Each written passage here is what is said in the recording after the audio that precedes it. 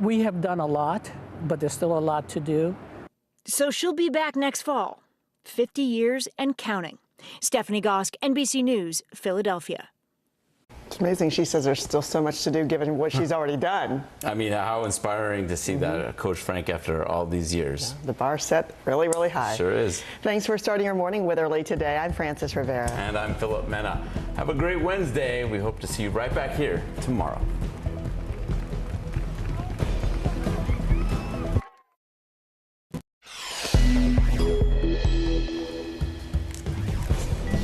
Breaking news this morning, hundreds fear dead as a 6.1 magnitude earthquake hits Afghanistan while residents slept. Overnight, a bipartisan group of senators may be on the verge of new federal gun laws. Texas's top public safety official says the Uvalde police response ignored lessons from the past 20 years involving school shootings and was an abject failure. A second American has reportedly been killed in combat in Ukraine. We have details ahead.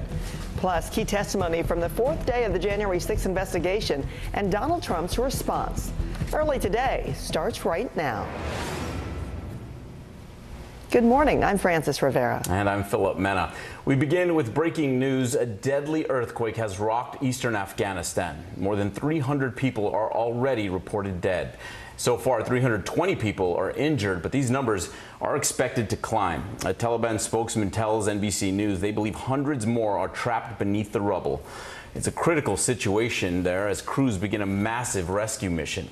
This 6.1 magnitude quake struck in the middle of the night while people were sleeping.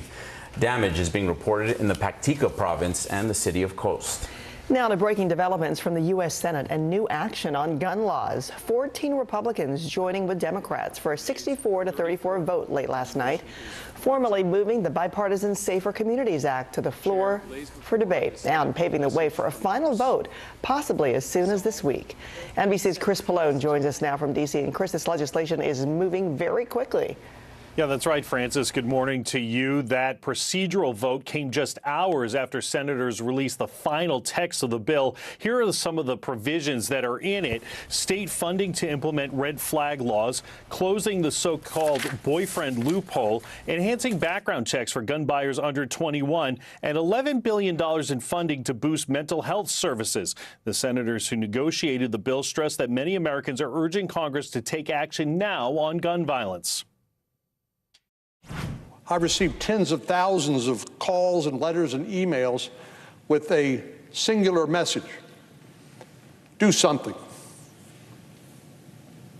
Do something. We have a chance to show parents and kids and families that we take their safety seriously and that we are prepared to do not just something, but something that saves lives.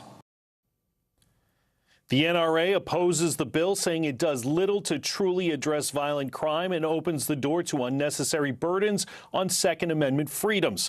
The next steps in the Senate will be for the legislation to get 60 votes to bypass a filibuster, and a final vote could come by the end of the week. If the bill does indeed pass the Senate, House Speaker Nancy Pelosi said she will bring it to the floor of the House for a vote as soon as possible. Yeah. Francis? On the way of doing something. We'll see if it happens. Chris, thank you. An eye-opening hearing on Tuesday at the state Senate in Texas, where lawmakers heard new details about the police response to the Uvalde school shooting. The public safety head calling the response an abject failure. NBC's Gabe Gutierrez has more.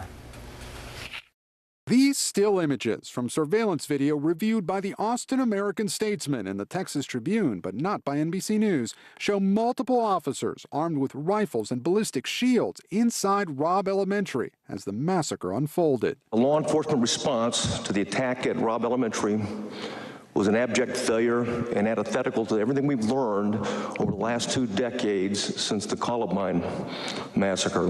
The head of the Texas Department of Public Safety, Stephen McGraw, said just 3 minutes after the gunman entered the school, there were enough armed officers there to stop him. Instead, he says they waited for an hour and 14 minutes. The on-scene commander waited for a radio and rifles. Then he waited for shields. Then he waited for SWAT. Lastly, he waited for a key that was never needed. McCraw says he believes the doors to the classrooms where 19 students and 2 teachers were killed were unlocked. He provided the most detailed timeline of the carnage so far, based on surveillance footage, body camera video, and 911 calls.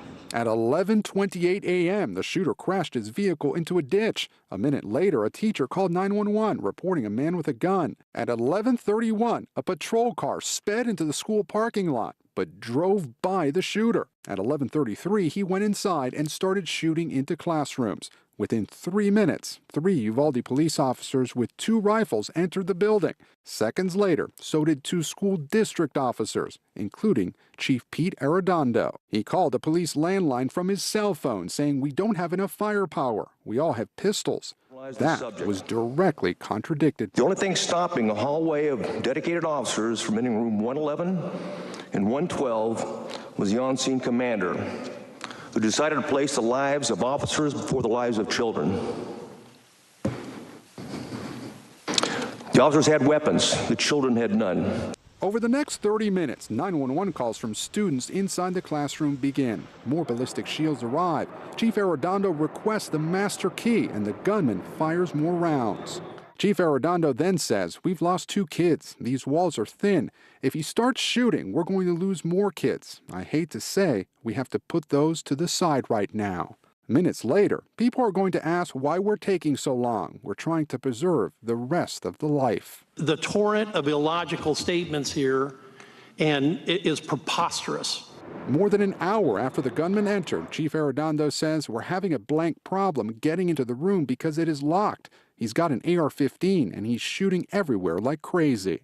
Not until 12:50 does the Border Patrol tactical team breach the classroom and kill the gunman.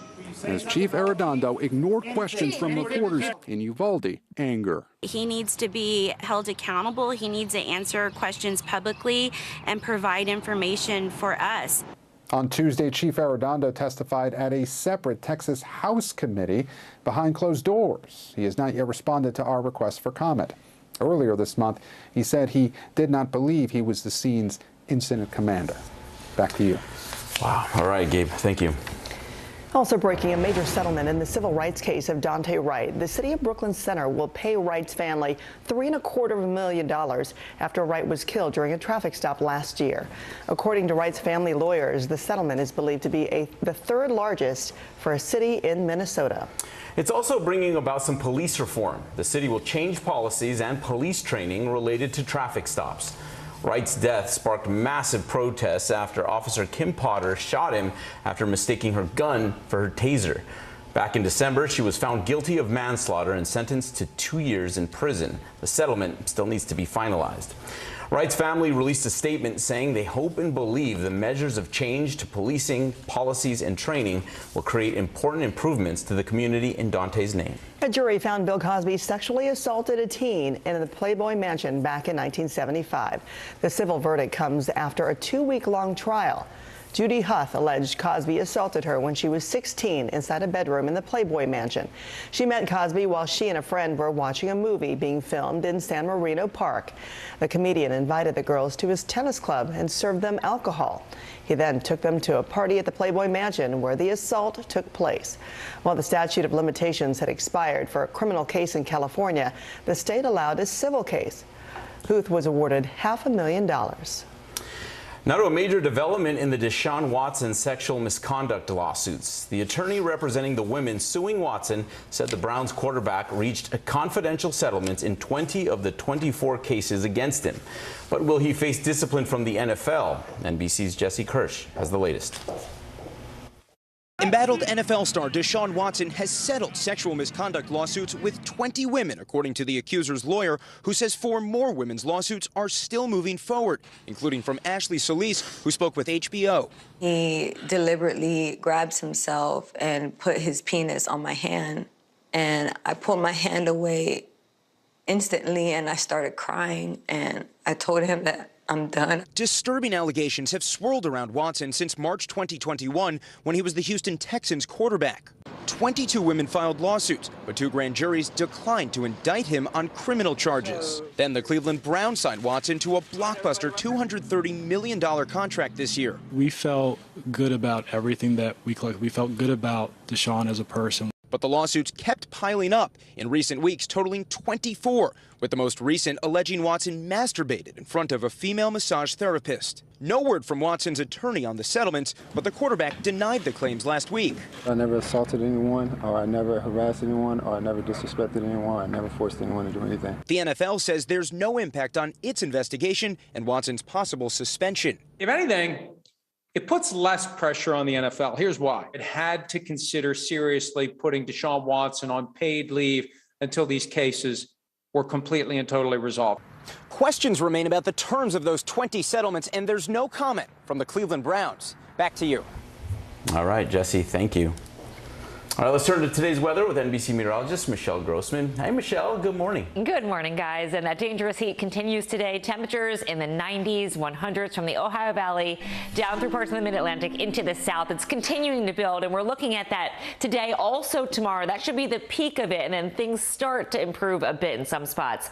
So today we're looking at temperatures in the hundreds in Nashville, Atlanta, Tallahassee. You factor in the humidity, it's going to feel like 103 in Tallahassee. Same story as we go throughout Thursday. We're looking at 102 in Tyler. It's going to feel like 104, feeling like 96 in Huntsville, and the heat index is going to be 96 is going to be the actual air temperature. Then as we go throughout this weekend, we're looking at hot temperatures in Memphis, Saturday 102, Sunday 101. That's a look at the big weather story of the day. Here's a closer look at your day ahead. All right, look at New England. Temperatures in the 60s and 70s, just 62 in Portland with lots of sunshine. Big difference down to the south. We're looking at temperatures in the 90s and 100s, 100 in Dallas, 100 in Nashville.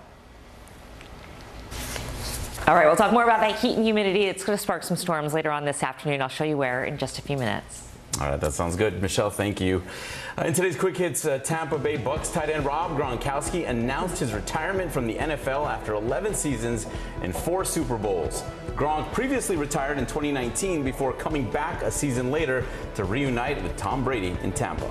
Naomi Osaka is partnering with LeBron James' Spring Hill Company to launch her own media production firm. According to a press release, the company called Hanakuma will produce scripted and non-scripted stories. Ahead of next week's Wimbledon, Serena Williams returned to action for the first time in nearly a year. She teamed up with Ons Jabeur in a doubles match victory in the UK. We'll be right back. Right now on NBC News Now. We've got all the angles covered tonight. Look at what's making headlines around the world. We've got 3 new developments just this afternoon. We begin this hour with breaking news and the growing impact of Russia's assault. This is what it looks and feels like to try to escape Ukraine. I don't want to say goodbye. This factory has gone from making kitchen pots to lethal items. There's an intense artillery battle underway between Ukrainian forces and Russian troops. Breaking news this morning. The heartbreak, the grief, and the tears that we have seen here are all tragically familiar. Was there a school officer on campus? Because that's what we've been told. No. The shooting is once again reigniting the debate over gun laws. If it's Tuesday, it is primary night. The highest profile races yet this year. We are talking elections in a battleground state. The official confirmation of Judge Ketanji Brown Jackson. Let's zoom out a bit to our changing climate. What do we think that the new normal is going to be? We got some promising news this morning about the rollout of COVID vaccines for children under 5. Have you seen a demand for mental health services increase among Latinos? It's time for another honest conversation about what it means to be Asian American. The people of the Chamizal neighborhood aren't the only ones experiencing what they call environmental injustice. We're here to try to start conversation. A lot to talk about as we continue our rolling coverage. We're coming on the air with the news, NBC Scoop. Bringing the news to you is not only a job, it's an honor. The day's biggest political stories with trusted insight now and expert analysis now. A daily look at the politics behind the headlines. Meet the Press Now, streaming weekdays at 4 p.m. on NBC News Now. Making Space, the inspirational podcast from Hoda Kotb. Listen now.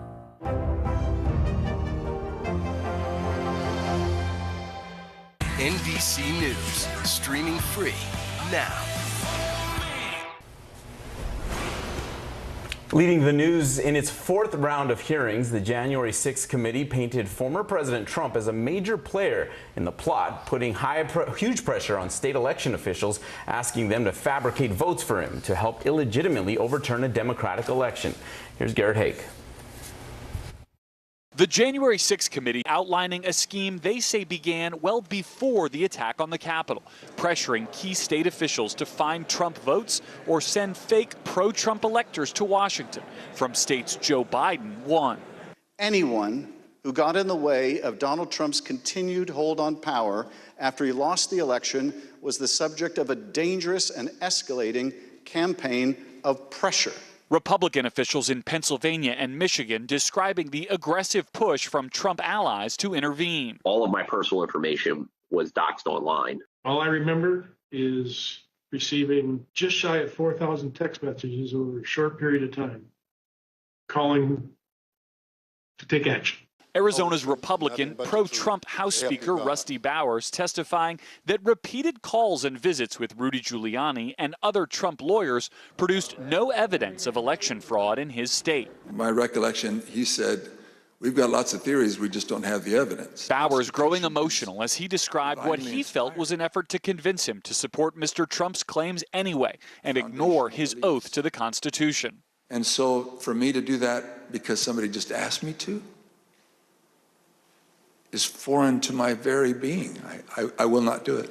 Prior to the hearing, Mr. Trump posting on social media, calling Bowers, quote, the latest rhino to play along with the unselect committee, and saying Bowers told him the election was rigged. Anywhere, anyone, anytime has said that I said the election was rigged, that would not be true. The committee also questioning Georgia's top election officials, including about this recorded phone call from January 2nd between Mr. Trump and Secretary of State Brad Raffensperger. I just want to find 11,780 votes, which is one more than we have, because we won the state. There were no votes to find. That was an accurate count that had been certified. And a former Georgia election worker and her mother caught up in a bogus conspiracy theory about illegal votes, attacked by Mr. Trump on the same call. There is nowhere I feel safe. Nowhere. Do you know how it feels to have the President of the United States to target you?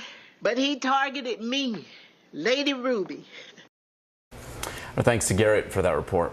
Still to come here on Early J, Hawkins is turned upside down in the explosive first look at the finale for Stranger Things Season 4.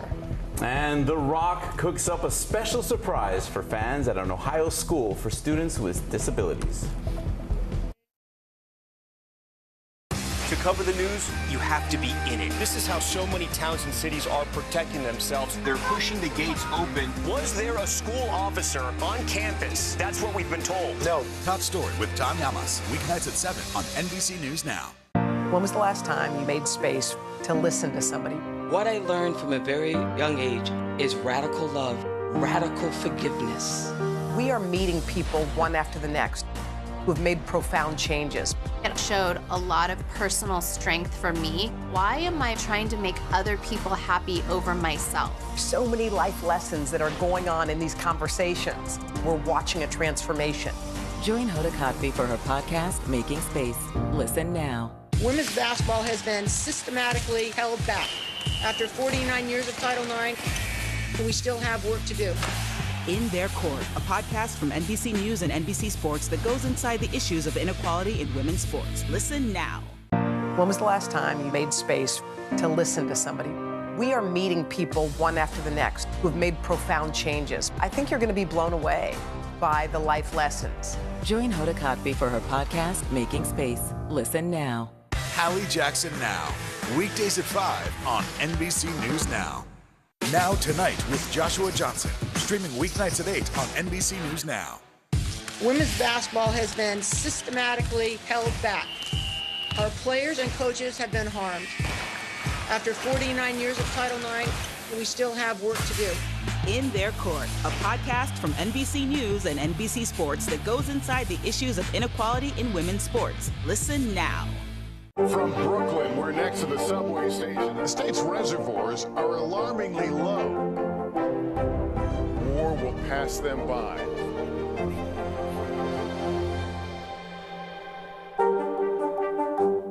When was the last time you made space to listen to somebody?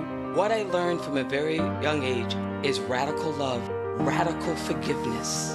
We are meeting people one after the next who've made profound changes. It showed a lot of personal strength for me. Why am I trying to make other people happy over myself? So many life lessons that are going on in these conversations. We're watching a transformation. Join Hoda Kotb for her podcast, Making Space. Listen now. Women's basketball has been systematically held back. After 49 years of Title IX, we still have work to do. In Their Court, a podcast from NBC News and NBC Sports that goes inside the issues of inequality in women's sports. Listen now. You're terribly frightened by what you've seen. But I'm not going to lie to you. Your friends are not prepared for this fight. Hawkins will fall. That was our first look at the epic two-part finale of Stranger Things Season 4. It hits Netflix on July 1st. Dwayne "The Rock" Johnson just gave a group of Ohio students with disabilities the surprise of a lifetime. This message goes out to all of my friends, all the packed students at Parma High School. Thank you guys so much. I saw the video. I know that you guys were trying really hard, and I loved it. Is this a job or just for real? This is for real. This is real. He sent them for you. A group of over 400 special needs students belonging to a life skills training program made a video back in February inviting The Rock to their annual luau fundraiser at Parma High School. And although he couldn't be there in person, he did send that video back praising them for having the biggest hearts. He also personally gifted each student clothes and a new Xbox with special adaptive controllers. It was not that long ago we saw The Rock give a truck away to a Navy veteran, and there are other things. And this guy's racking up some serious karma points. And when he does it, and surprising them, even better, and it just keeps going on. He doesn't stop when it comes to that. So maybe he'll be able to visit them in person one day soon. It's a beautiful gesture. All right, Michelle is monitoring storms across the Northeast. That's next. And unfortunately, we have another shortage to tell you about just in time for that summer cookout. Why mustard makers are feeling the squeeze. Women's basketball has been systematically held back. Our players and coaches have been harmed. After 49 years of Title IX, we still have work to do. In Their Court, a podcast from NBC News and NBC Sports that goes inside the issues of inequality in women's sports. Listen now. When was the last time you made space to listen to somebody? We are meeting people one after the next who've made profound changes. I think you're going to be blown away by the life lessons. Join Hoda Kotb for her podcast, Making Space. Listen now.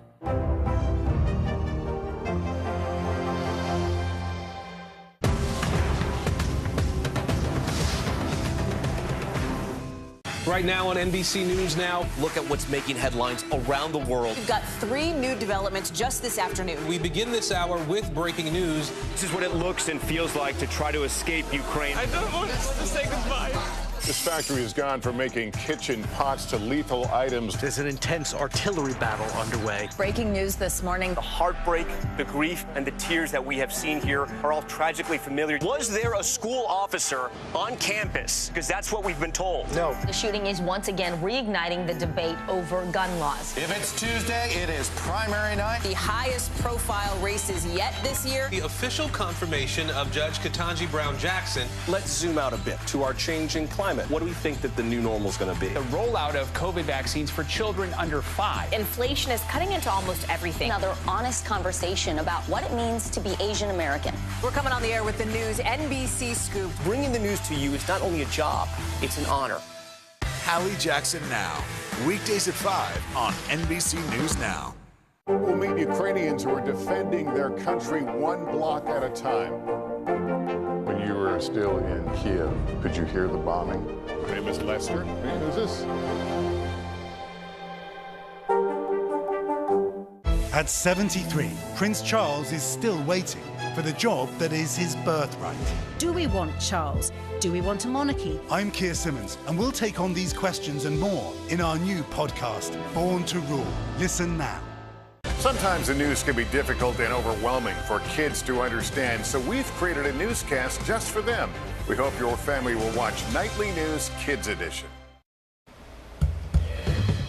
Welcome back on this Wednesday. We're off to a stormy start in some spots in the southwest. We're looking at monsoon moisture, some storms through the middle of the country, just plain rain through parts of New England. But it's later on this afternoon into the evening hours where we're looking at the chance for some severe weather. We're looking at the chance for some hail, some damaging winds, even some flooding rains. That's mainly through parts of the Northeast, parts of New York, into the mid-Atlantic. Where you see the yellow, that is the biggest chance for severe weather. 17 million at risk. We could see some flooding rains as well, up to 2 inches in some spots. Back to you guys.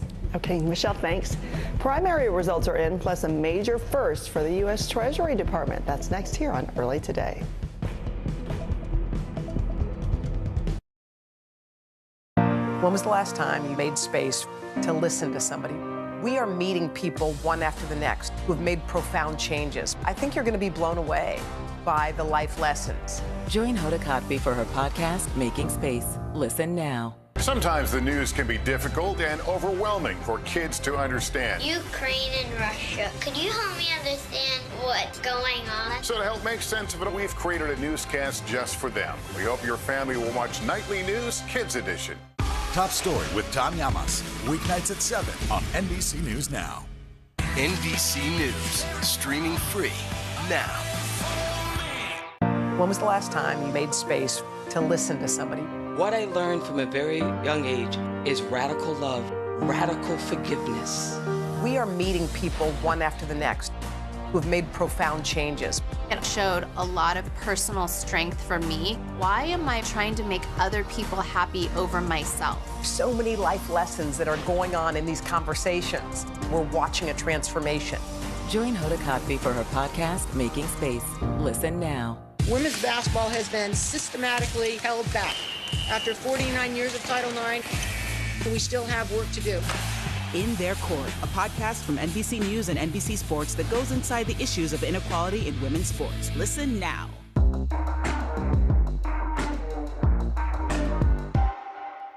These days, it feels like the news never stops. So let's get into it. What's happening right now, what it all means for you for an hour every day. It can be hard to keep up, so let's get started together. Hallie Jackson Now, weekdays at 5 on NBC News Now.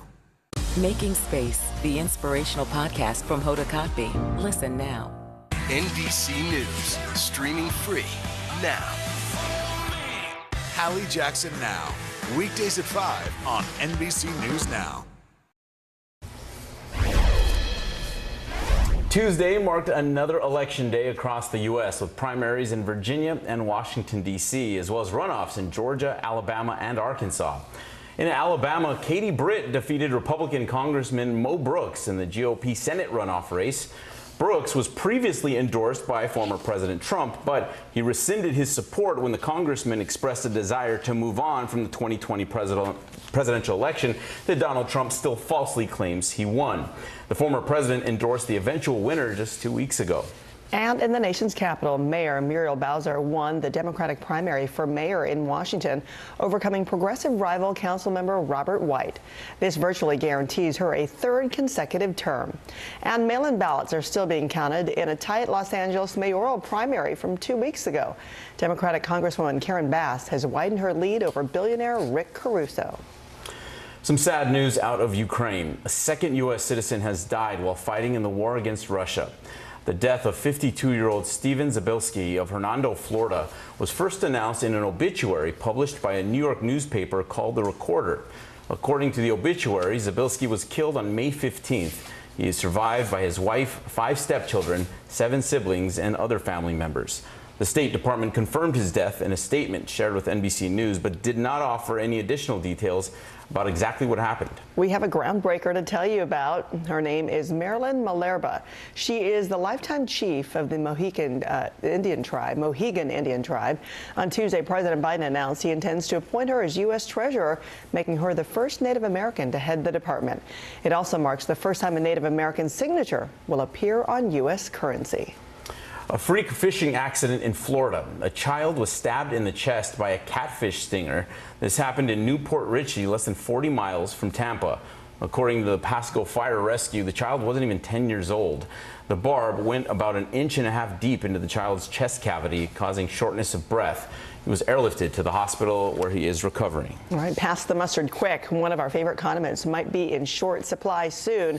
Canada is one of the top producers of the mustard seeds, but hot weather has cut output nearly in half. And in France, poor seed harvest could mean slimmer pickings in the fancy mustard aisle. And with both Russia and Ukraine being major exporters, war is wreaking havoc on global supply. So while shelves might not go empty in the U.S., prices might go up significantly. So now you add that to the list. Mustard, Tabasco, tampons, and then baby formula, as we all know way too well. I mean, they're not going easy on us, right? These are essentials. I don't know about the mustard. I'm more of a mayo girl, but yeah, I could do without. You just a dollop here and there, you know. Got to stretch it these days. This is Early Today.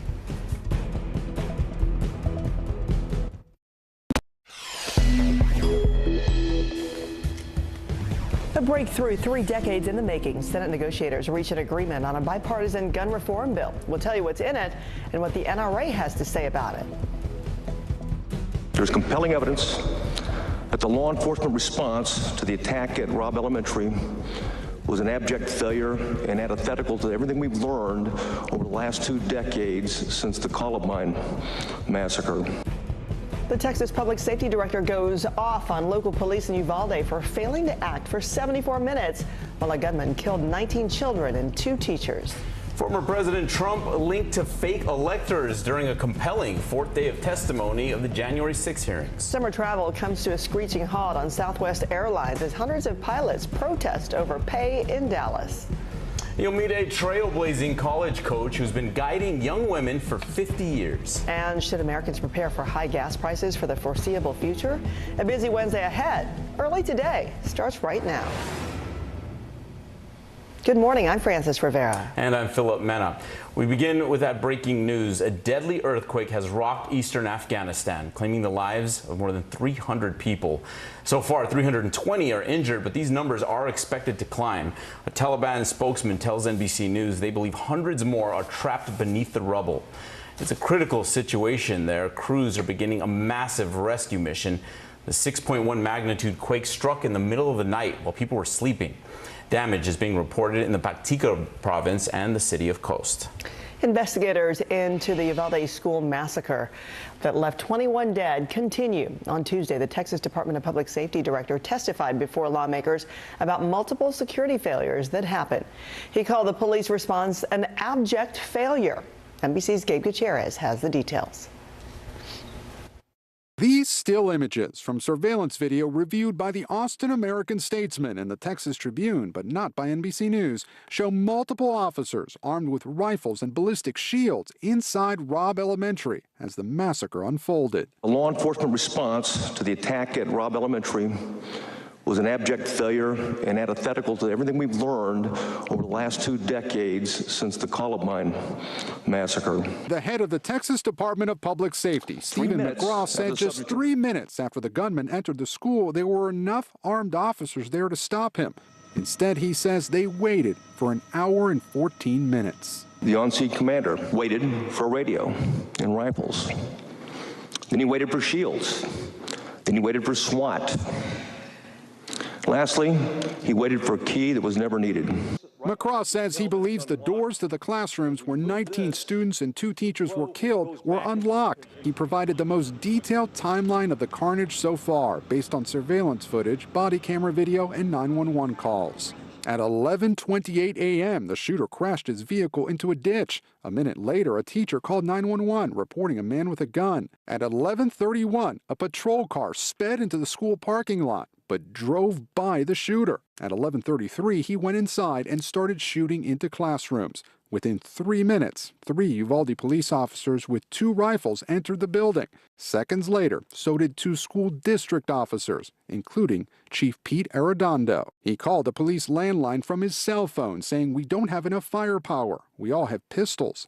That was directly contradicted. The only thing stopping a hallway of dedicated officers from entering room 111 and 112 was the on-scene commander, who decided to place the lives of officers before the lives of children.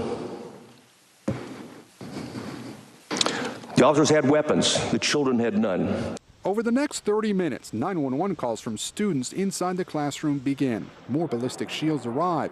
Chief Arredondo requests the master key, and the gunman fires more rounds. Chief Arredondo then says, "We've lost 2 kids. These walls are thin. If he starts shooting, we're going to lose more kids. I hate to say, we have to put those to the side right now." Minutes later, people are going to ask why we're taking so long. We're trying to preserve the rest of the life. The torrent of illogical statements here and it is preposterous. More than an hour after the gunman entered, Chief Arredondo says we're having a blank problem getting into the room because it is locked. He's got an AR-15 and he's shooting everywhere like crazy. Not until 12:50 does a Border Patrol tactical team breach the classroom and kill the gunman. As Chief Arredondo ignored questions from reporters in Uvalde, anger. He needs to be held accountable. He needs to answer questions publicly and provide information for us. On Tuesday, Chief Arredondo testified at a separate Texas House committee behind closed doors. He has not yet responded to our request for comment. Earlier this month, he said he did not believe he was the scene's incident commander. Back to you. All right, Gabe, thank you. Now to breaking news from the U.S. Senate, which could be on the brink of passing new federal gun laws. 14 Republicans joining with Democrats for a 64-34 vote late last night, formally moving the bipartisan Safer Communities Act to the floor for a debate and paving the way for a final vote, possibly as soon as this week. NBC's Chris Pallone joins us now from D.C. Chris, good morning. This legislation is moving very quickly.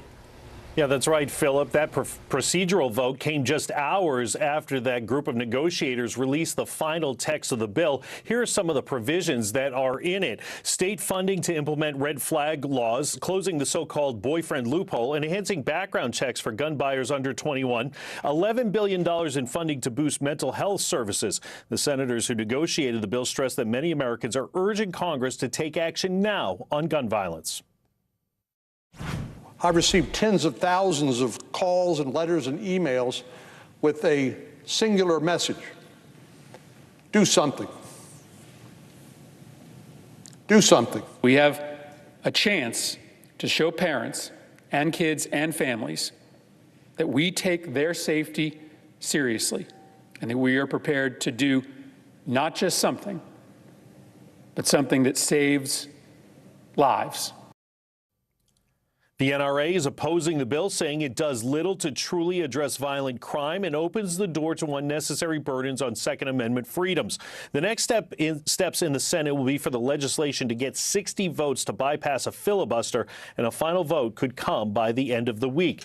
If the bill does pass the Senate, House Speaker Nancy Pelosi said she will bring it to the floor of the House as soon as possible. Philip? That would be major news. All right, Chris, thank you. Also breaking, a major settlement in the civil rights case of Daunte Wright. The city of Brooklyn Center will pay Wright's family $3.25 million after Wright was killed during a traffic stop last year. According to Wright's family lawyers, the settlement is believed to be the 3rd largest for a city in Minnesota. It's also bringing about some police reform. The city will change policies and police training related to traffic stops. Wright's death sparked massive protests after Officer Kim Potter shot him after mistaking her gun for a taser. Back in December, she was found guilty of manslaughter and sentenced to 2 years in prison. The settlement still needs to be finalized. Wright's family released a statement saying they hope and believe the measures of change to policing, policies, and training will create important improvements to the community in Daunte's name.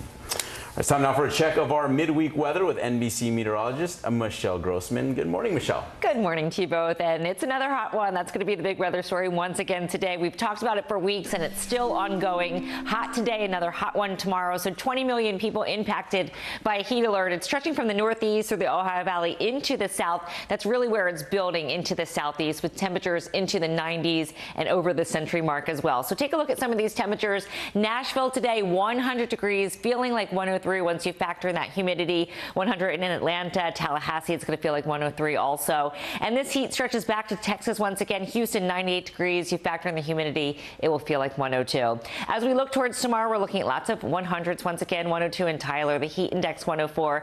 And then we're looking at near 100 degrees in Huntsville, Jackson, Pensacola. It will feel like 107. The heat is going to stay put as we go throughout the next few days into the weekend. Memphis, 102 on Saturday. By Sunday, we're looking at 101. And Atlanta, temperatures in the upper 90s. That's a look at the big weather story of the day. Here's a closer look at your day ahead. All right, it's nice to talk about some cool weather. Look at New England, temperatures in the 60s and 70s, 62 degrees with sunshine in Portland, but it's hot in the south. We're looking at temperatures near 100 degrees in Little Rock and Shreveport, 100 in Dallas. All right, the heat continues, and we're going to see the threat for severe weather because of the heat and humidity. We'll talk about that coming up. Okay, that's important to hear. Thank you, Michelle. Sure. The emotional moments from the latest January 6th hearings are next. And some 1,300 Southwest pilots hit the picket lines amid a pilot shortage. We're back in 1 minute. This is a very different kind of program. We're here to start conversation about the big things happening in our world. Professor, I'm not asking you to predict the future, but what do we think that the new normal is going to be? Is part of this that everyone's rethinking their jobs during this pandemic and their relationship to their employers? What is your biggest tip for any parent who's concerned about this? It's not my job to tell you what to think. My job is to think about what you tell me. Now Tonight with Joshua Johnson, streaming weeknights at 8 on NBC News Now. Hallie Jackson Now, weekdays at 5 on NBC News Now. The fire has grown leaps and bounds. What you see behind me is typical. How you doing? Pretty bad. NBC News, streaming free now. We'll meet Ukrainians who are defending their country one block at a time. When you were still in Kiev, could you hear the bombing? My name is Lester. Who's this? Top Story with Tom Llamas, weeknights at 7 on NBC News Now.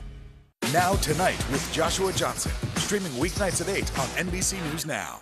Sometimes the news can be difficult and overwhelming for kids to understand, so we've created a newscast just for them. We hope your family will watch Nightly News Kids Edition. Making Space, the inspirational podcast from Hoda Kotb. Listen now. The fire has grown leaps and bounds. What you see behind me is typical. How you doing? Pretty bad. Top Story with Tom Llamas, weeknights at 7 on NBC News Now. Making Space, the inspirational podcast from Hoda Kotb. Listen now.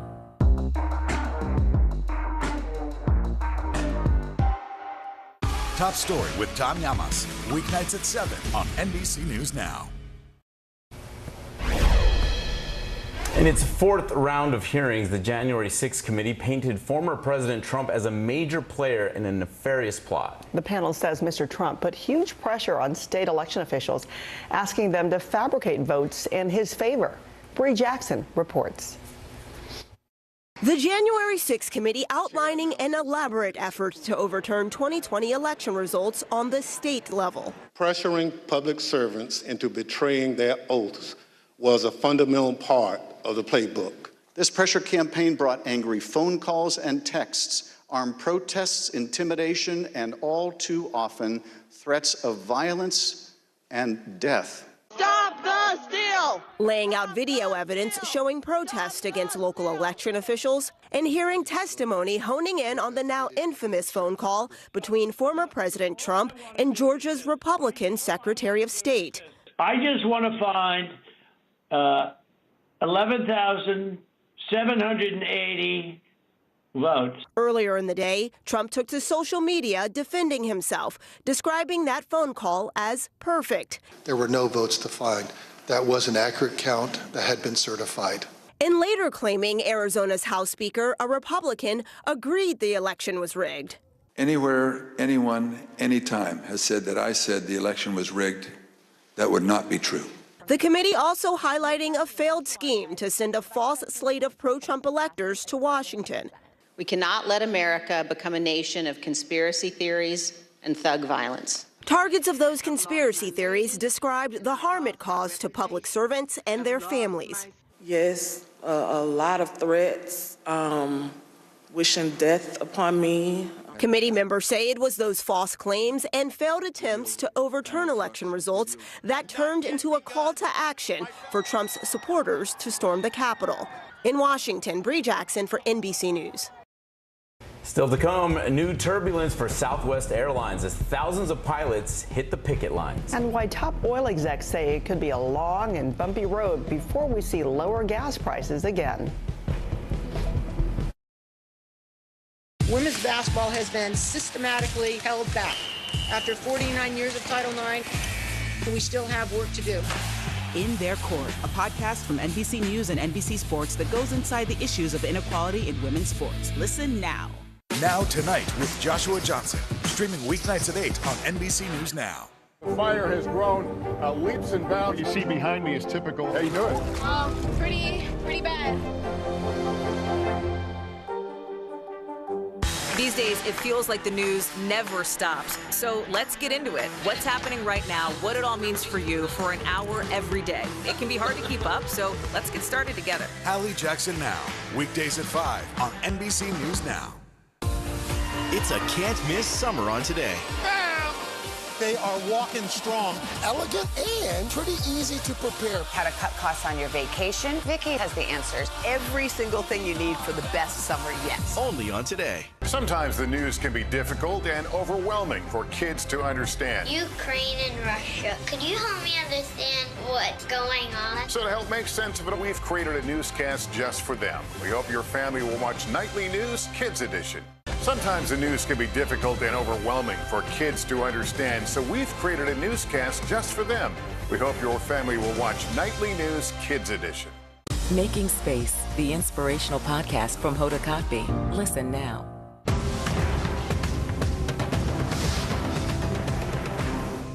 Right now on NBC News Now, look at what's making headlines around the world. We've got 3 new developments just this afternoon. We begin this hour with breaking news. This is what it looks and feels like to try to escape Ukraine. I don't want to say goodbye.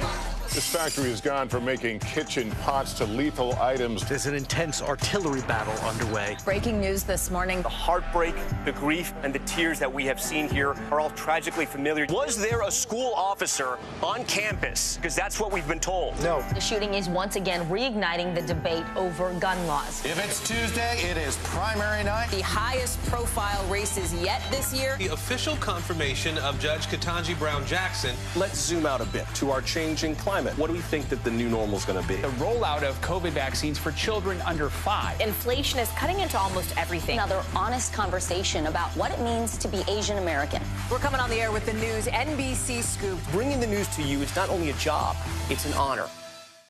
Top Story with Tom Llamas is your news playlist on NBC News Now.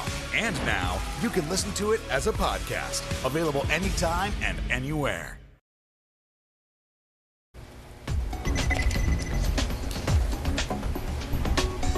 In today's News by the Numbers, new data reveals a record number of LGBTQ plus candidates have been running for Congress. According to the LGBTQ Victory Fund, 104 openly LGBTQ plus people have run or are currently running for congressional seats this election cycle. That's a nearly 20% increase compared to the 2020 election cycle when 87 people ran. Ahead of this weekend's Women's PGA Championship, the LPGA announced the tournament prize money is doubling to $9 million. The winner will walk away with $1.35 million. The move brings the total purses of all 5 LPGA majors to over $37 million. More than 1,300 Southwest Airlines pilots stood on a picket line Tuesday in Dallas, speaking their minds about what they say is unfair working conditions and inadequate pay. This comes as increased travel and chronic staffing shortages have forced the delays and cancellations of many flights. And stocks snapped out of the slide with the S&P posting its best day since May 4th. The index rose nearly 2.5%, the NASDAQ up about the same. The Dow jumped 640 points, but it looks like that rally is already fizzling. Futures are pointing to red at the open. There is no end in sight to the pain at the pump. Oil executives predict years of crude supply issues as economists raise the risk for a recession in the next year. Maura Barrett looks at how the White House is tackling the economic woes. More bad news for drivers, as ExxonMobil's CEO predicts years of tight supply. You're probably looking at 3 to 5 years of continued fairly tight markets. In other words, scarce production and potentially not enough oil to go around. The executive also responding to President Biden, who accused the U.S. oil industry of capitalizing on the supply shortage for profit. How damaging is it to be attacked by the U.S. president saying you're making more money than God? Well, you know, we tend to look past a lot of the political rhetoric that we see day in and day out, and you've got to be thinking through not just today and tomorrow or the next year or the next administration, but through this very long time horizon. This controversy as human rights groups condemn Biden for his upcoming visit to Saudi Arabia next month, which he denies is aiming at getting the Saudis to pump more oil. COVID is down, but gas prices are up. Our work isn't done. It's very difficult to believe that you'd be going to see Saudi Arabia and not wanting to talk about oil. U.S. oil production peaked in December 2019 with over 400 million barrels pumped in the field. Throughout the pandemic, production starting to creep back, but it's not even close to pre-COVID levels. Refining capacity to turn that crude oil into gasoline is also down, about 1 million barrels per day, or 5% since 2020. I think the point people don't make is that a lot of these refineries are changing to make renewable diesel. That ultimately relates to the fact that the companies want to minimize their emissions because they're being told by the government to minimize their emissions. Mix in a war in Ukraine, Russian sanctions, and high demand for summer travel. It's all driving the national average for a gallon of gas stubbornly high, around $5 a gallon. And it's hitting Americans where it hurts. Jennifer Carrico from Tennessee said high gas prices almost derailed her summer vacation. It really makes you think twice. She says her family cut back so they could afford to travel. We stay at home. We've stayed at home a lot just so we can go on vacation. It's that sort of behavior that worries economists. Holding back on spending due to high prices could help push the economy into a recession. Goldman Sachs now puts the probability of a recession in the next year at 30%, up from 15%. Some people taking things a step further. Antoine Faulkner in Kentucky donating plasma for some extra cash. Right now, it's definitely helping. Gas is high. Just when you need extra money, it's an easy process. Americans going to the extreme to pay at the pump with no immediate relief in sight. Thanks to Maura Barrett for that report. Up next, Michelle's tracking some severe weather. And then the coaching legend that's left a lasting legacy, 50 years in the making. To cover the news, you have to be in it. This is how so many towns and cities are protecting themselves. They're pushing the gates open. Was there a school officer on campus? That's what we've been told. No. Top story with Tom Yamas, weeknights at 7 on NBC News Now. These days, it feels like the news never stops. So let's get into it. What's happening right now, what it all means for you for an hour every day. It can be hard to keep up, so let's get started together. Hallie Jackson Now, weekdays at 5 on NBC News Now. Let's go. This is a critical choke point for this fire.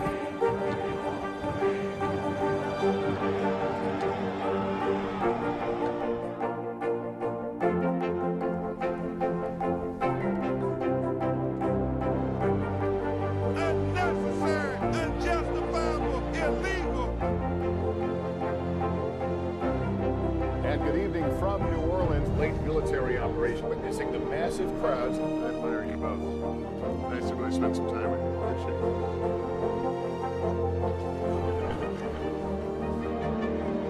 At any moment now.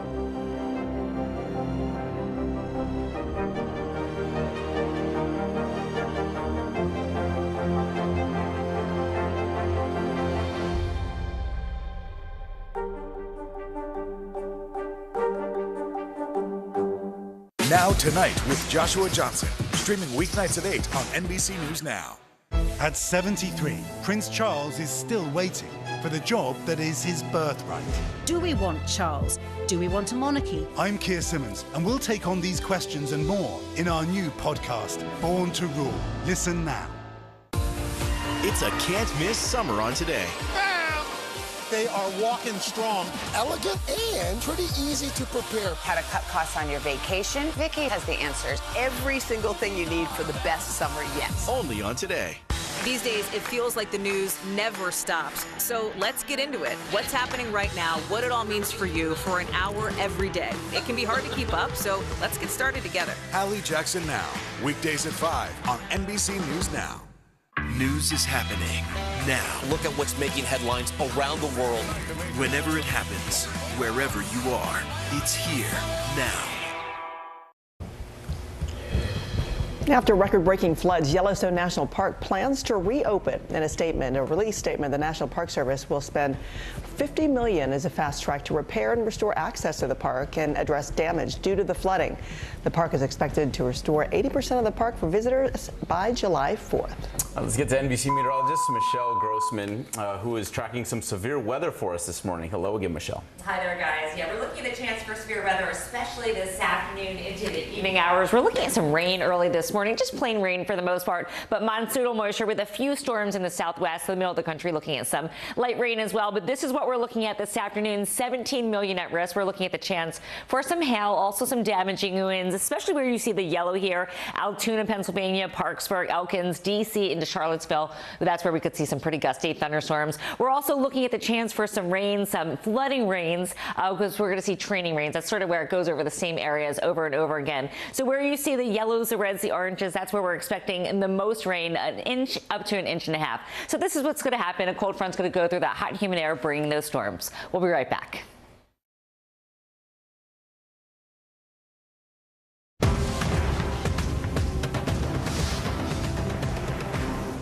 NBC News, streaming free now.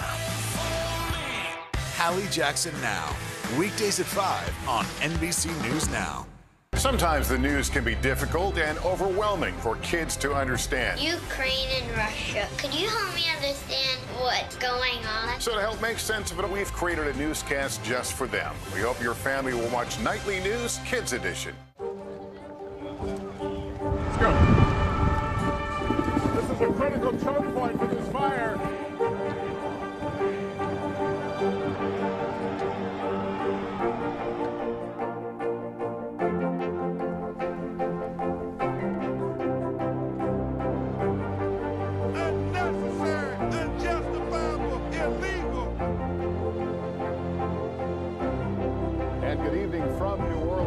Military operation witnessing the massive crowds. That honor you both. Nice to really spend some time with you. Appreciate it.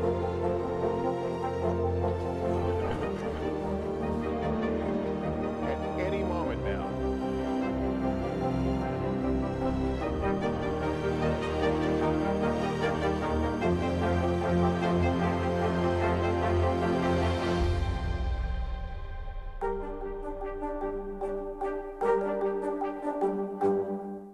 This is a very different kind of program. We're here to start conversation about the big things happening in our world. Professor, I'm not asking you to predict the future, but what do we think that the new normal is going to be?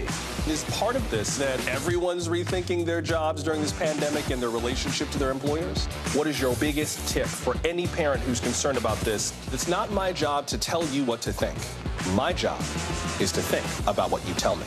Now Tonight with Joshua Johnson, streaming weeknights at 8 on NBC News Now. The Supreme Court has ruled that public money can be used to fund a religious education. The issue before the court was a state program in Maine offering taxpayer money to communities in remote areas with no public high schools. The court ruled that the state can indeed award funds to schools that promote a religious faith. A 6-3 vote had all the liberal justices, Breyer, Kagan, and Sotomayor, dissenting. The High Court's decision is widely regarded now as being a weakening of the separation between church and state. 50 years ago this week, Title IX became law prohibiting sexual discrimination in education, including sports. Stephanie Gosk has the story of a coaching legend in Philadelphia who has inspired her athletes ever since. Nikki Frank equates fencing to a physical game of chess. You try to set up your opponent, you try to outmaneuver them or outthink them and to get them to do what you want them to do. She got hooked early, growing up in New York City. Bet you were good. Not in the beginning. I was pretty awful, I think. But I was very fortunate to be able to go to a college that had an outstanding coach. That coach helped her pave a road to the Olympics.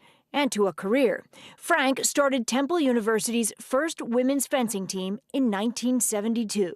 People would come into the practice facility, and they would immediately walk up to my male assistant coach, assuming he was a head coach. Yeah. You know, just, it couldn't be me, you know. Nearly 900 wins later, no one makes that mistake anymore. Could you have imagined, in those first few years of that program, having a space like this? No, not at all. But the true measure of her success is the impact she has had on her athletes.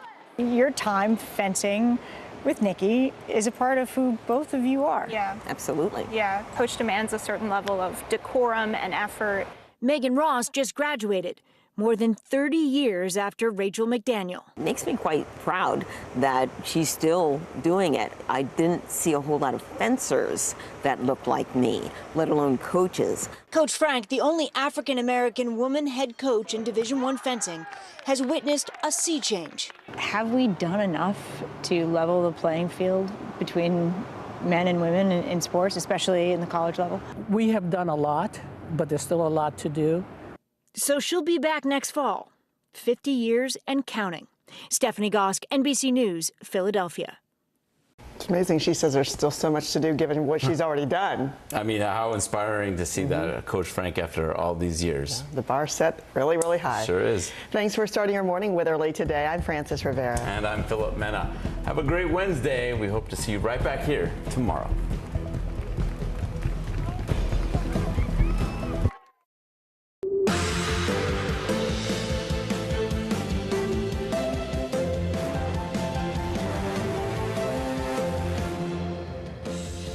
Good morning, I'm Joe Fryer. And I'm Savannah Sellers. Right now on Morning News Now, falsehoods and fallout. Powerful testimony about the personal impacts of Trump's so-called pressure campaign. The fourth hearing on the January 6th insurrection, focusing on Republican election officials who say the former president pushed them to reverse his 2020 loss. At the end of the day, President Trump came up short, but I had to be faithful to the Constitution. And that's what I swore an oath to do. Anywhere, anyone, anytime has said that I said the election was rigged, that would not be true. We have full coverage with more testimony from state election officials to a poll worker who found herself the target of an election day conspiracy theory. Plus, what we can expect at the next hearing. Road to relief this morning. President Biden to call for a federal gas tax holiday, a piece of a four-part White House plan to bring down those record high prices at the pump. That breaking news as tens of millions of people make plans to hit the road for the 4th of July. What you should know before you get behind the wheel. Scorcher, the first day of summer, marked by record heat across much of the U.S. This morning, millions of Americans waking up to heat alerts with temperatures soaring to triple digits in several states. A look at the conditions, the dangers, and when to expect a cool-off. And bigger than sports, a top university fencing coach who made history 50 years ago, still inspiring athletes today. How her story is breaking barriers for Black women in fencing.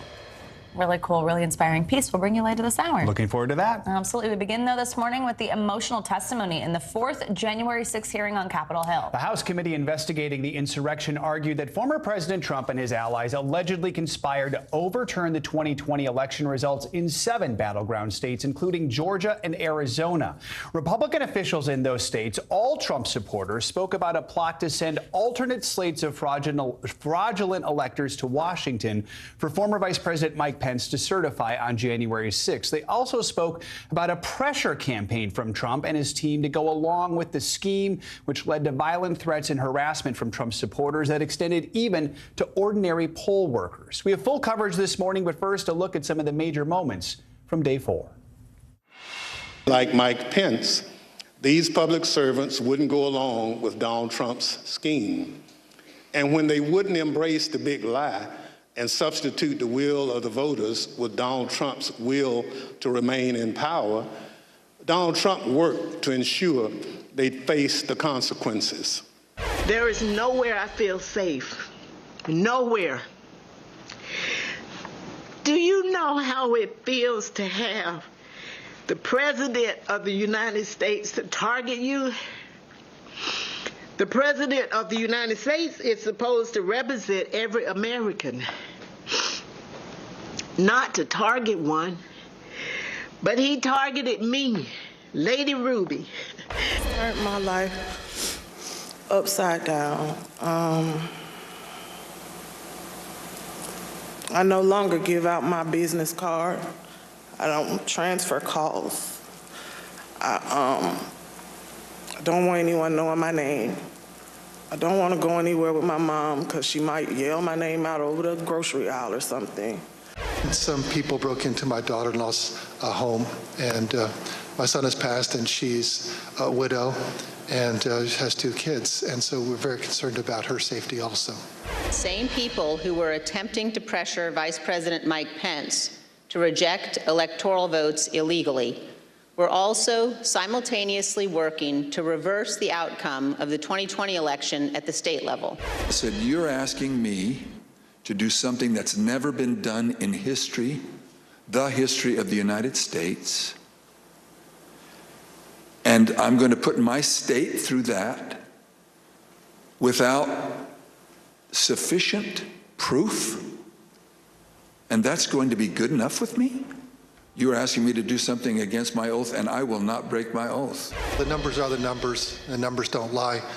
We had many allegations, and we investigated every single one of them. We just followed the law, and we followed the Constitution, and at the end of the day, President Trump came up short. We're going to dig into all of this now with legal analyst Barbara McQuaid and NBC News Capitol Hill correspondent Ali Rafa. Ali, let's start with you. A lot of compelling testimony from state officials in Arizona and Georgia. Again, Republicans who say they were targeted by Trump and his supporters, describing how their lives were changed. Walk us through what they revealed yesterday. Yeah, Joe, these 3, not only Republicans, these are Trump supporters who voted for and supported former President Trump in 2020 and even said they would vote for him again prior to all of this happening to them. We heard from Arizona House Speaker Rusty Bowers, Georgia Secretary of State Brad Raffensperger, and his top deputy, Gabriel Sterling, really all of them describing these extremely emotional scenarios in which they were pressured and sometimes harassed by the former president and Rudy Giuliani. In phone calls, we heard really fact-checking in real time, the committee replaying that now infamous phone call between Trump and Brad Raffensperger, in which Trump asks him to find the exact number of votes needed in Georgia to overturn the election. Bowers' testimony particularly emotional, as you heard some of that there, him sticking by his oath, him even recalling this moment in which Giuliani claimed that there were thousands of dead and undocumented voters in the state of Arizona. Giuliani asking him to help find really the proof of that. Bowers even recalling Giuliani saying, we've got lots of stories, but we don't have the evidence. So these 3 really going into their personal stories. I want you to take a listen to a bit more of their testimonies from yesterday. They have had video panel trucks with videos of me proclaiming me to be a pedophile and a pervert and a corrupt and politician. Wishing death upon me, telling me that, I'll be in jail with my mother, and saying things like, be glad it's 2020 and not 1920. I was getting texts all over the country, and then eventually my wife started getting the text, and hers typically came in as sexualized texts, which were disgusting. You committed treason. May God have mercy on your soul, with a slowly twisting gif of a noose. And for lack of a better word, I lost it.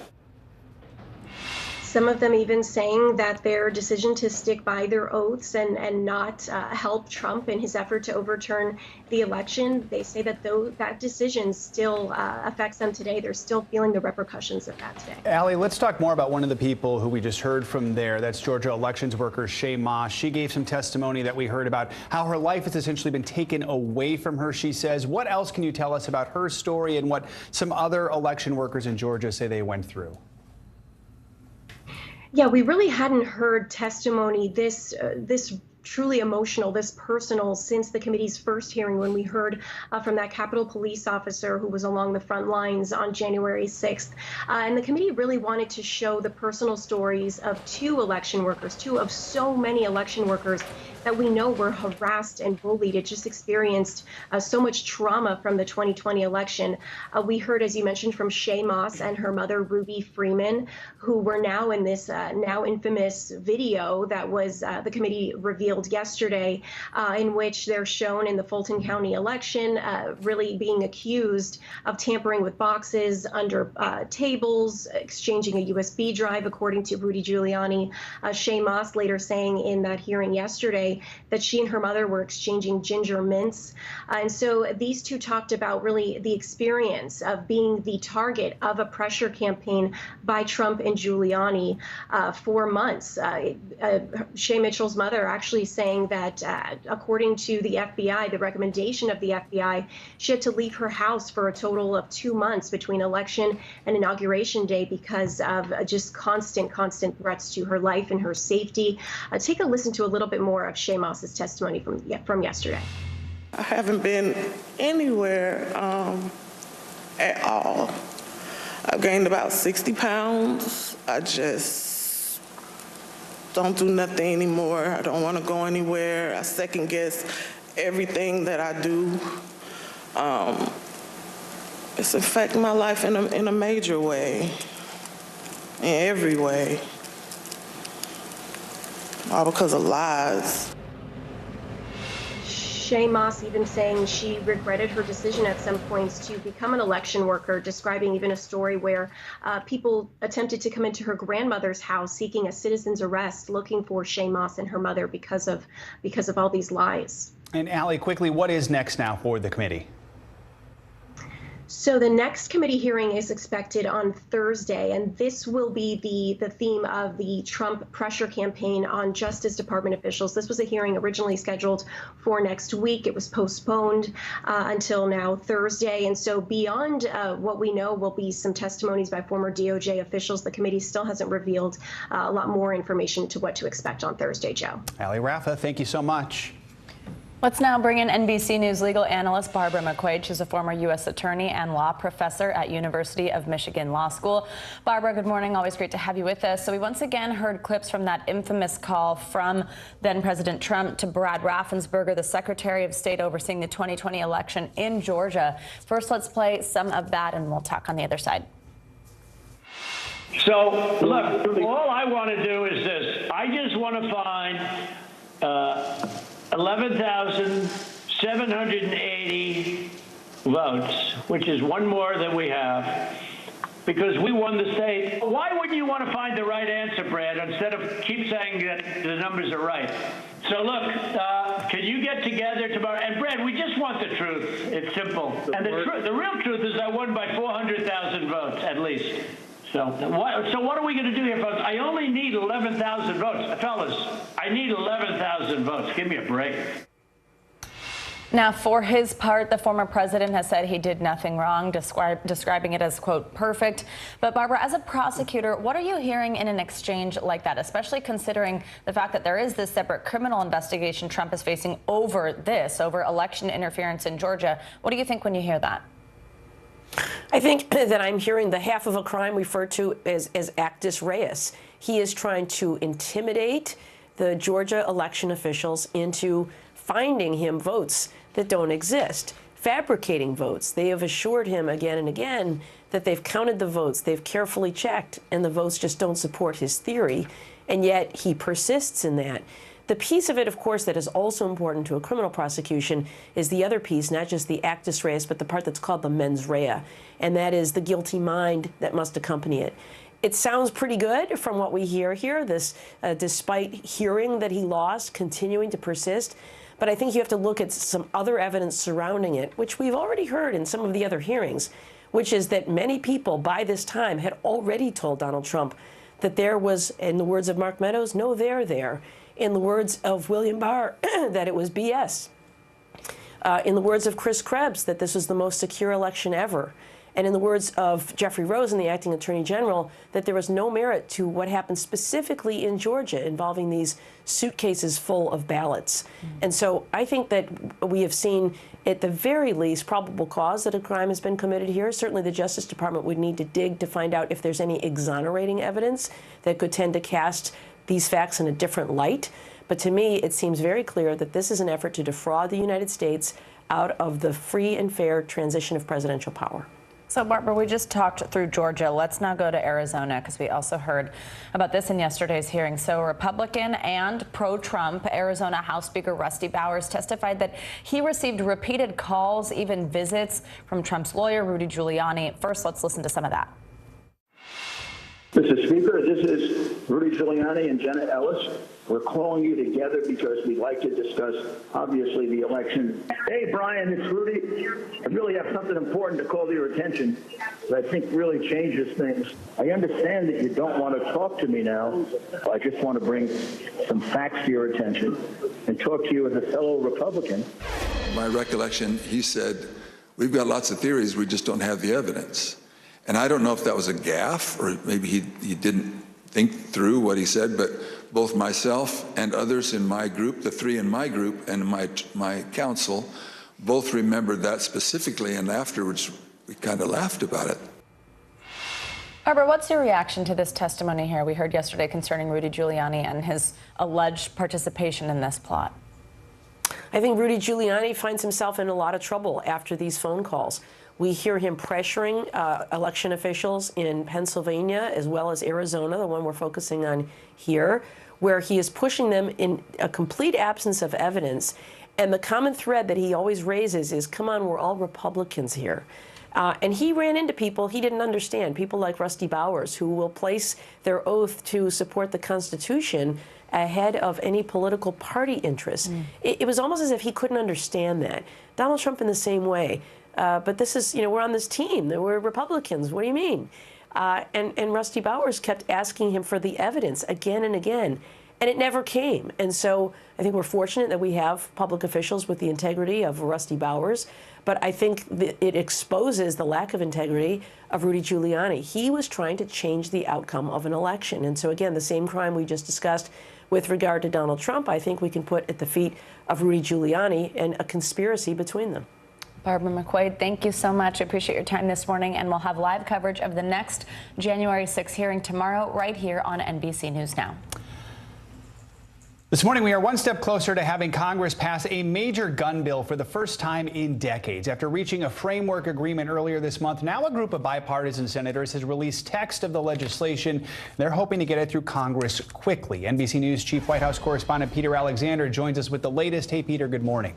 Hey, Joe, good morning to you. The first test was last night when it advanced through the Senate. This is a rare bipartisan achievement, putting a long-awaited package of new gun restrictions on track to pass through Congress, possibly by the end of this week. The deal will beef up background checks for the youngest gun buyers. It also toughens penalties on gun traffickers, among other things. So this is a compromise bill, to be clear. It's not going to satisfy everyone, but it does mark the first significant agreement on guns in nearly 30 years. This morning, after decades of partisan gridlock, a major breakthrough in Congress. 14 Republicans joining all 50 Democrats to advance a new compromise on gun restrictions. This is a breakthrough. And more importantly, it's a bipartisan breakthrough. The deal includes enhanced background checks for people between 18 and 21. Closing the so-called boyfriend loophole, preventing romantic partners convicted of domestic violence from buying guns, directing more money for states to implement their own plans to address gun violence, and billions for school security upgrades and mental health services. This grant program will give every state funding that implements programs that they themselves have adopted to stop individuals in crisis from reaching the point of violence or self-harm. Despite the progress, the bill falls well short of what some Democrats, including President Biden, had pushed for in the wake of recent mass shootings in Uvalde and Buffalo. There is no ban on assault rifles, no universal background checks, and no sweeping red flag laws that would allow authorities to temporarily confiscate guns from potentially dangerous people. But top Democrats are touting the agreement. Congress is back on the path to take meaningful action to address gun violence. And Senate Minority Leader Mitch McConnell calls the deal a common-sense package of popular steps that will help make these horrifying incidents less likely while fully upholding the Second Amendment.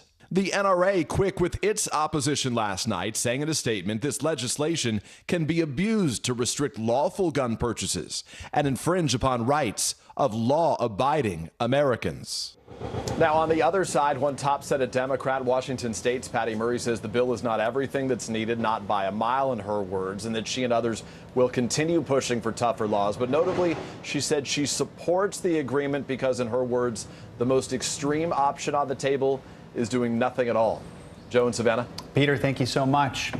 Another holiday weekend is quickly approaching, and despite record high gas prices, plenty of Americans are still expected to travel over the long 4th of July weekend. President Biden later today is expected to ask Congress for a different kind of holiday, one that would suspend the federal gas tax for a few months, granting some much needed relief at the pump to millions. Now, AAA projects that a record 42 million people will travel for the 4th by car, with another 3.5 million people getting on a plane. For more on this, Caleb Silver is here with us. He is the editor-in-chief of Investopedia. Caleb, we love when you join us. Thanks for being here. So we know the cost of gas and traveling has been just setting records this year. And first of all, if you can get on a plane without it being canceled or whatever. Yeah. But we know it's tough. But are people just so ready for a vacation that they're going to spend it anyway? Or what's happening with people actually headed to the pump? Yeah, you got a lot of revenge traveling going on. We couldn't travel as much last year. People plan trips. They really want to get out there and live for the moment right now. That's part of it. But also, a lot of trips were booked last year where it's really hard to cancel without those fees. So people want to take advantage of the trips they booked. They don't want to eat the fees if they do have to cancel or postpone again. You have that going on right now. And air travel is a mess right now. So a lot of people are taking to the roads despite the high gas prices, which just pushes up the demand and keeps those prices high. I know I have a lot of credits right now with various airlines for flights that didn't happen. So people who do want to travel, how do you get the most bang for your buck right now? Try and actually do something, but save some money in the process. Yeah, you got to pick some offbeat places for one, not go where everybody's going. You can also travel on Tuesdays. That's the airline secret there. If you travel on Tuesday, a little bit cheaper. Also, pick the time of day carefully when you want to travel. You know how expensive it is to upgrade to those seats, to bring that extra bag. If you can do that, pack a little bit lighter, do that. But also caravanning with other friends and family. A lot of folks are starting to do that as well. And these house rentals that were impossible to get last year starting to open up in some vacation spots because folks thought the demand would be there, but folks are backing away from prices. You may see some cancellations, so put those alerts up. You may get a better deal. Oh, that's a good idea. The alerts are always good. Same with for flight prices dropping. So we know we're supposed to hear from the president today, as we mentioned, about that potential gas tax holiday, but that is going to need congressional approval. So let's just say we don't actually get to the point of getting that. Is there anything else, any other tools that could help lower these prices? Well, the White House is bringing the energy companies in on Thursday to speak with the energy secretary about more production. But Chevron said yesterday, the CEO said they're at capacity. They're producing more oil now than they were in 2019. We're basically at 90% of refining capacity, so a little more production would help. After that, we're going to have to look at some deals with maybe Iran, Saudi Arabia to get more production into the global supply chain. But right now, we're just facing this supply demand crunch, and these prices are going to stay high probably through the summer. Oof. All right. Well, I don't know what that means then. Sure, don't take a trip. Hunker down for the summer. Get a bite. Get a bite. Here's some good advice. I like that. Caleb Silver, thanks so much. We appreciate it. Now to the heat wave that's sweeping across the nation, which might keep you inside. The plains in the Midwest just saw record-breaking temperatures. Yeah, or apparently we learned yesterday it might mean your plane also can't take off. Yeah. Lots going on. Now, millions of Americans in the East and South are under heat wave warnings as triple-digit temperatures are expected to hit those areas. NBC News correspondent Blaine Alexander joins us from Atlanta with more on this. Hey, Blaine, good morning. Well, Joe and Savannah, good morning to you both. It is very hard to believe that we're only in the second day of summer. For so many parts of the country, it feels like we've been here for weeks. So take Atlanta, for example. We're set to hit 100 degrees today. That would be a new record, and it means that fountains like these are going to be seeing a lot of traffic as people try desperately to stay cool. Definitely going to feel that heat and humidity. It's a burning question across much of the country this morning. How hot will it get? Make sure you spend much of your time inside. Just do everything you can to keep cool. Much of the Midwest melting under record highs, 95 degrees in Detroit and a sweltering 99 recorded in Chicago. I've just been staying inside. I've cranked my AC, so that's about it. It's definitely super hot and a little sticky out. It's all part of a massive heat dome blanketing the country and shattering records. Now that summer heat wave is heading east, and the heat indexes in some places could hit as high as 115 degrees. It means extra vigilance outside, especially for parents who dare to hit the playground. He isn't able to realize he's too hot or dehydrated before it happens. So I feel like I have to be watching out for the signs. And guys, you heard that mother there talk about watching out for the signs. That goes for adults too. So if you do have to stay outside in the heat for prolonged periods of time, it's important to watch for signs of heat exhaustion. That includes dizziness. If you're feeling like you have a headache, or if you're sweating profusely, or if you're just kind of tired or lethargic, experts say that you should go inside, cool down, try and take off some extra layers of clothing. But guys, your best bet when we're talking about temperatures this high, just stay inside where it's cool if you possibly can. Back to you. Thank you so much, and kudos to you for not just jumping into that fountain. Yeah, thanks, Blaine. Holding back. Let's now get a check on your morning news now weather, see what's going on. Michelle Grossman is with us. She does not have a fountain behind her to jump into. Is there one? No, don't say any. Yeah, she looks so pretty against that fountain, though. And you're going to need to be near water today. If you don't have air conditioning, not all of us do, maybe get into a store, a movie theater, the shade if you're outside. You just don't want to spend too much time outdoors. It's not just the heat, it's the humidity as well. So once you factor that in, Blaine kind of mentioned this in her story here, it feels like 115 in some spots. So this is what we're looking at today. 20 million people impacted from the Northeast or the Ohio Valley down to the South. The Southeast really seeing those temperatures soar as we head throughout today. And also tomorrow, we could break records that are 90 years old. So taking a look at the dangerous heat once again in the South Central states, the Southeast, Nashville even, we're looking at 100 degrees. You factor in the humidity, it's going to feel like 103. Same story in Tallahassee, 101. The heat index of 103. Atlanta, 100 degrees, 96 in Raleigh, 98 in Little Rock. You get the idea. We're looking at temperatures in the upper 90s, over 100 degrees in some spots. As daytime highs, once you factor in that humidity, that's where we're feeling like 115 in spots. So tomorrow we're looking at temperatures over 100 degrees in Tyler, Texas. It'll feel like 104. But look at Jacksonville. It's going to feel like 108 as we head throughout tomorrow, 107 in Pensacola. So that's where it's really taxing on your body. You want to take those tips that Blaine just told us. Stay indoors if you can. Drink lots of water. Check on your neighbors who maybe may not be aware of this heat, the elderly neighbors.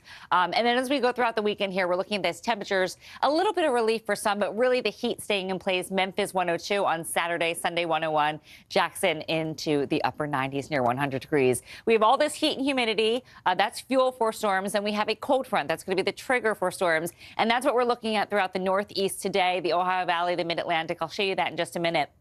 But notice this green here. That is a flood watch, and that's because we're going to see storms training over the same area. It's sort of that sit and spin that, you used when you were little. It's going to spin in the same spot and kind of bring those storms over and over again. That's why we do have the risk for some flash flooding. So this is what it looks like today. Slight risk in the yellow, Altoona, Pennsylvania, Elkins, Maryland, D.C., Baltimore, Charlottesville. You could see some severe storms. That means we could see winds gusting over 60 miles per hour, some damaging winds, also some hail. Some of it could be large, and the chance of a tornado or two. Looking at some flooding rainfall as well. We're looking at those darker colors. That's where we could see some flash flooding. Back to you guys. All right. Thank you, Michelle. Sure. All right. Busy day, as it always is. No kidding. Michelle's world.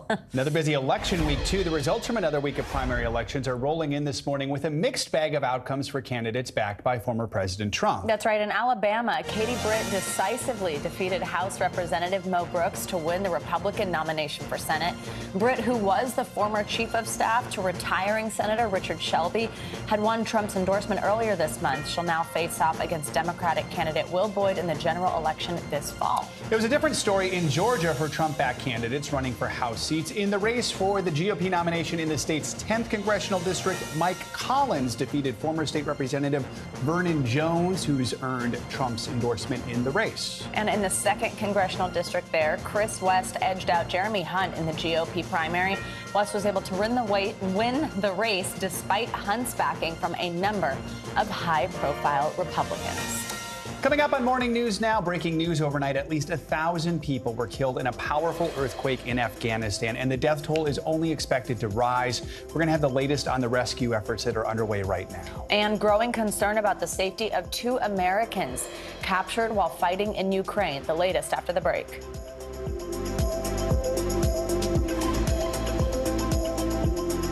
Top Story with Tom Llamas is your news playlist on NBC News Now. And now, you can listen to it as a podcast. Available anytime and anywhere. The fire has grown leaps and bounds. What you see behind me is typical. How you doing? Pretty bad.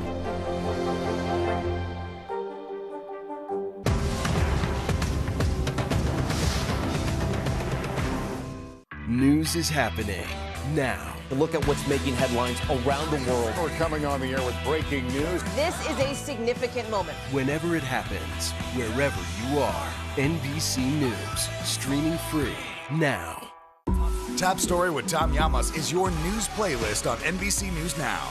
And now, you can listen to it as a podcast. Available anytime and anywhere.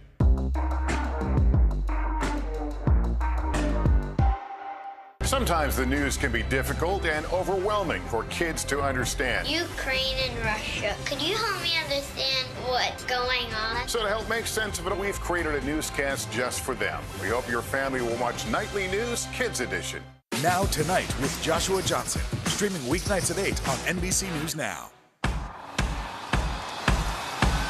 News is happening now.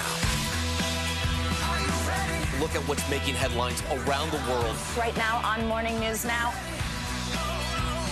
We're coming on the air with breaking news. And this is a significant moment.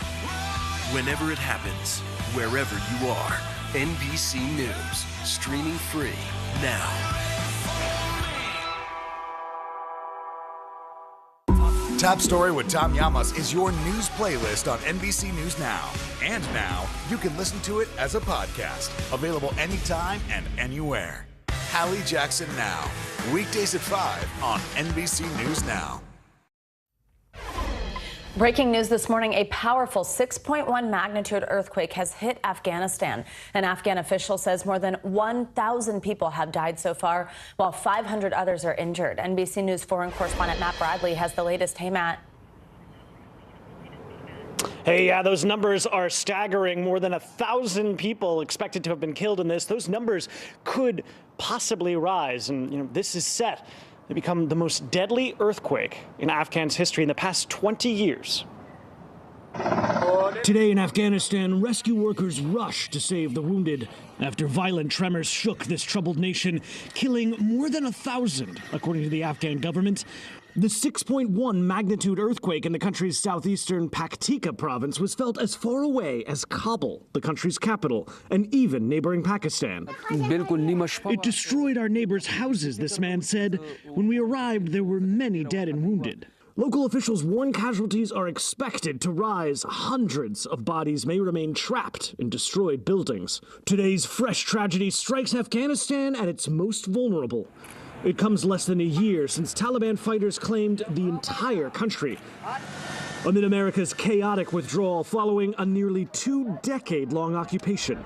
The country's finances have already been gutted by war, banking sanctions, and aid cuts. The ruling Taliban begging for international aid, but for many here, help may come too late. And guys, that rescue operation is ongoing. Authorities are struggling to reach the wounded, but it's a real challenge in that mountainous and remote region. Guys? All right, Matt Bradley, thank you so much. Now to the latest on the war in Ukraine. There is mounting concern over the fate of 2 U.S. citizens who were captured by Russian forces while fighting over there. Yesterday, the State Department confirmed that 52-year-old Steven Zabilski has become the second American to be killed in Ukraine. NBC News foreign correspondent Molly Hunter has more. According to a local newspaper obituary, 52-year-old Steven Zabilski was fighting in Ukraine when he died in May. The State Department confirming Zabilski died in Ukraine, but not offering any additional details. In terms of any of the specifics of his death, that is just not something I can weigh in on.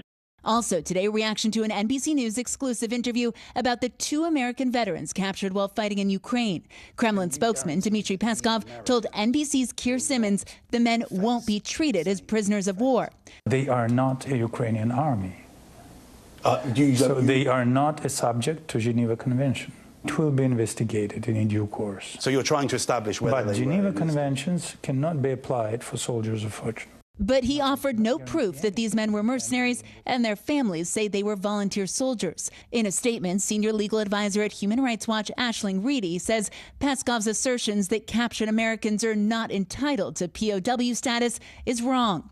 The White House today expressing outrage at Peskov refusing to rule out the death penalty as a possible sentence for the Americans. It's appalling that a public official in Russia would even suggest the death penalty for 2 American citizens. Officials today also addressing Brittany Griner, who's detained in Russia, and the WNBA star's attempt to call her wife.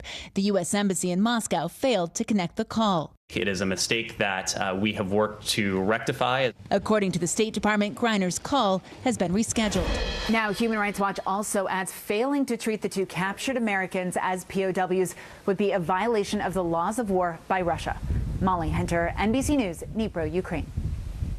We're now joined by former U.S. Ambassador to Ukraine, William Taylor. He's also the Vice President of Russia and Europe at the U.S. Institute of Peace. Ambassador, always good to have you with us. So we just heard a second American has been killed while fighting in Ukraine. 2 others have been captured. First, what is it the U.S. government can do to try and secure their release? And second, I mean, in the wake of this, what is your message to any U.S. citizens who want to go there and fight, especially if Russia says it considers these fighters mercenaries?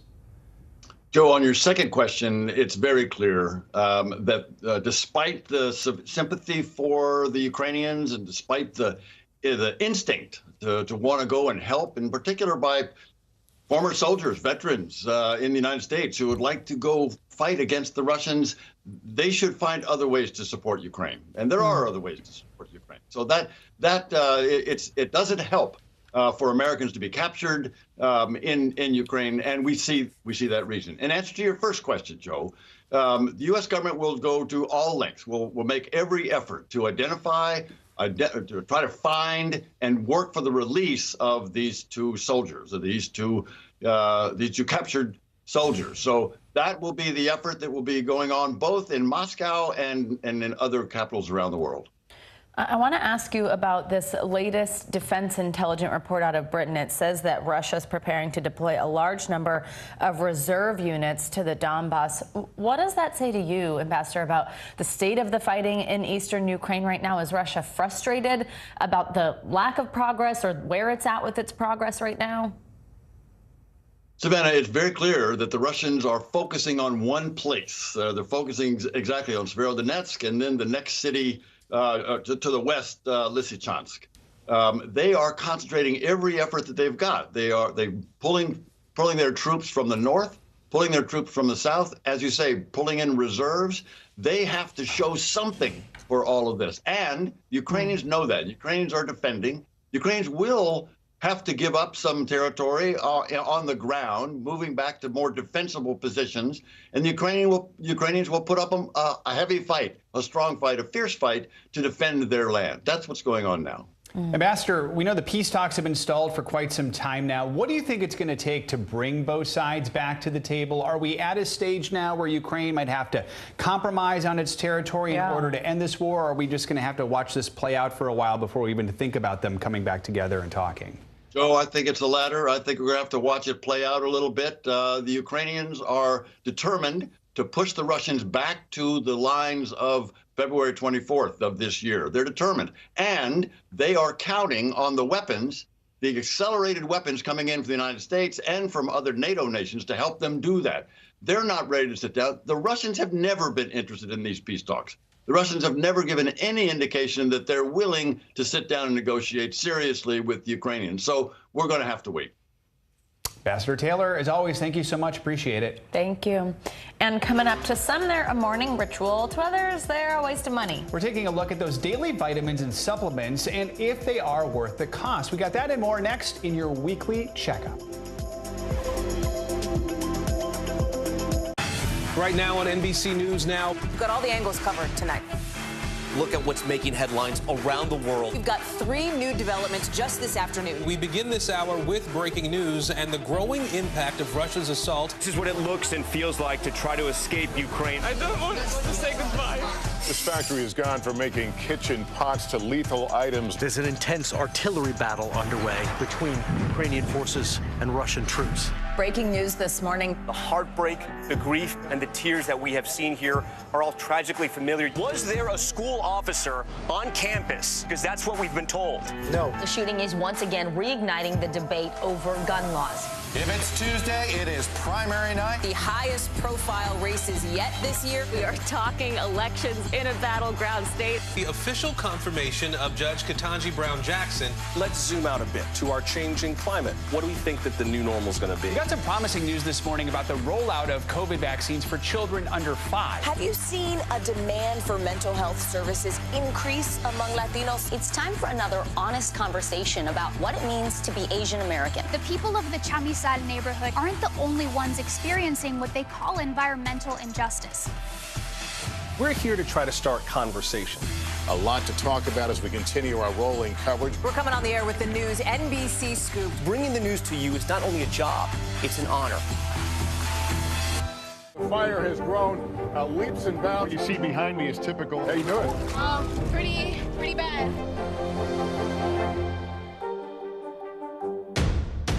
The day's biggest political stories with trusted insight now and expert analysis now.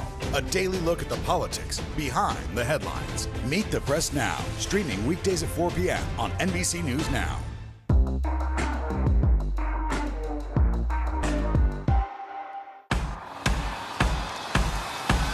News is happening now. Look at what's making headlines around the world. Right now on Morning News Now.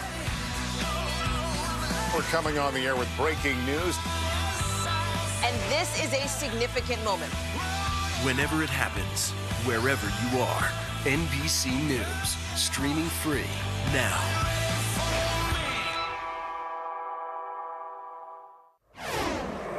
Time now for your weekly checkup. NBC News medical contributor Dr. Kavita Patel joins us to discuss health headlines that you might have missed. Doctor, good morning. Always great to have you. So our first study is the one we were just talking about. All those fancy vitamins and supplements. Fancy vitamins. They are. Because now there's like all these direct-to-consumer ones, you know, in like cute little bottles and everything. And that does make me want to order them sometimes. But they become super popular. But the U.S. Preventive Services Task Force has found little evidence, actually, that these vitamins prevent two important things, heart disease and cancer in healthy adults. Tell us, are these worth it, especially with how much money people are spending on them? Yeah, Savannah and Joe, this was probably one of the most kind of clear and direct statements that I've seen this task force issue. Over the years, it said vitamins don't really help and in some cases can hurt. But it was very clear that Americans are wasting over $50 billion a year in vitamins and supplements. It's incredible. And think of what that money could be used for. And so this is, I think, not only an important message because there's an action bias. We all feel good that we're doing something that has good marketing and has a label that says it'll help and improve your bone health or improve your memory. And it feels like you're doing something proactive, but it could actually hurt it. So the doctor's orders in this case is stop trying to fix what's broken. And then leave the vitamins for people who need them, because some people do, but it's usually people in the prenatal period planning to get pregnant, people with very specific vitamin deficiencies that are identified by you and your doctor, not the majority of the people taking these supplements. You know, my mom sends me boxes of them sometimes. And I'm sure she's my mom watching, does too. So, my mom's got the pill counter too, and so we just need to remember. They're not actually helping you, and in some cases could be hurting you. And to be clear, I have a vitamin D deficiency, so I should be taking them, right? Right, correct. And that's exactly right, Joe. And I do think it's important to bring up, I have a lot of patients that ask, should I get treated? Should I get tested? That's the right conversation to have because you absolutely should get treated. But it's a far smaller number than the $50 billion worth that's being spent each year. All right, let's talk about something we know we need, and that is sleep. And the American Academy of Pediatrics is out with sleep recommendations for infants. So what is the safest way for babies to get sleep?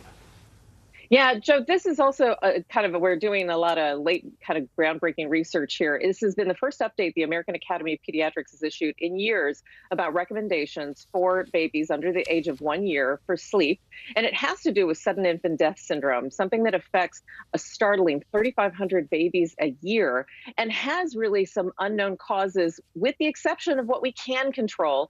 And here's what the research shows, that if you can actually improve the sleep environment, and you can try to modify some of the risk factors for the babies that could be more likely to die, then we decrease chances. And this has been a dramatic improvement. So the doctor's order in this case, try to actually have during the time when the baby's awake, put the baby on what we call tummy time so that you can have time when the baby is on their tummy and having the activity engaged with you. And it's also a great kind of bonding, baby-parent bonding activity. And then the second is really taking the baby back to sleep and remaining vigilant about what you could be doing. Don't have the baby fall asleep with you on the couch. Look, I've been guilty of doing this sometimes. You're just so exhausted, but don't have any soft bedding. Put a baby up to a year on their back without anything in the crib on kind of a harder surface. And that's actually the best thing. And then the third is really to embrace the crying. We really are recommending the baby sleep in the room with the parent for the first year. All of these things can help reduce these really unfortunate deaths that I know every parent fears. Oh, absolutely. All right, doctor, last one for you. Okay, it looks like taking yoga classes or whatever might improve your balance is the big idea here. Might be worth it, might actually have, you know, bigger, better effects than we even thought after this new research from the British Journal of Sports Medicine, because it shows that balance can actually be a good indicator of being healthy later on in life. Tell us about this one. Yeah, so I don't want people to all go run and stop taking their, you know, blood pressure medicine or cholesterol medication because they think they just need to improve their balance. But I do think this shows a very important emphasis. It basically showed that if you have this ability to basically do kind of a flamingo pose, stand on one leg for at least 10 seconds, that can be a quick test for your balance. And you have been shown in studies looking back to live longer than people who do not have good balance. A lot of other things related to it. It's not something, like I said, you shouldn't abandon all your other health habits. But the doctor's orders in this case, it's never too late to start to focus on your balance and improve your balance. And then going back to the flamingo, everybody knows what that flamingo does. Standing on one leg, I'm doing it now. You can do that for 10 seconds, feel moments. Trying to do that will actually, as early as possible, help you in the long run. You're doing it now while you're talking to us? I'm see how great it is. I'm going to live longer. I feel better already. Yeah, I don't 7, 8, no vitamins. 9, 10. No vitamins. And what was the other thing from last week? You're optimistic, you're on one leg, and you live forever. You're working out, grandparents and grandbabies working out together on one leg. And there you go. Solved all the world's problems. On all NBC, right. we tie it all together. Dr. Kavita Patel, as always, thank you. Great to have you. Thank you. All right, and coming up, star quarterback Deshaun Watson settles 20 of 24 sexual misconduct lawsuits against him. More on the agreements and what it could mean for Watson's future with the NFL. And risk versus reward. Desperate home buyers looking at adjustable rate mortgages to lower their monthly payments, but it could end up costing them. What you need to know before you decide, next on Morning News Now.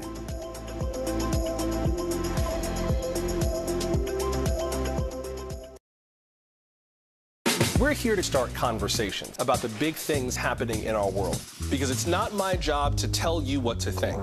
My job is to think about what you tell me. Now Tonight with Joshua Johnson, streaming weeknights at 8 on NBC News Now. When was the last time you made space to listen to somebody? We are meeting people one after the next who have made profound changes. I think you're going to be blown away by the life lessons. Join Hoda Kotb for her podcast, Making Space. Listen now.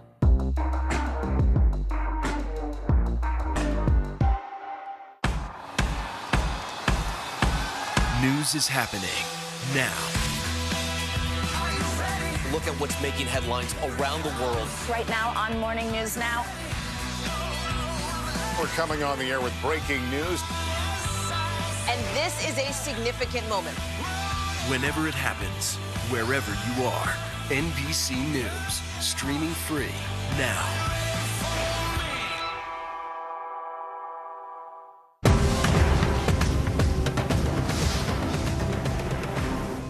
News is happening now. Look at what's making headlines around the world. We're coming on the air with breaking news. This is a significant moment. Whenever it happens, wherever you are, NBC News, streaming free now. Women's basketball has been systematically held back. After 49 years of Title IX, we still have work to do. In Their Court, a podcast from NBC News and NBC Sports that goes inside the issues of inequality in women's sports. Listen now. When was the last time you made space to listen to somebody? What I learned from a very young age is radical love, radical forgiveness. We are meeting people one after the next who have made profound changes. It showed a lot of personal strength for me. Why am I trying to make other people happy over myself? So many life lessons that are going on in these conversations. We're watching a transformation. Join Hoda Kotb for her podcast, Making Space. Listen now. The fire has grown leaps and bounds. What you see behind me is typical. How you doing? Pretty bad.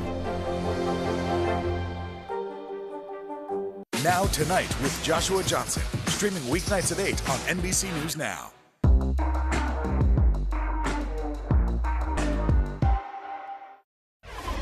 We're back now with new developments in the sexual misconduct allegations against NFL quarterback Deshaun Watson. 20 women have now reached settlements with the Cleveland Browns quarterback. So what does this mean for the other 4 women who still have not settled? And what does it mean for his future in the NFL? NBC News correspondent Jesse Kirsch has the details for us. Embattled NFL star Deshaun Watson has settled sexual misconduct lawsuits with 20 women, according to the accuser's lawyer, who says 4 more women's lawsuits are still moving forward, including from Ashley Solis, who spoke with HBO. He deliberately grabs himself and put his penis on my hand, and I pulled my hand away instantly, and I started crying, and I told him that I'm done. Disturbing allegations have swirled around Watson since March 2021, when he was the Houston Texans quarterback. 22 women filed lawsuits, but 2 grand juries declined to indict him on criminal charges. Then the Cleveland Browns signed Watson to a blockbuster $230 million contract this year. We felt good about everything that we collected. We felt good about Deshaun as a person. But the lawsuits kept piling up in recent weeks, totaling 24, with the most recent alleging Watson masturbated in front of a female massage therapist. No word from Watson's attorney on the settlements, but the quarterback denied the claims last week. I never assaulted anyone, or I never harassed anyone, or I never disrespected anyone. I never forced anyone to do anything. The NFL says there's no impact on its investigation and Watson's possible suspension. If anything, it puts less pressure on the NFL. Here's why. It had to consider seriously putting Deshaun Watson on paid leave until these cases were completely and totally resolved. Questions remain about the terms of those 20 settlements, and there's no comment from the Cleveland Browns. Back to you. All right, Jesse Kirsch, thank you for that report. Financial headlines now. The IRS says it's close to clearing the backlog of 2021 tax returns. Yes, NBC's Silvana Henao joins us with that and more. Hey, Silvana. Hey guys, yeah, that's right. Well, the IRS is saying it will have cleared the backlog of last season's tax returns by the end of this week. With 143 million returns from this year's tax season processed so far, the agency believes it's likely it will be fully caught up by the end of the year. Dealing with pandemic-related programs such as stimulus checks and advanced child tax credit payments imposed a bigger workload on the IRS in the past 2 years. Treasury officials say employees have worked 500,000 overtime hours to bring down that backlog. Amazon taps a longtime company veteran to be the new head of its consumer business as the retail giant pushes further into groceries. Doug Harrington launched Amazon Fresh in 2007 and has led the North American consumer division for much of the past decade. The move is part of reorganization that includes the departure of 2 of Amazon's most senior Black leaders. Amazon has said it's committed to having diverse leadership. Uber is bringing back shared rides in several cities, including New York, Chicago, Los Angeles, and San Francisco, as high fares are pinching riders' wallets. With UberX Share, riders will get an upfront discount and up to 20% off the total fare if they're matched with another rider on their route. The feature is designed so riders get to their destination no more than 8 minutes later than with a traditional UberX ride. One time I did one of those on accident and was very confused. Did you make new friends? Like, this is for me. Yeah. I'm like, I actually did that too once, and yeah, same. Yeah, it's like it's so confusing. All right, a glowing endorsement. Silvana, thank you so very much. You got it. All right, we want to stay on your money and talk about those rising interest rates, which are now starting to impact the housing market. For context, the sale of existing homes fell in May, but with prices still high, some homeowners are looking at adjustable rate mortgages, ARM mortgages, to lower their monthly payments. NBC News senior consumer investigative correspondent Vicki Nguyen takes a closer look at this potentially risky financial tool. Wine distributor Giannina Arturo just closed on this New Jersey home using an adjustable rate mortgage, or ARM. In order to get this house, I knew that the 10-year ARM was the way to go. That was the only way it was going to work. ARMs offer homeowners a lower starting interest rate than a traditional 30-year fixed mortgage, the lower rate usually lasting 5, 7, or 10 years. Giannina's 10-year ARM has a rate that lowers her monthly payment by more than $300. The difference in that rate between fixed and the ARM was enough to either price me out or price me in. But an ARM is not without risk. Like the name says, they adjust after the introductory period, going up or down based on market rates. What no one can say is how long this housing crisis will last. Back in 2008, millions of homeowners ended up in foreclosure, in part because they used an ARM to buy a home they couldn't afford after the loan adjusted. With 30-year fixed mortgage rates now topping 6% compared to about 3% a year ago, ARMs are making a comeback. The percentage of ARM loans has more than doubled since the start of the year. Loan Depot founder Anthony Shea says he's not worried about another mortgage meltdown. In 2005, ARMs made up 36% of all home loans. Today, they're less than 10%, and lenders are more stringent with who they approve. They have to qualify for a loan today, which we're very happy about. Other protections of today's ARMs include limits on how often rates can adjust and caps on annual increases. Who should avoid an adjustable rate mortgage? Someone that does not like to see their monthly payments increase, because that is no doubt a possibility. You do not have a tolerance for being surprised by a higher monthly payment. You should really look at a 30-year or 15-year fixed rate. For Giannina, the adjustable rate mortgage works. I'm very happy with my decision. I'm happy with the house choice. I'm happy with the payment choice. I'm happy with the rate choice. Our thanks to Vicki Wynn for that report. Coming up on Morning News Now, breaking barriers for women in sports. Would you have imagined, in those first few years of that program, having a space like this? No, not at all. Up next, we'll introduce you to this legendary university fencing coach who's still inspiring athletes after 5 decades in the game.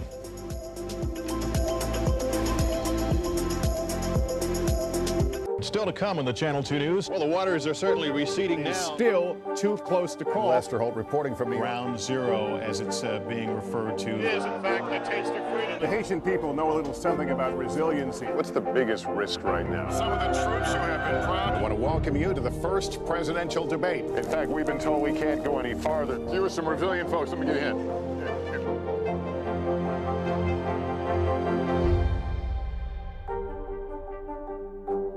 Making Space, the inspirational podcast from Hoda Kotb. Listen now.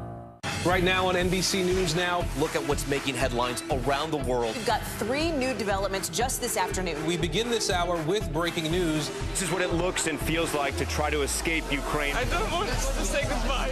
This factory has gone from making kitchen pots to lethal items. There's an intense artillery battle underway. Breaking news this morning. The heartbreak, the grief, and the tears that we have seen here are all tragically familiar. Was there a school officer on campus? Because that's what we've been told. No. The shooting is once again reigniting the debate over gun laws. If it's Tuesday, it is primary night. The highest profile races yet this year. The official confirmation of Judge Ketanji Brown Jackson. Let's zoom out a bit to our changing climate. What do we think that the new normal is going to be? The rollout of COVID vaccines for children under 5. Inflation is cutting into almost everything. Another honest conversation about what it means to be Asian American. We're coming on the air with the news NBC Scoop. Bringing the news to you is not only a job, it's an honor. It's a can't-miss summer on Today.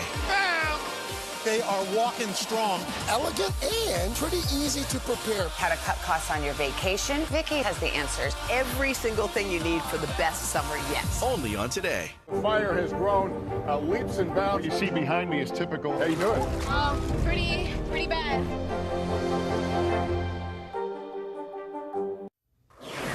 We're back with an announcement from the Broadway that's not exactly getting a standing ovation from many theater goers. The Broadway League announced that starting in July, it will allow theaters to adopt a mask optional policy. Since shows returned to Broadway, masks had been mandatory for everyone in the audience.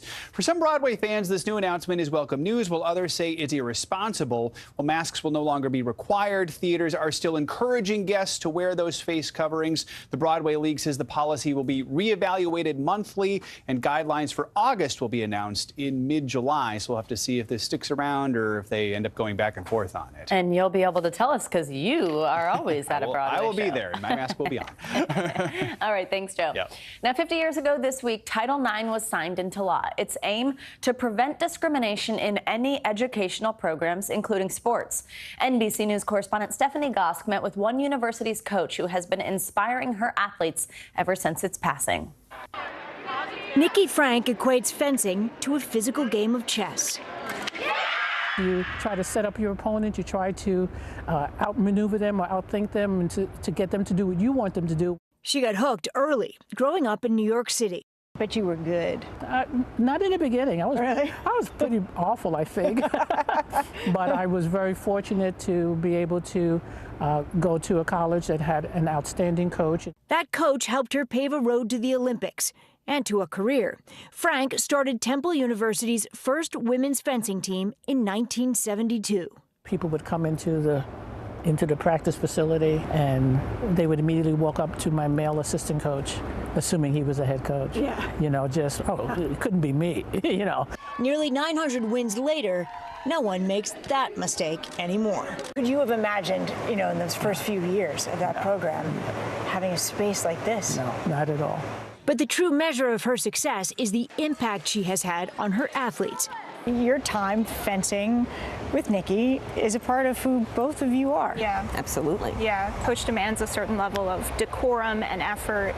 Megan Ross just graduated, more than 30 years after Rachel McDaniel. It makes me quite proud that she's still doing it. I didn't see a whole lot of fencers that looked like me, let alone coaches. Coach Frank, the only African-American woman head coach in Division I fencing, has witnessed a sea change. Have we done enough to level the playing field between men and women in sports, especially in the college level? We have done a lot, but there's still a lot to do. So she'll be back next fall, 50 years and counting. Stephanie Gosk, NBC News, Philadelphia. Good for her. Great profile there. That does it for this hour of Morning News Now. But the news continues right now.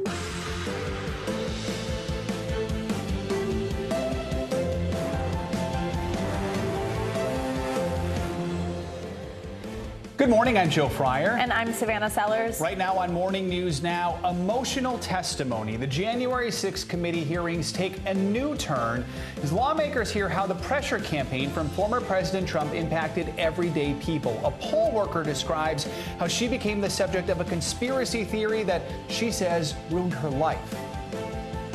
There is nowhere I feel safe. Nowhere.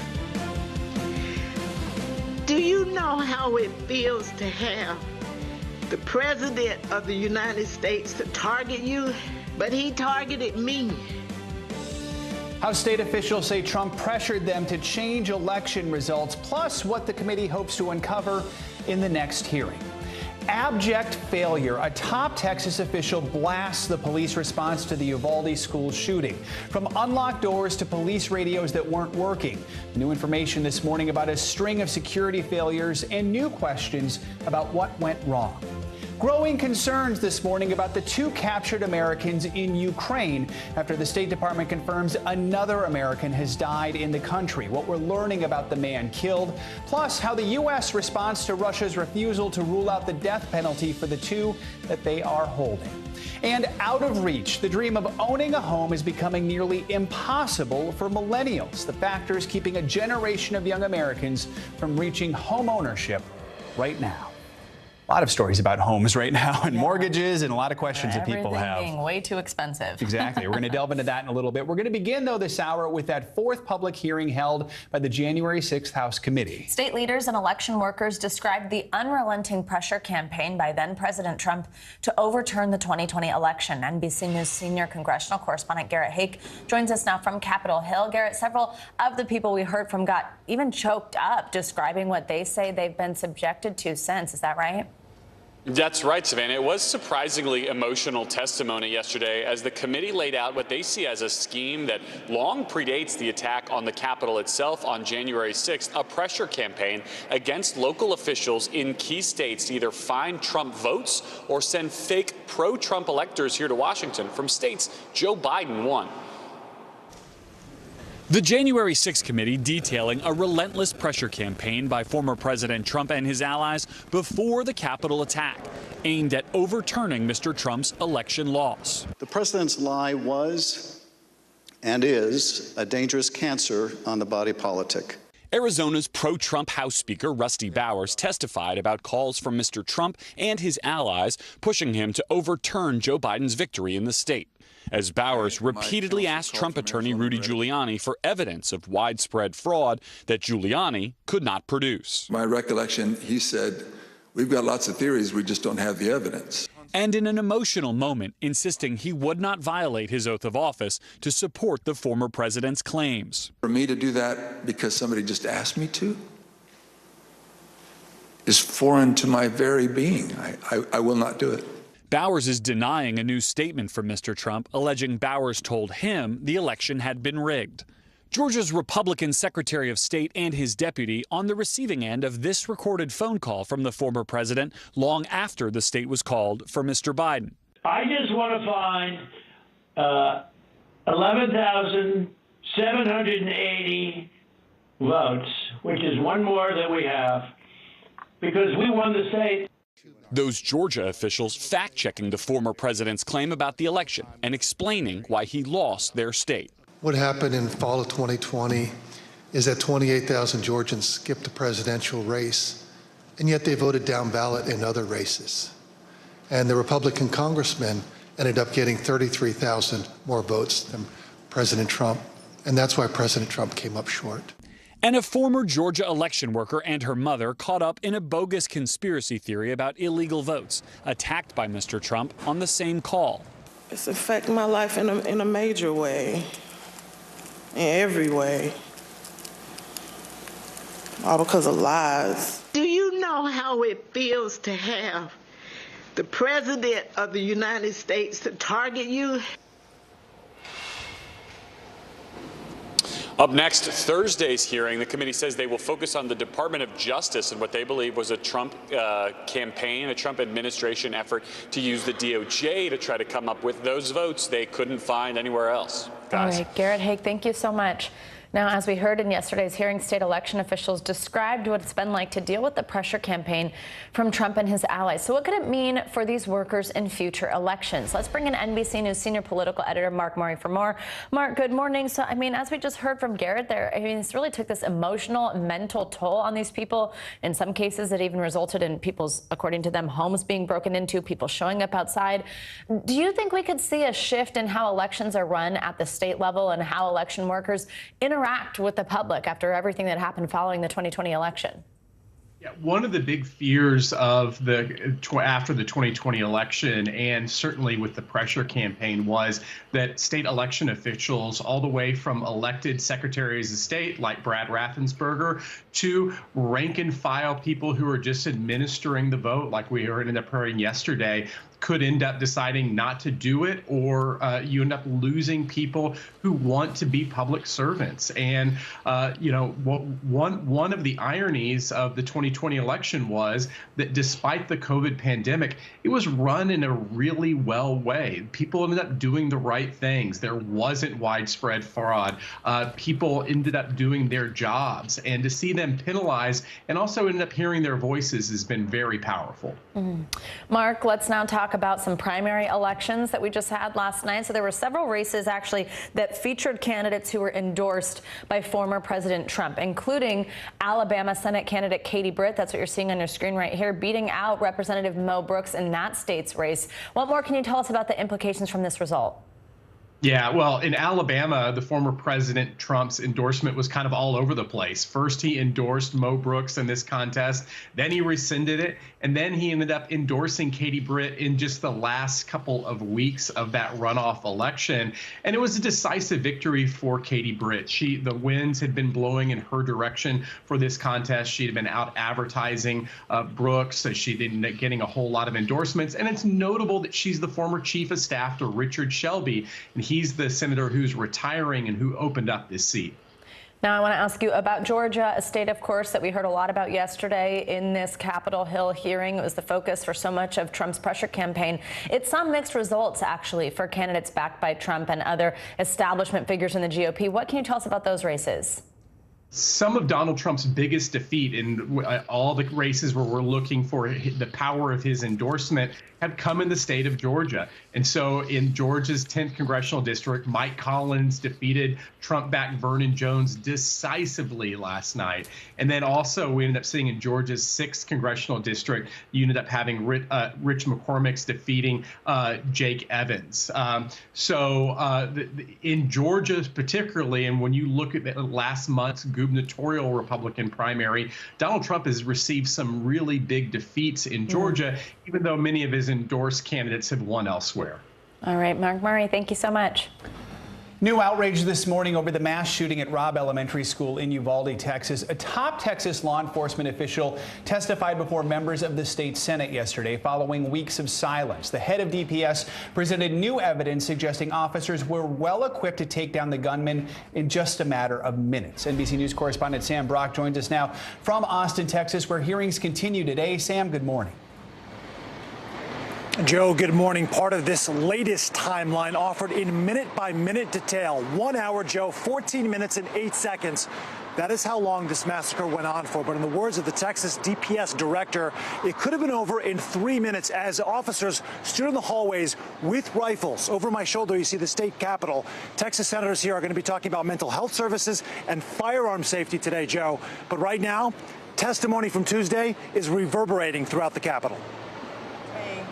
Using posters, timelines, and maps. Hey, you stop the killing, you stop the dying. The head of the Texas Department of Public Safety called the police response in Uvalde an abject failure. The only thing stopping a hallway of dedicated officers from entering room 111 and 112 was the on-scene commander, who decided to place the lives of officers before the lives of children. The man Director McCraw is singling out. Pete Arredondo, the school district police chief, previously told the Texas Tribune he never considered himself the incident commander. On Tuesday, he declined to answer questions, climbing into an elevator. McCraw said that you were wrong in the moment. After 5 hours of closed-door testimony before the Texas House. But during an open Senate session, fresh evidence from inside Robb Elementary's hallways. Cultivated from surveillance footage, like these images obtained by the Texas Tribune and Austin Statesman, body camera video and audio recordings, appears to contradict concerns about lack of firepower, armor, or locked doors. According to the testimony, at 11:33, the gunman begins shooting into the classrooms. By 11:35, 3 Uvalde police officers enter with 2 rifles, followed by Arredondo and 3 other officers. The chief calling for backup 5 minutes later. I need some more firepower in here because we all have pistols and this guy's got a rifle. At 11:52, the first ballistic shield arrives with 2 more about 11 minutes later. It could have been used immediately. Investigators also determined none of the police radios worked inside the school hallways, only those belonging to Border Patrol. And the classroom doors were unlocked per state investigators, even as Arredondo spent roughly 40 minutes trying to locate a master key. So the teacher could not even lock the classroom door from the inside? That's correct. There's no way to lock the door from the inside. Parents demanding answers about the police response. Vests, helmets, anything you could think of, they had it. Local leaders pointing out there were more than a half dozen agencies responding, not just Uvalde police. Like it's the perfect storm of what not to do happened in Uvalde, Texas.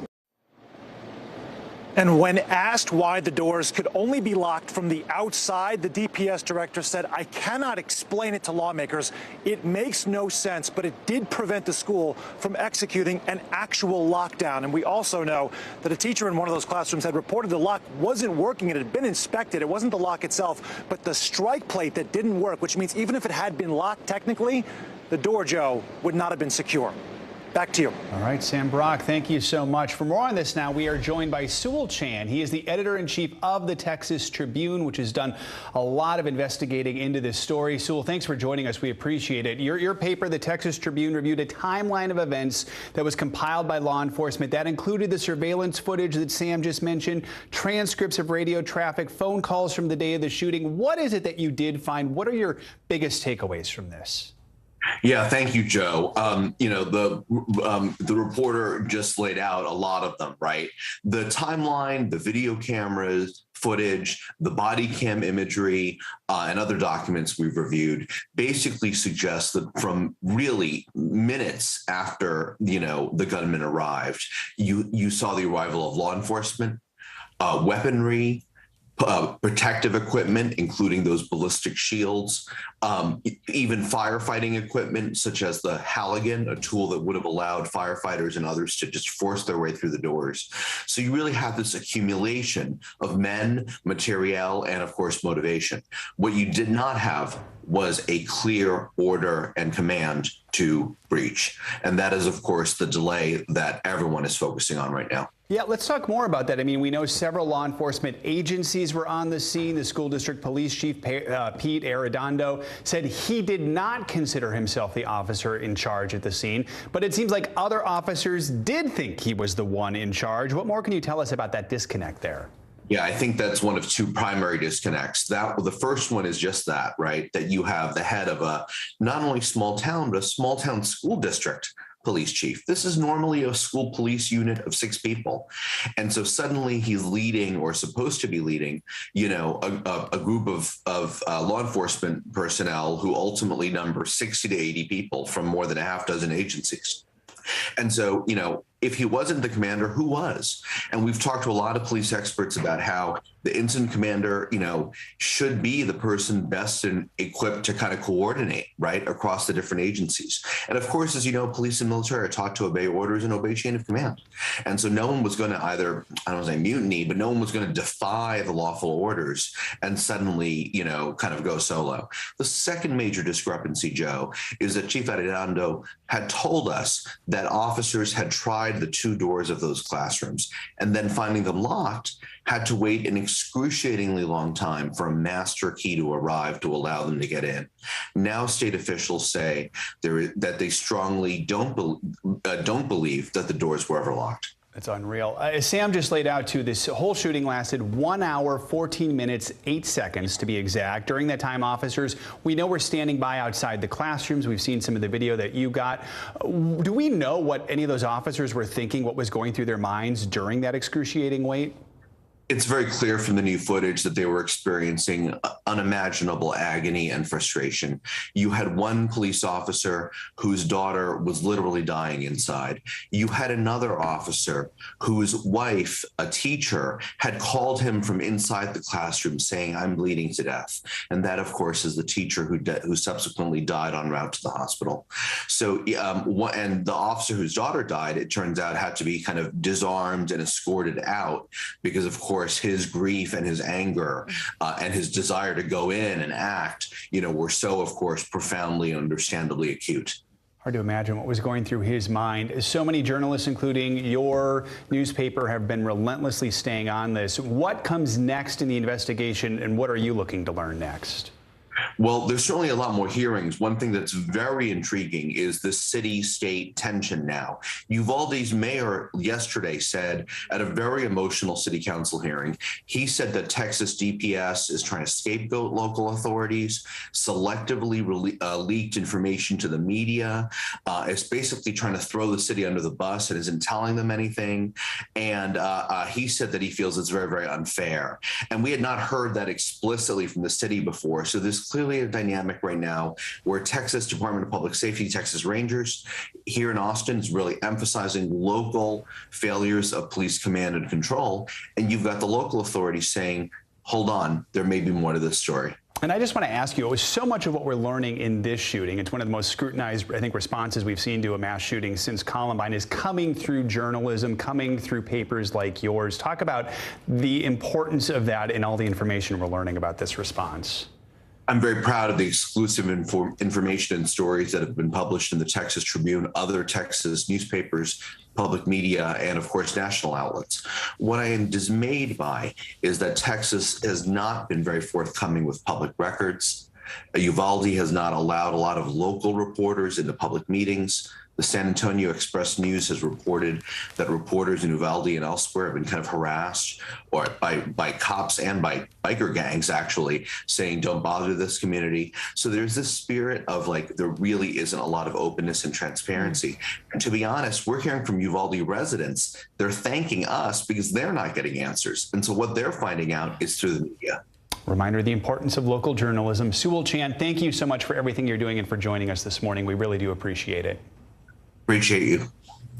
Now to the heat wave that's gripping several parts of the country. Officially, it's only the second day of summer, believe it or not, but Americans are already trying to find ways to keep cool in this record-breaking heat. Yeah, now those triple-digit temperatures, look at that, are expected to hit cities in the east and south, and the extreme conditions are creating serious health concerns. NBC News correspondent Blaine Alexander joins us from Atlanta with more on this. So, Blaine, what are you bracing for today, and which cities are expected to see the highest temperatures? You know what, Joe, I think to answer your question, look no further than where I'm standing right now, Atlanta, Georgia. We're expected to hit 100 degrees today. And you may think, oh, my goodness, that's very hot. But isn't it always hot in Atlanta? Yes, it is, but we're talking about a new potential record if we hit 100 today. So that's why I'm standing here in Centennial Olympic Park. This fountain behind me here in downtown Atlanta is going to get a lot of play as people here in the city try and stay cool. But it's not just here. We're talking about New Orleans. We're talking about places in Texas, different places that are going to be hitting very close to 100 degrees. In fact, if you consider this, we're talking about nearly 2/3 of the country that over the next week or so, or at least 2/3 of the population that's going to see temperatures at 90 degrees or above. And if you want to take that even further, we're talking about 20% of the population that'll see temperatures close to 100. So we're talking about this heat dome that really is going to be impacting so many people in the coming week or so. And Blaine, of course, a lot of people indoors trying to put their fans on, keep air conditioners on. That's a stress, of course, to power grids during these heat waves. What are some ways people can conserve energy to prevent power outages? And what do we know about how energy companies have been able to keep up? Well, a couple of things that people can do. You know, these are some tips that people should just kind of always remember. One, keep your blinds closed. Keep your blinds, keep your drapes closed, so that way you can kind of keep some of the heat from permeating into your house. The other thing is make sure that you change your air filters. Not something that people would necessarily think of, but if you change your air filters, that's also a way to kind of help conserve energy. A couple of other things, it may be very tempting to keep that AC as down as low as it can, but they say that you should keep it to your highest comfortable setting to try and keep that coolness in the house without taxing the power system. And Blaine, sadly, we know as temperatures rise, heat-related illnesses in kids and hot car deaths become a super serious threat. What are some of the tips we just have to remember to keep in mind to prevent tragedies like that from happening? So it's always so difficult to talk about because it seems that every year when we get into summer, we unfortunately see these unthinkable tragedies of parents forgetting or being distracted or not realizing that their child is in the car. But, you know, experts always say that temperatures can climb so hot to be deadly within just minutes. So they say a couple of things. One, always make sure to check your back seat. Two, do a roll call when you get inside, you know, and also do a verbal check. Just kind of make sure that you have everybody in your party. Unfortunately, we saw recently a hot car death in Texas this week, and officials there say that the parents were planning a birthday party for a sibling, and they simply forgot that their 5-year-old son was in the car. They didn't realize. So those are the things to prevent when it comes to hot deaths. The other things, though, we're talking about heat exhaustion, just when you have your children outside at the playground too long, for example. And this goes for adults, too. If you're starting to feel fatigued or just kind of tired or lethargic, if you're getting headaches, if you're sweating profusely, you could be suffering from heat exhaustion. The best bet is to get inside and try and cool off, guys. All good advice. Blaine Alexander, thank you so much. Thanks, Blaine. And let's stay on this and get a check on your morning news now weather. Michelle Grossman is back with us. Hey, Michelle. Hey there, guys. Yeah, all good tips because we're looking at the first full day of summer. So we have a long way to go with these really hot temperatures. And we're going to see the really hot temperatures today. Also tomorrow, 90s, 100s. It's going to feel like 115 in some spots once you factor in the humidity. So that's really the caveat as we go throughout the next couple of days. This is what it looks like today. We do have the chance for severe weather from the Ohio Valley, parts of the Northeast, the Mid-Atlantic. Record heat, especially in the South. The state of Florida could break a record. Most likely tomorrow could happen, if it is going to happen, a 90-plus-year-old record. Cooler, I put that in quotes, should be in quotes, because we're looking at more comfortable conditions behind this cold front. And then we're looking at monsoon moisture. The sixth day of that moisture just streaming into the southwest. It's good news, but we're looking at the chance for flash flooding because it's coming quickly. In the end, it's going to be a good thing. Now, as we go throughout the rest of today, we're looking at 80s, 90s, 100s. Blaine touched upon this in our story. But most of the country in really warm weather. There's only a few spots. One in the Northeast, New England, also parts of the Northwest where we're looking at cooler conditions. Everywhere else, we're really above average in many, many spots. So today, 155 million highs today, above 90 degrees. That's a lot. And then as we go throughout the hundreds, we're looking at 17 million.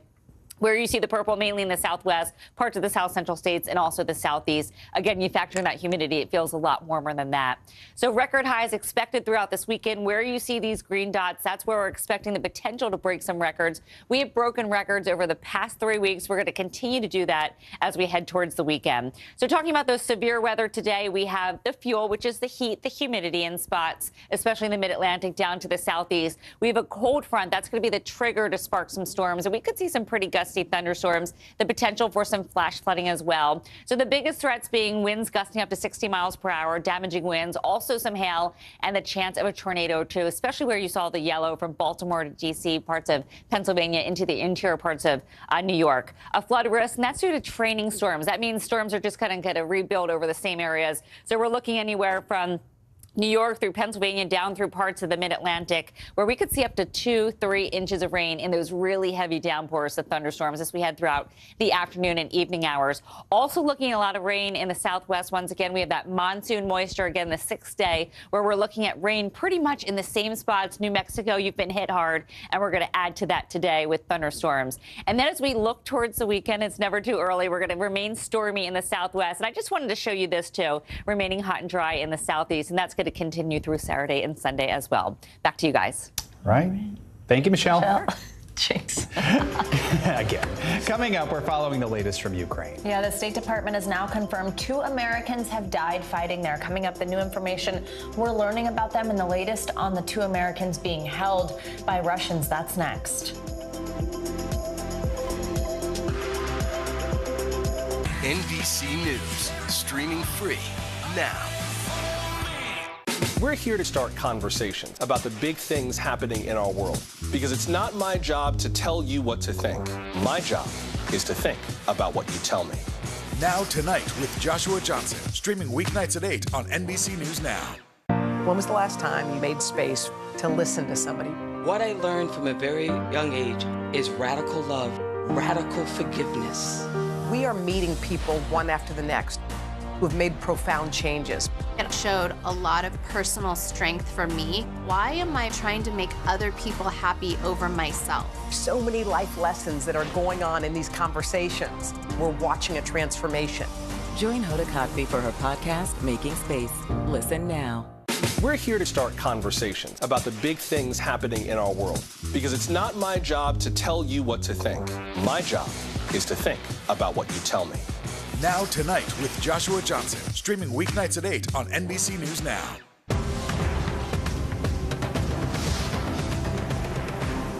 We'll meet Ukrainians who are defending their country one block at a time. When you were still in Kiev, could you hear the bombing? My name is Lester. Hey, who's this? The fire has grown leaps and bounds. What you see behind me is typical. How you doing? Pretty bad. Top Story with Tom Llamas, weeknights at 7 on NBC News Now. News is happening now. Look at what's making headlines around the world. Whenever it happens, wherever you are, it's here now. Top Story with Tom Llamas is your news playlist on NBC News Now. And now, you can listen to it as a podcast. Available anytime and anywhere. There's growing concern today over the fate of 2 U.S. citizens who were captured by Russian forces while fighting in Ukraine. Meanwhile, yesterday, the State Department confirmed that 52-year-old Steven Zabilski became the second American to be killed in the country. NBC News foreign correspondent Molly Hunter has the latest. This morning, American authorities say they don't know exactly where Americans Alex Drueke and Andy Wynn are being held. We have not been provided either by Russian authorities or by Russian proxy forces or any other entity with additional details of the whereabouts of these Americans. The 2 Americans were captured 2 weeks ago near the eastern city of Kharkiv, according to their families. The State Department now says they're in touch with Russian authorities, also responding to the Kremlin's suggestion that the men would not be treated as prisoners of war. We expect, and in fact, international law and the law of war expects and requires that all those who have been captured on the battlefield be treated humanely and with respect and consistent with the laws of war. The State Department also confirming the death of an American citizen in Ukraine, but not offering any details. According to a local newspaper obituary, 52-year-old Steven Zabilski was fighting in Ukraine when he died in May. NBC News cannot confirm what he was doing in the country. The White House also expressing outrage at Kremlin spokesman Dmitry Peskov's refusal to rule out the death penalty as a possible sentence for the Americans, when speaking exclusively to NBC's Keir Simmons. It's appalling that a public official in Russia would even suggest the death penalty for 2 American citizens. Officials also addressing Brittany Griner, the WNBA star detained in Russia, who tried to call her wife more than a dozen times over the weekend, but the U.S. Embassy in Moscow failed to connect the call. It was a logistical issue that was compounded in part by the fact that our embassy in Moscow is under significant restrictions in terms of its staffing. Molly Hunter, NBC News, Dnipro, Ukraine. Now, I've got some other breaking news overseas. A powerful earthquake hit Afghanistan today, killing at least 1,000 people. NBC's Raf Sanchez joins us now from Tel Aviv with this and other world headlines. Hey, Raf, good morning. Hey, Joe. Hey, Savannah. That's right. The death toll at 1,000 now, but it may rise higher still. Another 500 or so people injured, according to the Afghan government.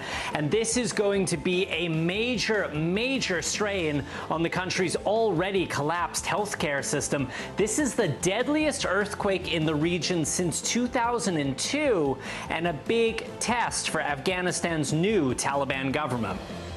China sent at least 29 warplanes into Taiwan's air defense zone yesterday. That's according to the island's defense ministry. It's the latest in months of aerial provocations by Chinese jets. President Biden has said the U.S. would come to Taiwan's aid if China mounted an invasion.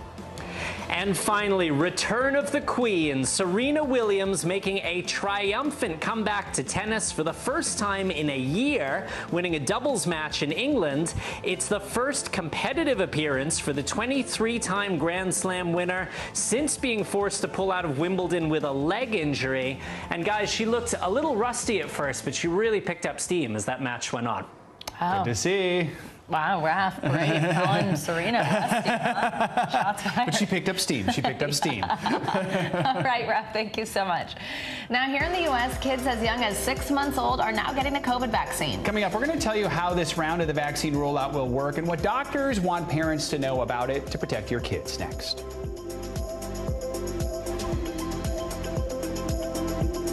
We'll meet Ukrainians who are defending their country one block at a time. When you were still in Kiev, could you hear the bombing? My name is Lester. Who's this? News is happening now. A look at what's making headlines around the world. We're coming on the air with breaking news. This is a significant moment. Whenever it happens, wherever you are, NBC News, streaming free now.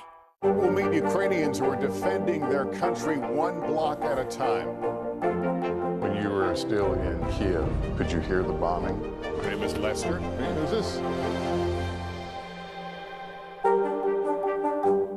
We're here to start conversations about the big things happening in our world, because it's not my job to tell you what to think. My job is to think about what you tell me. Now Tonight with Joshua Johnson, streaming weeknights at 8 on NBC News Now. When was the last time you made space to listen to somebody? We are meeting people one after the next who have made profound changes. I think you're going to be blown away by the life lessons. Join Hoda Kotb for her podcast, Making Space. Listen now. The fire has grown leaps and bounds. You see behind me is typical. How you doing? Pretty bad. Top Story with Tom Llamas is your news playlist on NBC News Now. And now, you can listen to it as a podcast. Available anytime and anywhere. Women's basketball has been systematically held back. After 49 years of Title IX, we still have work to do. In Their Court, a podcast from NBC News and NBC Sports that goes inside the issues of inequality in women's sports. Listen now.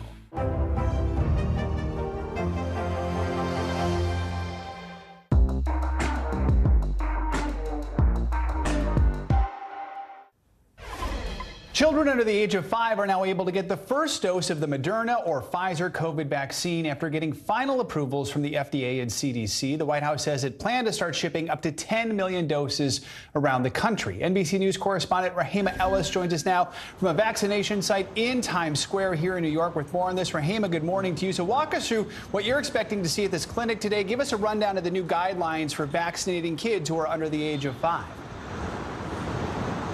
Good morning, Joe. This clinic behind me across the street is one of the city-sponsored hubs that's popped up here, and they're going to have these at various locations throughout the 5 boroughs of New York. And I want to even encourage parents of little children, so it might be hard to do, but you might want to get a pencil and a piece of paper to write some of this down about the information that may be most important to your children, because there are 2 vaccines that are available for children now. One is the Pfizer, the other is Moderna. We want to put up a full screen so that parents can see this. If you're going to get the Pfizer vaccine for your children, that's available for kids 6 months to 4 years old, and that's 3 doses.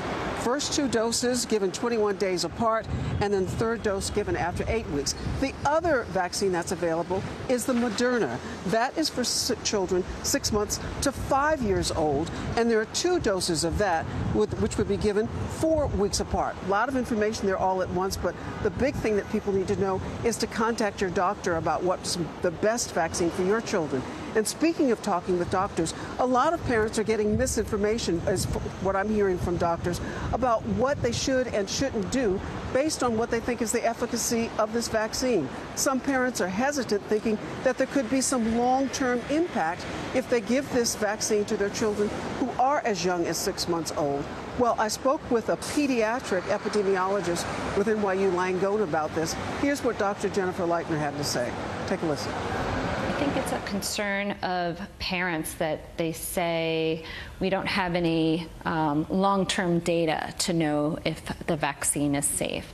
Well, you know, we do know that there really is no vaccine that causes long-term downstream side effects. If a side effect is going to happen, it will happen within the first couple days, rarely maybe within a week or so. A lot of people that I've spoken to since mentioning this information from Dr. Leitner said they didn't even know that. So again, Joe, it's really important, doctors are saying, talk to your baby's physician about what might be best for them. Joe? Rahima, speaking of doctors, I mean, we know they've had to treat children with COVID over the last couple years. Tell us about some of the experiences of dealing with that. Well, it's been difficult for doctors, particularly for young children. As you know, those older than 5 years have been able to get the vaccine now for some time, and there's been hesitancy on that part as well. People are also thinking that, well, if you've had COVID, you won't get it again. But here's another soundbite from the doctor about why it's so important to allow your child to be vaccinated, because it can protect them from having to be hospitalized. Take a listen. It's very frustrating as a pediatric infectious disease doctor to treat children in the hospital with COVID, because all the children we treated were actually not vaccinated. And to know that it could have been prevented, that hospitalization and the suffering of that child or that parents during that hospitalization is in some ways frustrating. And again, I know I've said it before, Joe, but I'm going to say it again because it was repeated to me several times. There's a lot of misinformation out there. And the best thing that parents can do is talk to their doctor. Make an appointment to get their child vaccinated. But first and foremost, talk to your child's physician about doing it. Joe? Can't say that enough. For Alice, thank you so much. Appreciate it. Now let's bring in NBC News medical contributor Dr. Uche Blackstock. Dr. Blackstock, always great to have you with us. So parents continue, of course, to have questions about the COVID vaccine, especially for kids under 5, particularly which one to choose. So if you could tell us, how well do Pfizer's and Moderna's vaccines work, and how soon will children reach peak protection, that's hard to say, with each vaccine? Good morning, Savannah. So I definitely understand the parents' concerns about these two vaccines and determining which ones are efficacious. Parents should know that both Moderna and Pfizer vaccines have been shown to produce the same amount of antibodies in children as an adult. So that's one of the endpoints of the trials. The other endpoint is looking at symptomatic infection. Moderna's efficacy was about 37% compared to Pfizer, which is about 80%. However, the Pfizer sample size was quite small. So it's really hard to make sure that 80% is accurate. So I would say in terms of the endpoint of antibody, both vaccines are efficacious. For Moderna, it takes longer, obviously, to reach, Pfizer, it takes longer to reach that efficacy because 3 doses are involved, and people won't have immunity until about 3 months after the first dose, whereas Moderna is apart 4 weeks. So that's a shorter amount of time. And doctor, just to clarify for parents who just heard this and they are concerned about their kids, when you mention a small sample size, what exactly does that mean? And for somebody who's wondering, well, does that mean that we don't have a lot of answers to questions for kids? What do you mean by that? Right. That just means that the number of children that were studied was too small to make an accurate conclusion about the efficacy. So you need a certain size based on the population to determine efficacy. This sample size was too small, but it's important to know that both vaccines produce antibody levels comparable to that in adults. And doctor, I do want to also ask you about long COVID. So there's still a lot of confusion and worry around it, where people experience symptoms for months after a COVID infection seems to have resolved. You know, you're not having that coughing, that type of stuff, but some of these kind of lingering effects are still there. What's the latest thinking on how common long COVID is and whether vaccines do protect against that? Right. And so we're thinking that in terms of looking at studies so far, that about 1/3 of people who get COVID will go on to have long COVID symptoms. Those are symptoms that last for weeks to months after the initial infection. Unfortunately, it looks like vaccines are not as protective against long COVID as we had hoped. Looks like maybe it decreases the risk by about 15%, which is why using other mitigation strategies in addition to vaccines is important. All right, Dr. Blackstock, thank you so much. Appreciate your time this morning.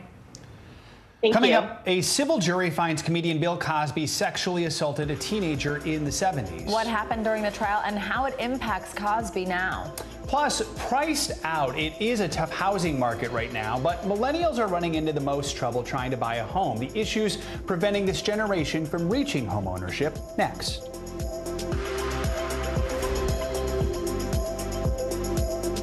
At 73, Prince Charles is still waiting for the job that is his birthright. Do we want Charles? Do we want a monarchy? I'm Keir Simmons, and we'll take on these questions and more in our new podcast, Born to Rule. Listen now.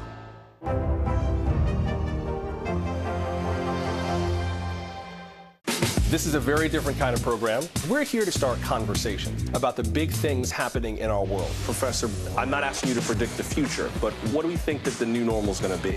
Is part of this that everyone's rethinking their jobs during this pandemic and their relationship to their employers? What is your biggest tip for any parent who's concerned about this? It's not my job to tell you what to think. My job is to think about what you tell me. Now Tonight with Joshua Johnson, streaming weeknights at 8 on NBC News Now. Making Space, the inspirational podcast from Hoda Kotb. Listen now.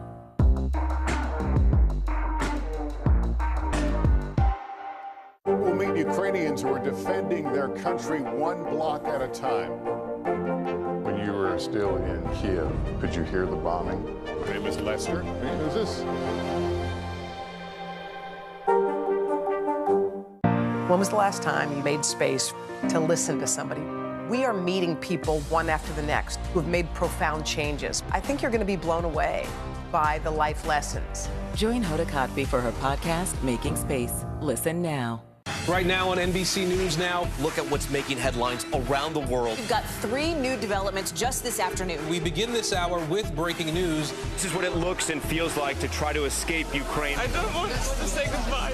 This factory has gone from making kitchen pots to lethal items. There's an intense artillery battle underway. Breaking news this morning. The heartbreak, the grief, and the tears that we have seen here are all tragically familiar. Was there a school officer on campus? Because that's what we've been told. No. The shooting is once again reigniting the debate over gun laws. If it's Tuesday, it is primary night. The highest profile races yet this year. The official confirmation of Judge Ketanji Brown Jackson. Let's zoom out a bit to our changing climate. What do we think that the new normal is going to be? The rollout of COVID vaccines for children under 5. Inflation is cutting into almost everything. Another honest conversation about what it means to be Asian American. We're coming on the air with the news NBC Scoop. Bringing the news to you is not only a job, it's an honor. Now Tonight with Joshua Johnson, streaming weeknights at 8 on NBC News Now. NBC News, streaming free now.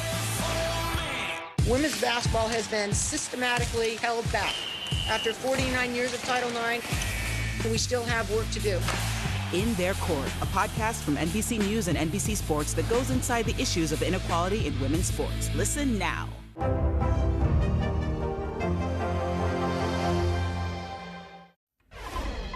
A California civil jury has found that Bill Cosby sexually assaulted a teen in 1975 at the Playboy Mansion when she was 16 years old. He's now been ordered to pay the woman, Judy Huff, $500,000 in damages. Cosby was released from prison last year after a 2018 conviction stemming from another case was overturned. Speaking to reporters yesterday, Huff described her emotions at the court's verdict. It's been torture. It has, just to be ripped apart, thrown under the bus, backed over, and this to me is such a big victory. It really is. To all victims. I mean it. NBC News legal analyst Danny Savalos joins us now for more on this. Hey, Danny, thanks for being with us. So walk us through this civil trial and tell us what the main findings of the jury were here. In this case, the jury did not award punitive damages, which are meant to punish a defendant. Instead, they awarded compensatory damages of $500,000. Now, that sounds like a lot of money, but when you consider the amount of time that a plaintiff's firm puts into this, I have no doubt this would be a pretty good payday for your run-of-the-mill ham and egger plaintiff's attorney shop. But for Gloria Allred's firm, this was not one of their major verdicts of the year, I have no doubt. So it's kind of a mixed bag. Yes, the plaintiff won, but they didn't win all that much. Yeah, let's talk more about that. I mean, Cosby's spokesperson says the actor plans to appeal this decision. He also spoke after the verdict. Let's hear what he said. What happened today wasn't a victory. They didn't get the punitive damages. The victory was ours because we got to disclose and show what this woman was all about. So he's described this as a victory for Cosby because the payout was less than the $8 million that was sought by Huff's attorney. Do you know exactly why the payout was that low? No, because juries, in a case like this, the juries don't have what we call boardable damages. This is not like a car crash where you can say, okay, here's a torn rotator cuff. This is how much it's going to cost to repair that and a lifetime of therapy. With cases like this, and the Johnny Depp Amber Heard case is a similar example, you don't really have tangible things to show a jury. They're literally plucking numbers out of the air. So whatever it is the jury decided in that room, they decided that they believed Judith Huff for some reason and that they would only award $500,000 in damages. Now, again, that may be a jury that thought, hey, $500,000 is a lot of money. Or maybe they were sending a message that, look, we believe you, but this is many years ago. We may have seen some inconsistencies. These are the damages we're awarding as a result. It's really hard to say unless some of the jurors come forward and say something. All right, Danny Savalos, as always, we appreciate your expertise. Thanks for being with us. Millennials have been hit especially hard by the pandemic, fueled crunch on the housing market, and obviously inflation and unrelenting competition push costs even higher. Yeah, they're the largest generation of adults in U.S. history, now in their prime home buying years. But many say the burden of student debt is preventing them from doing just that, from becoming first-time home buyers. NBC News correspondent Antonia Hilton is with us on set. It's great to see you. Tell us about this. Nice to see you guys. Look, it is hard for anyone to get into a home right now, but if you're a millennial and you're carrying student debt, it is additionally challenging. If you're a young professional who has debt, even if you have saved up for a good down payment, you have a good credit score and a good income, if you're carrying debt, many lenders just won't work with you right now. And many people are worried it means that an entire generation is going to get shut out of the American dream. Take a look. For 2 years, Asia Ingram has been trying to find a place in Chicago to call home. When she's not in the lab as an engineer and scientist, she's on the hunt. Because you like historic homes, and this one right here has a lot to offer. But her dream keeps getting deferred, thanks to almost $220,000 in student loan debt, racked up in undergraduate, master's, and PhD programs.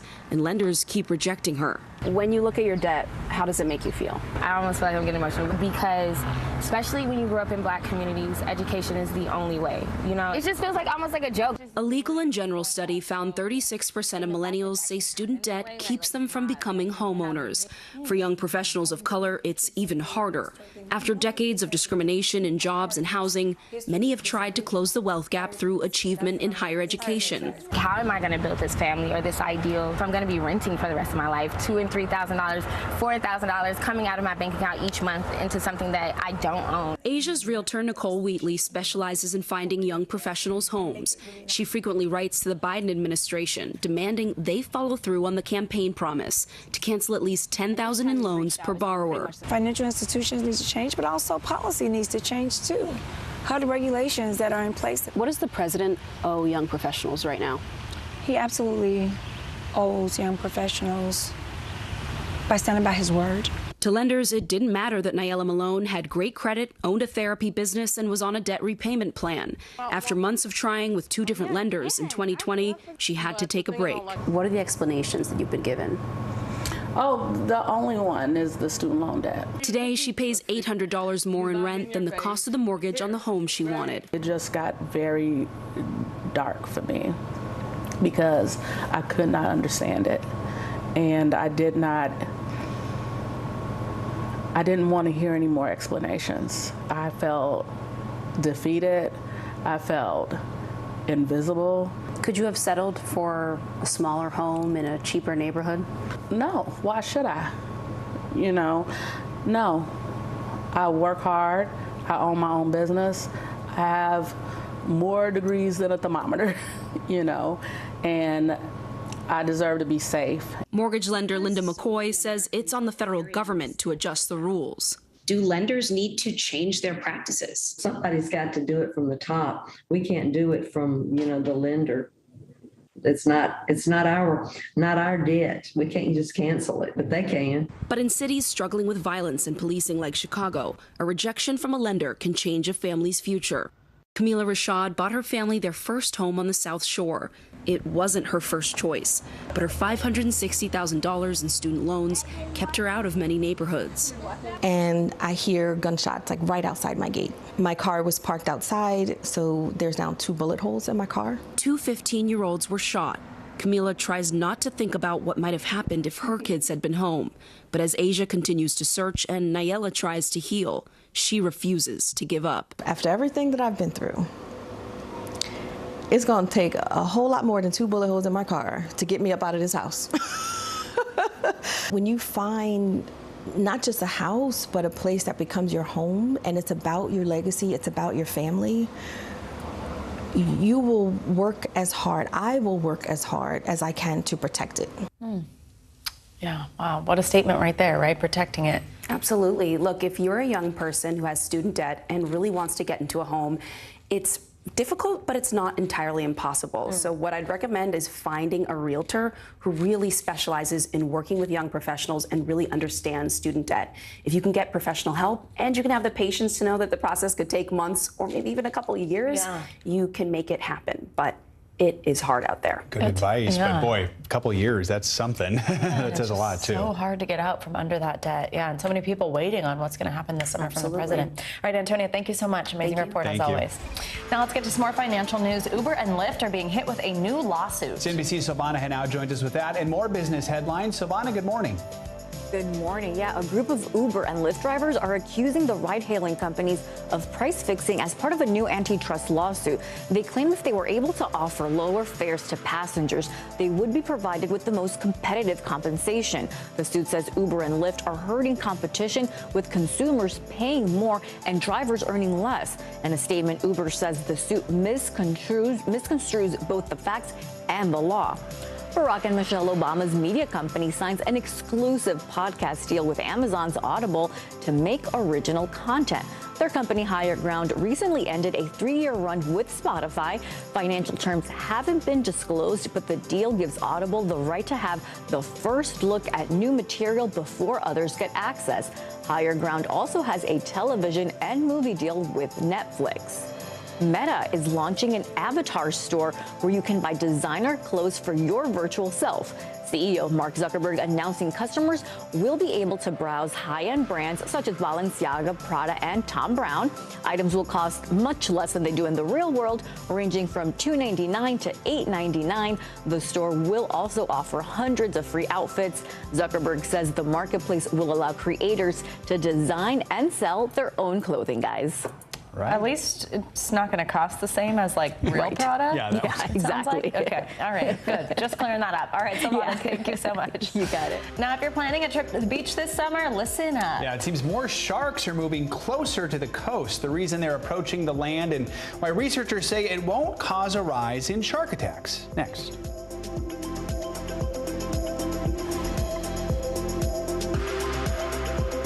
Top Story with Tom Llamas, weeknights at 7 on NBC News Now. Still to come on the Channel 2 News. Well, the waters are certainly receding now. Still too close to call. Lester Holt reporting from Ground Zero, as it's being referred to. It is, in fact, the taste of freedom. The Haitian people know a little something about resiliency. What's the biggest risk right now? Some of the troops who have been proud. I want to welcome you to the first presidential debate. In fact, we've been told we can't go any farther. You are some resilient folks. Let me get a hint.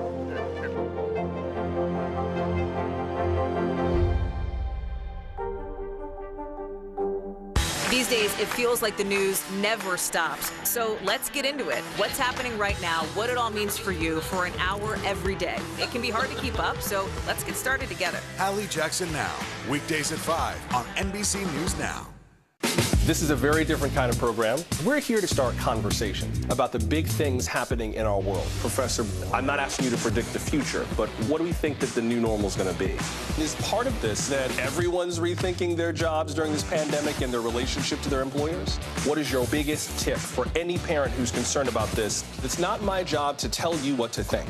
My job is to think about what you tell me. Now Tonight with Joshua Johnson, streaming weeknights at 8 on NBC News Now. Hallie Jackson Now, weekdays at 5 on NBC News Now.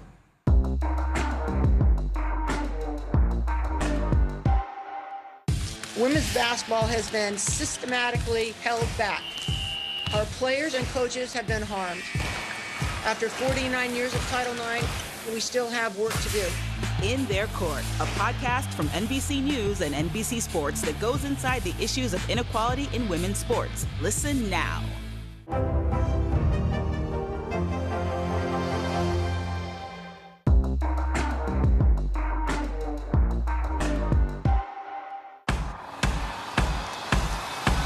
News is happening now.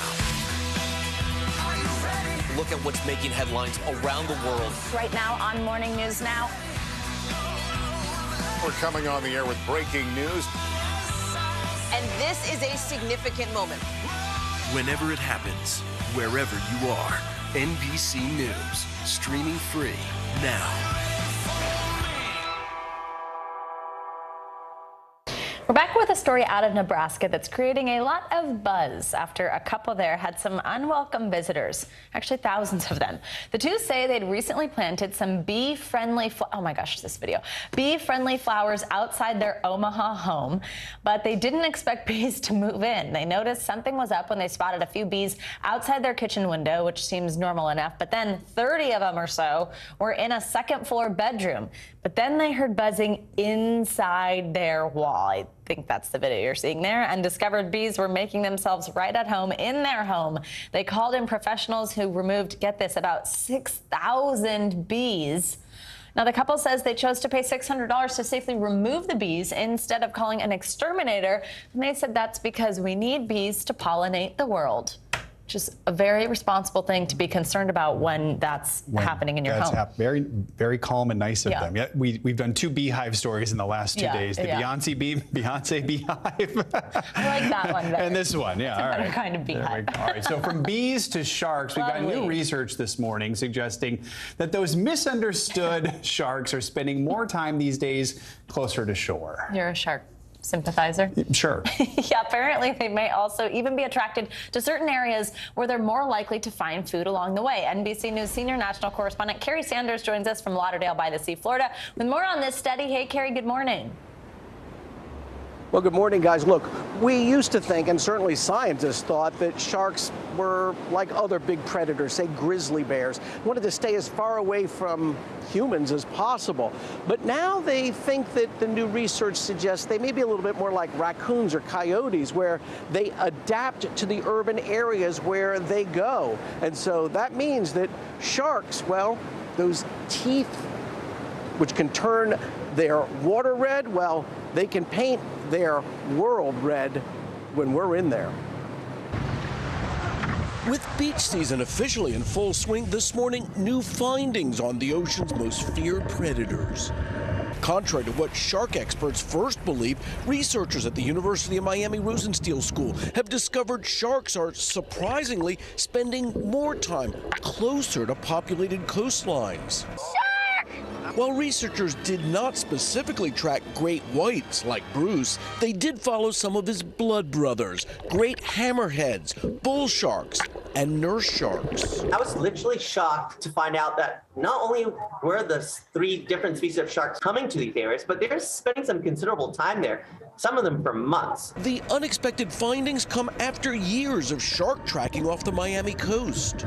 We were there with Dr. Neil Hammerschlag and his team in 2020 as they tagged the city-dwelling swimmers. On days with the highest boat activity, which were holidays like July 4th or during weekends, the sharks' habitat use was pretty much the same as it was during weekdays or times where there was no boat activity. So it's like an interstate, and the sharks are just fine with it. It might be because they're just so used to it.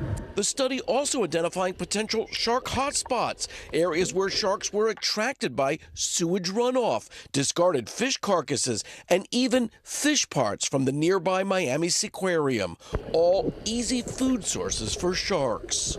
You think of humans in big cities snacking on fast food. It looks like the sharks are doing that too. We're seeing some of those nurse sharks actually get a bit fatter, wider. Even bright lights above the surface are attracting the ferocious fish.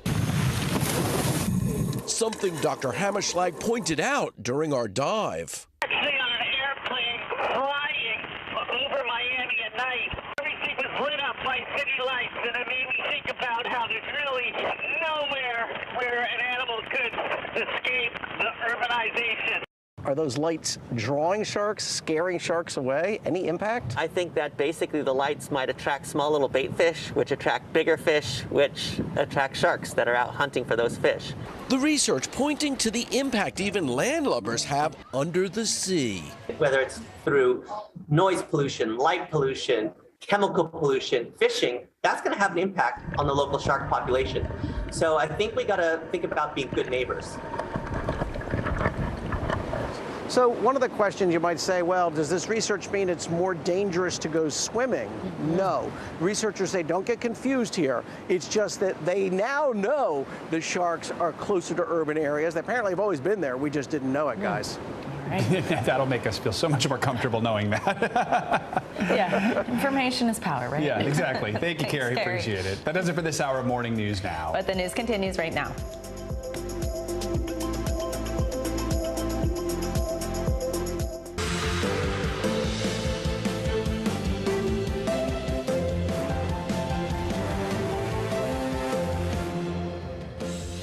Good morning, I'm Joe Fryer. And I'm Savannah Sellers. Right now on Morning News Now, falsehoods and fallout. Powerful testimony about the personal impacts of Trump's so-called pressure campaign. The fourth hearing on the January 6th insurrection, focusing on Republican election officials who say the former president pushed them to reverse his 2020 loss. At the end of the day, President Trump came up short, but I had to be faithful to the Constitution. And that's what I swore an oath to do. Anywhere, anyone, anytime has said that I said the election was rigged, that would not be true. We have full coverage with more testimony from state election officials to a poll worker who found herself the target of an election day conspiracy theory. Plus, what we can expect at the next hearing. Road to relief this morning. President Biden to call for a federal gas tax holiday, a piece of a four-part White House plan to bring down those record high prices at the pump. That breaking news as tens of millions of people make plans to hit the road for the 4th of July. What you should know before you get behind the wheel. Scorcher, the first day of summer, marked by record heat across much of the U.S. This morning, millions of Americans waking up to heat alerts with temperatures soaring to triple digits in several states. A look at the conditions, the dangers, and when to expect a cool off. And bigger than sports, a top university fencing coach who made history 50 years ago, still inspiring athletes today. How her story is breaking barriers for Black women in fencing. Really cool, really inspiring piece. We'll bring you later this hour. Looking forward to that. Absolutely. We begin, though, this morning with the emotional testimony in the fourth January 6th hearing on Capitol Hill. The House committee investigating the insurrection argued that former President Trump and his allies allegedly conspired to overturn the 2020 election results in 7 battleground states, including Georgia and Arizona. Republican officials in those states, all Trump supporters, spoke about a plot to send alternate slates of fraudulent electors to Washington for former Vice President Mike Pence to certify on January 6th. They also spoke about a pressure campaign from Trump and his team to go along with the scheme, which led to violent threats and harassment from Trump supporters that extended even to ordinary poll workers. We have full coverage this morning, but first a look at some of the major moments from day 4. Like Mike Pence, these public servants wouldn't go along with Donald Trump's scheme. And when they wouldn't embrace the big lie and substitute the will of the voters with Donald Trump's will to remain in power, Donald Trump worked to ensure they face the consequences. There is nowhere I feel safe. Nowhere. Do you know how it feels to have the President of the United States to target you? The President of the United States is supposed to represent every American, not to target one, but he targeted me, Lady Ruby. Turned my life upside down. I no longer give out my business card. I don't transfer calls. I don't want anyone knowing my name. I don't want to go anywhere with my mom because she might yell my name out over the grocery aisle or something. Some people broke into my daughter-in-law's home, and my son has passed, and she's a widow and has 2 kids, and so we're very concerned about her safety also. Same people who were attempting to pressure Vice President Mike Pence to reject electoral votes illegally were also simultaneously working to reverse the outcome of the 2020 election at the state level. I said, you're asking me to do something that's never been done in history, the history of the United States, and I'm going to put my state through that without sufficient proof, and that's going to be good enough with me? You are asking me to do something against my oath, and I will not break my oath. The numbers are the numbers. The numbers don't lie. We had many allegations, and we investigated every single one of them. We just followed the law, and we followed the Constitution. And at the end of the day, President Trump came up short. We're going to dig into all of this now with legal analyst Barbara McQuaid and NBC News Capitol Hill correspondent Ali Rafa. Ali, let's start with you. A lot of compelling testimony from state officials in Arizona and Georgia. Again, Republicans who say they were targeted by Trump and his supporters, describing how their lives were changed. Walk us through what they revealed yesterday. Yeah, Joe, these three, not only Republicans, these are Trump supporters who voted for and supported former President Trump in 2020 and even said they would vote for him again prior to all of this happening to them. We heard from Arizona House Speaker Rusty Bowers, Georgia Secretary of State Brad Raffensperger, and his top deputy, Gabriel Sterling, really all of them describing these extremely emotional scenarios in which they were pressured and sometimes harassed by the former president and Rudy Giuliani. In phone calls, we heard really fact-checking in real time, the committee replaying that now infamous phone call between Trump and Brad Raffensperger, in which Trump asks him to find the exact number of votes needed in Georgia to overturn the election. Bowers' testimony particularly emotional, as you heard some of that there, him sticking by his oath, him even recalling this moment in which Giuliani claimed that there were thousands of dead and undocumented voters in the state of Arizona. Giuliani asking him to help find really the proof of that. Bowers even recalling Giuliani saying, "We've got lots of stories, but we don't have the evidence." So these three really going into their personal stories. I want you to take a listen to a bit more of their testimonies from yesterday. They have had video panel trucks with videos of me proclaiming me to be a pedophile and a pervert and a corrupt and politician. Wishing death upon me, telling me that, I'll be in jail with my mother, and saying things like, be glad it's 2020 and not 1920. I was getting texts all over the country, and then eventually my wife started getting the text, and hers typically came in as sexualized texts, which were disgusting. You committed treason. May God have mercy on your soul, with a slowly twisting gif of a noose. And for lack of a better word, I lost it. Some of them even saying that their decision to stick by their oaths and not help Trump in his effort to overturn the election, they say that that decision still affects them today. They're still feeling the repercussions of that today. Ali, let's talk more about one of the people who we just heard from there. That's Georgia elections worker Shay Moss. She gave some testimony that we heard about how her life has essentially been taken away from her, she says. What else can you tell us about her story and what some other election workers in Georgia say they went through? Yeah, we really hadn't heard testimony this truly emotional, this personal, since the committee's first hearing, when we heard from that Capitol police officer who was along the front lines on January 6th. And the committee really wanted to show the personal stories of two election workers, two of so many election workers that we know were harassed and bullied. It just experienced so much trauma from the 2020 election. We heard, as you mentioned, from Shay Moss and her mother, Ruby Freeman, who were now in this now infamous video that was the committee revealed yesterday, in which they're shown in the Fulton County election, really being accused of tampering with boxes under tables, exchanging a USB drive, according to Rudy Giuliani. Shay Moss later saying in that hearing yesterday that she and her mother were exchanging ginger mints. And so these two talked about really the experience of being the target of a pressure campaign by Trump and Giuliani for months. Shay Mitchell's mother actually saying that according to the FBI, the recommendation of the FBI, she had to leave her house for a total of 2 months between election and inauguration day because of just constant threats to her life and her safety. Take a listen to a little bit more of Shay Moss's testimony from yesterday. I haven't been anywhere at all. I've gained about 60 pounds. I just don't do nothing anymore. I don't want to go anywhere. I second guess everything that I do.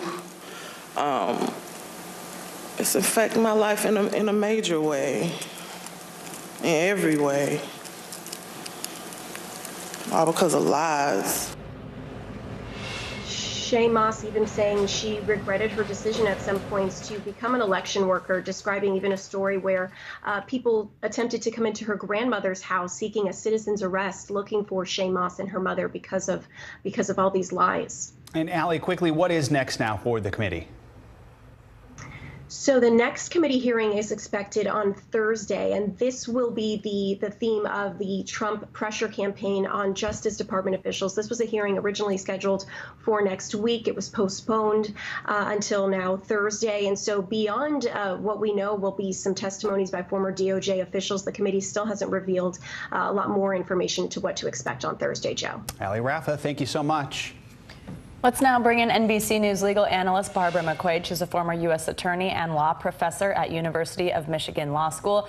Barbara, good morning. Always great to have you with us. So we once again heard clips from that infamous call from then President Trump to Brad Raffensperger, the Secretary of State overseeing the 2020 election in Georgia. First, let's play some of that, and we'll talk on the other side.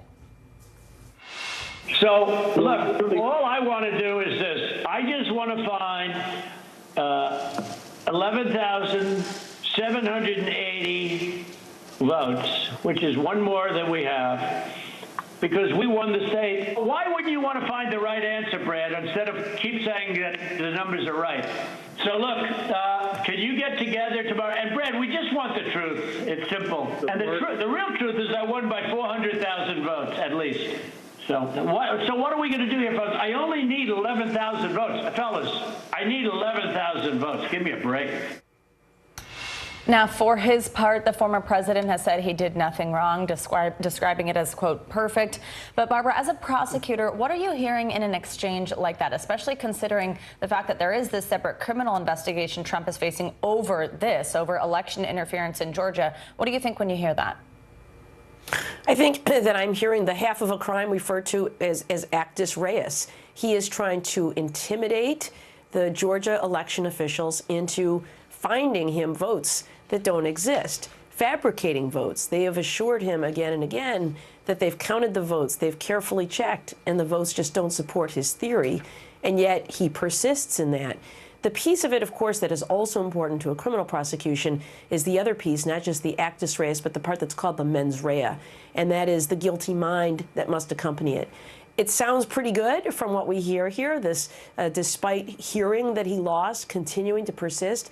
But I think you have to look at some other evidence surrounding it, which we've already heard in some of the other hearings, which is that many people by this time had already told Donald Trump that there was, in the words of Mark Meadows, no there there. In the words of William Barr, that it was BS. In the words of Chris Krebs, that this was the most secure election ever. And in the words of Jeffrey Rosen, the acting attorney general, that there was no merit to what happened specifically in Georgia involving these suitcases full of ballots. And so I think that we have seen, at the very least, probable cause that a crime has been committed here. Certainly the Justice Department would need to dig to find out if there's any exonerating evidence that could tend to cast these facts in a different light. But to me, it seems very clear that this is an effort to defraud the United States out of the free and fair transition of presidential power. So, Barbara, we just talked through Georgia. Let's now go to Arizona, because we also heard about this in yesterday's hearing. So, Republican and pro-Trump Arizona House Speaker Rusty Bowers testified that he received repeated calls, even visits, from Trump's lawyer, Rudy Giuliani. First, let's listen to some of that. Mr. Speaker, this is Rudy Giuliani and Jenna Ellis. We're calling you together because we'd like to discuss, obviously, the election. Hey, Brian, it's Rudy. I really have something important to call to your attention that I think really changes things. I understand that you don't want to talk to me now. I just want to bring some facts to your attention and talk to you as a fellow Republican. My recollection, he said, we've got lots of theories, we just don't have the evidence. And I don't know if that was a gaffe or maybe he didn't think through what he said, but both myself and others in my group, the three in my group and my council, both remembered that specifically, and afterwards we kind of laughed about it. Barbara, what's your reaction to this testimony here we heard yesterday concerning Rudy Giuliani and his alleged participation in this plot? I think Rudy Giuliani finds himself in a lot of trouble after these phone calls. We hear him pressuring election officials in Pennsylvania as well as Arizona, the one we're focusing on here, where he is pushing them in a complete absence of evidence And the common thread that he always raises is, come on, we're all Republicans here. And he ran into people he didn't understand, people like Rusty Bowers, who will place their oath to support the Constitution ahead of any political party interests. It was almost as if he couldn't understand that. Donald Trump in the same way. But this is, we're on this team. We're Republicans. What do you mean? And Rusty Bowers kept asking him for the evidence again and again, and it never came. And so I think we're fortunate that we have public officials with the integrity of Rusty Bowers, but I think it exposes the lack of integrity of Rudy Giuliani. He was trying to change the outcome of an election. And so again, the same crime we just discussed with regard to Donald Trump, I think we can put at the feet of Rudy Giuliani and a conspiracy between them. Barbara McQuaid, thank you so much. I appreciate your time this morning, and we'll have live coverage of the next January 6th hearing tomorrow right here on NBC News Now. This morning, we are one step closer to having Congress pass a major gun bill for the first time in decades. After reaching a framework agreement earlier this month, now a group of bipartisan senators has released text of the legislation. They're hoping to get it through Congress quickly. NBC News Chief White House Correspondent Peter Alexander joins us with the latest. Hey, Peter, good morning. Hey, Joe, good morning to you. The first test was last night when it advanced through the Senate. This is a rare bipartisan achievement, putting a long-awaited package of new gun restrictions on track to pass through Congress, possibly by the end of this week. The deal will beef up background checks for the youngest gun buyers. It also toughens penalties on gun traffickers, among other things. So this is a compromise bill, to be clear. It's not going to satisfy everyone, but it does mark the first significant agreement on guns in nearly 30 years. This morning, after decades of partisan gridlock, a major breakthrough in Congress. 14 Republicans joining all 50 Democrats to advance a new compromise on gun restrictions. This is a breakthrough. And more importantly, it's a bipartisan breakthrough. The deal includes enhanced background checks for people between 18 and 21. Closing the so-called boyfriend loophole, preventing romantic partners convicted of domestic violence from buying guns, directing more money for states to implement their own plans to address gun violence, and billions for school security upgrades and mental health services. This grant program will give every state funding that implements programs that they themselves have adopted to stop individuals in crisis from reaching the point of violence or self-harm. Despite the progress, the bill falls well short of what some Democrats, including President Biden, had pushed for in the wake of recent mass shootings in Uvalde and Buffalo. There is no ban on assault rifles, no universal background checks, and no sweeping red flag laws that would allow authorities to temporarily confiscate guns from potentially dangerous people. But top Democrats are touting the agreement. Congress is back on the path to take meaningful action to address gun violence. And Senate Minority Leader Mitch McConnell calls the deal a common-sense package of popular steps that will help make these horrifying incidents less likely, while fully upholding the Second Amendment. The NRA quick with its opposition last night, saying in a statement this legislation can be abused to restrict lawful gun purchases and infringe upon rights of law-abiding Americans. Now, on the other side, one top Senate Democrat, Washington State's Patty Murray, says the bill is not everything that's needed, not by a mile in her words, and that she and others will continue pushing for tougher laws. But notably, she said she supports the agreement because, in her words, the most extreme option on the table is doing nothing at all. Joe and Savannah. Peter, thank you so much. Another holiday weekend is quickly approaching, and despite record high gas prices, plenty of Americans are still expected to travel over the long 4th of July weekend. President Biden later today is expected to ask Congress for a different kind of holiday, one that would suspend the federal gas tax for a few months, granting some much needed relief at the pump to millions. Now, AAA projects that a record 42 million people will travel for the 4th by car, with another 3.5 million people getting on a plane. For more on this, Caleb Silver is here with us. He is the editor-in-chief of Investopedia. Caleb, we love when you join us. Thanks for being here. So we know the cost of gas and traveling has been just setting records this year. And first of all, if you can get on a plane without it being canceled or whatever.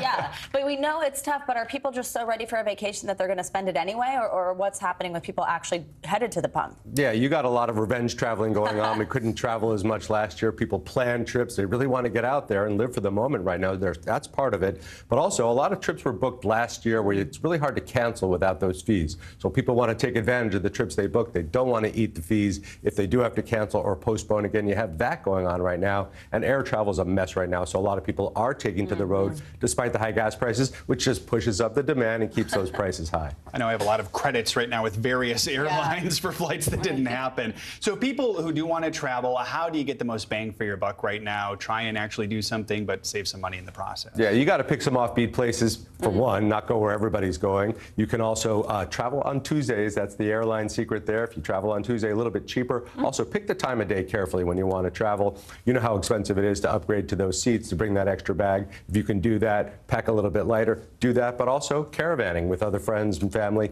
A lot of folks are starting to do that as well. And these house rentals that were impossible to get last year, starting to open up in some vacation spots because folks thought the demand would be there, but folks are backing away from prices. You may see some cancellations, so put those alerts up. You may get a better deal. Oh, that's a good idea. The alerts are always good. Same with for flight prices dropping.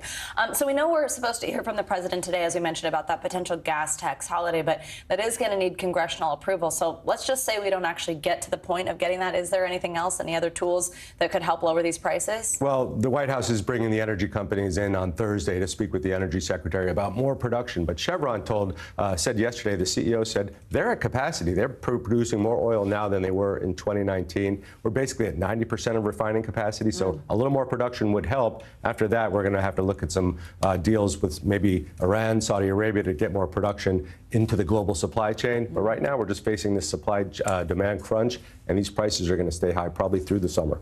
Oof. All right. Well, I don't know what that means then. Jarrett, don't take a trip. Hunker down for the summer. Get a bite. Get a bite. Here's some good advice. I like that. Caleb Silver, thanks so much. I appreciate it. Now to the heat wave that's sweeping across the nation, which might keep you inside. The plains in the Midwest just saw record-breaking temperatures. Yeah, or apparently we learned yesterday it might mean your plane also can't take off. Yeah. Lots going on. Now, millions of Americans in the east and south are under heat wave warnings as triple-digit temperatures are expected to hit those areas. NBC News correspondent Blaine Alexander joins us from Atlanta with more on this. Hey, Blaine, good morning. Well, Joe and Savannah, good morning to you both. It is very hard to believe that we're only in the second day of summer. For so many parts of the country, it feels like we've been here for weeks. So take Atlanta, for example. We're set to hit 100 degrees today. That would be a new record, and it means that fountains like these are going to be seeing a lot of traffic as people try desperately to stay cool. Definitely going to feel that heat and humidity. It's a burning question across much of the country this morning. How hot will it get? Make sure you spend much of your time inside. Just do everything you can to keep cool. Much of the Midwest melting under record highs, 95 degrees in Detroit and a sweltering 99 recorded in Chicago. I've just been staying inside. I've cranked my AC, so that's about it. It's definitely super hot and a little sticky out. It's all part of a massive heat dome blanketing the country and shattering records. Now that summer heat wave is heading east, and the heat indexes in some places could hit as high as 115 degrees. It means extra vigilance outside, especially for parents who dare to hit the playground. He isn't able to realize he's too hot or dehydrated before it happens, so I feel like I have to be watching out for the signs. And guys, you heard that mother there talk about watching out for the signs. That goes for adults too. So if you do have to stay outside in the heat for prolonged periods of time, it's important to watch for signs of heat exhaustion. That includes dizziness. If you're feeling like you have a headache, or if you're sweating profusely, or if you're just kind of tired or lethargic, experts say that you should go inside, cool down, try and take off some extra layers of clothing. But guys, your best bet when we're talking about temperatures this high, just stay inside where it's cool if you possibly can. Back Blaine, to you. Thank you so much, and kudos to you for not just jumping into that fountain. Yeah, thanks, Blaine. Holding back. Let's now get a check on your morning news now weather, see what's going on. Michelle Grossman is with us. She does not have a fountain behind her to jump into. Is there one? No, no, don't say any. Yeah, she looks so pretty against that fountain, though. And you're going to need to be near water today. If you don't have air conditioning, not all of us do. Maybe get into a store, a movie theater, the shade if you're outside. You just don't want to spend too much time outdoors. It's not just the heat, it's the humidity as well. So once you factor that in, Blaine kind of mentioned this in her story here, it feels like 115 115 in some spots. So this is what we're looking at today. 20 million people impacted from the Northeast or the Ohio Valley down to the South. The Southeast really seeing those temperatures soar as we head throughout today. And also tomorrow, we could break records that are 90 years old. So taking a look at the dangerous heat once again in the South Central states, the Southeast, Nashville even, we're looking at 100 degrees. You factor in the humidity, it's going to feel like 103. Same story in Tallahassee, 101. The heat index of 103. Atlanta, 100 degrees. 96 in Raleigh, 98 in Little Rock. You get the idea. We're looking at temperatures in the upper 90s, over 100 degrees in some spots. As daytime highs, once you factor in that humidity, that's where we're feeling like 115 in spots. So tomorrow we're looking at temperatures over 100 degrees in Tyler, Texas. It'll feel like 104. But look at Jacksonville. It's going to feel like 108 as we head throughout tomorrow, 107 in Pensacola. So that's where it's really taxing on your body. You want to take those tips that Blaine just told us. Stay indoors if you can. Drink lots of water. Check on your neighbors who maybe may not be aware of this heat, the elderly neighbors. And then as we go throughout the weekend here, we're looking at these temperatures. A little bit of relief for some, but really the heat staying in place. Memphis 102 on Saturday, Sunday 101. Jackson into the upper 90s near 100 degrees. We have all this heat and humidity. That's fuel for storms, and we have a cold front that's going to be the trigger for storms, and that's what we're looking at throughout the Northeast today, the Ohio Valley, the Mid-Atlantic. I'll show you that in just a minute. But notice this green here. That is a flood watch, and that's because we're going to see storms training over the same area. It's sort of that sit and spin that, you used when you were little. It's going to spin in the same spot and kind of bring those storms over and over again. And that's why we do have the risk for some flash flooding. So this is what it looks like today. Slight risk in the yellow, Altoona, Pennsylvania, Elkins, Maryland, D.C., Baltimore, Charlottesville. You could see some severe storms. That means we could see winds gusting over 60 miles per hour, some damaging winds, also some hail. Some of it could be large, and the chance of a tornado or two. Looking at some flooding rainfall as well. We're looking at those darker colors. That's where we could see some flash flooding. Back to you guys. All right. Thank you, Michelle. Sure. All right. Busy day, as it always is. No kidding. Michelle's world. Another busy election week, too. The results from another week of primary elections are rolling in this morning with a mixed bag of outcomes for candidates backed by former President Trump. That's right. In Alabama, Katie Britt decisively defeated House Representative Mo Brooks to win the Republican nomination for Senate. Britt, who was the former chief of staff to retiring Senator Richard Shelby, had won Trump's endorsement earlier this month. She'll now face off against Democratic candidate Will Boyd in the general election this fall. There was a different story in Georgia for Trump-backed candidates running for House seats. In the race for the GOP nomination in the state's 10th congressional district, Mike Collins defeated former state representative Vernon Jones, who's earned Trump's endorsement in the race. And in the 2nd congressional district there, Chris West edged out Jeremy Hunt in the GOP primary. West was able to win the race despite Hunt's backing from a number of high-profile Republicans. Coming up on Morning News Now, breaking news overnight, at least 1,000 people were killed in a powerful earthquake in Afghanistan, and the death toll is only expected to rise. We're going to have the latest on the rescue efforts that are underway right now. And growing concern about the safety of 2 Americans captured while fighting in Ukraine. The latest after the break.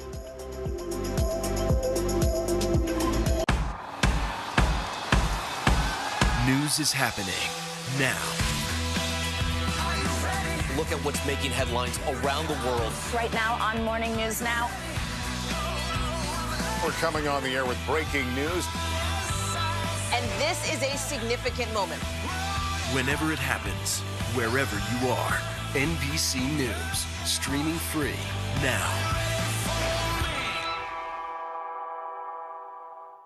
These days, it feels like the news never stops. So let's get into it. What's happening right now, what it all means for you for an hour every day. It can be hard to keep up, so let's get started together. Hallie Jackson Now, weekdays at 5 on NBC News Now.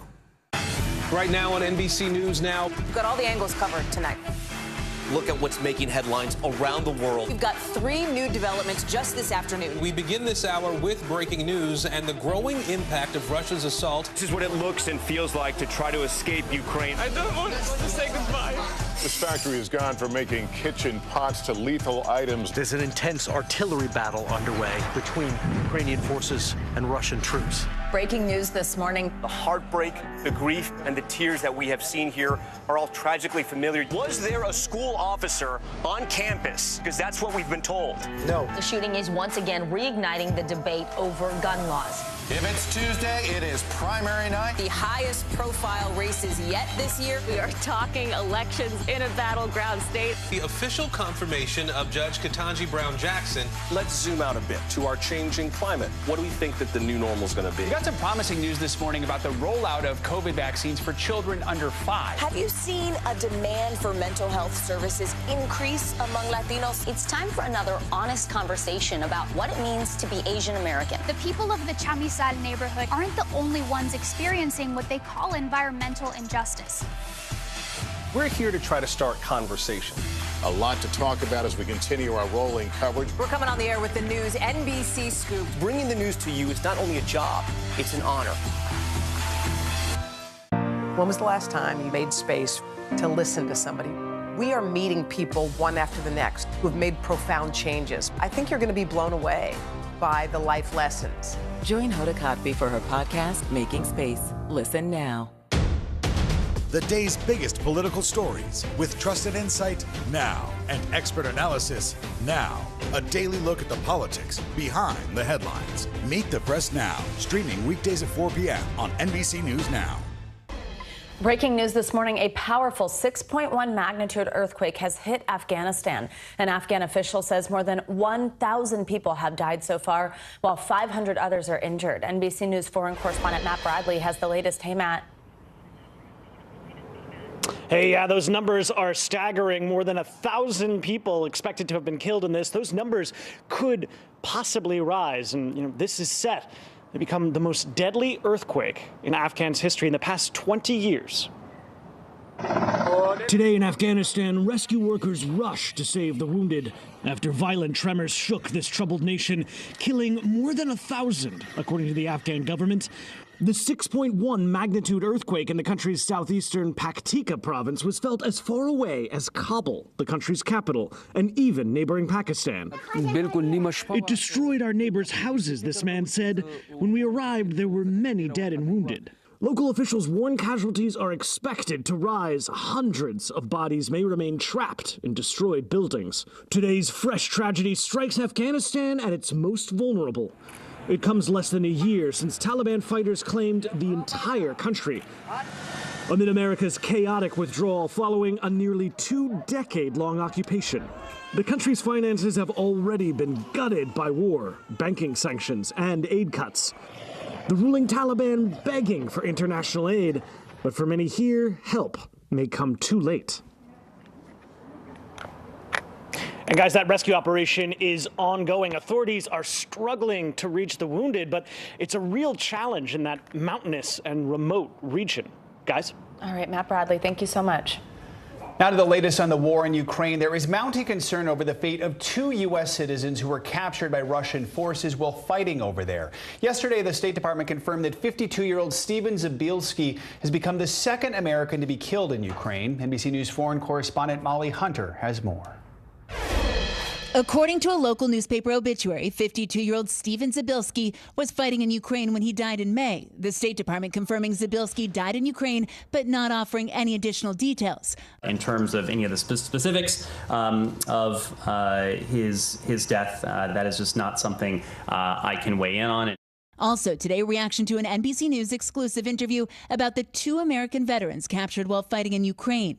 Kremlin spokesman Dmitry Peskov told NBC's Keir Simmons the men won't be treated as prisoners of war. They are not a Ukrainian army. So they are not a subject to Geneva Convention. It will be investigated in due course. So you're trying to establish whether But Geneva Conventions cannot be applied for soldiers of fortune. But he offered no proof that these men were mercenaries, and their families say they were volunteer soldiers. In a statement, senior legal advisor at Human Rights Watch Aisling Reedy says Peskov's assertions that captured Americans are not entitled to POW status is wrong. The White House today expressing outrage at Peskov refusing to rule out the death penalty as a possible sentence for the Americans. It's appalling that a public official in Russia would even suggest the death penalty for 2 American citizens. Officials today also addressing Brittany Griner, who's detained in Russia, and the WNBA star's attempt to call her wife. The U.S. Embassy in Moscow failed to connect the call. It is a mistake that we have worked to rectify. According to the State Department, Griner's call has been rescheduled. Now, Human Rights Watch also adds failing to treat the two captured Americans as POWs would be a violation of the laws of war by Russia. Molly Hunter, NBC News, Dnipro, Ukraine.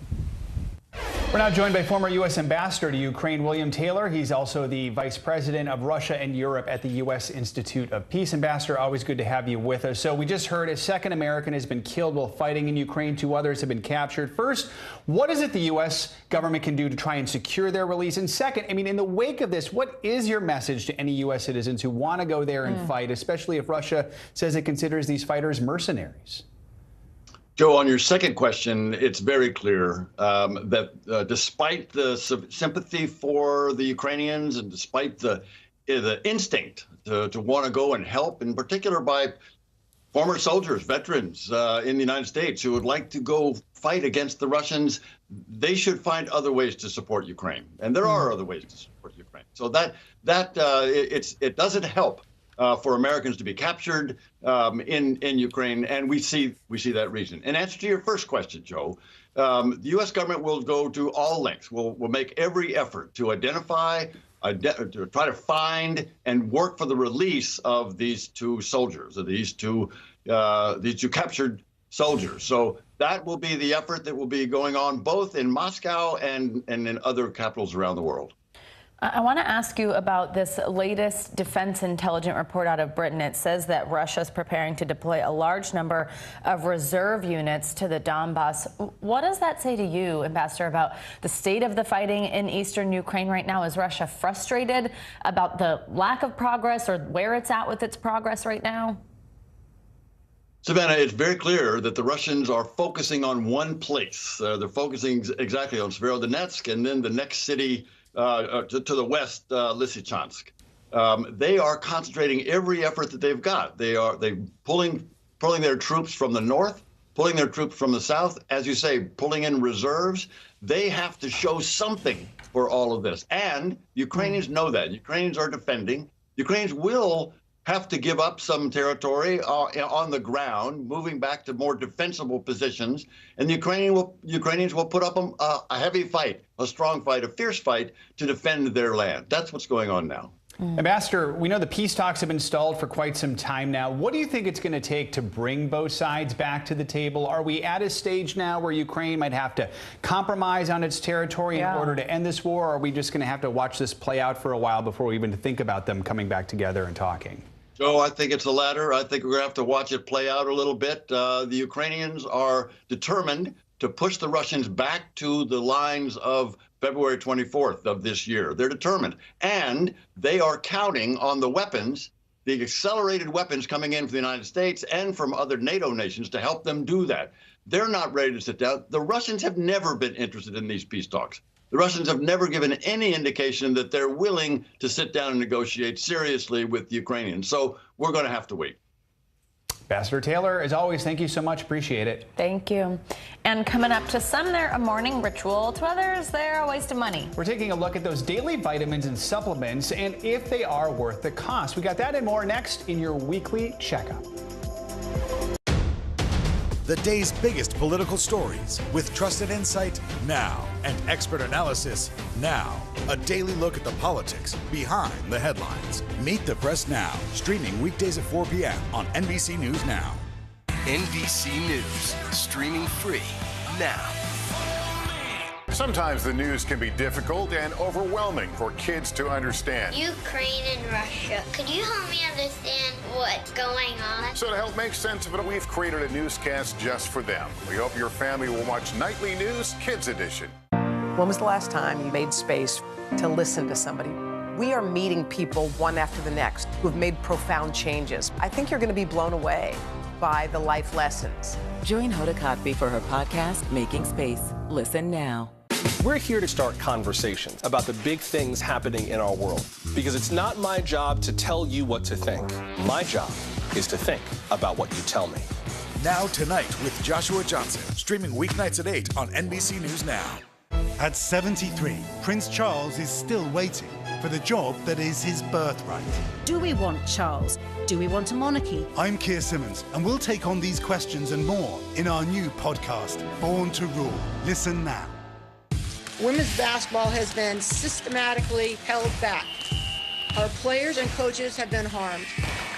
After 49 years of Title IX, we still have work to do. In Their Court, a podcast from NBC News and NBC Sports that goes inside the issues of inequality in women's sports. Listen now. The fire has grown leaps and bounds. What you see behind me is typical. How you doing? Pretty bad.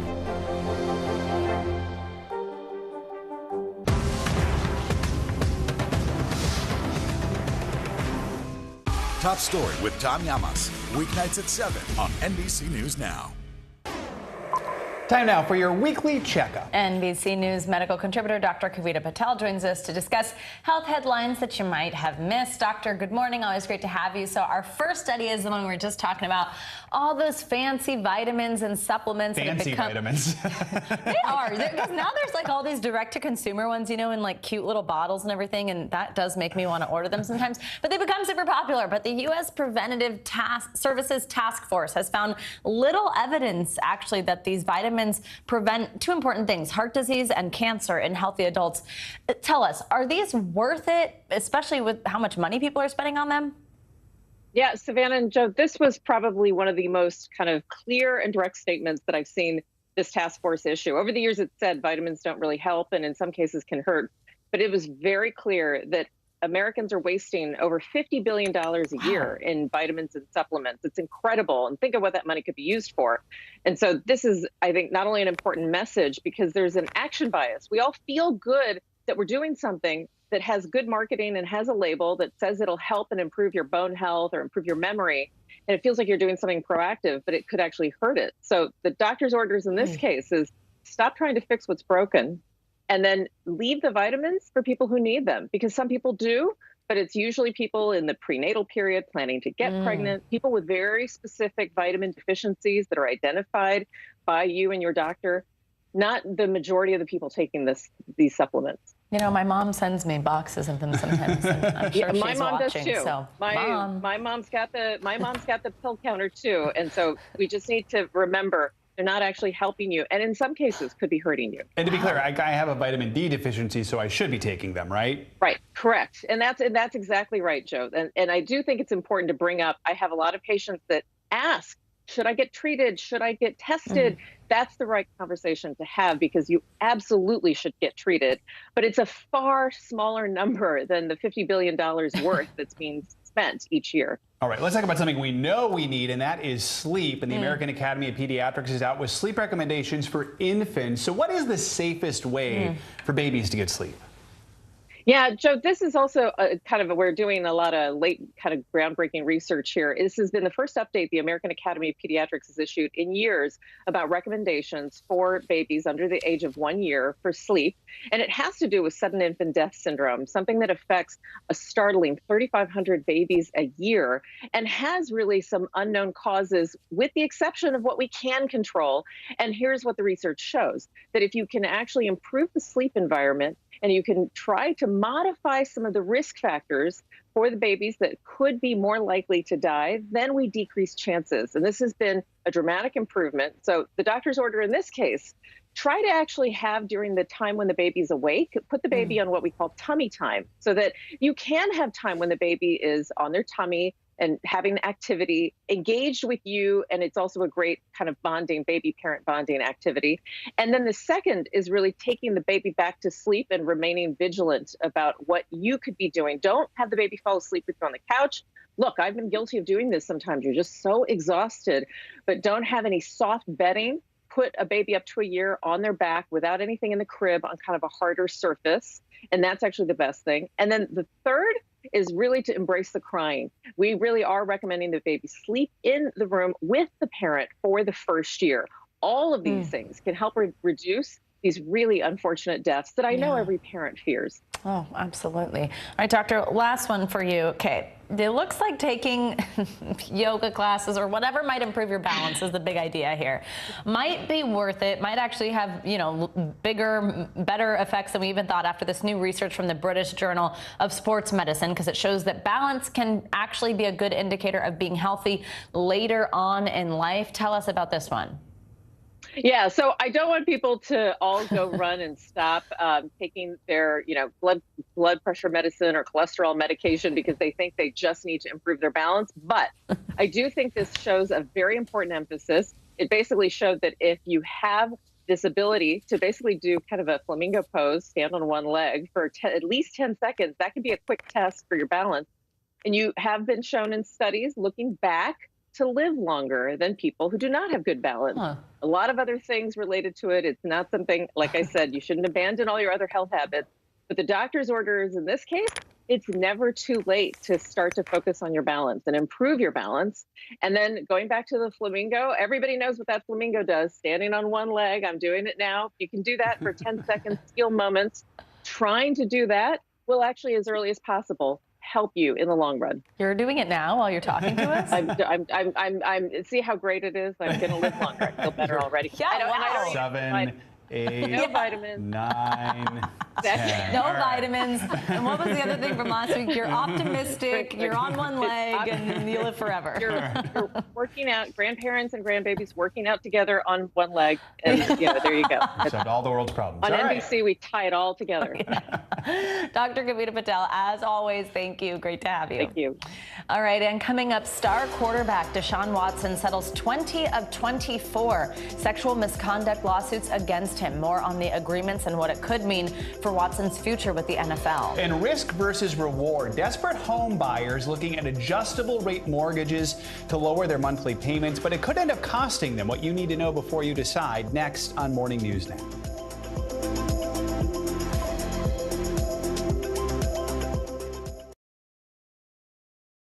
Right now on NBC News Now, look at what's making headlines around the world. We've got 3 new developments just this afternoon. We begin this hour with breaking news. This is what it looks and feels like to try to escape Ukraine. I don't want to say goodbye.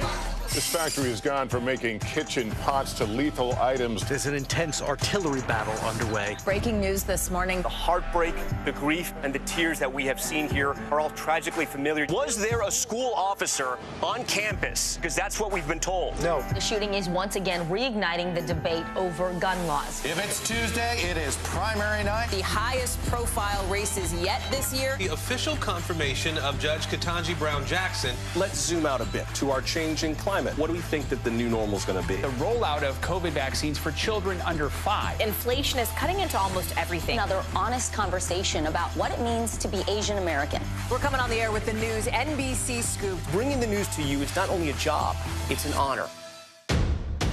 The day's biggest political stories with trusted insight now and expert analysis now.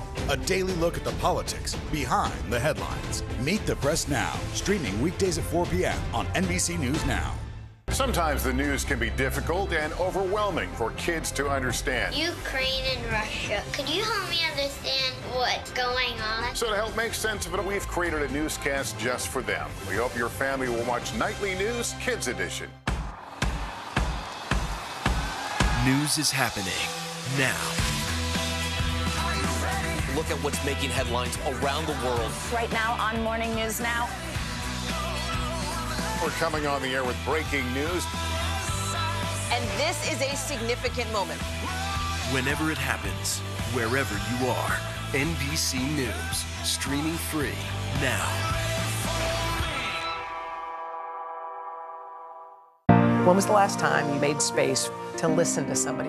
What I learned from a very young age is radical love, radical forgiveness. We are meeting people one after the next who have made profound changes. It showed a lot of personal strength for me. Why am I trying to make other people happy over myself? So many life lessons that are going on in these conversations. We're watching a transformation. Join Hoda Kotb for her podcast, Making Space. Listen now. We're back now with new developments in the sexual misconduct allegations against NFL quarterback Deshaun Watson. 20 women have now reached settlements with the Cleveland Browns quarterback. So what does this mean for the other 4 women who still have not settled? And what does it mean for his future in the NFL? NBC News correspondent Jesse Kirsch has the details for us. Embattled NFL star Deshaun Watson has settled sexual misconduct lawsuits with 20 women, according to the accuser's lawyer, who says 4 more women's lawsuits are still moving forward, including from Ashley Solis, who spoke with HBO. He deliberately grabs himself and put his penis on my hand, and I pulled my hand away instantly, and I started crying, and I told him that I'm done. Disturbing allegations have swirled around Watson since March 2021, when he was the Houston Texans quarterback. 22 women filed lawsuits, but 2 grand juries declined to indict him on criminal charges. Then the Cleveland Browns signed Watson to a blockbuster $230 million contract this year. We felt good about everything that we collected. We felt good about Deshaun as a person. But the lawsuits kept piling up, in recent weeks totaling 24, with the most recent alleging Watson masturbated in front of a female massage therapist. No word from Watson's attorney on the settlements, but the quarterback denied the claims last week. I never assaulted anyone, or I never harassed anyone, or I never disrespected anyone. I never forced anyone to do anything. The NFL says there's no impact on its investigation and Watson's possible suspension. If anything, it puts less pressure on the NFL. Here's why. It had to consider seriously putting Deshaun Watson on paid leave until these cases were completely and totally resolved. Questions remain about the terms of those 20 settlements, and there's no comment from the Cleveland Browns. Back to you. All right, Jesse Kirsch, thank you for that report. Financial headlines now. The IRS says it's close to clearing the backlog of 2021 tax returns. Yes, the NBC's Silvana Henao joins us with that and more. Hey, Silvana. Hey guys, yeah, that's right. Well, the IRS is saying it will have cleared the backlog of last season's tax returns by the end of this week. With 143 million returns from this year's tax season processed so far, the agency believes it's likely it will be fully caught up by the end of the year. Dealing with pandemic-related programs such as stimulus checks and advanced child tax credit payments imposed a bigger workload on the IRS in the past 2 years. Treasury officials say employees have worked 500,000 overtime hours to bring down that backlog. Amazon taps a longtime company veteran to be the new head of its consumer business as the retail giant pushes further into groceries. Doug Harrington launched Amazon Fresh in 2007 and has led the North American consumer division for much of the past decade. The move is part of reorganization that includes the departure of 2 of Amazon's most senior Black leaders. Amazon has said it's committed to having diverse leadership. Uber is bringing back shared rides in several cities, including New York, Chicago, Los Angeles, and San Francisco, as high fares are pinching riders' wallets. With UberX Share, riders will get an upfront discount and up to 20% off the total fare if they're matched with another rider on their route. The feature is designed so riders get to their destination no more than 8 minutes later than with a traditional UberX ride. One time I did one of those on accident and was very confused. Did you make new friends? Like, this is for me. Yeah. I'm like, I actually did that too once, and yeah, same. Yeah, it's like it's so confusing. All right, a glowing endorsement. Silvana, thank you so very much. You got it. All right, we want to stay on your money and talk about those rising interest rates, which are now starting to impact the housing market. For context, the sale of existing homes fell in May, but with prices still high, some homeowners are looking at adjustable rate mortgages, ARM mortgages, to lower their monthly payments. NBC News senior consumer investigative correspondent Vicki Wynn takes a closer look at this potentially risky financial tool. Wine distributor Giannina Arturo just closed on this New Jersey home using an adjustable rate mortgage, or ARM. In order to get this house, I knew that the 10-year ARM was the way to go. That was the only way it was going to work. ARMs offer homeowners a lower starting interest rate than a traditional 30-year fixed mortgage, the lower rate usually lasting 5, 7, or 10 years. Giannina's 10-year ARM has a rate that lowers her monthly payment by more than $300. The difference in that rate between fixed and the ARM was enough to either price me out or price me in. But an ARM is not without risk. Like the name says, they adjust after the introductory period, going up or down based on market rates. What no one can say is how long this housing crisis will last. Back in 2008, millions of homeowners ended up in foreclosure, in part because they used an ARM to buy a home they couldn't afford after the loan adjusted. With 30-year fixed mortgage rates now topping 6% compared to about 3% a year ago, ARMs are making a comeback. The percentage of ARM loans has more than doubled since the start of the year. Loan Depot founder Anthony Shea says he's not worried about another mortgage meltdown. In 2005, ARMs made up 36% of all home loans. Today, they're less than 10%, and lenders are more stringent with who they approve. They have to qualify for a loan today, which we're very happy about. Other protections of today's ARMs include limits on how often rates can adjust and caps on annual increases. Who should avoid an adjustable rate mortgage? Someone that does not like to see their monthly payments increase, because that is no doubt a possibility. You do not have a tolerance for being surprised by a higher monthly payment. You should really look at a 30-year or 15-year fixed rate. For Giannina, the adjustable rate mortgage works. I'm very happy with my decision. I'm happy with the house choice. I'm happy with the payment choice. I'm happy with the rate choice. Our thanks to Vicki Wynn for that report. Coming up on Morning News Now, breaking barriers for women in sports. You have imagined, in those first few years of that program, having a space like this? No, not at all. Up next, we'll introduce you to this legendary university fencing coach who's still inspiring athletes after 5 decades in the game.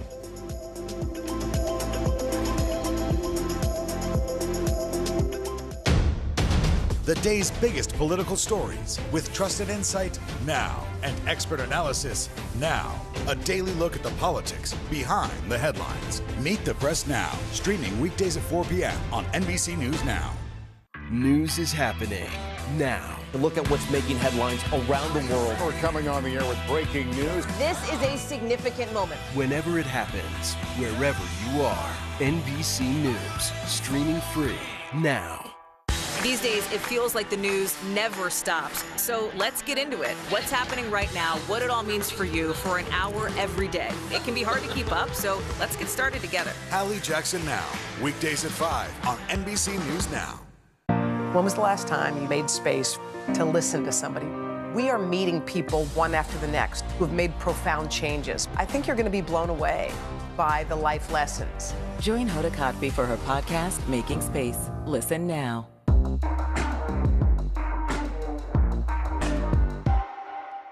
These days, it feels like the news never stops. So let's get into it. What's happening right now, what it all means for you for an hour every day. It can be hard to keep up, so let's get started together. Hallie Jackson Now, weekdays at 5 on NBC News Now.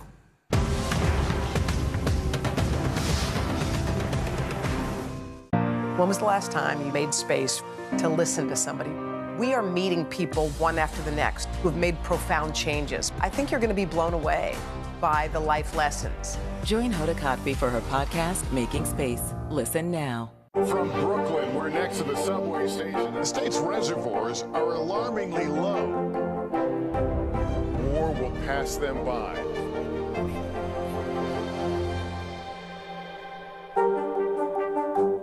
Making Space, the inspirational podcast from Hoda Kotb. Listen now. We're back with an announcement from the Broadway that's not exactly getting a standing ovation from many theater goers. The Broadway League announced that starting in July, it will allow theaters to adopt a mask optional policy. Since shows returned to Broadway, masks had been mandatory for everyone in the audience.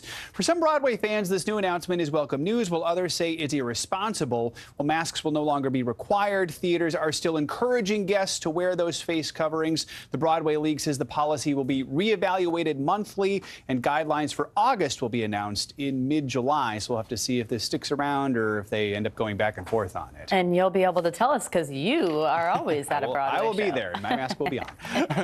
All right, thanks, Joe. Yep. Now, 50 years ago this week, Title IX was signed into law. Its aim to prevent discrimination in any educational programs, including sports. NBC News correspondent Stephanie Gosk met with one university's coach who has been inspiring her athletes ever since its passing. Nikki Frank equates fencing to a physical game of chess. You try to set up your opponent, you try to outmaneuver them or outthink them and to get them to do what you want them to do. She got hooked early, growing up in New York City.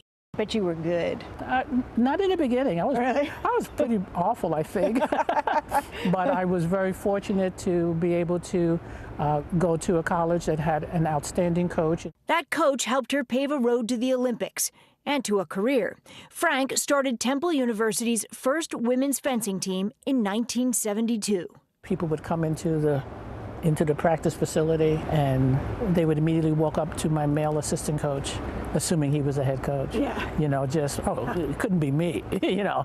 Nearly 900 wins later, no one makes that mistake anymore. Could you have imagined, in those first few years of that program, having a space like this? No, not at all.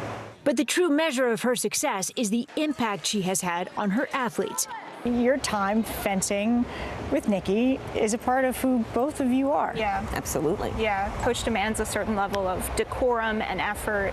Megan Ross just graduated, more than 30 years after Rachel McDaniel. It makes me quite proud that she's still doing it. I didn't see a whole lot of fencers that looked like me, let alone coaches. Coach Frank, the only African-American woman head coach in Division I fencing, has witnessed a sea change. Have we done enough to level the playing field between men and women in sports, especially in the college level? We have done a lot, but there's still a lot to do.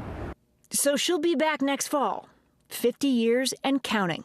Stephanie Gosk, NBC News, Philadelphia. Good for her. Great profile there. That does it for this hour of Morning News Now. But the news continues right now.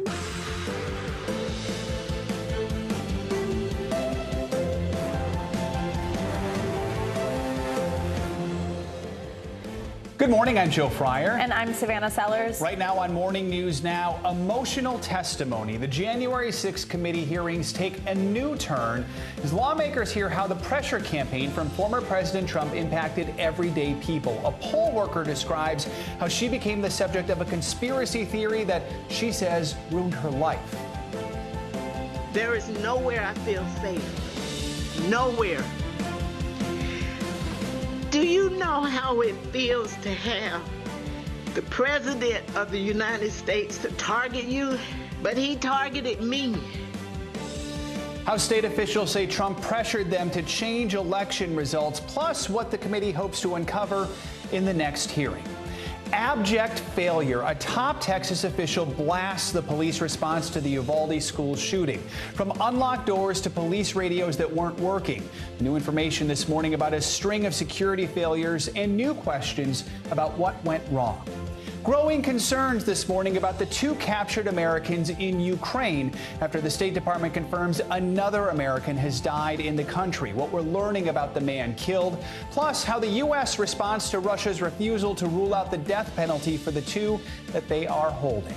And out of reach, the dream of owning a home is becoming nearly impossible for millennials. The factors keeping a generation of young Americans from reaching home ownership right now.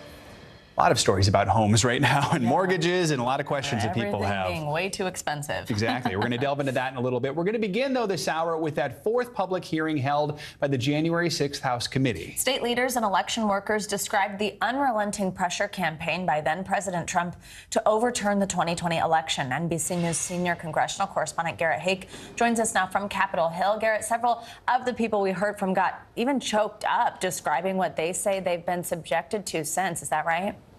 That's right, Savannah. It was surprisingly emotional testimony yesterday as the committee laid out what they see as a scheme that long predates the attack on the Capitol itself on January 6th, a pressure campaign against local officials in key states to either find Trump votes or send fake pro-Trump electors here to Washington from states Joe Biden won. The January 6th committee detailing a relentless pressure campaign by former President Trump and his allies before the Capitol attack, aimed at overturning Mr. Trump's election loss. The president's lie was and is a dangerous cancer on the body politic. Arizona's pro-Trump House Speaker Rusty Bowers testified about calls from Mr. Trump and his allies pushing him to overturn Joe Biden's victory in the state, as Bowers repeatedly asked Trump attorney Rudy Giuliani for evidence of widespread fraud that Giuliani could not produce. My recollection, he said, we've got lots of theories, we just don't have the evidence. And in an emotional moment, insisting he would not violate his oath of office to support the former president's claims. For me to do that because somebody just asked me to is foreign to my very being. I will not do it. Bowers is denying a new statement from Mr. Trump, alleging Bowers told him the election had been rigged. Georgia's Republican Secretary of State and his deputy on the receiving end of this recorded phone call from the former president long after the state was called for Mr. Biden. I just want to find 11,780 votes, which is one more than we have, because we won the state. Those Georgia officials fact-checking the former president's claim about the election and explaining why he lost their state. What happened in fall of 2020 is that 28,000 Georgians skipped the presidential race, and yet they voted down ballot in other races. And the Republican congressman ended up getting 33,000 more votes than President Trump, and that's why President Trump came up short. And a former Georgia election worker and her mother caught up in a bogus conspiracy theory about illegal votes, attacked by Mr. Trump on the same call. It's affecting my life in a major way. In every way.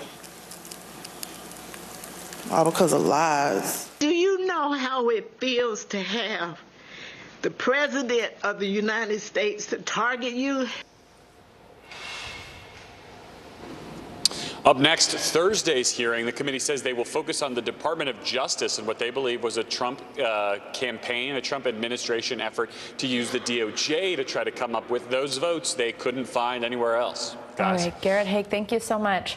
Now, as we heard in yesterday's hearing, state election officials described what it's been like to deal with the pressure campaign from Trump and his allies. So what could it mean for these workers in future elections? Let's bring in NBC News senior political editor Mark Murray for more. Mark, good morning. So, I mean, as we just heard from Garrett there, I mean, this really took this emotional, mental toll on these people. In some cases, it even resulted in people's, according to them, homes being broken into, people showing up outside. Do you think we could see a shift in how elections are run at the state level and how election workers interact with the public after everything that happened following the 2020 election?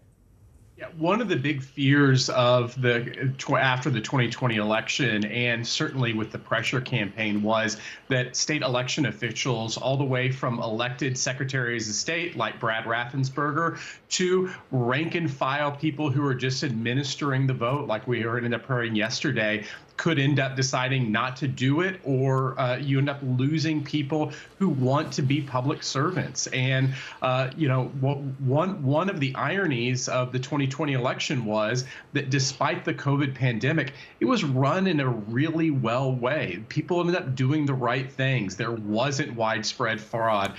People ended up doing their jobs, and to see them penalized and also end up hearing their voices has been very powerful. Mark, let's now talk about some primary elections that we just had last night. So there were several races actually that featured candidates who were endorsed by former President Trump, including Alabama Senate candidate Katie Britt. That's what you're seeing on your screen right here, beating out Representative Mo Brooks in that state's race. What more can you tell us about the implications from this result? Yeah, well, in Alabama, the former President Trump's endorsement was kind of all over the place. First, he endorsed Mo Brooks in this contest, then he rescinded it, and then he ended up endorsing Katie Britt in just the last couple of weeks of that runoff election. And it was a decisive victory for Katie Britt. The winds had been blowing in her direction for this contest. She had been out advertising Brooks, so she ended up getting a whole lot of endorsements. And it's notable that she's the former chief of staff to Richard Shelby, and he's the senator who's retiring and who opened up this seat.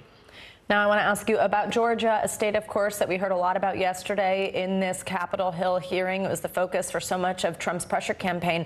It saw mixed results, actually, for candidates backed by Trump and other establishment figures in the GOP. What can you tell us about those races? Some of Donald Trump's biggest defeat in all the races where we're looking for the power of his endorsement have come in the state of Georgia. And so in Georgia's 10th congressional district, Mike Collins defeated Trump-backed Vernon Jones decisively last night. And then also we ended up seeing in Georgia's 6th congressional district, you ended up having Rich McCormick's defeating Jake Evans. In Georgia particularly, and when you look at last month's gubernatorial Republican primary. Donald Trump has received some really big defeats in Georgia, even though many of his endorsed candidates have won elsewhere. All right, Mark Murray, thank you so much. New outrage this morning over the mass shooting at Robb Elementary School in Uvalde, Texas. A top Texas law enforcement official testified before members of the state Senate yesterday following weeks of silence. The head of DPS presented new evidence suggesting officers were well equipped to take down the gunman in just a matter of minutes. NBC News correspondent Sam Brock joins us now from Austin, Texas, where hearings continue today. Sam, good morning. Joe, good morning. Part of this latest timeline offered in minute-by-minute detail. 1 hour, Joe, 14 minutes and 8 seconds. That is how long this massacre went on for. But in the words of the Texas DPS director, it could have been over in 3 minutes as officers stood in the hallways with rifles. Over my shoulder, you see the state capitol. Texas senators here are going to be talking about mental health services and firearm safety today, Joe. But right now, testimony from Tuesday is reverberating throughout the Capitol. Using posters, timelines, and maps. Hey, you stop the killing, you stop the dying. The head of the Texas Department of Public Safety called the police response in Uvalde an abject failure. The only thing stopping a hallway of dedicated officers from entering room 111 and 112 was the on-scene commander, who decided to place the lives of officers before the lives of children. The man Director McCraw is singling out. Pete Arredondo, the school district police chief, previously told the Texas Tribune he never considered himself the incident commander. On Tuesday, he declined to answer questions, climbing into an elevator. McCraw said that you were wrong in the moment. After 5 hours of closed-door testimony before the Texas House. But during an open Senate session, fresh evidence from inside Robb Elementary's hallways. Cultivated from surveillance footage, like these images obtained by the Texas Tribune and Austin Statesman, body camera video and audio recordings, appears to contradict concerns about lack of firepower, armor, or locked doors. According to the testimony, at 11:33, the gunman begins shooting into the classrooms. By 11:35, 3 Uvalde police officers enter with 2 rifles, followed by Arredondo and 3 other officers. The chief calling for backup 5 minutes later. I need some more firepower in here because we all have pistols and this guy's got a rifle. At 11:52, the first ballistic shield arrives with 2 more about 11 minutes later. It could have been used immediately. Investigators also determined none of the police radios worked inside the school hallways, only those belonging to Border Patrol. And the classroom doors were unlocked per state investigators, even as Arredondo spent roughly 40 minutes trying to locate a master key. So the teacher could not even lock the classroom door from the inside? That's correct. There's no way to lock the door from the inside. Parents demanding answers about the police response. Vests, helmets, anything you could think of, they had it. Local leaders pointing out there were more than a half dozen agencies responding, not just Uvalde police. Like it's the perfect storm of what not to do happened in Uvalde, Texas. And when asked why the doors could only be locked from the outside, the DPS director said, I cannot explain it to lawmakers. It makes no sense, but it did prevent the school from executing an actual lockdown. And we also know that a teacher in one of those classrooms had reported the lock wasn't working. It had been inspected. It wasn't the lock itself, but the strike plate that didn't work, which means even if it had been locked technically, the door, Joe, would not have been secure. Back to you. All right, Sam Brock, thank you so much. For more on this now, we are joined by Sewell Chan. He is the editor-in-chief of the Texas Tribune, which has done a lot of investigating into this story. Sewell, thanks for joining us. We appreciate it. Your paper, the Texas Tribune, reviewed a timeline of events that was compiled by law enforcement. That included the surveillance footage that Sam just mentioned, transcripts of radio traffic, phone calls from the day of the shooting. What is it that you did find? What are your biggest takeaways from this? Yeah, thank you, Joe. The reporter just laid out a lot of them, right? The timeline, the video cameras, footage, the body cam imagery, and other documents we've reviewed basically suggest that from really minutes after, the gunman arrived, you saw the arrival of law enforcement, weaponry, protective equipment, including those ballistic shields, even firefighting equipment, such as the Halligan, a tool that would have allowed firefighters and others to just force their way through the doors. So you really have this accumulation of men, materiel, and of course, motivation. What you did not have was a clear order and command to breach. And that is, of course, the delay that everyone is focusing on right now. Yeah, let's talk more about that. I mean, we know several law enforcement agencies were on the scene. The school district police chief, Pete Arredondo, said he did not consider himself the officer in charge at the scene. But it seems like other officers did think he was the one in charge. What more can you tell us about that disconnect there? Yeah, I think that's one of two primary disconnects. The first one is just that, right? That you have the head of a not only small town, but a small town school district police chief. This is normally a school police unit of 6 people. And so suddenly he's leading, or supposed to be leading, you know, a group of law enforcement personnel who ultimately number 60 to 80 people from more than a half dozen agencies. And so, you know, if he wasn't the commander, who was? And we've talked to a lot of police experts about how the incident commander, you know, should be the person best and equipped to kind of coordinate, right, across the different agencies. And of course, as you know, police and military are taught to obey orders and obey chain of command. And so no one was going to either, I don't want to say mutiny, but no one was going to defy the lawful orders and suddenly, you know, kind of go solo. The second major discrepancy, Joe, is that Chief Arredondo had told us that officers had tried the 2 doors of those classrooms, and then finding them locked, had to wait an excruciatingly long time for a master key to arrive to allow them to get in. Now state officials say that they strongly don't believe that the doors were ever locked. It's unreal. As Sam just laid out, too, this whole shooting lasted 1 hour, 14 minutes, 8 seconds to be exact. During that time, officers, we know, were standing by outside the classrooms. We've seen some of the video that you got. Do we know what any of those officers were thinking, what was going through their minds during that excruciating wait? It's very clear from the new footage that they were experiencing unimaginable agony and frustration. You had one police officer whose daughter was literally dying inside. You had another officer whose wife, a teacher, had called him from inside the classroom saying, "I'm bleeding to death." And that, of course, is the teacher who subsequently died en route to the hospital. So, and the officer whose daughter died, it turns out, had to be kind of disarmed and escorted out because, of course, his grief and his anger and his desire to go in and act, you know, were so, of course, profoundly and understandably acute. Hard to imagine what was going through his mind. So many journalists, including your newspaper, have been relentlessly staying on this. What comes next in the investigation, and what are you looking to learn next? Well, there's certainly a lot more hearings. One thing that's very intriguing is the city-state tension now. Uvalde's mayor yesterday said at a very emotional city council hearing, he said that Texas DPS is trying to scapegoat local authorities, selectively leaked information to the media, is basically trying to throw the city under the bus and isn't telling them anything. And he said that he feels it's very, very unfair. And we had not heard that explicitly from the city before. So there's clearly a dynamic right now where Texas Department of Public Safety, Texas Rangers here in Austin is really emphasizing local failures of police command and control. And you've got the local authorities saying, hold on, there may be more to this story. And I just want to ask you, so much of what we're learning in this shooting, it's one of the most scrutinized, I think, responses we've seen to a mass shooting since Columbine, is coming through journalism, coming through papers like yours. Talk about the importance of that in all the information we're learning about this response. I'm very proud of the exclusive information and stories that have been published in the Texas Tribune, other Texas newspapers, public media, and of course, national outlets. What I am dismayed by is that Texas has not been very forthcoming with public records.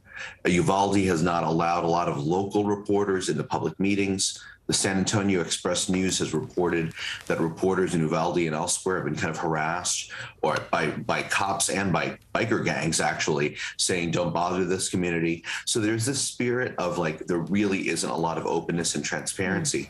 And to be honest, we're hearing from Uvalde residents, they're thanking us because they're not getting answers. And so what they're finding out is through the media. Reminder of the importance of local journalism. Sewell Chan, thank you so much for everything you're doing and for joining us this morning. We really do appreciate it. Appreciate you. Now to the heat wave that's gripping several parts of the country. Officially, it's only the second day of summer, believe it or not, but Americans are already trying to find ways to keep cool in this record-breaking heat. Yeah, now those triple-digit temperatures, look at that, are expected to hit cities in the east and south, and the extreme conditions are creating serious health concerns. NBC News correspondent Blaine Alexander joins us from Atlanta with more on this. So, Blaine, what are you bracing for today, and which cities are expected to see the highest temperatures?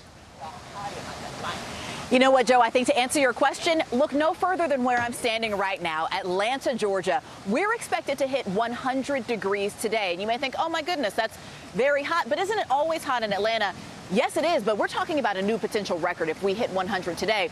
So that's why I'm standing here in Centennial Olympic Park. This fountain behind me here in downtown Atlanta is going to get a lot of play as people here in the city try and stay cool. But it's not just here. We're talking about New Orleans. We're talking about places in Texas, different places that are going to be hitting very close to 100 degrees. In fact, if you consider this, we're talking about nearly 2/3 of the country that over the next week or so, or at least 2/3 of the population that's going to see temperatures at 90 degrees or above. And if you want to take that even further, we're talking about 20% of the population that'll see temperatures close to 100. So we're talking about this heat dome that really is going to be impacting so many people in the coming week or so. And Blaine, of course, a lot of people indoors trying to put their fans on, keep air conditioners on. That's a stress, of course, to power grids during these heat waves. What are some ways people can conserve energy to prevent power outages? And what do we know about how energy companies have been able to keep up? Well, a couple of things that people can do. You know, these are some tips that people should just kind of always remember. One, keep your blinds closed. Keep your blinds, keep your drapes closed, so that way you can kind of keep some of the heat from permeating into your house. The other thing is make sure that you change your air filters. Not something that people would necessarily think of, but if you change your air filters, that's also a way to kind of help conserve energy. A couple of other things, it may be very tempting to keep that AC as down as low as it can, but they say that you should keep it to your highest comfortable setting to try and keep that coolness in the house without taxing the power system. And Blaine, sadly, we know as temperatures rise, heat-related illnesses in kids and hot car deaths become a super serious threat. What are some of the tips we just have to remember to keep in mind to prevent tragedies like that from happening?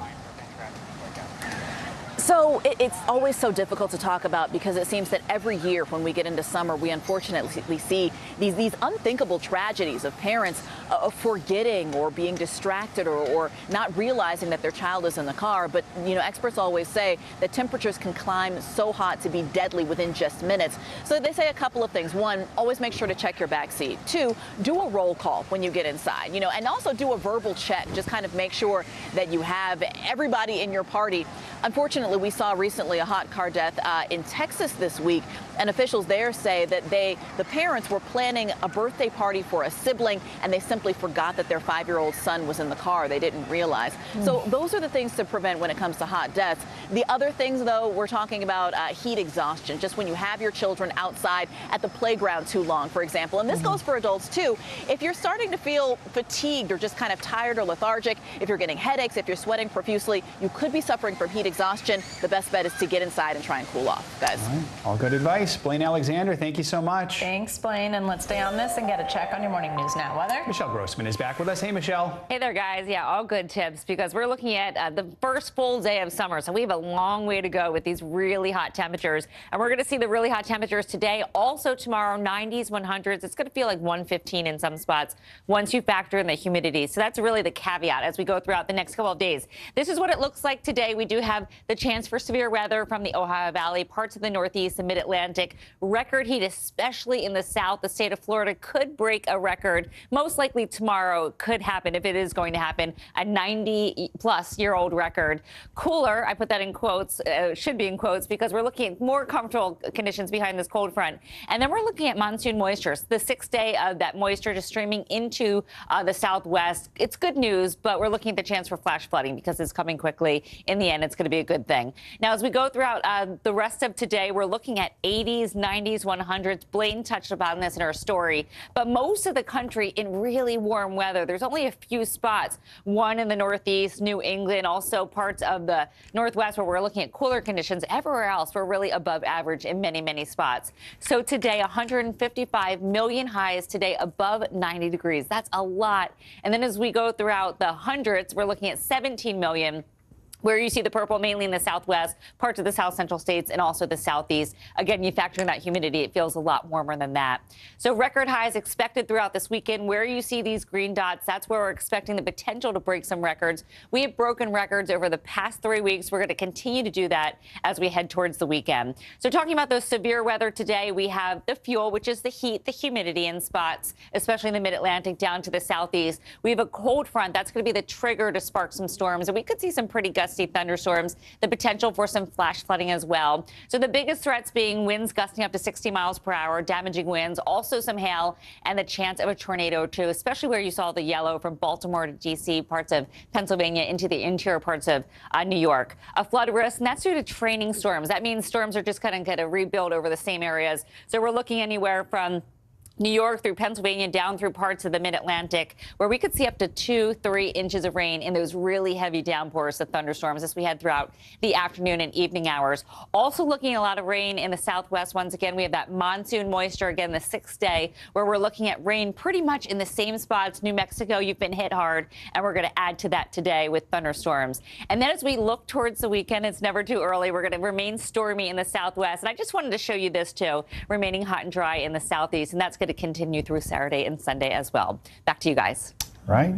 Thank you, Michelle. Jinx. Again. Coming up, we're following the latest from Ukraine. Yeah, the State Department has now confirmed 2 Americans have died fighting there. Coming up, the new information we're learning about them and the latest on the 2 Americans being held by Russians. That's next.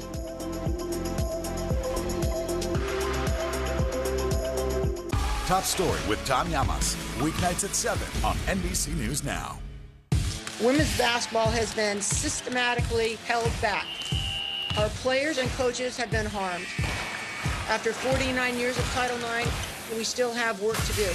In Their Court, a podcast from NBC News and NBC Sports that goes inside the issues of inequality in women's sports. Listen now.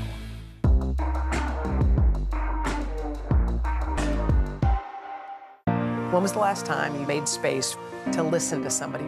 We are meeting people one after the next who have made profound changes. I think you're going to be blown away by the life lessons. Join Hoda Kotb for her podcast, Making Space. Listen now. Sometimes the news can be difficult and overwhelming for kids to understand. Ukraine and Russia. Could you help me understand what's going on? So to help make sense of it, we've created a newscast just for them. We hope your family will watch Nightly News Kids Edition.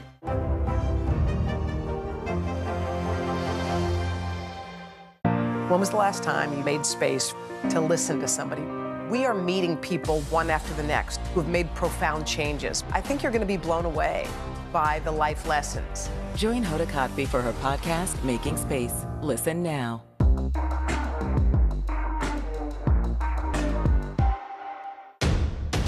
The day's biggest political stories with trusted insight now and expert analysis now. A daily look at the politics behind the headlines. Meet the Press Now, streaming weekdays at 4 p.m. on NBC News Now. Sometimes the news can be difficult and overwhelming for kids to understand, so we've created a newscast just for them.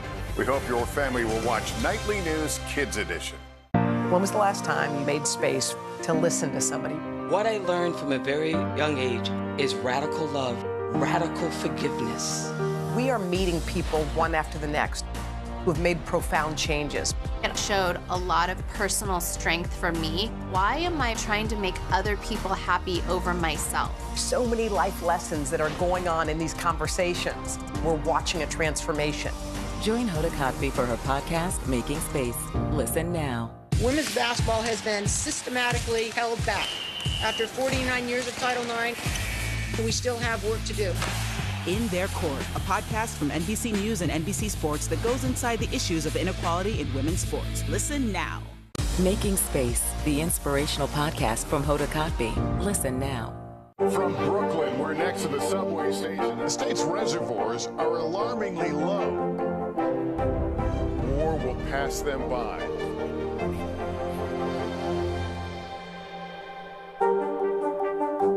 Hallie Jackson Now, weekdays at 5 on NBC News Now. There's growing concern today over the fate of 2 U.S. citizens who were captured by Russian forces while fighting in Ukraine. Meanwhile, yesterday, the State Department confirmed that 52-year-old Steven Zabilski became the second American to be killed in the country. NBC News foreign correspondent Molly Hunter has the latest. This morning, American authorities say they don't know exactly where Americans Alex Drueke and Andy Wynn are being held. We have not been provided either by Russian authorities or by Russian proxy forces or any other entity with additional details of the whereabouts of these Americans. The 2 Americans were captured 2 weeks ago near the eastern city of Kharkiv, according to their families. The State Department now says they're in touch with Russian authorities, also responding to the Kremlin's suggestion that the men would not be treated as prisoners of war. We expect, and in fact, international law and the law of war expects and requires that all those who have been captured on the battlefield be treated humanely and with respect and consistent with the laws of war. The State Department also confirming the death of an American citizen in Ukraine, but not offering any details. According to a local newspaper obituary, 52-year-old Steven Zabilski was fighting in Ukraine when he died in May. NBC News cannot confirm what he was doing in the country. The White House also expressing outrage at Kremlin spokesman Dmitry Peskov's refusal to rule out the death penalty as a possible sentence for the Americans, when speaking exclusively to NBC's Keir Simmons. It's appalling that a public official in Russia would even suggest the death penalty for 2 American citizens. Officials also addressing Brittany Griner, the WNBA star detained in Russia, who tried to call her wife more than a dozen times over the weekend, but the U.S. Embassy in Moscow failed to connect the call. It was a logistical issue that was compounded in part by the fact that our embassy in Moscow is under significant restrictions in terms of its staffing. Molly Hunter, NBC News, Dnipro, Ukraine. Now I've got some other breaking news overseas. A powerful earthquake hit Afghanistan today, killing at least 1,000 people. NBC's Raf Sanchez joins us now from Tel Aviv with this and other world headlines. Hey, Raf, good morning.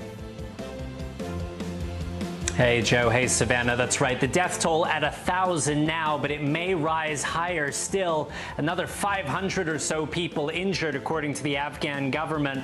And this is going to be a major strain on the country's already collapsed healthcare system. This is the deadliest earthquake in the region since 2002 and a big test for Afghanistan's new Taliban government. China sent at least 29 warplanes into Taiwan's air defense zone yesterday. That's according to the island's defense ministry. It's the latest in months of aerial provocations by Chinese jets. President Biden has said the U.S. would come to Taiwan's aid if China mounted an invasion. And finally, return of the Queen, Serena Williams making a triumphant comeback to tennis for the first time in a year, winning a doubles match in England. It's the first competitive appearance for the 23-time Grand Slam winner since being forced to pull out of Wimbledon with a leg injury. And guys, she looked a little rusty at first, but she really picked up steam as that match went on. Oh. Good to see. Wow, Raf, great. Calling Serena rusty, huh? Shots fired. But she picked up steam. She picked up steam. All right, Raf, thank you so much. Now, here in the U.S., kids as young as 6 months old are now getting the COVID vaccine. Coming up, we're going to tell you how this round of the vaccine rollout will work and what doctors want parents to know about it to protect your kids next.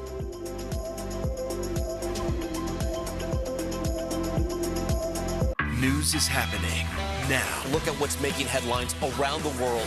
Whenever it happens, wherever you are, it's here now. Women's basketball has been systematically held back. Our players and coaches have been harmed. After 49 years of Title IX, we still have work to do. In Their Court, a podcast from NBC News and NBC Sports that goes inside the issues of inequality in women's sports. Listen now. We'll meet Ukrainians who are defending their country one block at a time. When you were still in Kiev, could you hear the bombing? My name is Lester. Who's this? When was the last time you made space to listen to somebody? What I learned from a very young age is radical love, radical forgiveness.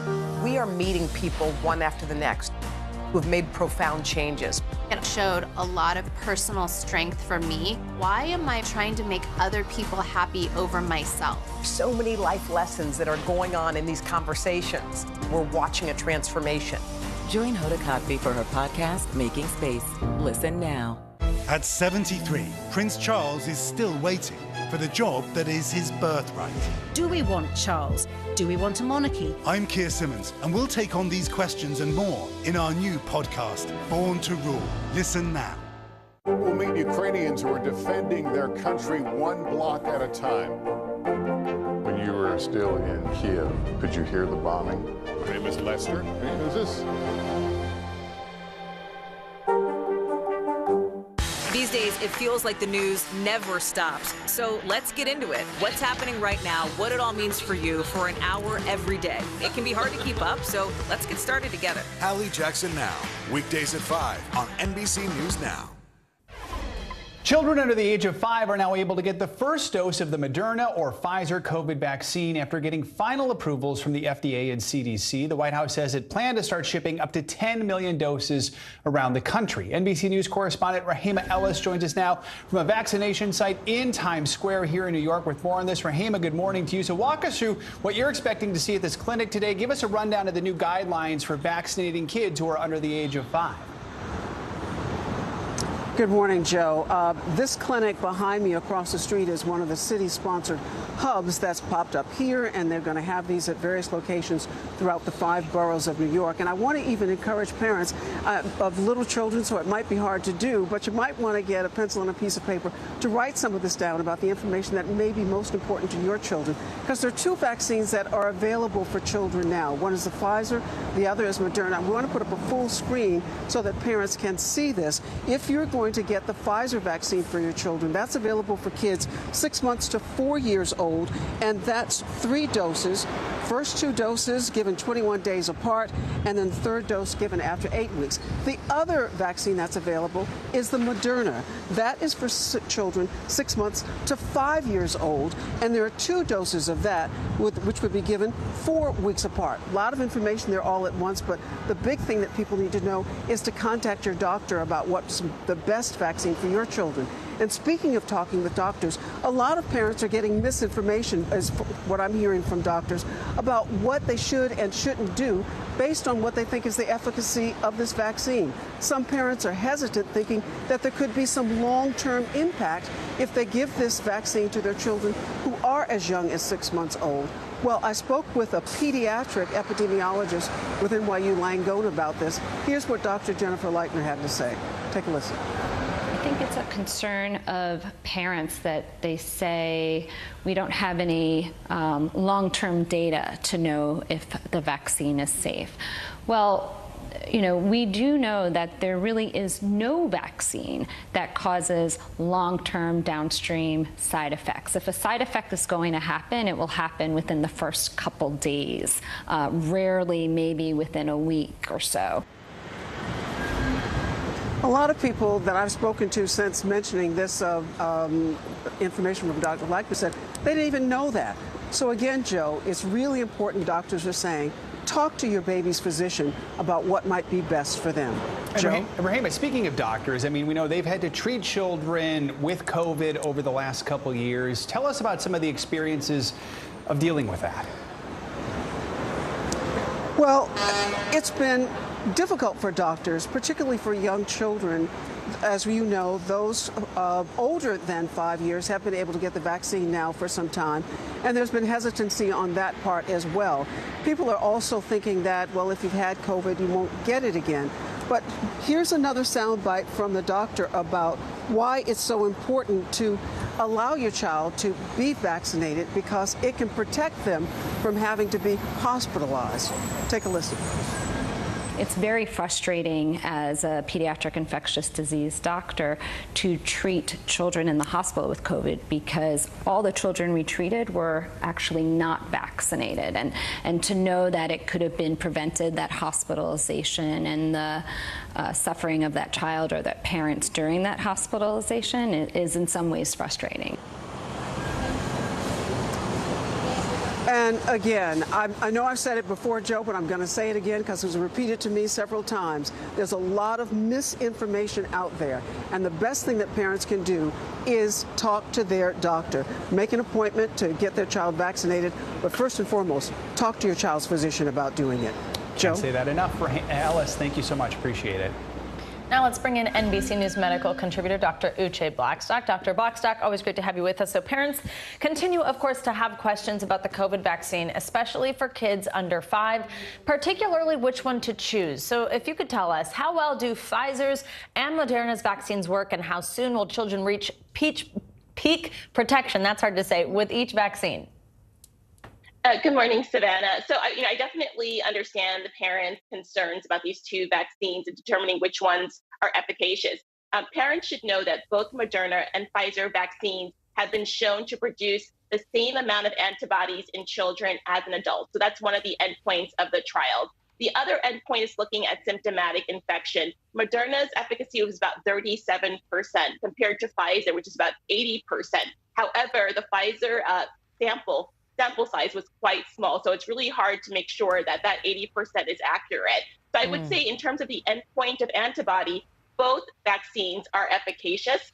For Moderna, it takes longer, obviously, to reach, Pfizer, it takes longer to reach that efficacy because redoses are involved, and people won't have immunity until about 3 months after the first dose, whereas Moderna is apart 4 weeks. So that's a shorter amount of time. And doctor, just to clarify for parents who just heard this and they are concerned about their kids, when you mention a small sample size, what exactly does that mean? And for somebody who's wondering, well, does that mean that we don't have a lot of answers to questions for kids? What do you mean by that? Right. That just means that the number of children that were studied was too small to make an accurate conclusion about the efficacy. So you need a certain size based on the population to determine efficacy. This sample size was too small, but it's important to know that both vaccines produce antibody levels comparable to that in adults. And doctor, I do want to also ask you about long COVID. So there's still a lot of confusion and worry around it, where people experience symptoms for months after a COVID infection seems to have resolved. You know, you're not having that coughing, that type of stuff, but some of these kind of lingering effects are still there. What's the latest thinking on how common long COVID is and whether vaccines do protect against that? Right. And so we're thinking that in terms of looking at studies so far, that about a third of people who get COVID will go on to have long COVID symptoms. Those are symptoms that last for weeks to months after the initial infection. Unfortunately, it looks like vaccines are not as protective against long COVID as we had hoped. Looks like maybe it decreases the risk by about 15%, which is why using other mitigation strategies in addition to vaccines is important. All right, Dr. Blackstock, thank you so much. Appreciate your time this morning. Coming up, a civil jury finds comedian Bill Cosby sexually assaulted a teenager in the 70s. What happened during the trial and how it impacts Cosby now.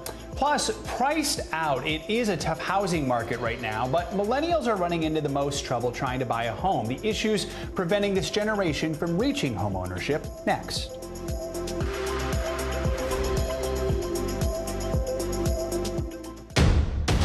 The day's biggest political stories with trusted insight now and expert analysis now. A daily look at the politics behind the headlines. Meet the Press Now, streaming weekdays at 4 p.m. on NBC News Now. Right now on NBC News Now, look at what's making headlines around the world. We've got 3 new developments just this afternoon. We begin this hour with breaking news. This is what it looks and feels like to try to escape Ukraine. I don't want to say goodbye. This factory has gone from making kitchen pots to lethal items. There's an intense artillery battle underway. Breaking news this morning. The heartbreak, the grief, and the tears that we have seen here are all tragically familiar. Was there a school officer on campus? Because that's what we've been told. No. The shooting is once again reigniting the debate over gun laws. If it's Tuesday, it is primary night. The highest profile races yet this year. The official confirmation of Judge Ketanji Brown Jackson. Let's zoom out a bit to our changing climate. What do we think that the new normal is going to be? The rollout of COVID vaccines for children under 5. Inflation is cutting into almost everything. Another honest conversation about what it means to be Asian American. We're coming on the air with the news NBC Scoop. Bringing the news to you is not only a job, it's an honor. It's a can't-miss summer on Today. they are walking strong. Elegant and pretty easy to prepare. How to cut costs on your vacation? Vicky has the answers. Every single thing you need for the best summer yet. Only on Today. Sometimes the news can be difficult and overwhelming for kids to understand. Ukraine and Russia. Could you help me understand what's going on? So to help make sense of it, we've created a newscast just for them. We hope your family will watch Nightly News Kids Edition. Still to come on the Channel 2 News. Well, the waters are certainly receding now. Still too close to call. Lester Holt reporting from New York. Ground zero, as it's being referred to. It is, in fact, a taste of freedom. The Haitian people know a little something about resiliency. What's the biggest risk right now? Some of the troops who have been proud. I want to welcome you to the first presidential debate. In fact, we've been told we can't go any farther. You are some resilient folks. Let me get in.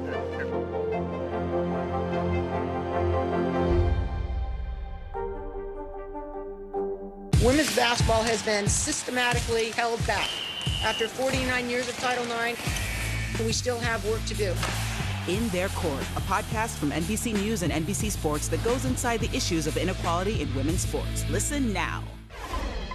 A California civil jury has found that Bill Cosby sexually assaulted a teen in 1975 at the Playboy Mansion when she was 16 years old. He's now been ordered to pay the woman, Judy Huff, $500,000 in damages. Cosby was released from prison last year after a 2018 conviction stemming from another case was overturned. Speaking to reporters yesterday, Huff described her emotions at the court's verdict. It's been torture. It has, just to be ripped apart, thrown under the bus, backed over, and this to me is such a big victory. It really is, to all victims. I mean it. NBC News legal analyst Danny Savalas joins us now for more on this. Hey, Danny, thanks for being with us. So walk us through this civil trial and tell us what the main findings of the jury were here. So in this case, the jury did not award punitive damages, which are meant to punish a defendant. Instead, they awarded compensatory damages of $500,000. Now, that sounds like a lot of money, but when you consider the amount of time that a plaintiff's firm puts into this, I have no doubt this would be a pretty good payday for your run-of-the-mill ham and egg plaintiff's attorney shop. But for Gloria Allred's firm, this was not one of their major verdicts of the year, I have no doubt. So it's kind of a mixed bag. Yes, the plaintiff won, but they didn't win all that much. Yeah, let's talk more about that. I mean, Cosby's spokesperson says the actor plans to appeal this decision. He also spoke after the verdict. Let's hear what he said. What happened today wasn't a victory. They didn't get the punitive damages. The victory was ours because we got to disclose and show what this woman was all about. So he's described this as a victory for Cosby because the payout was less than the $8 million that was sought by Huff's attorney. Do you know exactly why the payout was that low? No, because juries, in a case like this, the juries don't have what we call boardable damages. This is not like a car crash where you can say, okay, here's a torn rotator cuff. This is how much it's going to cost to repair that and a lifetime of therapy. With cases like this, and the Johnny Depp Amber Heard case is a similar example. You don't really have tangible things to show a jury. They're literally plucking numbers out of the air. So whatever it is the jury decided in that room, they decided that they believed Judith Huff for some reason and that they would only award $500,000 in damages. Now, again, that may be a jury that thought, hey, $500,000 is a lot of money. Or maybe they were sending a message that, look, we believe you, but this is many years ago. We may have seen some inconsistencies. These are the damages we're awarding as a result. It's really hard to say unless some of the jurors come forward and say something. All right, Danny Savalas, as always, we appreciate your expertise. Thanks for being with us. Millennials have been hit especially hard by the pandemic, fueled crunch on the housing market, and obviously inflation and unrelenting competition push costs even higher. Yeah, they're the largest generation of adults in U.S. history, now in their prime home buying years. But many say the burden of student debt is preventing them from doing just that, from becoming first-time home buyers. NBC News correspondent Antonia Hilton is with us on set. It's great to see you. Tell us about this. Nice to see you guys. Look, it is hard for anyone to get into a home right now, but if you're a millennial and you're carrying student debt, it is additionally challenging. If you're a young professional who has debt, even if you have saved up for a good down payment, you have a good credit score and a good income, if you're carrying debt, many lenders just won't work with you right now. And many people are worried it means that an entire generation is going to get shut out of the American dream. Take a look. For 2 years, Asia Ingram has been trying to find a place in Chicago to call home. When she's not in the lab as an engineer and scientist, she's on the hunt. Because you like historic homes, and this one right here has a lot to offer. But her dream keeps getting deferred, thanks to almost $220,000 in student loan debt, racked up in undergraduate, master's, and PhD programs. And lenders keep rejecting her. When you look at your debt, how does it make you feel? I almost feel like I'm getting emotional because, especially when you grew up in Black communities, education is the only way. You know, it just feels like almost like a joke. A Legal and General study found 36% of millennials say student debt keeps them from becoming homeowners. For young professionals of color, it's even harder. After decades of discrimination in jobs and housing, many have tried to close the wealth gap through achievement in higher education. How am I going to build this family or this ideal if I'm going to be renting for the rest of my life? $2,000 and $3,000, $4,000 coming out of my bank account each month into something that I don't own. Asia's realtor Nicole Wheatley specializes in finding young professionals homes. She frequently writes to the Biden administration demanding they follow through on the campaign promise to cancel at least $10,000 in loans per borrower. Financial institutions need to change, but also policy needs to change too. How the regulations that are in place. What does the president owe young professionals right now? He absolutely owes young professionals by standing by his word. To lenders, it didn't matter that Nayela Malone had great credit, owned a therapy business, and was on a debt repayment plan. After months of trying with 2 different lenders in 2020, she had to take a break. What are the explanations that you've been given? Oh, the only one is the student loan debt. Today, she pays $800 more in rent than the cost of the mortgage on the home she wanted. It just got very dark for me because I could not understand it. And I didn't want to hear any more explanations. I felt defeated.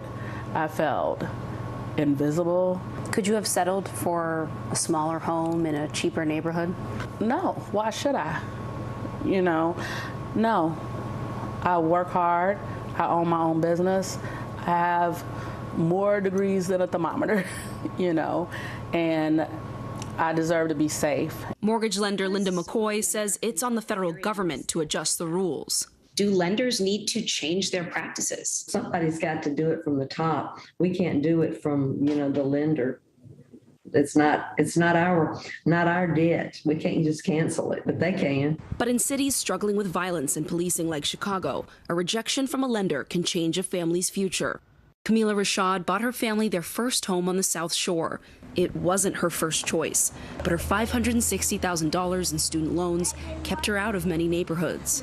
And I hear gunshots like right outside my gate. My car was parked outside, so there's now 2 bullet holes in my car. 2 15-year-olds were shot. Camila tries not to think about what might have happened if her kids had been home.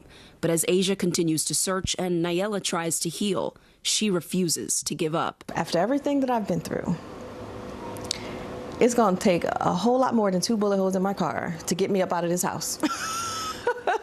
When you find not just a house, but a place that becomes your home, and it's about your legacy, it's about your family, you will work as hard. I will work as hard as I can to protect it. Yeah, wow, what a statement right there, right? Protecting it. Absolutely. Look, if you're a young person who has student debt and really wants to get into a home, it's difficult, but it's not entirely impossible. So what I'd recommend is finding a realtor who really specializes in working with young professionals and really understands student debt. If you can get professional help and you can have the patience to know that the process could take months or maybe even a couple of years, you can make it happen. But it is hard out there. Good advice, but boy, a couple of years, that's something. That says a lot, too. So hard to get out from under that debt. Yeah, and so many people waiting on what's going to happen this summer from the president. All right, Antonia, thank you so much. Amazing report, as always. Now let's get to some more financial news. Uber and Lyft are being hit with a new lawsuit. NBC's Silvana Henao joins us with that and more business headlines. Silvana, good morning. Good morning. Yeah, a group of Uber and Lyft drivers are accusing the ride-hailing companies of price fixing as part of a new antitrust lawsuit. They claim if they were able to offer lower fares to passengers, they would be provided with the most competitive compensation. The suit says Uber and Lyft are hurting competition with consumers paying more and drivers earning less. In a statement, Uber says the suit misconstrues both the facts and the law. Barack and Michelle Obama's media company signs an exclusive podcast deal with Amazon's Audible to make original content. Their company, Higher Ground, recently ended a 3-year run with Spotify. Financial terms haven't been disclosed, but the deal gives Audible the right to have the first look at new material before others get access. Higher Ground also has a television and movie deal with Netflix. Meta is launching an avatar store where you can buy designer clothes for your virtual self. CEO Mark Zuckerberg announcing customers will be able to browse high-end brands such as Balenciaga, Prada, and Thom Browne. Items will cost much less than they do in the real world, ranging from $2.99 to $8.99. The store will also offer hundreds of free outfits. Zuckerberg says the marketplace will allow creators to design and sell their own clothing, guys. Right. At least it's not going to cost the same as like real product. Yeah, exactly. Like? Okay. All right. Good. Just clearing that up. All right. So thank you so much. You got it. Now, if you're planning a trip to the beach this summer, listen up. Yeah, it seems more sharks are moving closer to the coast. The reason they're approaching the land and why researchers say it won't cause a rise in shark attacks. Next.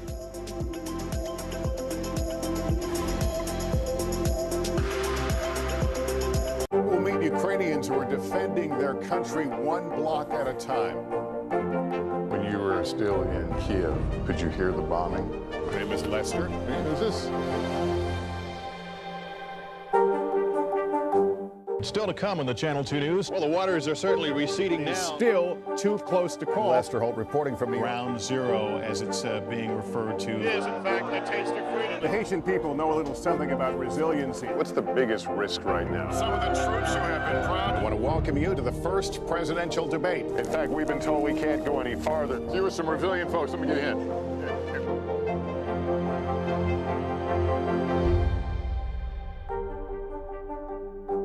Women's basketball has been systematically held back. After 49 years of Title IX, we still have work to do. In Their Court, a podcast from NBC News and NBC Sports that goes inside the issues of inequality in women's sports. Listen now. At 73, Prince Charles is still waiting for the job that is his birthright. Do we want Charles? Do we want a monarchy? I'm Keir Simmons, and we'll take on these questions and more in our new podcast, Born to Rule. Listen now. This is a very different kind of program. We're here to start conversation about the big things happening in our world. Professor, I'm not asking you to predict the future, but what do we think that the new normal is going to be? Is part of this that everyone's rethinking their jobs during this pandemic and their relationship to their employers? What is your biggest tip for any parent who's concerned about this? It's not my job to tell you what to think. My job is to think about what you tell me. Now Tonight with Joshua Johnson, streaming weeknights at 8 on NBC News Now. We're back with a story out of Nebraska that's creating a lot of buzz after a couple there had some unwelcome visitors, actually thousands of them. The two say they'd recently planted some bee-friendly, bee-friendly flowers outside their Omaha home, but they didn't expect bees to move in. They noticed something was up when they spotted a few bees outside their kitchen window, which seems normal enough, but then 30 of them or so were in a second-floor bedroom. But then they heard buzzing inside their wall. I think that's the video you're seeing there, and discovered bees were making themselves right at home in their home. They called in professionals who removed, get this, about 6,000 bees. Now, the couple says they chose to pay $600 to safely remove the bees instead of calling an exterminator, and they said that's because we need bees to pollinate the world. Just a very responsible thing to be concerned about when that's happening in your home. Very, very calm and nice of them. Yeah, we've done 2 beehive stories in the last 2 days. The Beyonce beehive. I like that one better. And this one, It's a better kind of beehive. All right, so from bees to sharks, we've got new research this morning suggesting that those misunderstood sharks are spending more time these days closer to shore. You're a shark sympathizer? Sure. Yeah, apparently they may also even be attracted to certain areas where they're more likely to find food along the way. NBC News senior national correspondent Carrie Sanders joins us from Lauderdale by the Sea, Florida, with more on this study. Hey, Carrie, good morning. Well, good morning, guys. Look, we used to think, and certainly scientists thought, that sharks were like other big predators, say grizzly bears, wanted to stay as far away from humans as possible.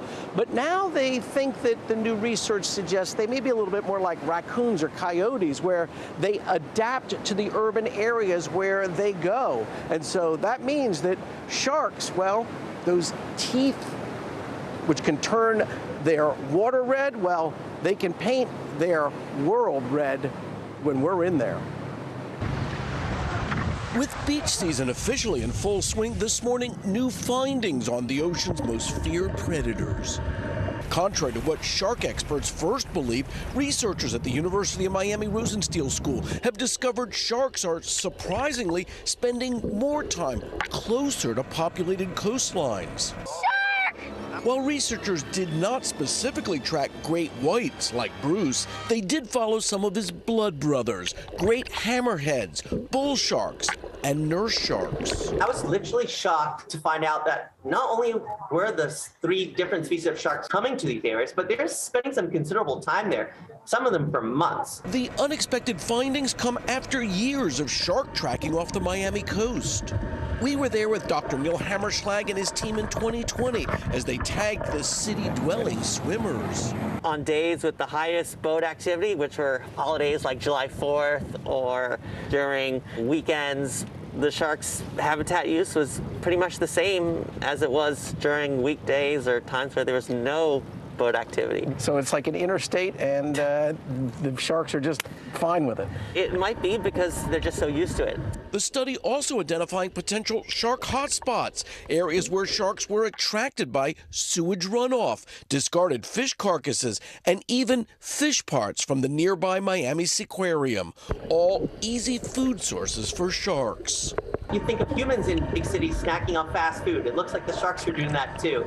We're seeing some of those nurse sharks actually get a bit fatter, wider. Even bright lights above the surface are attracting the ferocious fish. Something Dr. Hammerschlag pointed out during our dive. Actually on an airplane flying over Miami at night. Everything was lit up by city lights, and it made me think about how there's really nowhere where an animal could escape the urbanization. Are those lights drawing sharks, scaring sharks away? Any impact? I think that basically the lights might attract small little bait fish, which attract bigger fish, which attract sharks that are out hunting for those fish. The research pointing to the impact even landlubbers have under the sea. Whether it's through noise pollution, light pollution, chemical pollution, fishing, that's going to have an impact on the local shark population. So I think we got to think about being good neighbors. So one of the questions you might say, well, does this research mean it's more dangerous to go swimming? No. Researchers say don't get confused here. It's just that they now know the sharks are closer to urban areas. They apparently have always been there. We just didn't know it, guys. That'll make us feel so much more comfortable knowing that. Yeah, information is power, right? Yeah, exactly. Thank you, Thanks, Carrie. Carrie. Appreciate it. That does it for this hour of Morning News Now. But the news continues right now.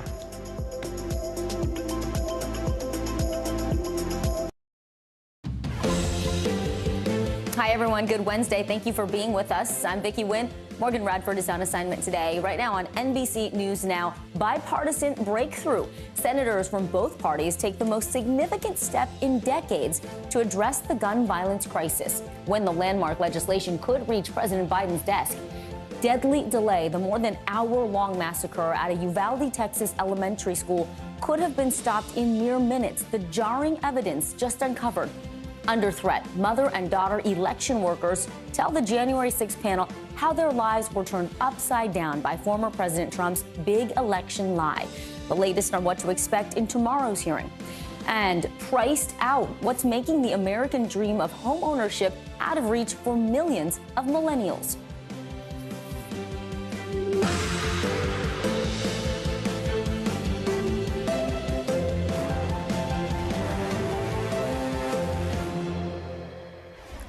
Thanks for joining me this hour. We are nearing the passage of what some senators are calling the first significant new gun laws in 30 years. The bill could clear the Senate by the end of this week. This agreement comes as we unpack new details about the deadly shooting at Robb Elementary School. 21 lives were lost on May 24th in Uvalde, Texas. Now, a top state law enforcement official is calling the police response a, quote, abject failure. NBC News correspondent Sam Brock joins us this hour from Texas. But we begin on Capitol Hill with that legislation and NBC's Scott Wong. Scott, what's in this latest version of the bill and how did the text come together to get enough Republicans on board? Well, Vicki, this was just good old-fashioned compromise. The two sides who had been negotiating for weeks and weeks had just a couple of issues that were delaying a compromise deal. They were able to come together on two of those issues.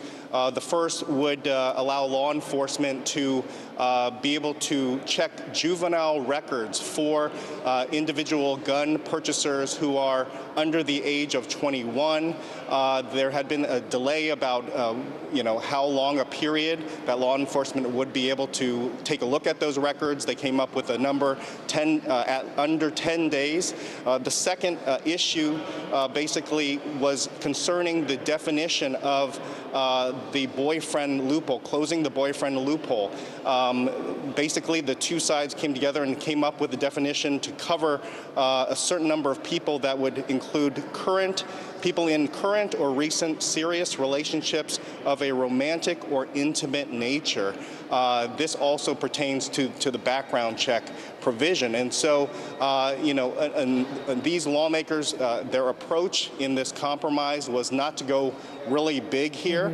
They wanted to, come to a deal and get something done after the Uvalde crisis. And so their approach was a small ball approach, incremental. And we heard that time and time again from these Democratic and Republican negotiators. All right, well, Scott, let me ask you this. The National Rifle Association, along with some Republicans, have said this bill does little to curb gun violence and that it places more burdens on people who are law-abiding gun owners. It is the same argument that they have made successfully and that has blocked significant gun legislation for 30 years. So what is different this time as this bill looks likely to pass, as you mentioned? I think what was different in this case was that these negotiations had the blessing of Senate Minority Leader, the Republican leader, Mitch McConnell. And he basically installed John Cornyn, one of his top trusted deputies who represents Texas, the state where the Uvalde massacre occurred, to really be a leader in these talks. And so there was support from the leadership. We now see that at least 14 Republicans voted in favor of allowing this measure to advance through the Senate, clear the first procedural hurdle last night. We are expecting 15 Republicans in the end, if you include Pat Toomey, one of the lead negotiators who was not able to make last night's vote. So 15 Republicans coming together with all 50 Democrats, that is within the range that these negotiators had been aiming for in terms of achieving Republican votes. They were looking at attaining 15 to 20 Republicans. They are right there in that range. That is a big bipartisan vote for these times and in this gridlocked Senate. And it is quite a statement after 3 decades of inaction on any meaningful gun legislation that the United States Senate will finally see this to fruition later this week. All right, Scott Wong on Capitol Hill. Scott, thank you. We turn now to the increasing outrage in Texas. A top state law enforcement official has revealed new evidence suggesting officers could have taken down the Robb Elementary School shooter within minutes.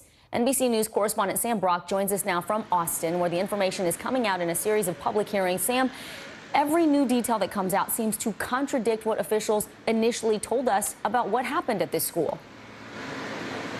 Yeah, Vicki, namely the narrative that there wasn't sufficient firepower or protection. All of that was directly contested inside of the state capitol over my shoulder. We did learn that within minutes of gunfire breaking out within the school, there were at least 7 police officers and 2 rifles. Vicki, they waited 1 hour, 14 minutes, and 8 seconds before action was taken. Using posters, timelines, and maps.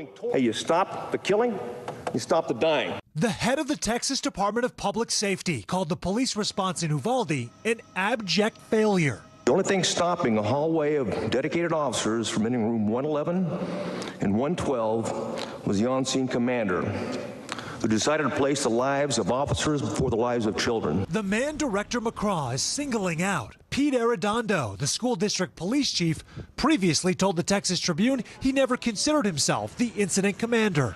On Tuesday, he declined to answer questions, climbing into an elevator. McCraw said that you were wrong in the moment. After 5 hours of closed-door testimony before the Texas House. But during an open Senate session, fresh evidence from inside Robb Elementary's hallways. Cultivated from surveillance footage, like these images obtained by the Texas Tribune and Austin Statesman, body camera video and audio recordings, appears to contradict concerns about lack of firepower, armor, or locked doors. According to the testimony, at 11:33, the gunman begins shooting into the classrooms. By 11:35, 3 Uvalde police officers enter with 2 rifles, followed by Arredondo and 3 other officers. The chief calling for backup 5 minutes later. I need some more firepower in here because we all have pistols and this guy's got a rifle. At 11:52, the first ballistic shield arrives with 2 more about 11 minutes later. It could have been used immediately. Investigators also determined none of the police radios worked inside the school hallways, only those belonging to Border Patrol. And the classroom doors were unlocked per state investigators, even as Arredondo spent roughly 40 minutes trying to locate a master key. So the teacher could not even lock the classroom door from the inside? That's correct. There's no way to lock the door from the inside. Parents demanding answers about the police response. Vests, helmets, anything you could think of, they had it. Local leaders pointing out there were more than a half dozen agencies responding, not just Uvalde police. Like it's the perfect storm of what not to do happened in Uvalde, Texas. And Sam, we are also learning additional details about the calls for help, those heart-wrenching 911 calls. What can you tell us? Right, Vicki. In addition to the torrents of 911 calls coming from kids and teachers inside of the classroom, we also know that one of those teachers, Eva Morales, called her husband, who was a school police officer. He received that call that she was shot and dying. He attempted to get not just into the school, of course, as the police response was building, but through the hallways to her in her classroom and was detained. According to the DPS director, not clear which agency, they took his weapon and they removed him from the premises as he was trying to save his wife's life. All of that, of course, begs more explanation. One of the many questions right now that lawmakers are wrestling with. Vicki? So much heartbreak in that community, adding anger to the fuel, too. Sam Brock in Austin, Texas for us. Thank you, Sam. Well, several cities nationwide could hit triple-digit highs today as the dangerous heat wave shows little signs of easing up. This heat dome is now moving east, which means the south is now feeling the burn and could see new record highs in the next few days. Meteorologist Michelle Grossman is standing by with the forecast. But first, NBC's Blaine Alexander shows us how people are trying to beat the heat in Atlanta. You know, it's hard to believe that this is only the second day of summer. So many parts of the country feel like we've already been there for weeks. Take Atlanta, for example. We're set to hit 100 degrees today. That would be a new record. So it means that fountains like these are going to be seeing a lot of traffic as people try desperately to stay cool.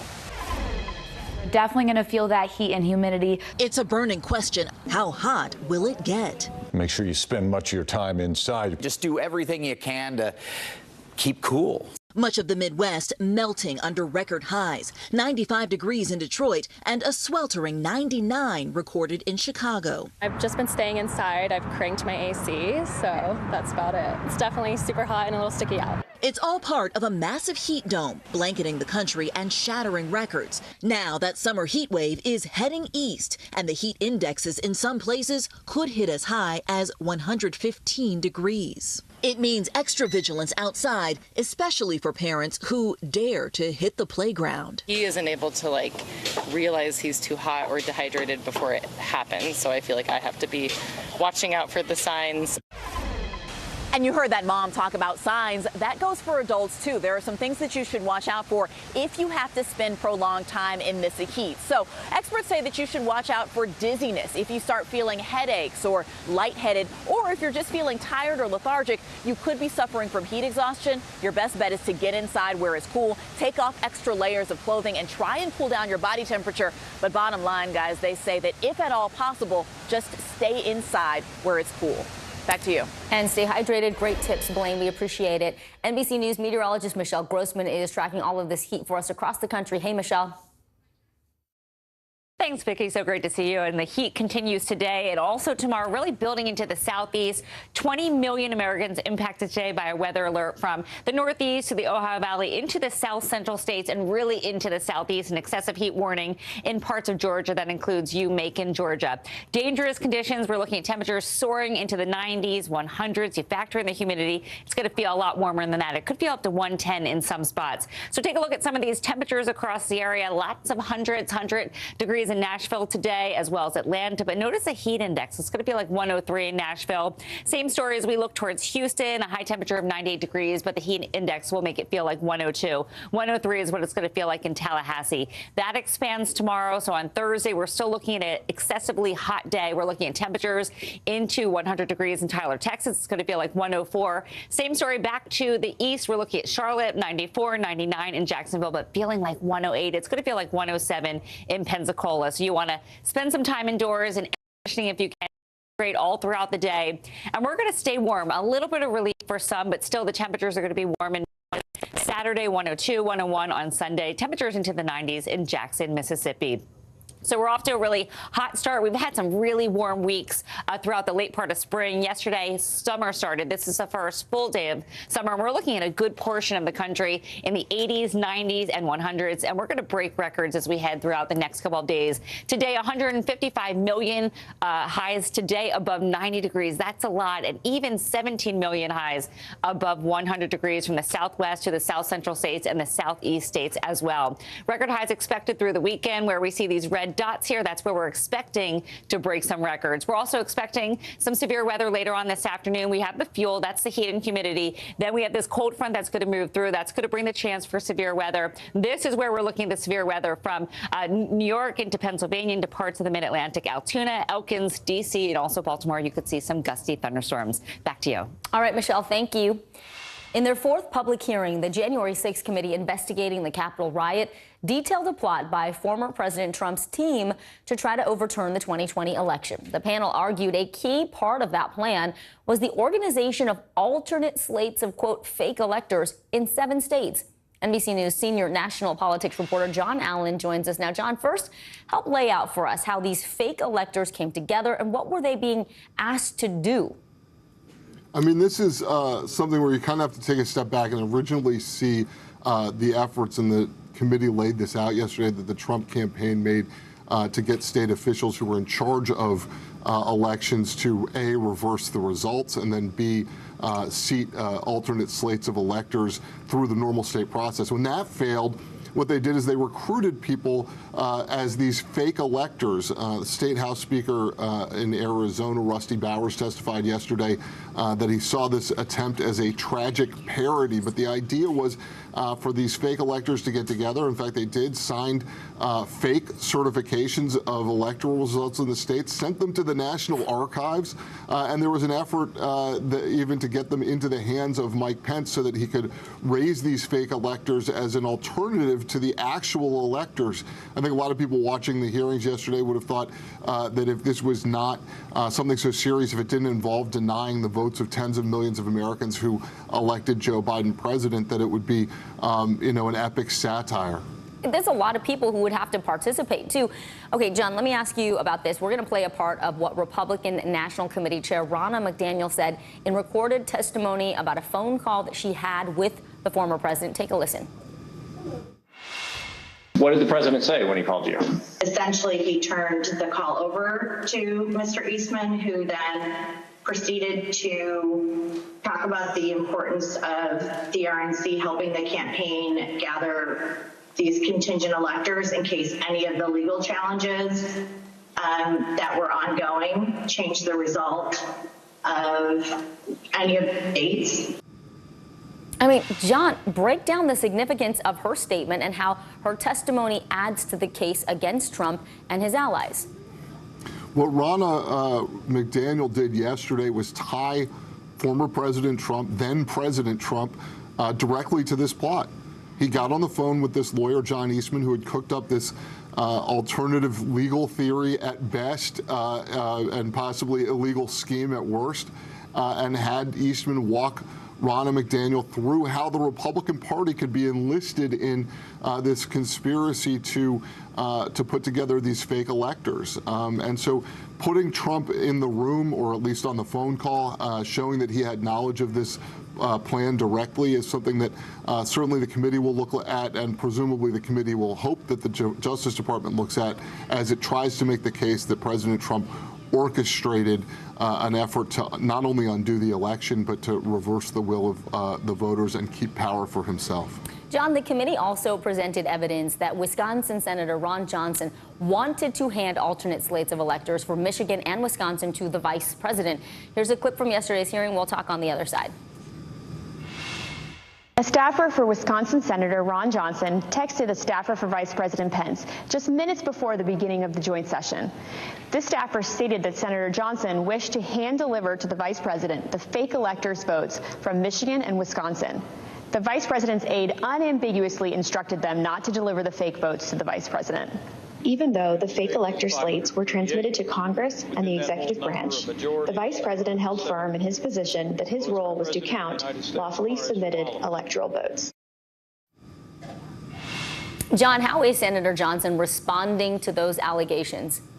Well, Senator Johnson found the nearest bus and threw his chief of staff under it promptly, said that he had no involvement, no knowledge of this, and that his chief of staff did the right thing in contacting the vice president's office to say that this set of fake electors was available if the then Vice President Mike Pence wanted them. The sort of interesting thing here, of course, is that the real-time texting from the staff member for Ron Johnson to the staff member for Mike Pence suggested that Johnson himself wanted to hand these fake electors to Mike Pence, wanted to find a spot in the Capitol where they could be transmitted.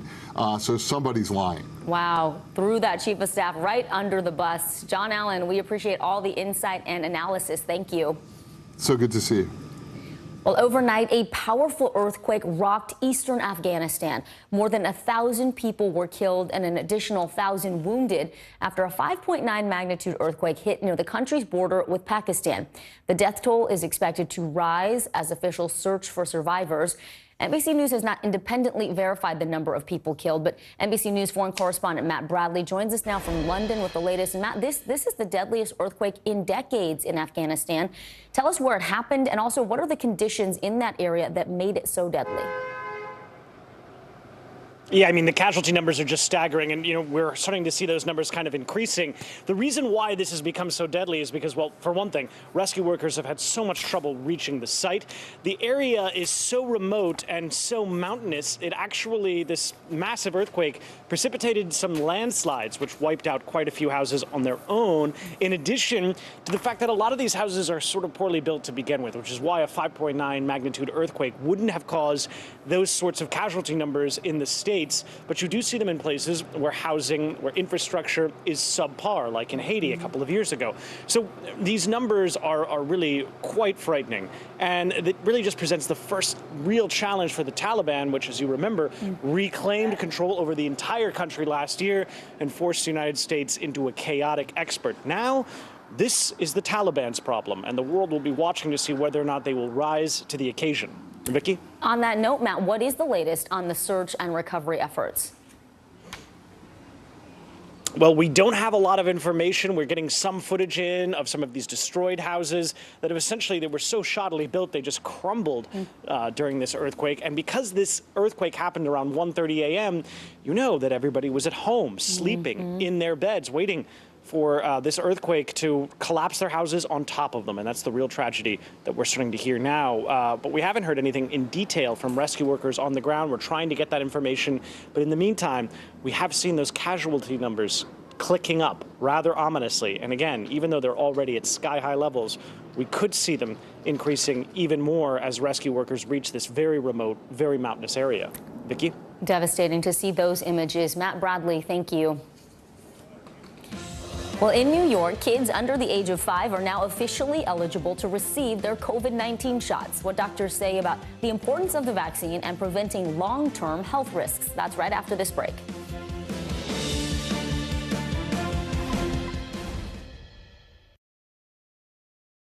These These days, it feels like the news never stops. So let's get into it. What's happening right now, what it all means for you for an hour every day. It can be hard to keep up, so let's get started together. Hallie Jackson Now, weekdays at 5 on NBC News Now. The fire has grown leaps and bounds. What you see behind me is typical. How you doing? Pretty bad.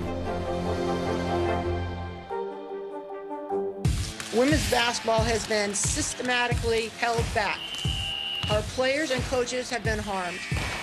After 49 years of Title IX, we still have work to do.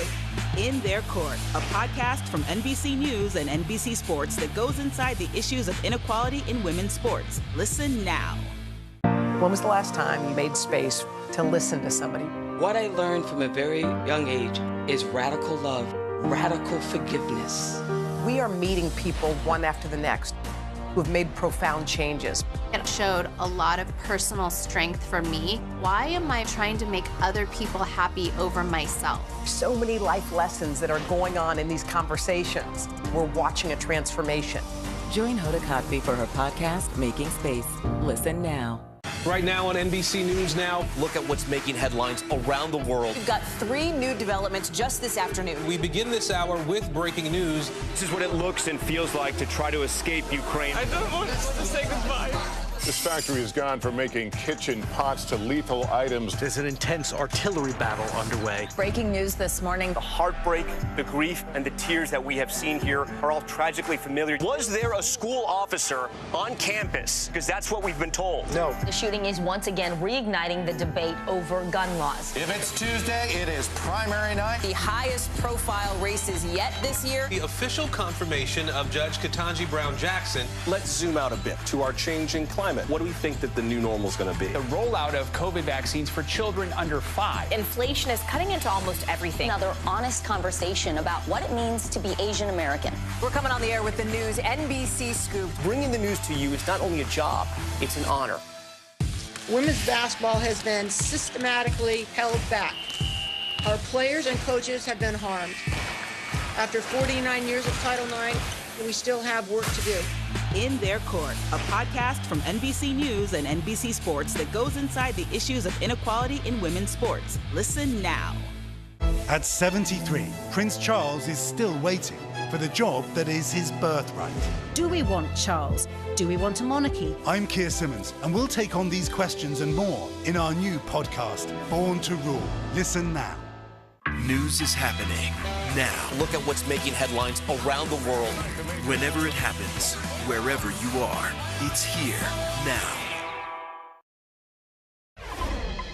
Russian forces are seizing more villages around 2 key cities in eastern Ukraine. Russia is now close to having full control over the Luhansk province, but those gains are coming at a tremendous cost to both Russian and Ukrainian fighters. NBC News correspondent Ellison Barber joins us now from Kyiv, Ukraine. Ellison, the fighting continues to intensify in the east and the south of Ukraine, so talk to us about where this battle stands right now.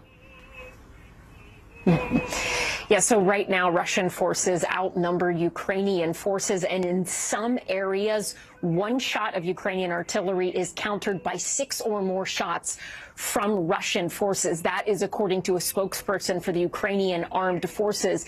The Ukrainian Minister of Defense in a telethon recently told everyone, it was a nationwide telethon, that the situation in the Severodonetsk area is extremely difficult. And she said the fighting going on in this area is decisive, with Russian forces pouring their resources into this area, attacking surrounding localities, hoping to achieve their goal laid out by leadership of taking this region by June 26th. The UK's Ministry of Defense, they say that right now Russian military, they are preparing to deploy additional reserve units to the Donbass area. Meanwhile, you have fighting still going on in other areas, including in the southern city of Mykolaiv. The local authorities there, they say that city has been hit by 8 missiles in the last 48 hours or so. In terms of Severodonetsk specifically, right now it appears that Russian forces are trying to take entire control of that city by coming through another city to the north of Severodonetsk and another city on the south of Severodonetsk. Right now, Ukrainian forces say really the only area they control in that city is the area around a chemical plant where over 500 people are still said to be sheltering. Vicky? Ellison, as this battle continues intensifying on the ground, later this week in Brussels, the EU will hold a summit to discuss Ukraine getting that candidate status to become part of the European Union. What is President Zelensky saying ahead of that vote? He addressed this in his nightly address last evening. He said that he spent a good chunk of yesterday making calls to foreign leaders and says that he believes things are moving in a direction where they feel confident that the result of Friday's vote will be positive in terms of Ukraine being granted candidate status. Now, remember, in order for that to happen, all 27 members of the EU bloc must agree to it. You've had leaders from the largest economies in the EU bloc, France and Germany, say that they support Ukraine's bid to get candidate status. But in the past, you've had leaders from other countries like Denmark and Austria expressing some hesitancy, in part because they said it would be almost as if Ukraine was jumping the line, so to speak, ahead of other Baltic states who have been waiting a long time to also move towards joining the EU. But in recent days, it seems like a lot of that hesitancy has waned. This would be a very big first step for the EU moving towards, for Ukraine rather, moving towards the EU, but likely a years-long process. That vote coming on Friday. All right, Ellison Barber, thank you so much. We appreciate it. Healthcare workers are now offering COVID-19 vaccines for children under the age of 5. Here in New York, Mayor Eric Adams and the New York City's Health Commissioner, Dr. Ashwin Vasan, toured Times Square vaccination sites. The city is now protecting its youngest residents against the virus. NBC News correspondent Rahema Ellis joins us now from outside a New York City vaccine center that is now distributing the shots to kids under 5. Rahema, I just looked at my phone and got an alert from New York City saying, hey, we're making this available as of June 22nd. You're talking with parents today. What are some of the reasons that they say they want their youngest children to get this shot? All about safety, Vicki. That's what they say. They want to make certain that their children are protected against the potential negative impact of COVID-19, and they don't want that to happen. I talked to several parents, one mother of two, a 5-year-old and a 2-year-old. She said there was no hesitancy on her part when she found out the vaccine would be available for children under 5 and under. She just looked for where she could get her children vaccinated, and she did that first thing this morning. Her whole thing is that she thinks that those minor side effects from the vaccine of the day of the injection, and that is maybe a little pain around the injection site, maybe a slight fever and some irritability on the part of her children. She says that for her is much more acceptable than the potential long-term or negative impacts of her children getting COVID and then maybe passing it on to some other loved ones in the family who are older members. So that's what I'm hearing, Vicki. This is all about safety for parents bringing their children to get vaccinated. And Rahema, we know that the FDA, the CDC, they all looked at data that involved thousands of children in the trials for these 2 different vaccines. Certainly some parents are still hesitant about the vaccine's side effects. What are health officials saying they should do if they're concerned, and what are some of those side effects? One of the things they're saying that they should do is talk with their pediatrician and make certain that they don't get misinformation from particular sites, because there's a lot of misinformation out there, according to the doctors.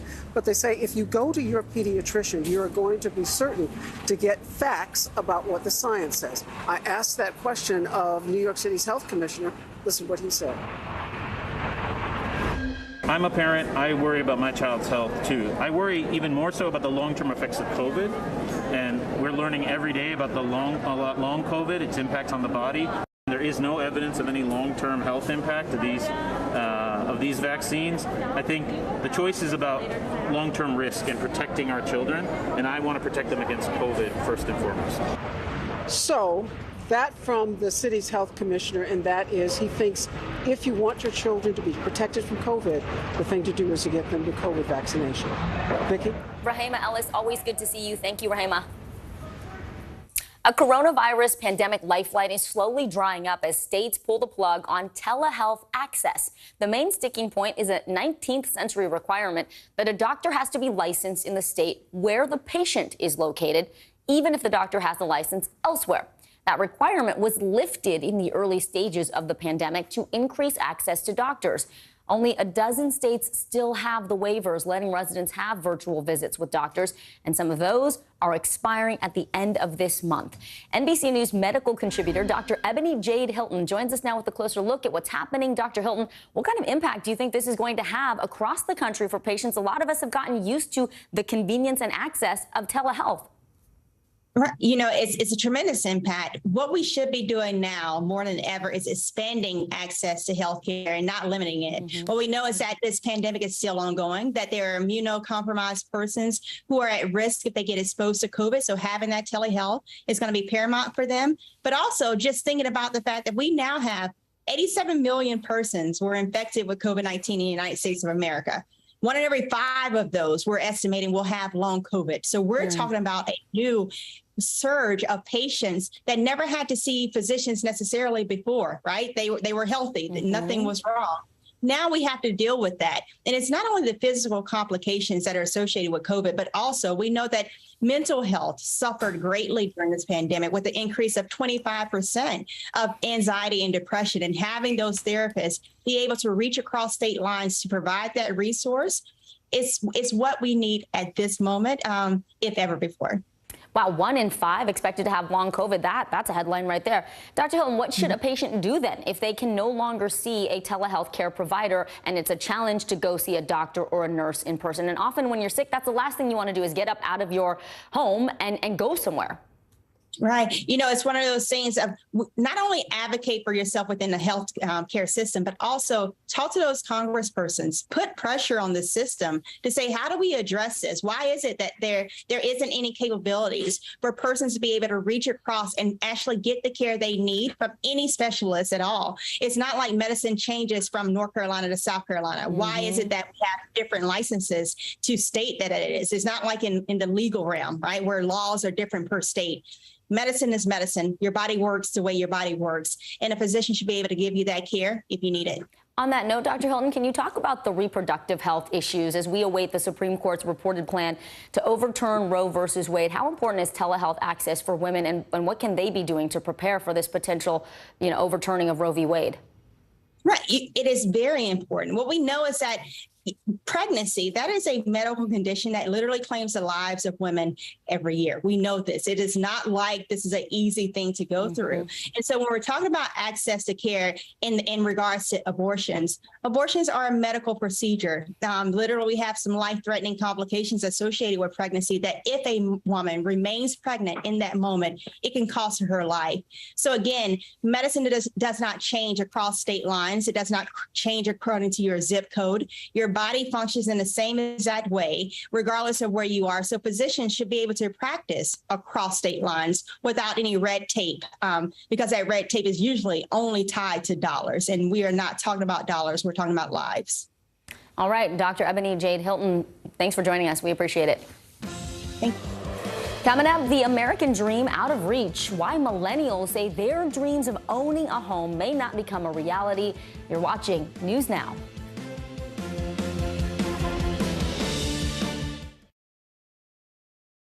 News is happening now. To look at what's making headlines around the world. We're coming on the air with breaking news. This is a significant moment. Whenever it happens, wherever you are, NBC News, streaming free now.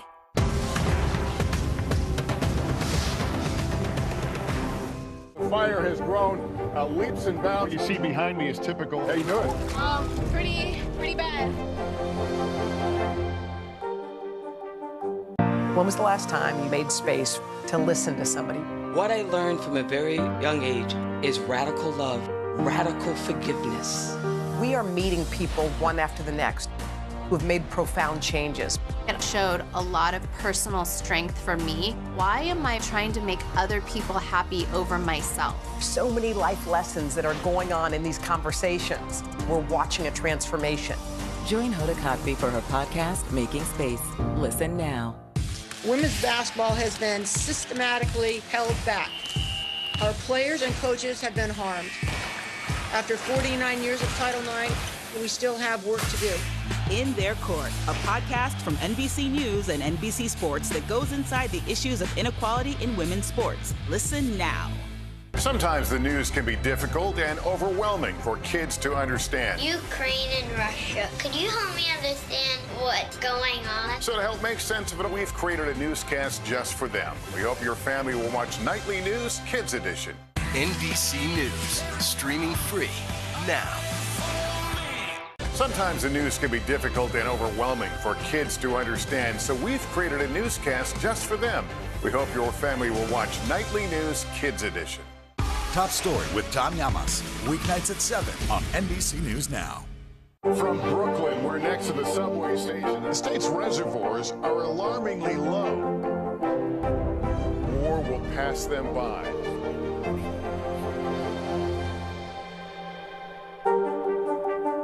Sometimes the news can be difficult and overwhelming for kids to understand. Ukraine and Russia. Could you help me understand what's going on? So to help make sense of it, we've created a newscast just for them. We hope your family will watch Nightly News Kids Edition.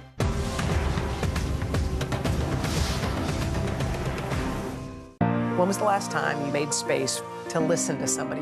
What I learned from a very young age is radical love, radical forgiveness.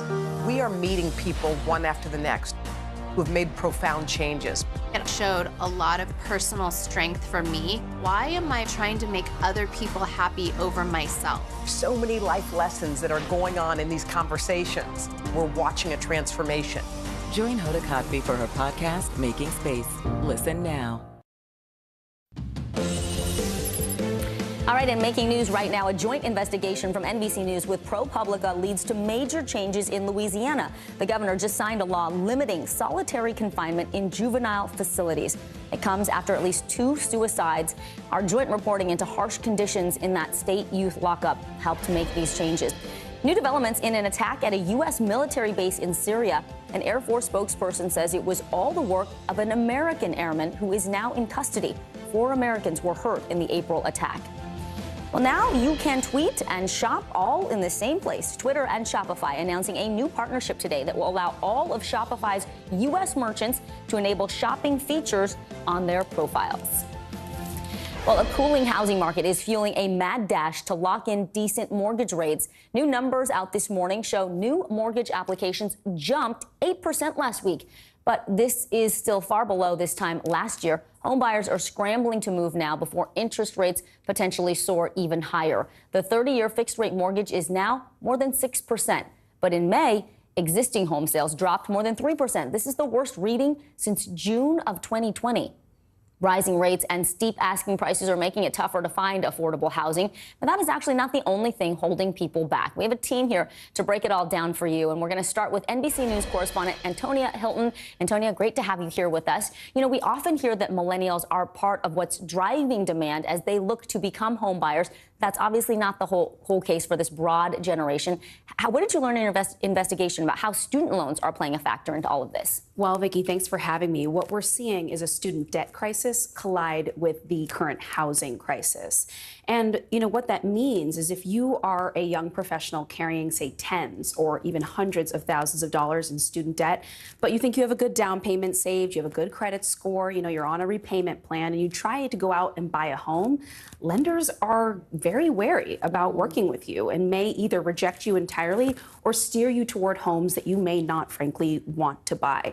So now what we're finding is there is a generation nervous that the American dream is never going to be their reality. Take a look.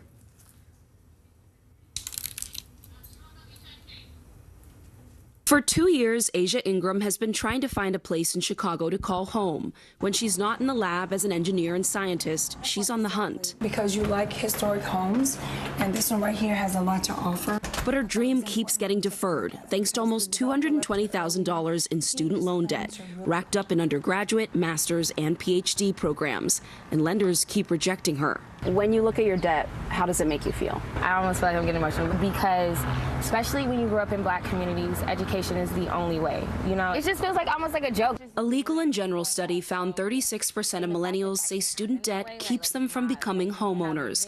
For young professionals of color, it's even harder.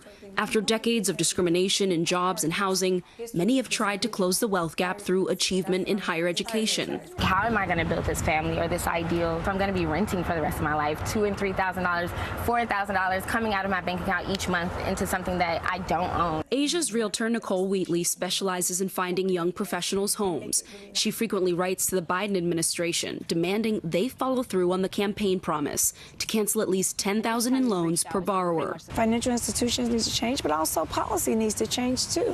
How the regulations that are in place. What does the president owe young professionals right now? He absolutely owes young professionals by standing by his word. To lenders, it didn't matter that Nayela Malone had great credit, owned a therapy business, and was on a debt repayment plan. After months of trying with 2 different lenders in 2020, she had to take a break. What are the explanations that you've been given? Oh, the only one is the student loan debt. Today, she pays $800 more in rent than the cost of the mortgage on the home she wanted. It just got very dark for me because I could not understand it. And I didn't want to hear any more explanations. I felt defeated. I felt invisible. Could you have settled for a smaller home in a cheaper neighborhood? No. Why should I? No. I work hard. I own my own business. I have more degrees than a thermometer, and I deserve to be safe. Mortgage lender Linda McCoy says it's on the federal government to adjust the rules. Do lenders need to change their practices? Somebody's got to do it from the top. We can't do it from, the lender. It's not our debt. We can't just cancel it, but they can. But in cities struggling with violence and policing like Chicago, a rejection from a lender can change a family's future. Camila Rashad bought her family their first home on the South Shore. It wasn't her first choice, but her $560,000 in student loans kept her out of many neighborhoods. And I hear gunshots right outside my gate. My car was parked outside, so there's now 2 bullet holes in my car. 2 15-year-olds were shot. Camila tries not to think about what might have happened if her kids had been home. But as Asia continues to search and Nayela tries to heal, she refuses to give up. After everything that I've been through, it's going to take a whole lot more than 2 bullet holes in my car to get me up out of this house. When you find not just a house, but a place that becomes your home, and it's about your legacy, it's about your family, you will work as hard, I will work as hard as I can to protect it. And it's a beautiful house, Antonia. We have heard that the Biden administration may be making moves towards canceling student loan debt. What are you finding out about that? That's right. We're expecting an announcement from the Biden administration later this summer in July or August. And what they're considering right now is a cancellation of about $10,000 per borrower, but they're looking at limiting that to folks who make $150K or less. Okay. But advocates right now, like Nicole Wheatley, the realtor who you met in that story, have been reaching out to the Biden administration saying that is not enough. We're talking about people who are drowning in hundreds of thousands of dollars in debt. You need to do more to help them. So there's a lot of pressure on the administration to do even more than that $10K. Before I let you go, you mentioned something interesting about a solution in terms of how lenders look at somebody's payment history if they've been renting. That's not factored in right now. It's not, and it's immense frustration for many of the folks you just met in that story who are actually paying more in rent than they would in a mortgage for some of the homes that they've been desperately trying to get into.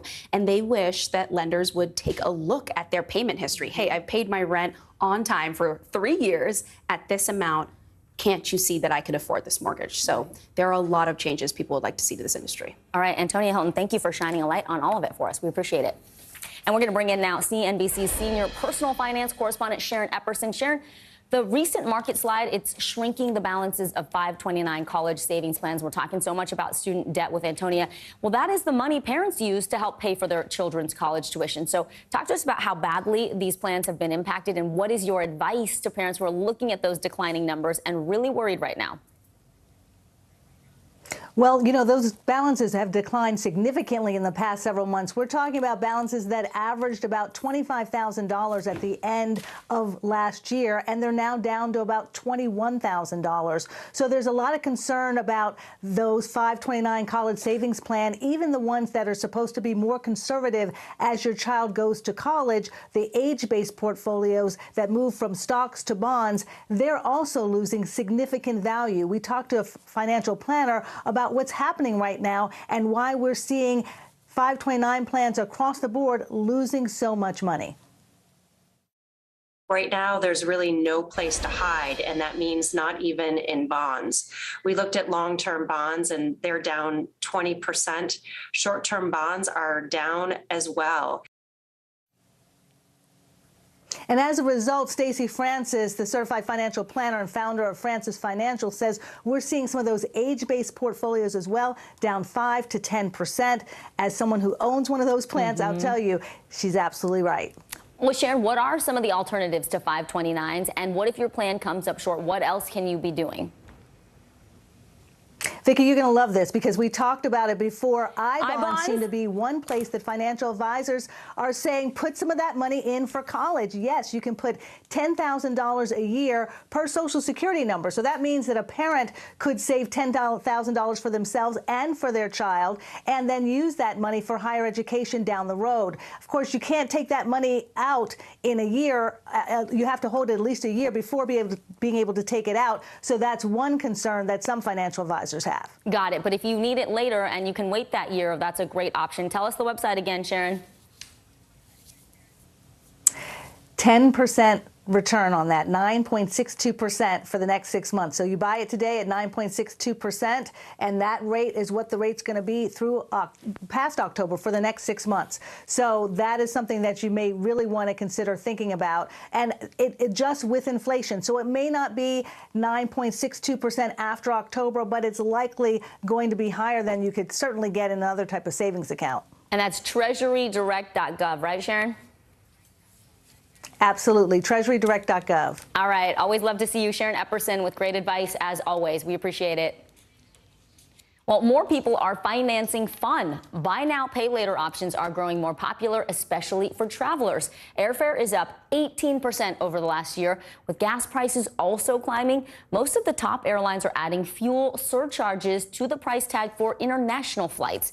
CNBC auto and airline industry reporter Phil LeBeau joins us now. Phil, we see these buy now, pay later options at checkout for everything from clothes to gas. How are travelers now using these services? Well, I think for a long time, Vicki, when we were buying tickets, whether we were going through an airline app or we were using a travel website, most of the time we said, okay, well, I'm going to put it on the credit card. Increasingly over the last 5 years, in particular over the last year, these sites have come up with the option that you can go through an installment plan. That plan is often operated by a consumer finance company. One of the most popular is Uplift, which we had a chance to talk with them. They have noticed an increase of 220% in the last year in terms of the number of people who are deciding they're going to buy their tickets and they're going to spread those payments out either 3, 6, 9, or 12 months. And that's how they're increasingly able to pay for these higher airfares.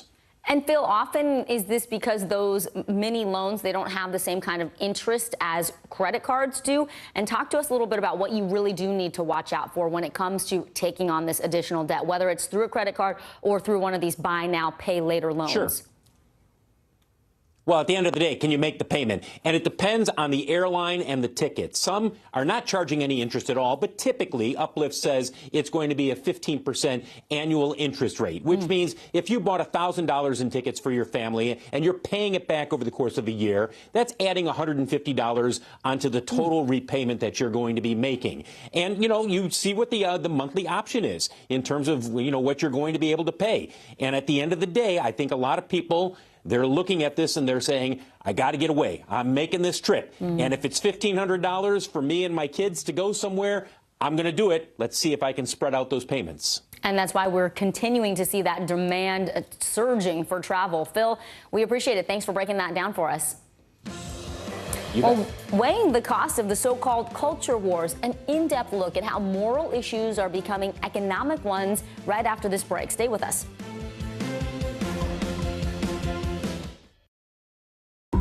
Top Story with Tom Llamas is your news playlist on NBC News Now. And now, you can listen to it as a podcast. Available anytime and anywhere. Now Tonight with Joshua Johnson. Streaming weeknights at 8 on NBC News Now. It's a can't-miss summer on Today.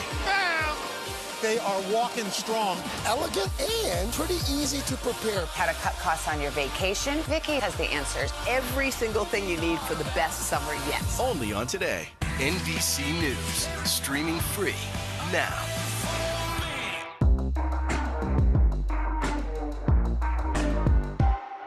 Sometimes the news can be difficult and overwhelming for kids to understand. Ukraine and Russia. Could you help me understand what's going on? So to help make sense of it, we've created a newscast just for them. We hope your family will watch Nightly News Kids Edition.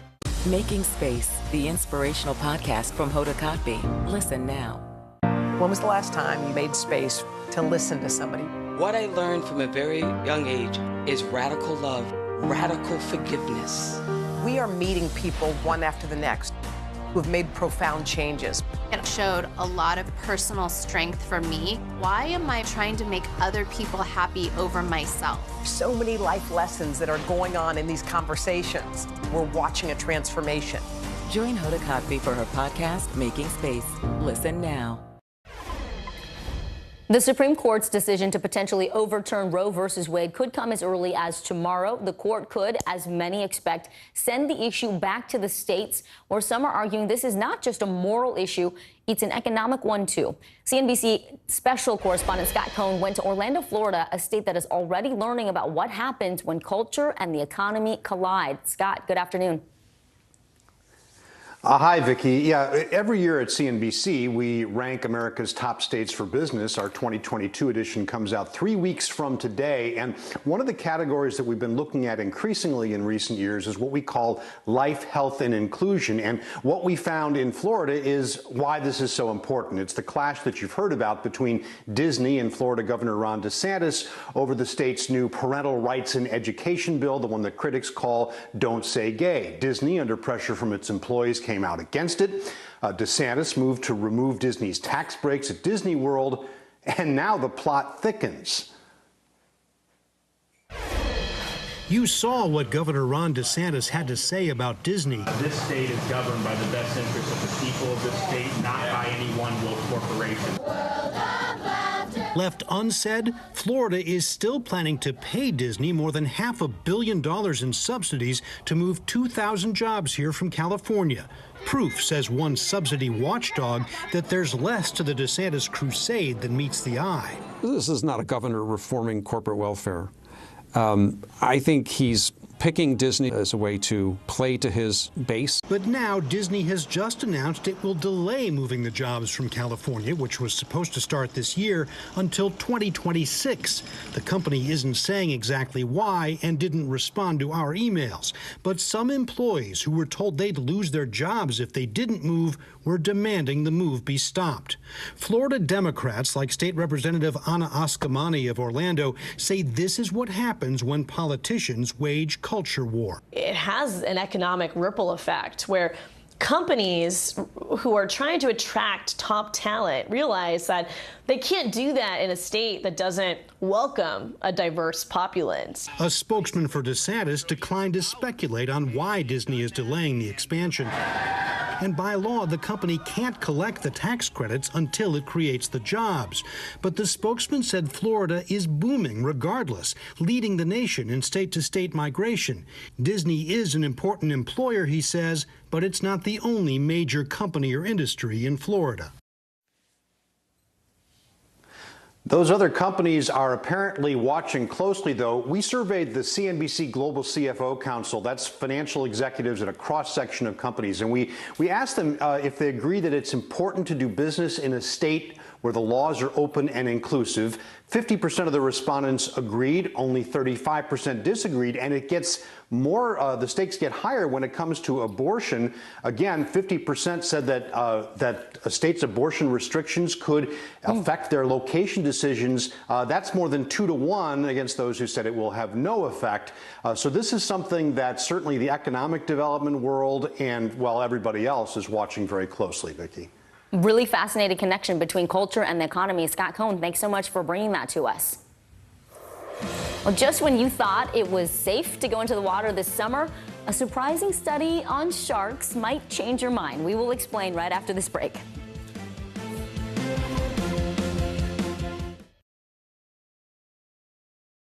Top Story with Tom Llamas is your news playlist on NBC News Now.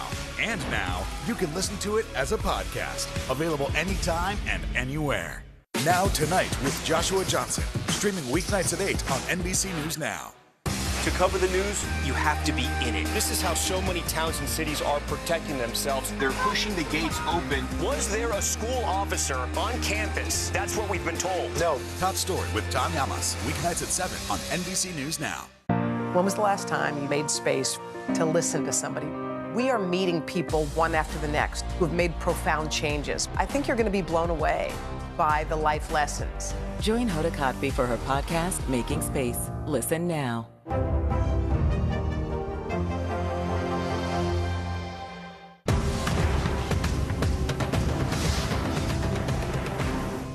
Now Tonight with Joshua Johnson. Streaming weeknights at 8 on NBC News Now.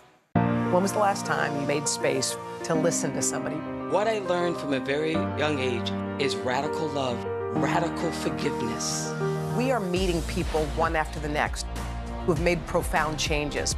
It showed a lot of personal strength for me. Why am I trying to make other people happy over myself? So many life lessons that are going on in these conversations. We're watching a transformation. Join Hoda Kotb for her podcast, Making Space. Listen now.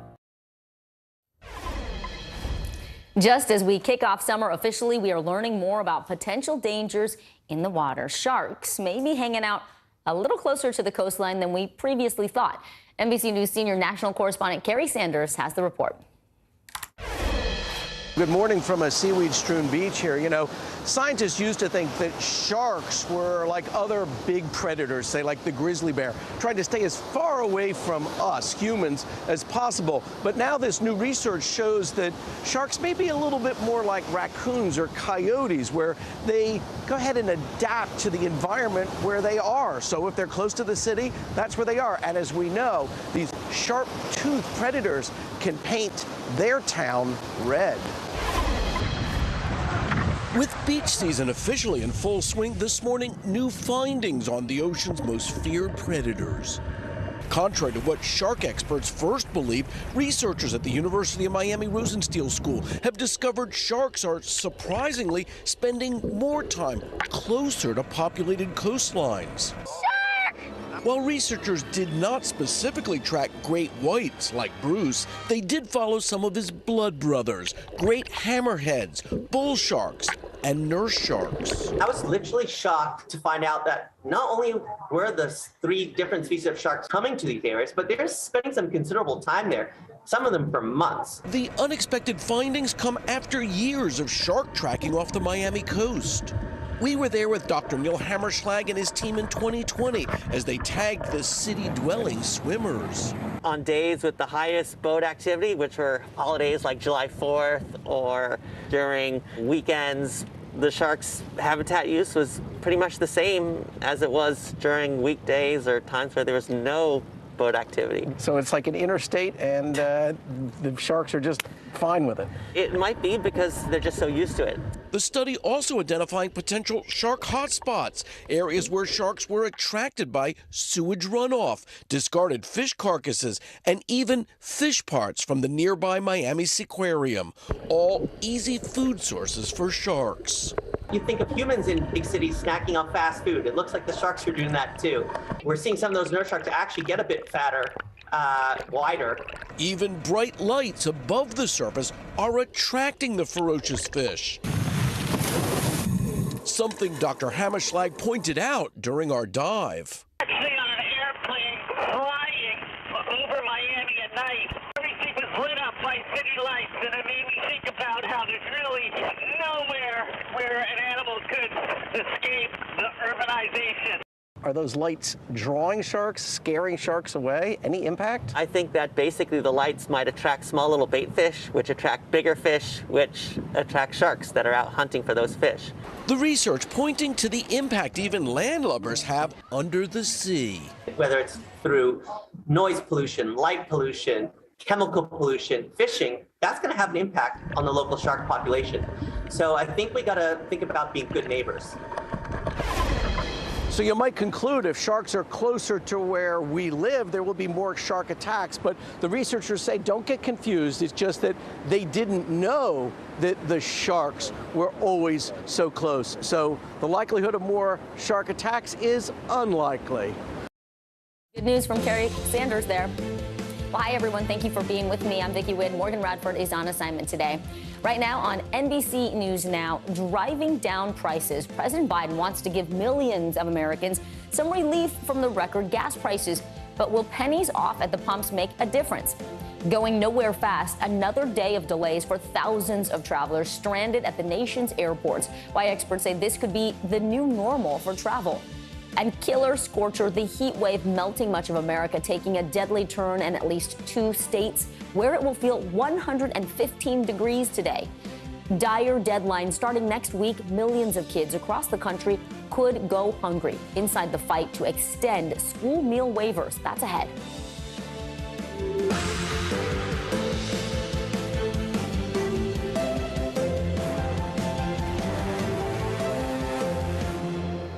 Good Wednesday to you. Thanks for being with me. We start this hour with new actions to tackle rising gas prices. President Joe Biden will speak this afternoon, calling on Congress to suspend federal gas and diesel taxes for 3 months. Biden looking to help bring down prices that are sitting at record levels. Meanwhile, on Capitol Hill, Federal Reserve Chair Jay Powell is testifying before Congress. He's getting grilled over red-hot inflation and how the Fed will tame it. CNBC senior markets correspondent Dominic Chu is standing by with the latest from Powell's testimony. But first, we go to NBC News White House correspondent Mike Memoli with more on the White House's plan to lower these gas prices. Mike, good to see you. What will we hear from the president this afternoon? Well, Vicki, the president in just a couple hours is going to outline a series of steps that could, and I emphasize could, ease some of the pain at the pump that Americans are feeling. The first is the headline that you mentioned. The president going to ask Congress to pass legislation that would lead to a suspension and through September of the federal gas tax that would bring prices down by 18 cents a gallon. The president's also going to call on governors, mayors, other local officials to take similar actions, whether it's suspending the state level gas taxes or finding other forms of relief for consumers at the local level. And in many cases, actually, state gas taxes are higher than the federal gas tax, so that could mean even bigger relief. And then the president's also going to be pointing to oil companies and asking executives to come to the table with a plan to expand on oil production. The supply has not caught up to where it was pre-pandemic, and the president has really been pointing the finger at executives. Now, I said could bring down relief. What do all these three steps have in common? It's the president asking others to take action. Nothing the president says today will result in immediate relief for consumers, but really what the White House is trying to do is show that the president is putting all these options on the table, trying to really be caught trying to pass gas prices, bring them lower. And then if Republicans stand in the way, as we expect even some Democrats will in Congress, some prominent Democrats are calling this really an insufficient idea, then there's political blame that will, in the White House's view, pass from the president on down, especially to Republicans. Mike, I'm looking at a sign that says the current average for a gallon of gas is $4.96. That's below $5, which we saw a couple weeks ago, but it's still not a lot of relief. Let's go a little further on these meetings. You said the president is taking these steps. Well, Energy Secretary Granholm is meeting with energy companies tomorrow to talk about ways to increase the oil supply. Are we expecting any actual action to come out of that meeting? Well, it's unclear at this point, but what the White House has really been trying to do, we've heard a lot about Putin's price hike, pointing the finger at Vladimir Putin for the instability with his invasion of Ukraine for driving up prices. But the White House has increasingly been accusing these oil executives of profiting on the backs of consumers who are really suffering. The president likes to point out the fact that we've seen crude oil prices at a similar point in the past, but the gas price was never at the same level. And so the difference here is that energy companies are pocketing the difference here at a time when Americans are suffering. So this is part of an effort to call them to account for this. The president has said he wants these executives to come to this meeting with plans to expand production back to where it was before the pandemic. But we've already heard from a number of executives saying that really the president is just trying to shift the blame here and that he needs to do more in terms of his policies to make it more friendly for energy, for expansion of drilling and things like that. Mike Memoli at the White House. Thank you, Mike. CNBC senior markets correspondent Dominic Chu is joining us now. Dom, what's the Fed secretary saying about the overall health of the economy in the testimony? So what's happening right now, this is the semi-annual testimony that the Fed chair is mandated to give members of Congress. It was formerly known as the Humphrey Hawkins testimony. But what he's basically, this is Fed Chair Jay Powell, is telling Congress right now is that inflation does remain front and center for the Federal Reserve because it has two jobs. The Fed has to kind of keep prices stable, which they're arguably not right now, and it has to try to maintain maximum sustained employment, which it's kind of close to right now. So it has to focus on inflation. Now, there have been some questions raised by policymakers and pundits about whether or not the Fed is doing enough. And in the testimony, Jay Powell, the Fed chair, laid out the case that the Fed is very, very much doing what it can. Take a listen to what he said. We are strongly committed to bringing inflation back down, and we're moving expeditiously to do so. We have both the tools we need and the resolve it will take to restore price stability. Against the backdrop of the rapidly evolving economic environment, our policy has been adapting, and it will continue to do so. With inflation well above our longer-run goal of 2% and an extremely tight labor market, we raised the target range for the federal funds rate at each of our past 3 meetings. We are highly attentive to inflation risks and determined to take the measures necessary to restore price stability. Okay, so what we have right now is this testimony where, in addition to that, Fed Chair Jay Powell also said that the idea that you could tame inflation without sending the economy into an economic downturn or a recession is going to be a tough line to kind of toe, so to speak. He also is facing a lot of bipartisan worry about this. You have Republican Senator John Kennedy from Louisiana basically saying that his constituents are coughing up bones because of inflation. Meanwhile, you have Democratic Senator from Massachusetts, Elizabeth Warren, saying that she is very concerned that in the efforts to tame inflation, you will send the economy into a recession. So again, he is facing a grilling. But of course, this is very much front in mind for many Americans out there. Vicki, you and I both know that when it comes to the surveys and polls of everyday Americans, the #1 concern in the economy right now, it's not food, it's not rent, it is literally fuel prices. Right. I mean, they're going up and up, and we're heading into the summer travel season. Maybe the gas taxes will provide some relief. Dom, talk to us about how the markets are reacting to Powell's testimony. Okay, so what we have is a situation where the markets seem to rally a little bit heading into that particular testimony, but we've rolled over a bit. And what it does kind of show you is that traders and investors are still very focused on trying to get some clarity from the Fed with regard to what that interest rate policy will look like in the future. We've already heard from Fed Chair Jerome Powell during the last press conference he issued during that 0.75 percentage point rate hike that they could look to be more aggressive until they see signs of inflation actually cooling off. Now, you mentioned those gasoline prices, and Vicki, you're absolutely correct. They're still hovering near $5, but they are now less than they were a week ago. It's a drop in the bucket. There's no doubt about it. But until the Fed starts seeing those gasoline prices, food prices, and rent prices and everything else start really making a turn, you could see that Fed become more aggressive with rates until they see that inflation picture tamed. So right now, markets, they're well off their highs. We know bear market territory for the S&P 500. It's not likely investors are going to be convinced until they know what rates are going to do in the future, and that means the Fed, Vicki. All right, Dominic Chu will be there to help us sort through it all. Dom, thank you. Now to Capitol Hill and the January 6th committee's 4th public hearing yesterday. The panel outlined the steps they say former President Trump and his allies took to pressure state officials to change the 2020 election results. Witnesses detailed how their lives have been turned upside down as a result of that pressure campaign, including threats of violence. They have had video panel trucks with videos of me proclaiming me to be a pedophile and a pervert and a corrupt and politician. Wishing death upon me, telling me that, I'll be in jail with my mother, and saying things like, be glad it's 2020 and not 1920. Said had his name, you committed treason. May God have mercy on your soul, with a slowly twisting gif of a noose. And then some people broke into my daughter-in-law's home, and my son has passed, and she's a widow and has 2 kids. And so we're very concerned about her safety also. I mean, these words matter, these threats turned into actions. We're going to talk with our legal expert, Caroline Polisi, in just a moment. But we're going to begin with NBC News Capitol Hill correspondent Ali Rafa. Ali, walk us through the key takeaways from yesterday's hearing. Yeah, Vicki, well, we hadn't heard testimony this impactful, this emotional and personal since the committee's first hearing from that Capitol Police officer.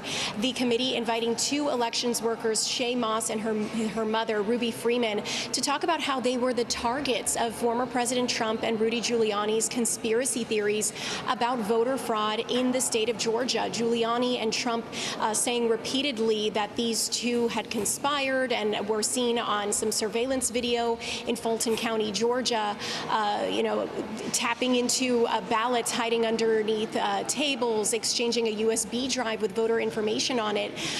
Shay Moss saying that that was just a ginger mint that her mother was handing to her as they were going through these ballots. Take a listen to another part of their powerful testimonies yesterday. It's affected my life in a major way, in every way. All because of lies. There is nowhere I feel safe. Nowhere.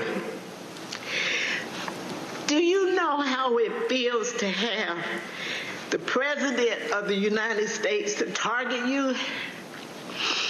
The President of the United States is supposed to represent every American, not to target one, but he targeted me, Lady Ruby. Ruby Freeman even saying that at the request and recommendation of the FBI, she had to leave her home for 2 months between Election Day and Inauguration Day because of threats to her life. We also heard from those state election officials, Arizona House Speaker Rusty Bowers, Georgia Secretary of State Brad Raffensperger, and his deputy Gabe Sterling, talking about how some of them are still facing the repercussions of their decision to stick by their oath that they took to their home states, as well as the Constitution of this country, and not do former President Trump's bidding. And this is just part of the larger plot and really argument that the committee is making, that even after former President Trump was told multiple times that he lost the election, that there was no evidence of widespread fraud that would have changed the results of the election, he still pressured so many individuals to help him in overturning those results, Vicki. Wow, Ali, we're hearing the impact it had on real election workers' lives. The next hearing, we know it's planned for tomorrow. What is on the agenda? So we expect tomorrow's hearing to really delve deeper into the chaos that was going on at the Justice Department during this time, how former President Trump tried to pressure officials at the nation's top law enforcement agency. We expect to hear from a little bit more from former AG Bill Barr, as well as officials Jeffrey Rosen and Richard Donahue. Vicki, this is coming as the committee continues to gather evidence and continue trying to meet with witnesses for testimonies. Take a listen to a sort of not so subtle request from the committee's top Republican, Liz Cheney, yesterday. Our evidence shows that Mr. Cipollone and his office tried to do what was right. They tried to stop a number of President Trump's plans for January 6th. We think the American people deserve to hear from Mr. Cipollone personally. Cheney asking for former White House lawyer Pat Cipollone to come in and testify publicly before the committee after we know that he had some informal talks with the panel a few months ago, Vicki. All right, Ali Rafa on Capitol Hill. Thank you, Ali. Let's bring in Caroline Polisi. She is a federal criminal defense attorney and adjunct lecturer at law at Columbia University. Caroline, the committee has zeroed in on former President Trump's role in much of their presentation so far. From your legal perspective, are Trump and his allies in legal jeopardy, and what possible charges could they face? Well, absolutely, Vicki. I think some of the more powerful testimony we heard yesterday was certainly just mounting evidence. Of course, the January 6th investigative body is not a prosecutorial endeavor. It is merely to educate the public on what happened. But that's not to say we all know that Merrick Garland is waiting in the wings with the DOJ, at his disposal. And I think yesterday, though, what we may have heard more evidence relating to is actually, there's a Fulton County District Attorney, a special grand jury seated currently looking at state charges. And what we heard from Brad Raffensperger, that now infamous 67-minute call in which Trump essentially told him to find the amount of votes that he needed, I think that's pretty strong evidence for a state charge of something, like soliciting election fraud. A lot of evidence being laid out, but of course this is not a criminal trial, so we'll have to see what happens and if the DOJ pursues any charges.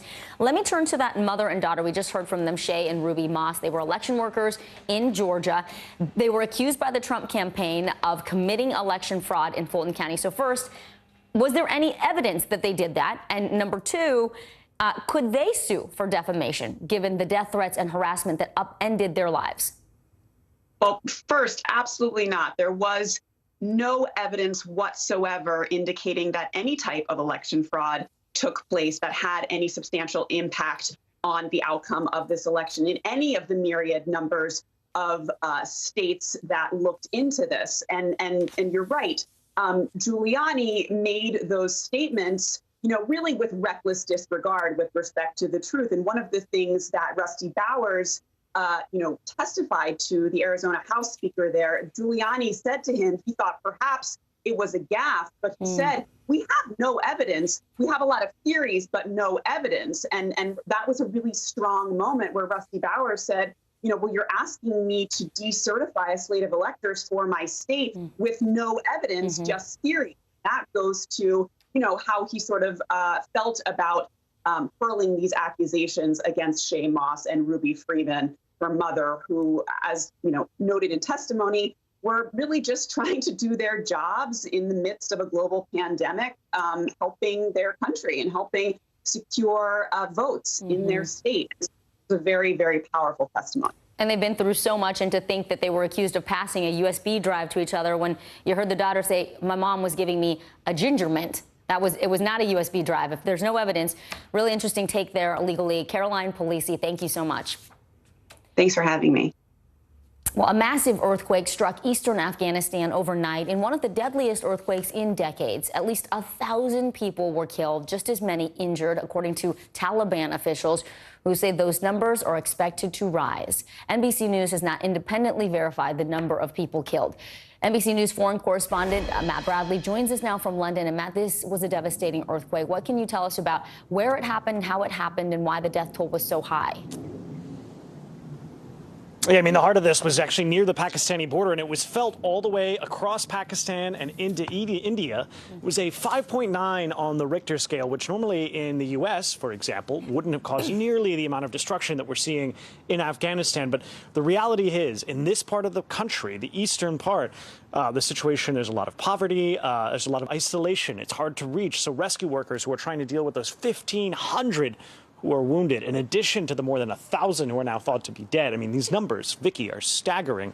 One of the real issues is the isolation of the area. Getting there to Paktika province is such a problem because you have to navigate through these mountains. And that's also one of the reasons why this earthquake prompted or created landslides that have been taking their own toll and destroying some of these hundreds or thousands of homes that just basically fell on their owners during the night. Because remember, this was at 1:30 in the morning. So people were sleeping in their homes, and this earthquake caused, in many cases, their homes to collapse on top of whole families. And that's why we're starting to see such an enormous number of dead. But again, this is also going to be an issue for the Taliban, one of many challenges that they face ever since they took control of the whole country a year ago. A lot of their funding is frozen, and done so by Western countries. So a lot of this is going to be washing up onto Western countries as a responsibility. We're starting to hear from aid workers saying that this is just a really difficult challenge for Afghanistan to meet, particularly at this particular moment.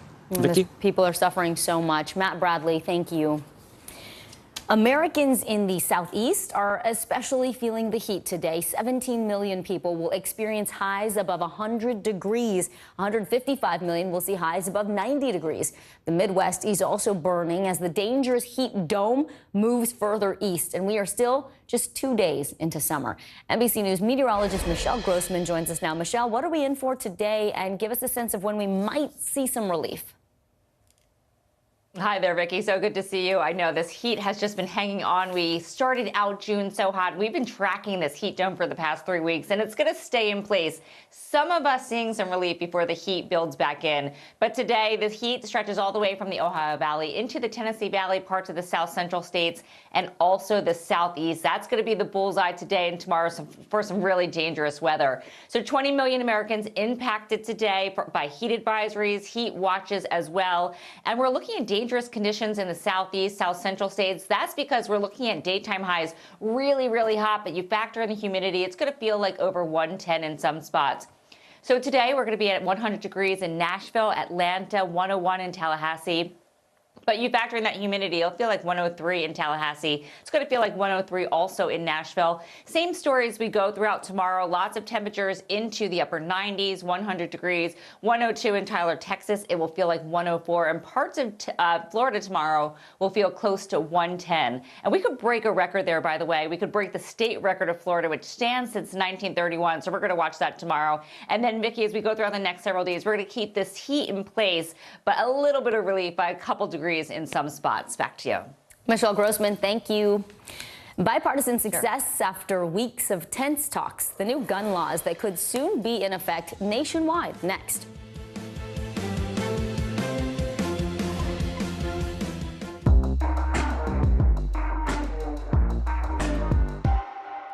Right now on NBC News Now, look at what's making headlines around the world. We've got 3 new developments just this afternoon. We begin this hour with breaking news. This is what it looks and feels like to try to escape Ukraine. I don't want to say goodbye.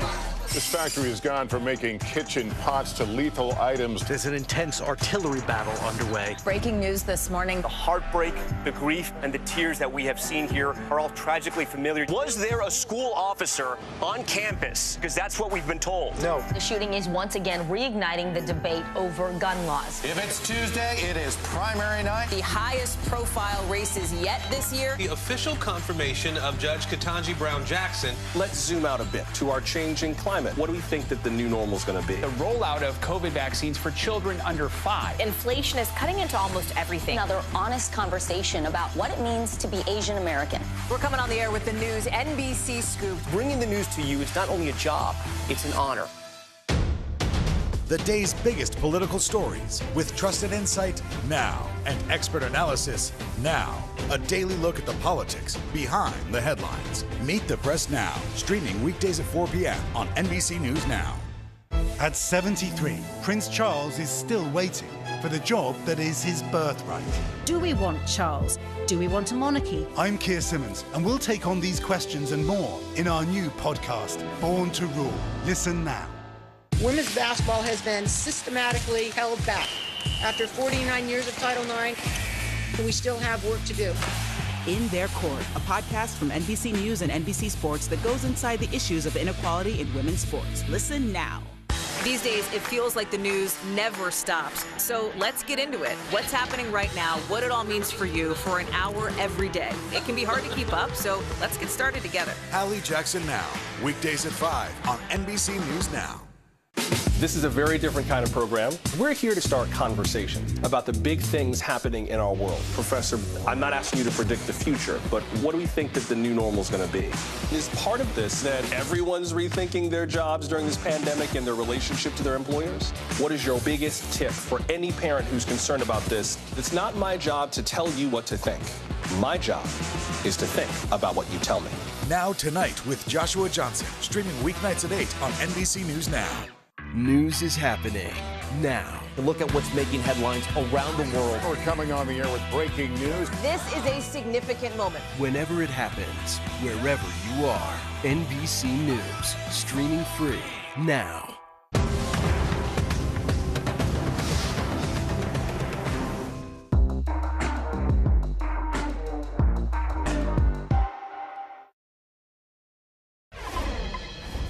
More than 3.5 million Americans are expected to take to the skies next week before the 4th of July.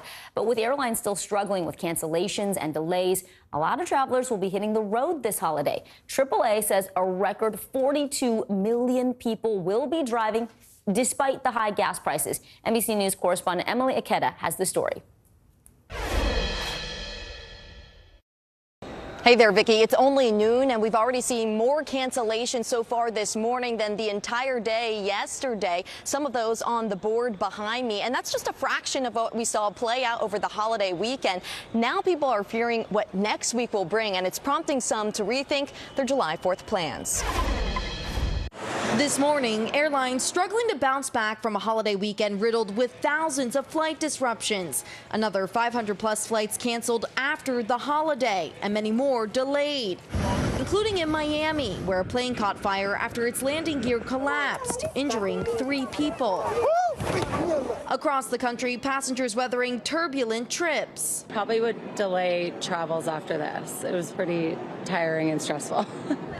As soaring demand, just shy of pre-pandemic levels, is met by staffing shortages within air traffic control and the airlines. More than 1,000 off-duty Southwest pilots picketed in Dallas Tuesday, speaking out about fatigue and scheduling. We understand. We're tired of saying, I'm sorry, on every flight. The demonstration comes just days after Delta pilots wrote an open letter to customers saying by this fall they'll have flown more overtime in 2022 than in the entirety of 2018 and 2019 combined. And that's despite airlines trimming the number of flights. The number of planes flying, the number of flights on the schedule is still down 15%. So you're seeing fuller planes and longer delays. AAA believes the swath of recent cancellations will drive more people to the roadways this July 4th holiday, predicting a record 42 million to get behind the wheel.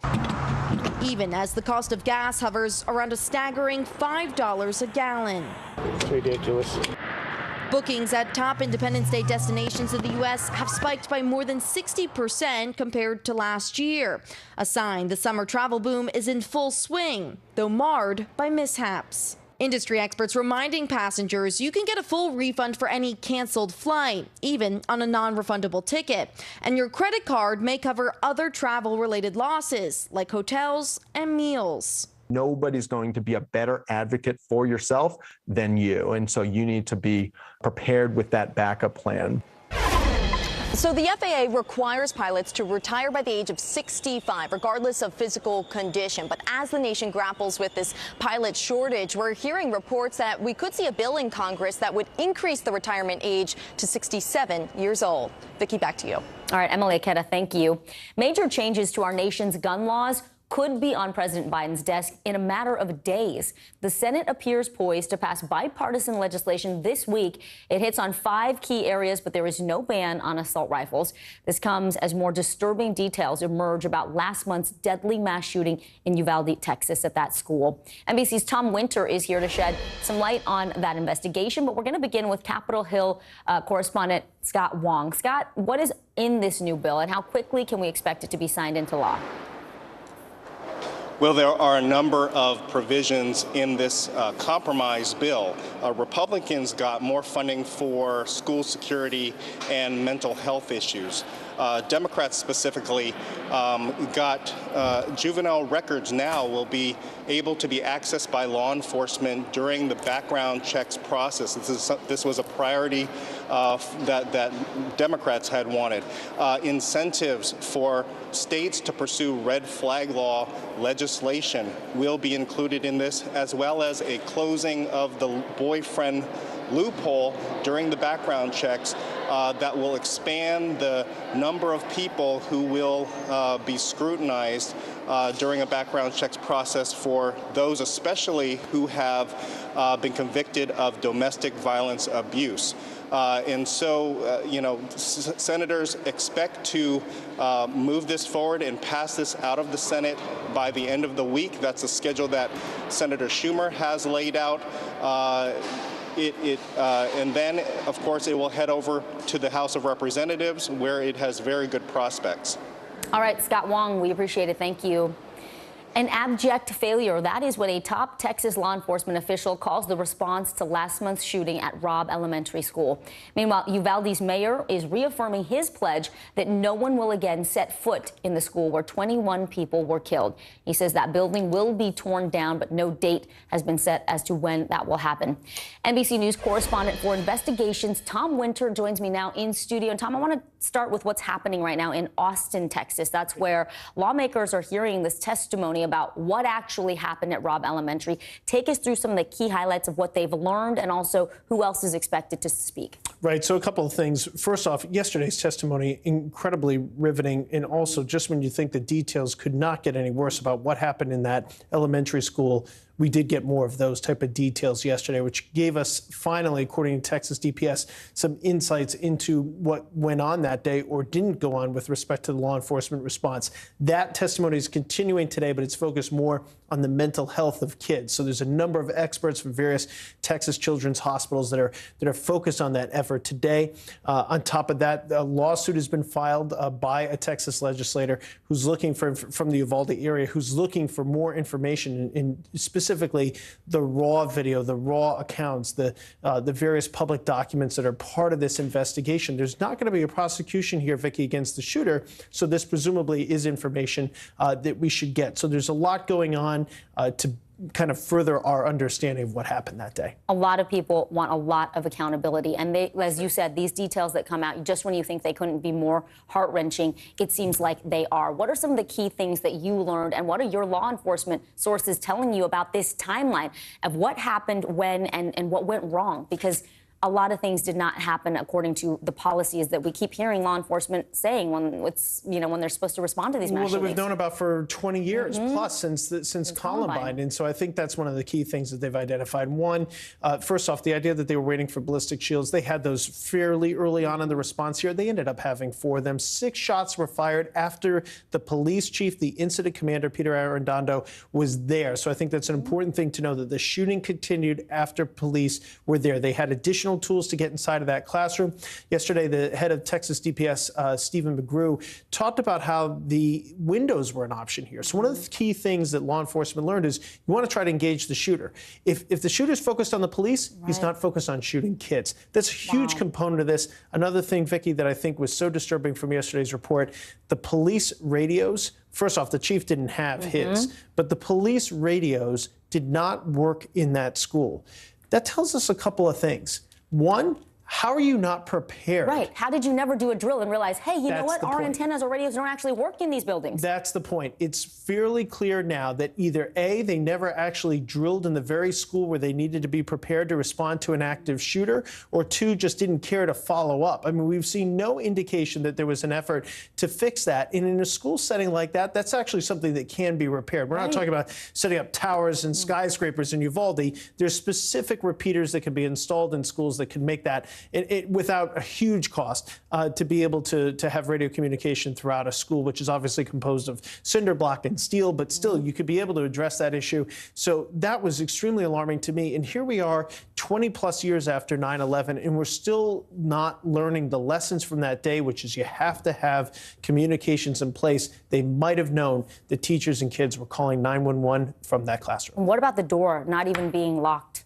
The door was never secured, apparently never properly fixed. It was not a situation where even if the teacher had tried or perhaps did lock the door, that the door would have held in place. And the outer doors to the school had to be locked from the outside. Kind of difficult when somebody's firing at the school, as we saw that day. Tom, what you said is so powerful, that your job is to engage the shooter, because if you engage the shooter can't be focused on the kids. Exactly, I mean, that's powerful. Tom Winter, as always, thank you for your time. Good thing. Well, Florida is the last state to order COVID vaccines for the youngest Americans. What's behind the delay, and how Governor Ron DeSantis is responding to national criticism?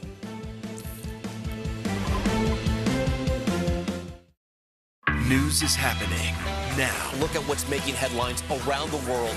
Whenever it happens, wherever you are, it's here now. Making Space, the inspirational podcast from Hoda Kotb. Listen now. Top Story with Tom Llamas is your news playlist on NBC News Now. And now, you can listen to it as a podcast. Available anytime and anywhere. News is happening now. Look at what's making headlines around the world. Whenever it happens, wherever you are, it's here now. Top Story with Tom Llamas is your news playlist on NBC News Now. And now, you can listen to it as a podcast. Available anytime and anywhere.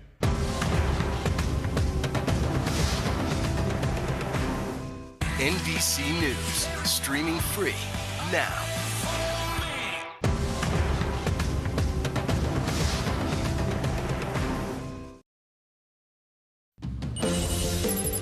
Making news right now, a life-saving Grubhub order let a New York woman escape a scary hostage situation. She left a chilling comment to call the police in the notes section of her order. The restaurant called police, who showed up with the delivery driver and arrested a man on several charges, including rape, strangulation, and unlawful imprisonment. Congress is looking into how the Washington Commanders' NFL team is handling employee concerns. NFL Commissioner Roger Goodell testified remotely today. This is the first in a series of hearings on how NFL teams are handling claims of toxic workplace cultures. And a sweeping settlement in a long-running Facebook and Department of Justice dispute.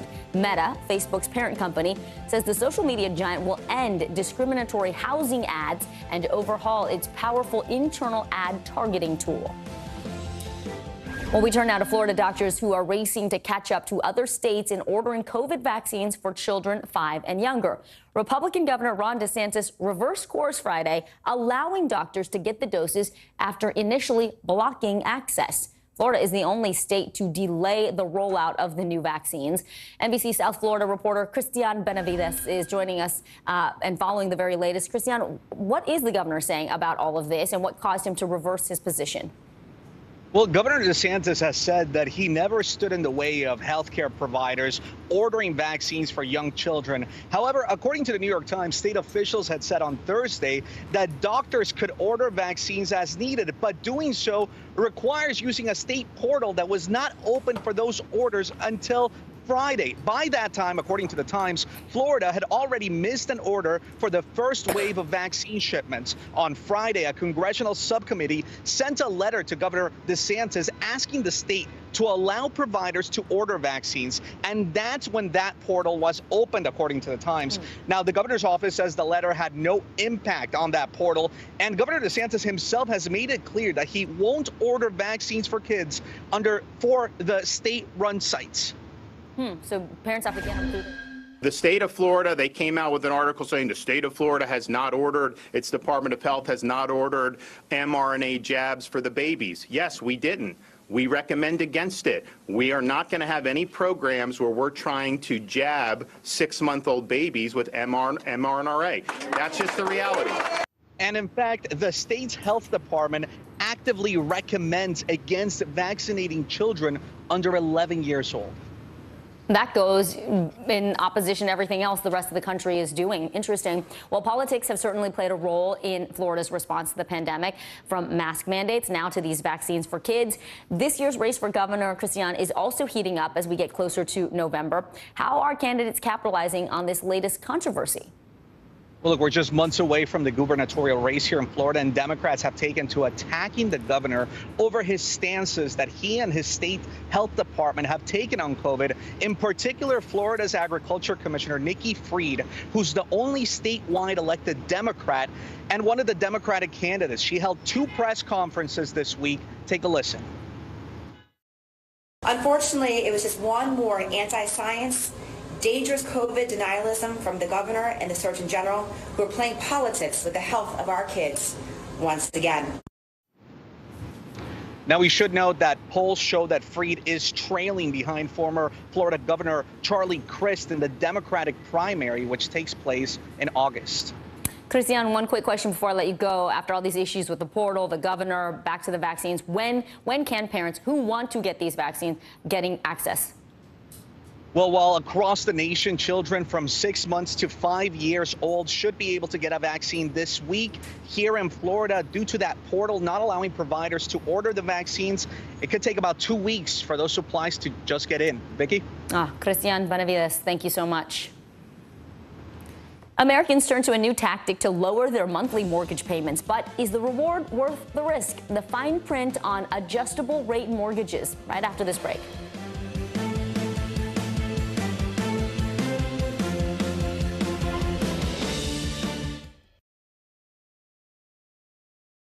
At 73, Prince Charles is still waiting for the job that is his birthright.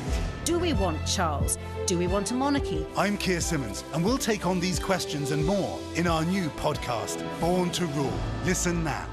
Sometimes the news can be difficult and overwhelming for kids to understand. Ukraine and Russia. Could you help me understand what's going on? So to help make sense of it, we've created a newscast just for them. We hope your family will watch Nightly News Kids Edition.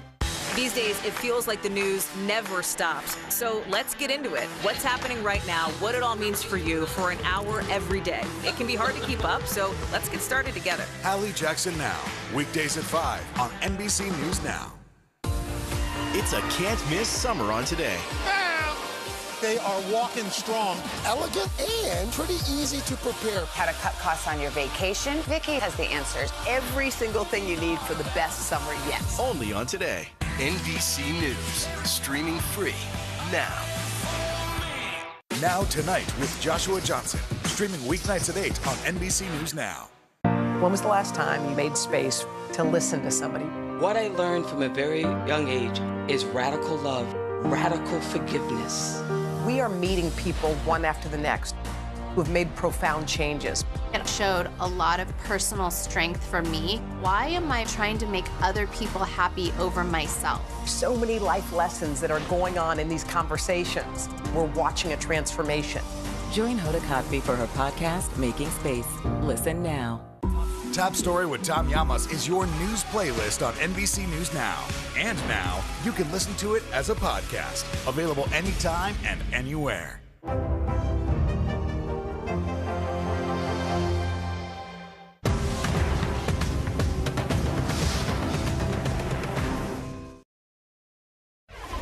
Michigan Governor Gretchen Whitmer says she's, quote, fighting like hell to protect abortion rights in her state. Whitmer is leading roundtable discussions with women to talk about what to do if the Supreme Court overturns Roe v. Wade and why she thinks this is more than just a social issue. NBC News correspondent Dasha Burns had exclusive access to the governor's roundtable. She joins us now from Grand Rapids, Michigan. Dasha, you were there in the room for these discussions. What is the governor looking to do in Michigan to protect abortion access if Roe v. Wade is overturned, and what is her argument for those measures?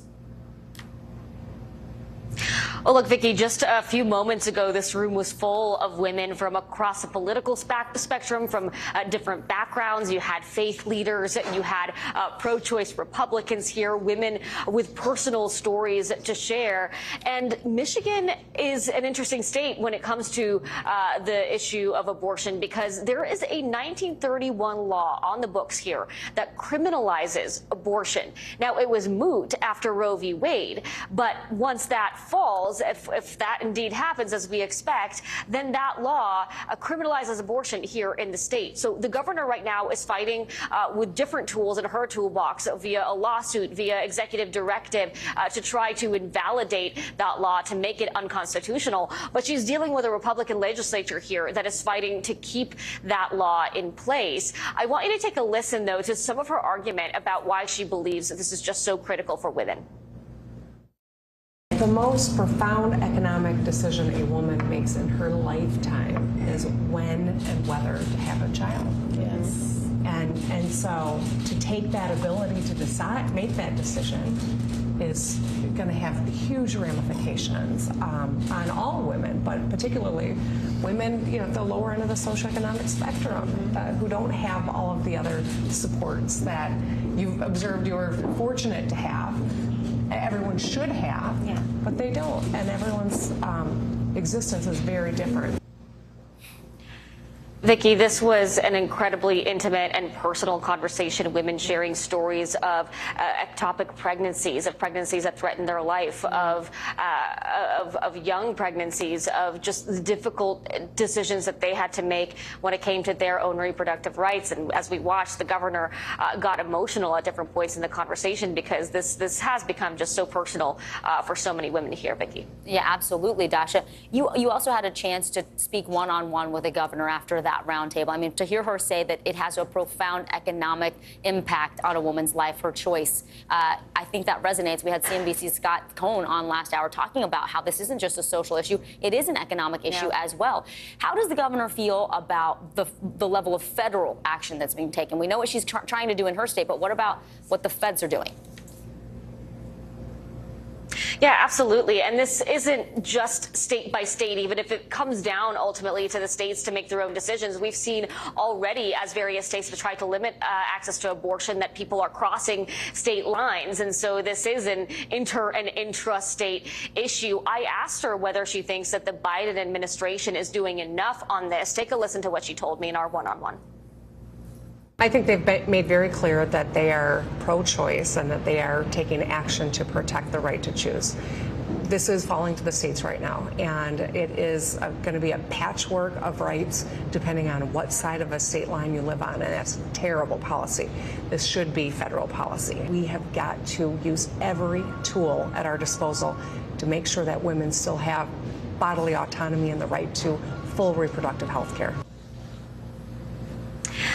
Vicki, she's also fighting not just for this moment in her state, but for what happens in another election cycle and another election cycle. She's not going to be governor forever. There could be a different person in power with different views, and she's working to make sure that this is a right that people have access to for years to come. But like I said, this is a purple state. This is a purple county that we're having this conversation in. And while voters have a spectrum of views, right now you've got a legislature that's looking one way and a governor that's looking the other. So as soon as we get this decision from the Supreme Court, it's going to be quite a battle here in Michigan, Vicki. Yeah, quite a fight ahead. Dasha Burns with the exclusive reporting there. Thank you so much for coming to us from Michigan. Dasha, we appreciate it. Well, for millions of students, school breakfast and lunch are the only hot meals they get. Now, a new hunger crisis is looming. A week from tomorrow, a special pandemic waiver offering free school meals to all students will expire. 4 bipartisan lawmakers are working on a new bill which would offer some relief, but it doesn't go as far as the waiver did. Let's bring in Randy Weingarten now. She's the president of the American Federation of Teachers, one of the largest educator labor unions in the U.S. Randy, talk to us about how these waivers have made a difference, not just for students over the past 2 years, but by extension, the educational environment for everyone when kids are fed. So I think it's obvious to any parent in America, any guardian, any grandparent, if a child has a healthy meal with all the different food groups, including fruit and vegetables, not just ice cream or candy, a child is better. A child feels better. A child focuses more. It's better well-being. It's, we know this instinctively. There's lots of data about this as well. So the bottom line is, we have tried not just to have Title I eligible kids have free lunch, meaning kids under the poverty line, but let's make sure all kids have free lunch and have free breakfast. So we don't have to be in a situation that stigmatizes kids. What happens if a child, didn't get the lunch forms from a parent? Well, you want to make sure that everybody has access to food, good food in the morning, good food in the afternoon. It's a basic human right. And so when we've had the waiver, it's just made things easier.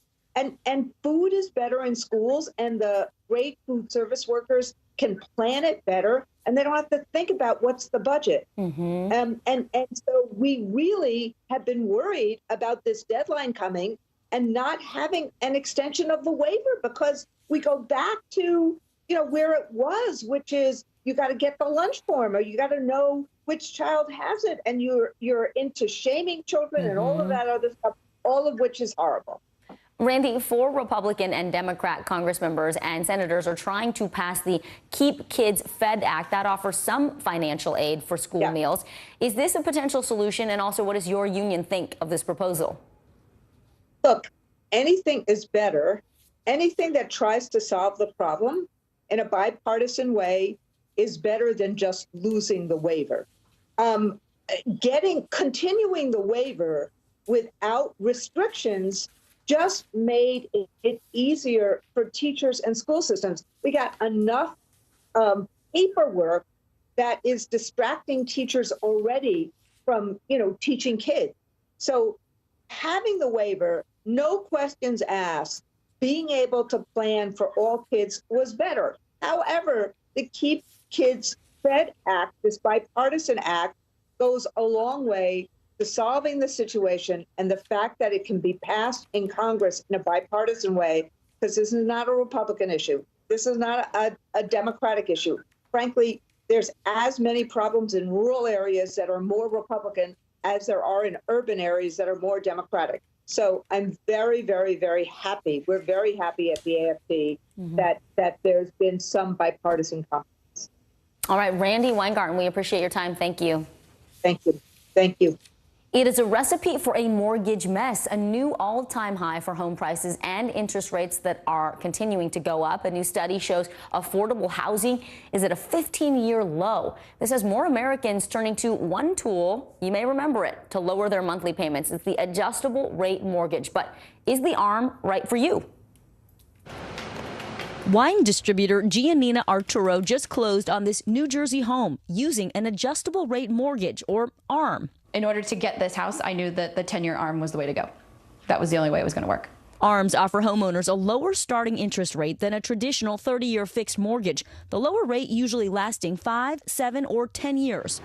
Giannina's 10-year ARM has a rate that lowers her monthly payment by more than $300. The difference in that rate between fixed and the ARM was enough to either price me out or price me in. But an ARM is not without risk. Like the name says, they adjust after the introductory period, going up or down based on market rates. What no one can say is how long this housing crisis will last. Back in 2008, millions of homeowners ended up in foreclosure, in part because they used an ARM to buy a home they couldn't afford after the loan adjusted. With 30-year fixed mortgage rates now topping 6% compared to about 3% a year ago, ARMs are making a comeback. The percentage of ARM loans has more than doubled since the start of the year. Loan Depot founder Anthony Shea says he's not worried about another mortgage meltdown. In 2005, ARMs made up 36% of all home loans. Today, they're less than 10%, and lenders are more stringent with who they approve. They have to qualify for a loan today, which we're very happy about. Other protections of today's ARMs include limits on how often rates can adjust and caps on annual increases. Who should avoid an adjustable rate mortgage? Someone that does not like to see their monthly payments increase, because that is no doubt a possibility. You do not have a tolerance for being surprised by a higher monthly payment. You should really look at a 30-year or 15-year fixed rate. For Giannina, the adjustable rate mortgage works. I'm very happy with my decision. I'm happy with the house choice. I'm happy with the payment choice. I'm happy with the rate choice. Some more things to consider. Think through the entire loan. It's important to make sure you can still afford the monthly payment at the maximum adjusted rate. And just like anything else, you want to shop around, talk to multiple lenders, ask if there are penalties for paying off that loan early, and of course, negotiate for the best rate. Well, coming up, a push for equality one step at a time. After the break, the monumental march this weekend to call for racial and economic justice in the Asian American community.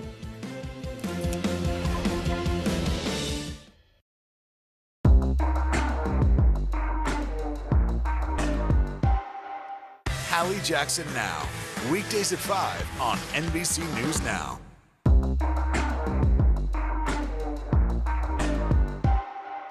Hallie Jackson Now, weekdays at 5 on NBC News Now. News is happening now. Look at what's making headlines around the world. Right now on Morning News Now. We're coming on the air with breaking news. And this is a significant moment. Whenever it happens, wherever you are, NBC News, streaming free now.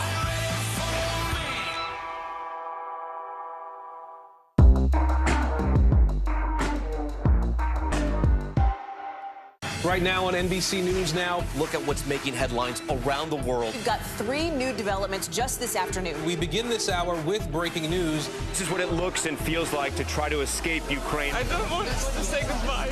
This factory has gone from making kitchen pots to lethal items. There's an intense artillery battle underway. Breaking news this morning. The heartbreak, the grief, and the tears that we have seen here are all tragically familiar. Was there a school officer on campus? Because that's what we've been told. No. The shooting is once again reigniting the debate over gun laws. If it's Tuesday, it is primary night. The highest profile races yet this year. The official confirmation of Judge Ketanji Brown Jackson. Let's zoom out a bit to our changing climate. What do we think that the new normal is going to be? The rollout of COVID vaccines for children under 5. Inflation is cutting into almost everything. Another honest conversation about what it means to be Asian American. We're coming on the air with the news NBC Scoop. Bringing the news to you is not only a job, it's an honor.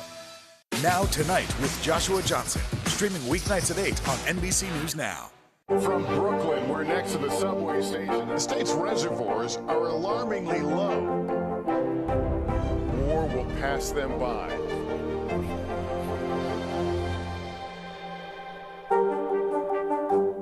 We're here to start conversations about the big things happening in our world. Because it's not my job to tell you what to think. My job is to think about what you tell me. Now Tonight with Joshua Johnson, streaming weeknights at 8 on NBC News Now. When was the last time you made space to listen to somebody? What I learned from a very young age is radical love, radical forgiveness. We are meeting people one after the next who have made profound changes. It showed a lot of personal strength for me. Why am I trying to make other people happy over myself? So many life lessons that are going on in these conversations. We're watching a transformation. Join Hoda Kotb for her podcast, Making Space. Listen now. Well, it has been a heartbreaking and terrifying couple of years for the AAPI community. A recent report finds anti-Asian hate crimes are up a staggering 339%. That surpasses the record number set back in 2020. Asian American nonprofits are taking action, though, to drive social, civic, and economic change for historically excluded groups. Co-founder of APIA Vote, Christine Chen, joins me now to tell us more about the group's equity platform and this upcoming Unity March on Saturday. Christine, thank you for being here. This is the first march of its kind. What's, the message that you are hoping to send after a couple of very difficult years for the Asian American community? Right. Well, thank you so much. Our communities are under attack. Every day there's a new act of violence or hate against not only Asian Americans, but other historically excluded communities as well. So, these assaults not only change the lives of the victims and the families, but they also threaten our own sense of personal safety and wellness. The equity platform essentially is how our communities will use our growing influence to make it known that we will not tolerate this. We want to demand further positive action to be taken to stop the hate and violence, whether that's for full participation in democracy, racial and economic justice, or also cultural equity and media representation. Yeah, can we talk about, how tough it can be to get people involved in a political movement? That can be difficult in and of itself. But when you talk to the Asian American community, there are cultural barriers, there are language barriers. What can you do to use this equity platform and spread the word that it is important to get involved and to speak up in your own community about the issues that matter to you, because they likely matter to others as well? Well, after the shooting in Atlanta a year ago, throughout the year, we saw that there's more Asian American and Pacific Islander organizations and individuals that are leaning in and want to know how to actually get involved. So this is also an opportunity for us to direct their energies toward this march, but then also to understand all the different campaigns that they can also get involved with, and also activating their own family and their neighborhoods, and to get ready for the midterm elections. All the issues that we'll be highlighting at the Unity March this Saturday will also tie back to the upcoming elections and making sure that we understand what is at stake for our communities and for our neighborhoods. And this isn't just an Asian American issue, right, Christine? Talk to us about the allyships and the groups that have connected. I saw on the screen we were showing all of the different groups. They're not just Asian American. Right. So for many of our organizations, we've been working hand in hand for decades with different ally organizations. So we'll be bringing onto the platform a number of our coalitions that are working on voting rights, on women's rights, immigration reform, a wide variety of different topics.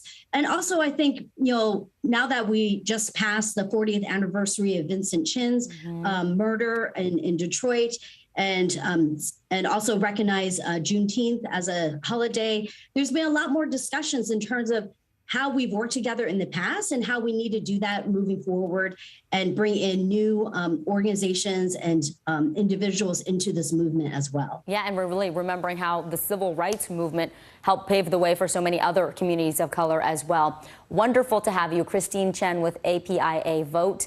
Good luck at the march this Saturday. Great, thank you. Well, thanks for being with us this hour. I'm Vicki Nguyen. The news continues right now.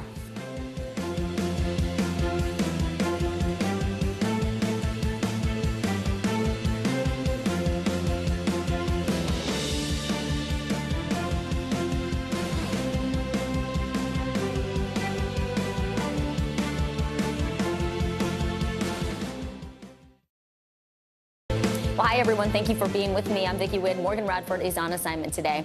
Right now on NBC News Now, driving down prices. President Biden wants to give millions of Americans some relief from the record gas prices. But will pennies off at the pumps make a difference? Going nowhere fast, another day of delays for thousands of travelers stranded at the nation's airports. Why experts say this could be the new normal for travel. And killer scorcher, the heat wave melting much of America, taking a deadly turn in at least 2 states where it will feel 115 degrees today. Dire deadline starting next week. Millions of kids across the country could go hungry. Inside the fight to extend school meal waivers. That's ahead.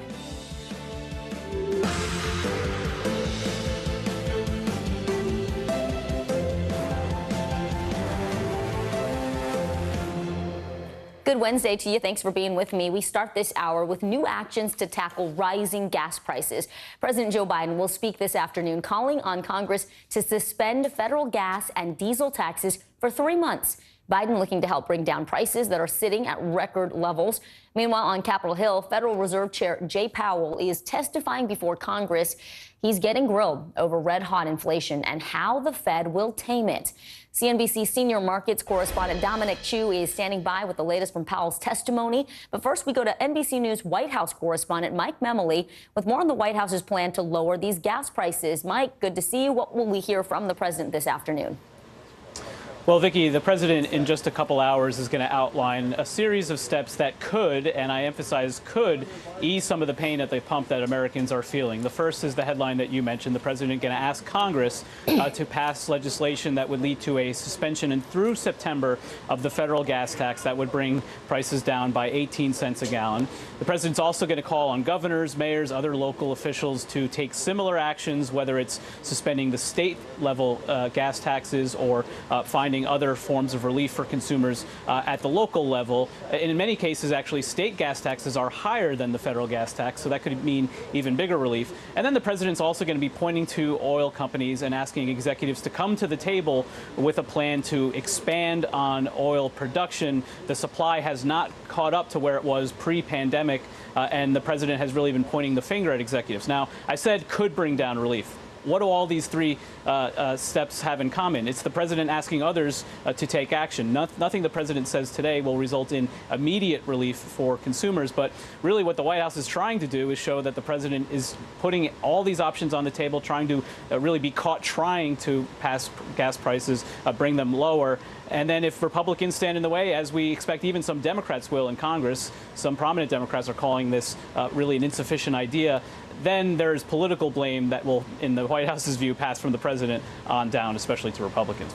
Mike, I'm looking at a sign that says the current average for a gallon of gas is $4.96. That's below $5, which we saw a couple weeks ago, but it's still not a lot of relief. Let's go a little further on these meetings. You said the president is taking these steps. Well, Energy Secretary Granholm is meeting with energy companies tomorrow to talk about ways to increase the oil supply. Are we expecting any actual action to come out of that meeting? Well, it's unclear at this point, but what the White House has really been trying to do, we've heard a lot about Putin's price hike, pointing the finger at Vladimir Putin for the instability with his invasion of Ukraine for driving up prices. But the White House has increasingly been accusing these oil executives of profiting on the backs of consumers who are really suffering. The president likes to point out the fact that we've seen crude oil prices at a similar point in the past, but the gas price was never at the same level. And so the difference here is that energy companies are pocketing the difference here at a time when Americans are suffering. So this is part of an effort to call them to account for this. The president has said he wants these executives to come to this meeting with plans to expand production back to where it was before the pandemic. But we've already heard from a number of executives saying that really the president is just trying to shift the blame here and that he needs to do more in terms of his policies to make it more friendly for energy, for expansion of drilling and things like that. Mike Memoli at the White House. Thank you, Mike. CNBC senior markets correspondent Dominic Chu is joining us now. Dom, what's the Fed secretary saying about the overall health of the economy in the testimony? So what's happening right now? This is the semi-annual testimony that the Fed chair is mandated to give members of Congress. It was formerly known as the Humphrey Hawkins testimony. But what he's basically, this is Fed Chair Jay Powell, is telling Congress right now is that inflation does remain front and center for the Federal Reserve because it has two jobs. The Fed has to kind of keep prices stable, which they're arguably not right now, and it has to try to maintain maximum sustained employment, which it's kind of close to right now. So it has to focus on inflation. Now, there have been some questions raised by policymakers and pundits about whether or not the Fed is doing enough. And in the testimony, Jay Powell, the Fed chair, laid out the case that the Fed is very, very much doing what it can. Take a listen to what he said. We are strongly committed to bringing inflation back down, and we're moving expeditiously to do so. We have both the tools we need and the resolve it will take to restore price stability. Against the backdrop of the rapidly evolving economic environment, our policy has been adapting, and it will continue to do so. With inflation well above our longer-run goal of 2% and an extremely tight labor market, we raised the target range for the federal funds rate at each of our past 3 meetings. We are highly attentive to inflation risks and determined to take the measures necessary to restore price stability. Okay, so what we have right now is this testimony where, in addition to that, Fed Chair Jay Powell also said that the idea that you could tame inflation without sending the economy into an economic downturn or a recession is going to be a tough line to kind of toe, so to speak. He also is facing a lot of bipartisan worry about this. You have Republican Senator John Kennedy from Louisiana basically saying that his constituents are coughing up bones because of inflation. Meanwhile, you have Democratic Senator from Massachusetts, Elizabeth Warren, saying that she is very concerned that in the efforts to tame inflation, you will send the economy into a recession. So again, he is facing a grilling. But of course, this is very much front in mind for many Americans out there. Vicki, you and I both know that when it comes to the surveys and polls of everyday Americans, the #1 concern in the economy right now, it's not food, it's not rent, it is literally fuel prices. Right. I mean, they're going up and up, and we're heading into the summer travel season. Maybe the gas taxes will provide some relief. Dom, talk to us about how the markets are reacting to Powell's testimony.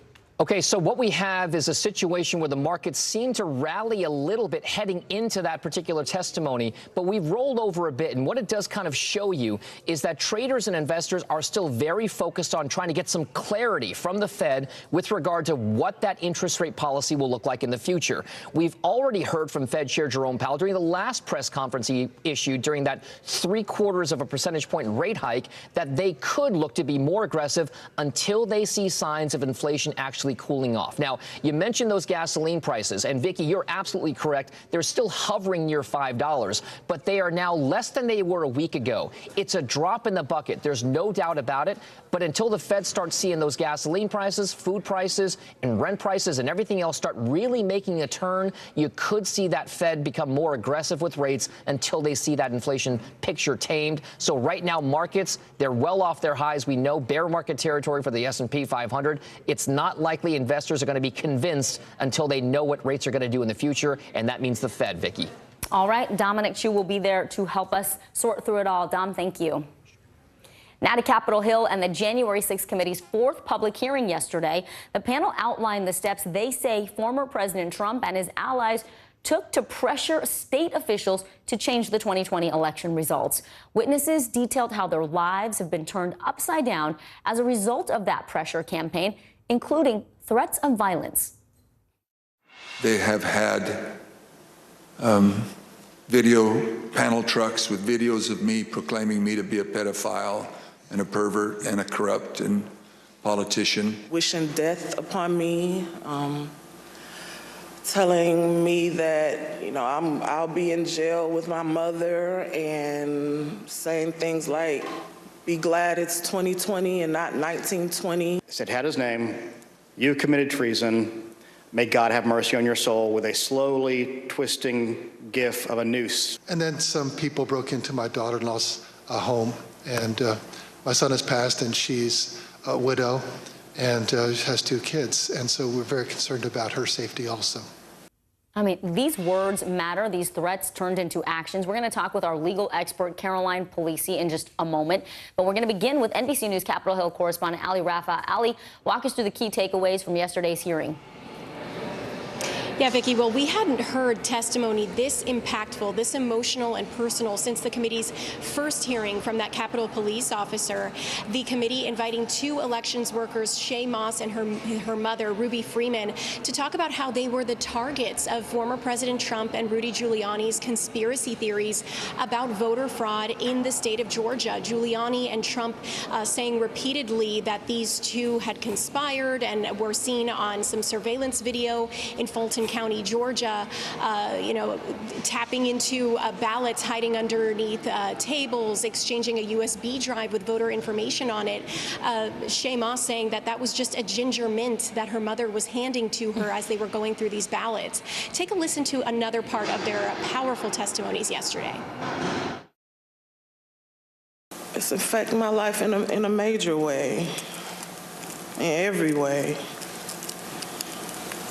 All because of lies. There is nowhere I feel safe. Nowhere. Do you know how it feels to have the President of the United States to target you? The President of the United States is supposed to represent every American, not to target one, but he targeted me, Lady Ruby.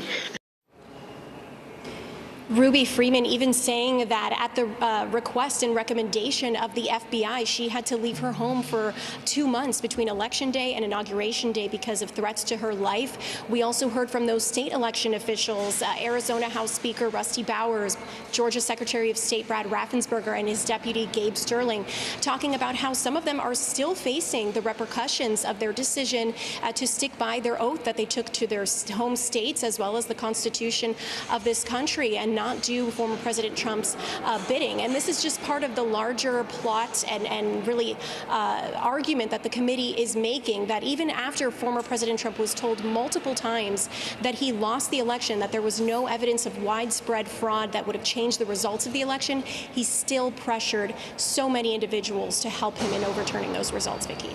Wow, Ali, we're hearing the impact it had on real election workers' lives. The next hearing, we know it's planned for tomorrow. What is on the agenda? So we expect tomorrow's hearing to really delve deeper into the chaos that was going on at the Justice Department during this time, how former President Trump tried to pressure officials at the nation's top law enforcement agency. We expect to hear from a little bit more from former AG Bill Barr, as well as officials Jeffrey Rosen and Richard Donahue. Vicki, this is coming as the committee continues to gather evidence and continue trying to meet with witnesses for testimonies. Take a listen to a sort of not so subtle request from the committee's top Republican, Liz Cheney, yesterday. Our evidence shows that Mr. Cipollone and his office tried to do what was right. They tried to stop a number of President Trump's plans for January 6th. We think the American people deserve to hear from Mr. Cipollone personally. Cheney asking for former White House lawyer Pat Cipollone to come in and testify publicly before the committee after we know that he had some informal talks with the panel a few months ago, Vicki. All right, Ali Rafa on Capitol Hill. Thank you, Ali. Let's bring in Caroline Polisi. She is a federal criminal defense attorney and adjunct lecturer at law at Columbia University. Caroline, the committee has zeroed in on former President Trump's role in much of their presentation so far. From your legal perspective, are Trump and his allies in legal jeopardy, and what possible charges could they face?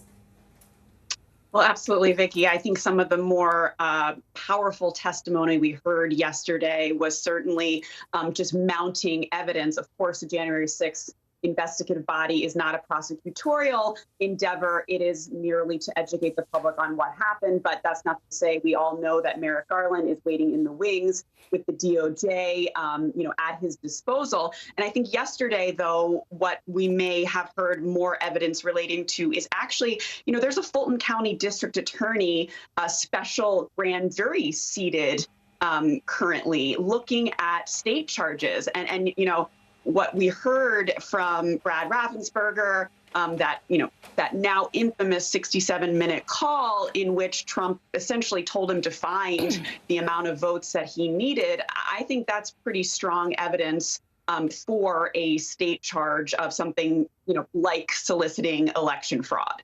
A lot of evidence being laid out, but of course, this is not a criminal trial, so we'll have to see what happens and if the DOJ pursues any charges. Let me turn to that mother and daughter. We just heard from them, Shay and Ruby Moss. They were election workers in Georgia.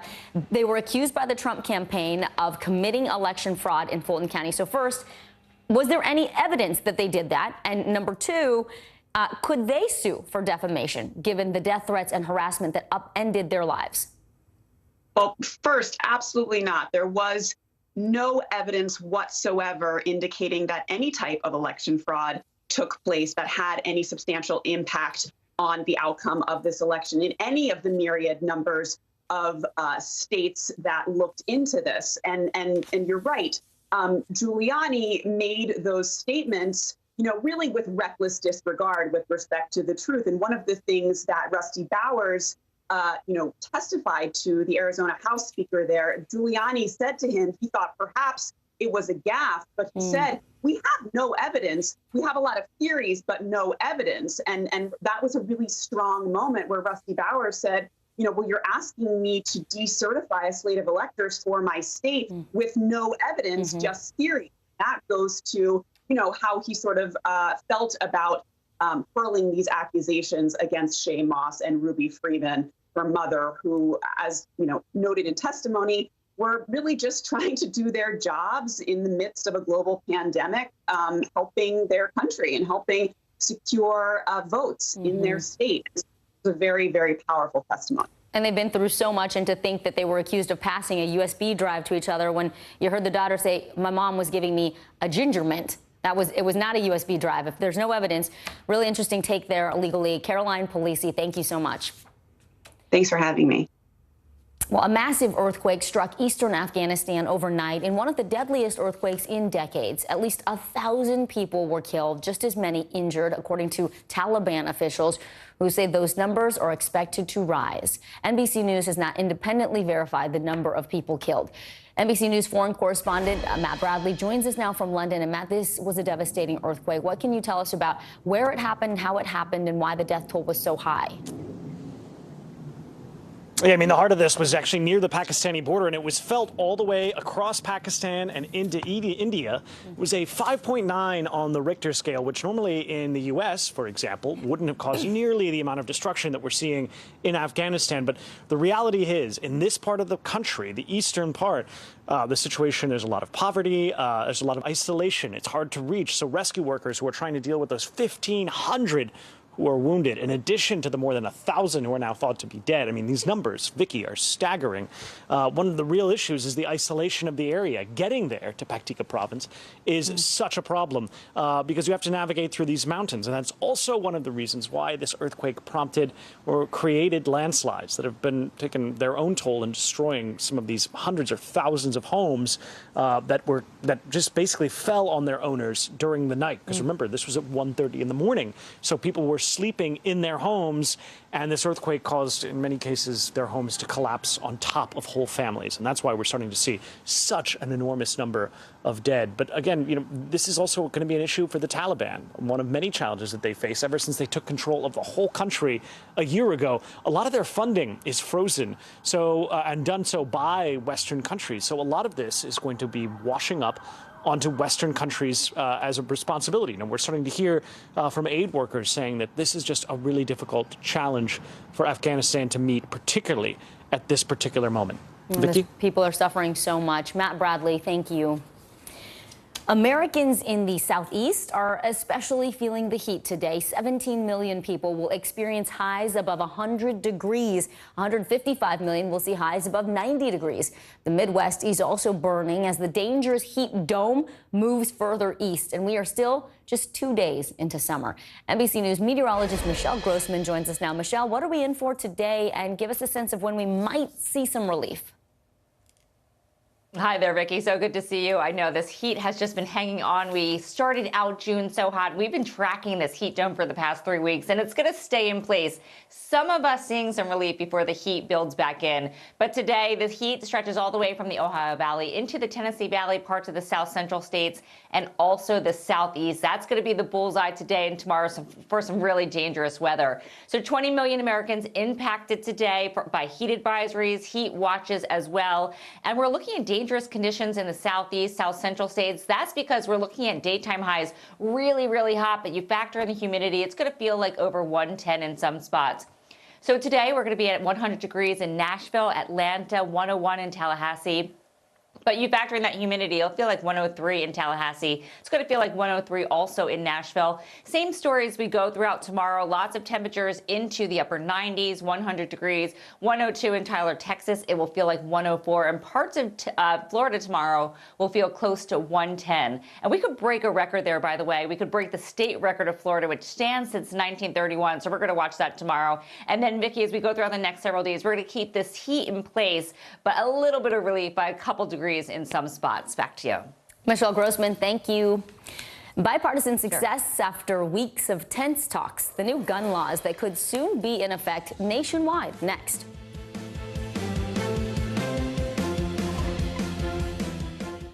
Hallie Jackson Now. Weekdays at 5 on NBC News Now. At 73, Prince Charles is still waiting for the job that is his birthright.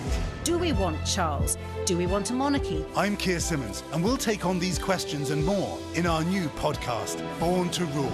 Listen now. Women's basketball has been systematically held back. After 49 years of Title IX, we still have work to do. In Their Court, a podcast from NBC News and NBC Sports that goes inside the issues of inequality in women's sports. Listen now.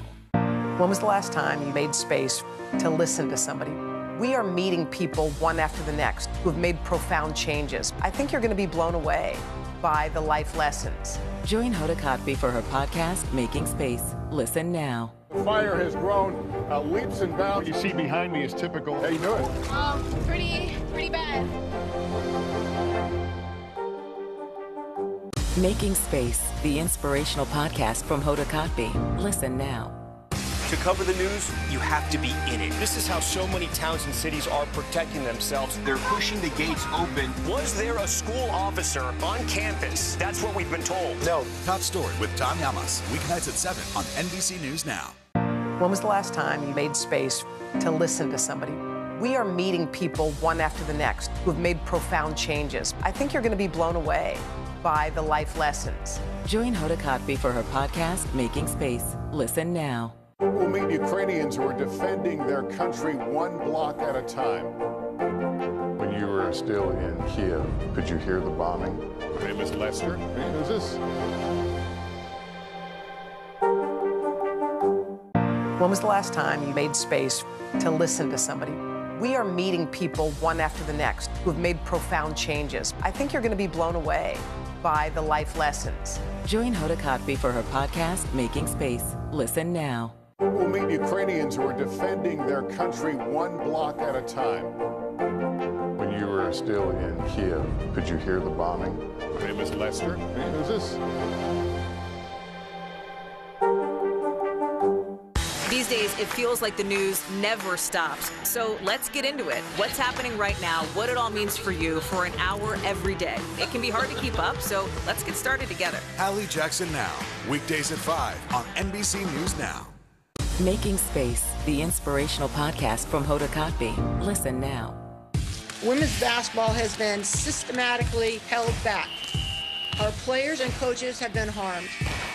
After 49 years of Title IX, we still have work to do. In Their Court, a podcast from NBC News and NBC Sports that goes inside the issues of inequality in women's sports. Listen now. More than 3.5 million Americans are expected to take to the skies next week before the 4th of July. But with airlines still struggling with cancellations and delays, a lot of travelers will be hitting the road this holiday. AAA says a record 42 million people will be driving despite the high gas prices. NBC News correspondent Emily Ikeda has the story. Hey there, Vicki. It's only noon, and we've already seen more cancellations so far this morning than the entire day yesterday. Some of those on the board behind me, and that's just a fraction of what we saw play out over the holiday weekend. Now people are fearing what next week will bring, and it's prompting some to rethink their July 4th plans. This morning, airlines struggling to bounce back from a holiday weekend riddled with thousands of flight disruptions. Another 500-plus flights canceled after the holiday, and many more delayed, including in Miami, where a plane caught fire after its landing gear collapsed, injuring 3 people. Across the country, passengers weathering turbulent trips. Probably would delay travels after this. It was pretty tiring and stressful.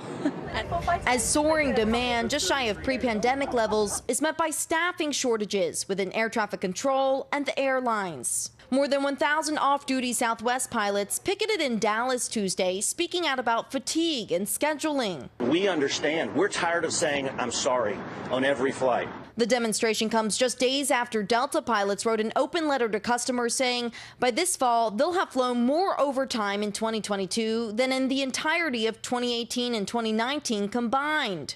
And that's despite airlines trimming the number of flights. The number of planes flying, the number of flights on the schedule is still down 15%. So you're seeing fuller planes and longer delays. AAA believes the swath of recent cancellations will drive more people to the roadways this July 4th holiday, predicting a record 42 million to get behind the wheel. Even as the cost of gas hovers around a staggering $5 a gallon. It's ridiculous. Bookings at top Independence Day destinations in the U.S. have spiked by more than 60% compared to last year, a sign the summer travel boom is in full swing, though marred by mishaps. Industry experts reminding passengers you can get a full refund for any canceled flight, even on a non-refundable ticket, and your credit card may cover other travel-related losses like hotels and meals. Nobody's going to be a better advocate for yourself than you. And so you need to be prepared with that backup plan. So the FAA requires pilots to retire by the age of 65, regardless of physical condition. But as the nation grapples with this pilot shortage, we're hearing reports that we could see a bill in Congress that would increase the retirement age to 67 years old. Vicki, back to you. All right, Emily Ikeda, thank you. Major changes to our nation's gun laws could be on President Biden's desk in a matter of days. The Senate appears poised to pass bipartisan legislation this week. It hits on 5 key areas, but there is no ban on assault rifles. This comes as more disturbing details emerge about last month's deadly mass shooting in Uvalde, Texas, at that school. NBC's Tom Winter is here to shed some light on that investigation, but we're going to begin with Capitol Hill correspondent Scott Wong. Scott, what is in this new bill, and how quickly can we expect it to be signed into law? Well, there are a number of provisions in this compromise bill.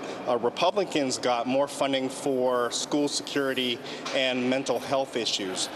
Democrats specifically got juvenile records now will be able to be accessed by law enforcement during the background checks process. This was a priority that Democrats had wanted. Incentives for states to pursue red flag law legislation will be included in this, as well as a closing of the boyfriend loophole during the background checks that will expand the number of people who will be scrutinized during a background checks process for those especially who have been convicted of domestic violence abuse. And so, senators expect to move this forward and pass this out of the Senate by the end of the week. That's a schedule that Senator Schumer has laid out. And then, of course, it will head over to the House of Representatives, where it has very good prospects. All right, Scott Wong, we appreciate it. Thank you. An abject failure. That is what a top Texas law enforcement official calls the response to last month's shooting at Robb Elementary School. Meanwhile, Uvalde's mayor is reaffirming his pledge that no one will again set foot in the school where 21 people were killed. He says that building will be torn down, but no date has been set as to when that will happen. NBC News correspondent for investigations Tom Winter joins me now in studio. And Tom, I want to start with what's happening right now in Austin, Texas. That's where lawmakers are hearing what actually happened at Robb Elementary. Take us through some of the key highlights of what they've learned and also who else is expected to speak. Right. So a couple of things. First off, yesterday's testimony, incredibly riveting. And also, just when you think the details could not get any worse about what happened in that elementary school, we did get more of those type of details yesterday, which gave us finally, according to Texas DPS, some insights into what went on that day or didn't go on with respect to the law enforcement response. That testimony is continuing today, but it's focused more on the mental health of kids. So there's a number of experts from various Texas children's hospitals that are focused on that effort today. On top of that, a lawsuit has been filed by a Texas legislator who's looking from the Uvalde area, who's looking for more information in specifically the raw video, the raw accounts, the various public documents that are part of this investigation. There's not going to be a prosecution here, Vicky, against the shooter. So this presumably is information that we should get. So there's a lot going on to kind of further our understanding of what happened that day. A lot of people want a lot of accountability. And they, as you said, these details that come out, just when you think they couldn't be more heart-wrenching, it seems like they are. What are some of the key things that you learned, and what are your law enforcement sources telling you about this timeline of what happened when and what went wrong? Because a lot of things did not happen according to the policies that we keep hearing law enforcement saying when it's, when they're supposed to respond to these mass shootings. Well, that we've known about for 20 years plus since Columbine. And so I think that's one of the key things that they've identified. One, first off, the idea that they were waiting for ballistic shields. They had those fairly early on in the response here. They ended up having 4 of them. 6 shots were fired after the police chief, the incident commander, Peter Arredondo, was there. So I think that's an important thing to know, that the shooting continued after police were there. They had additional tools to get inside of that classroom.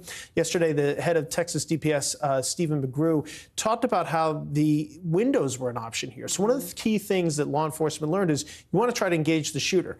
If the shooter's focused on the police, he's not focused on shooting kids. That's a huge component of this. Another thing, Vicky, that I think was so disturbing from yesterday's report, the police radios. First off, the chief didn't have his, but the police radios did not work in that school. That tells us a couple of things. One, How are you not prepared? Right. How did you never do a drill and realize, hey, you know what? Our antennas or radios don't actually work in these buildings. That's the point. It's fairly clear now that either A, they never actually drilled in the very school where they needed to be prepared to respond to an active shooter, or two, just didn't care to follow up. I mean, we've seen no indication that there was an effort to fix that. And in a school setting like that, that's actually something that can be repaired. We're not talking about setting up towers and skyscrapers in Uvalde. There's specific repeaters that can be installed in schools that can make that without a huge cost to be able to have radio communication throughout a school, which is obviously composed of cinder block and steel, but still you could be able to address that issue. So that was extremely alarming to me. And here we are 20 plus years after 9/11, and we're still not learning the lessons from that day, which is you have to have communications in place. They might have known that teachers and kids were calling 911 from that classroom. And what about the door not even being locked? You know, the door was never secured, apparently never properly fixed. It was not a situation where even if the teacher had tried or perhaps did lock the door, that the door would have held in place. And the outer doors to the school had to be locked from the outside. Kind of difficult when somebody's firing at the school, as we saw that day. Tom, what you said is so powerful, that your job is to engage the shooter, because if you engage the shooter can't be focused on the kids. Exactly. I mean, that's powerful. Tom Winter, as always, thank you for your time. Good thing. Well, Florida is the last state to order COVID vaccines for the youngest Americans. What's behind the delay, and how Governor Ron DeSantis is responding to national criticism?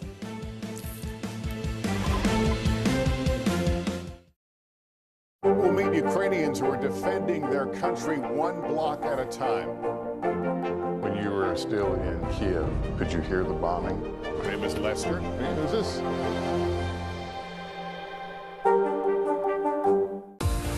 It's a can't-miss summer on Today. They are walking strong, elegant, and pretty easy to prepare. How to cut costs on your vacation? Vicky has the answers. Every single thing you need for the best summer yet. Only on Today. Right now on NBC News Now, look at what's making headlines around the world. We've got 3 new developments just this afternoon. We begin this hour with breaking news. This is what it looks and feels like to try to escape Ukraine. I don't want to say goodbye. This factory has gone from making kitchen pots to lethal items. There's an intense artillery battle underway. Breaking news this morning. The heartbreak, the grief, and the tears that we have seen here are all tragically familiar. Was there a school officer on campus? Because that's what we've been told. No. The shooting is once again reigniting the debate over gun laws. If it's Tuesday, it is primary night. The highest profile races yet this year. The official confirmation of Judge Ketanji Brown Jackson. Let's zoom out a bit to our changing climate. What do we think that the new normal is going to be? The rollout of COVID vaccines for children under 5. Inflation is cutting into almost everything. Another honest conversation about what it means to be Asian American. We're coming on the air with the news NBC Scoop. Bringing the news to you is not only a job, it's an honor. Making Space, the inspirational podcast from Hoda Kotb. Listen now.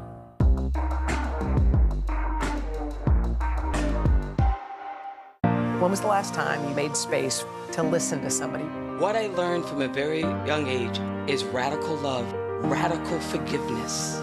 We are meeting people one after the next who have made profound changes. It showed a lot of personal strength for me. Why am I trying to make other people happy over myself? So many life lessons that are going on in these conversations. We're watching a transformation.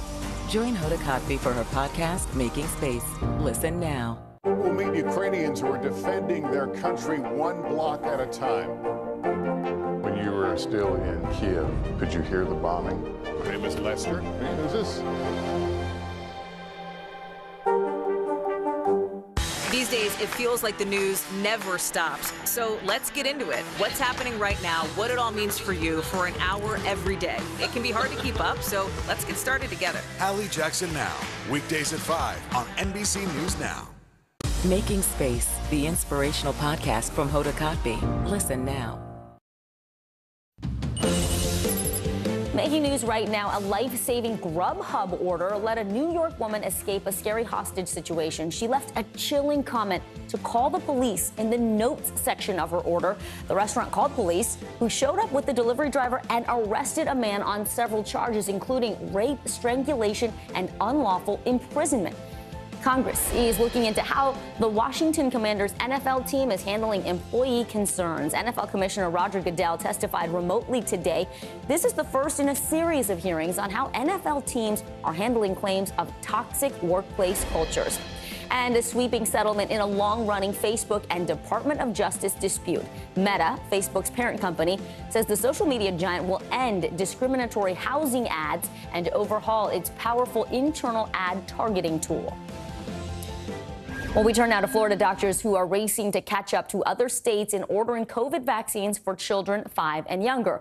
Republican Governor Ron DeSantis reversed course Friday, allowing doctors to get the doses after initially blocking access. Florida is the only state to delay the rollout of the new vaccines. NBC South Florida reporter Christian Benavides is joining us and following the very latest. Christian, what is the governor saying about all of this and what caused him to reverse his position? Well, Governor DeSantis has said that he never stood in the way of healthcare providers ordering vaccines for young children. However, according to the New York Times, state officials had said on Thursday that doctors could order vaccines as needed, but doing so requires using a state portal that was not open for those orders until Friday. By that time, according to the Times, Florida had already missed an order for the first wave of vaccine shipments. On Friday, a congressional subcommittee sent a letter to Governor DeSantis asking the state to allow providers to order vaccines, and that's when that portal was opened, according to the Times. Now, the governor's office says the letter had no impact on that portal, and Governor DeSantis himself has made it clear that he won't order vaccines for kids for the state-run sites. So parents have to get them through. The state of Florida, they came out with an article saying the state of Florida has not ordered, its Department of Health has not ordered mRNA jabs for the babies. Yes, we didn't. We recommend against it. We are not going to have any programs where we're trying to jab 6-month-old babies with mRNA. That's just the reality. And in fact, the state's health department actively recommends against vaccinating children under 11 years old. That goes in opposition to everything else the rest of the country is doing. Interesting. Well, politics have certainly played a role in Florida's response to the pandemic, from mask mandates now to these vaccines for kids. This year's race for governor, Christian, is also heating up as we get closer to November. How are candidates capitalizing on this latest controversy? Well, look, we're just months away from the gubernatorial race here in Florida, and Democrats have taken to attacking the governor over his stances that he and his state health department have taken on COVID. In particular, Florida's Agriculture Commissioner Nikki Fried, who's the only statewide elected Democrat and one of the Democratic candidates. She held 2 press conferences this week. Take a listen. Unfortunately, it was just one more anti-science, dangerous COVID denialism from the governor and the Surgeon General, who are playing politics with the health of our kids once again. Now, we should note that polls show that Fried is trailing behind former Florida Governor Charlie Crist in the Democratic primary, which takes place in August. Christian, one quick question before I let you go. After all these issues with the portal, the governor, back to the vaccines, when can parents who want to get these vaccines getting access? Well, while across the nation, children from 6 months to 5 years old should be able to get a vaccine this week, here in Florida, due to that portal not allowing providers to order the vaccines, it could take about 2 weeks for those supplies to just get in. Vicki? Christian Benavides, thank you so much. Americans turn to a new tactic to lower their monthly mortgage payments. But is the reward worth the risk? The fine print on adjustable rate mortgages right after this break.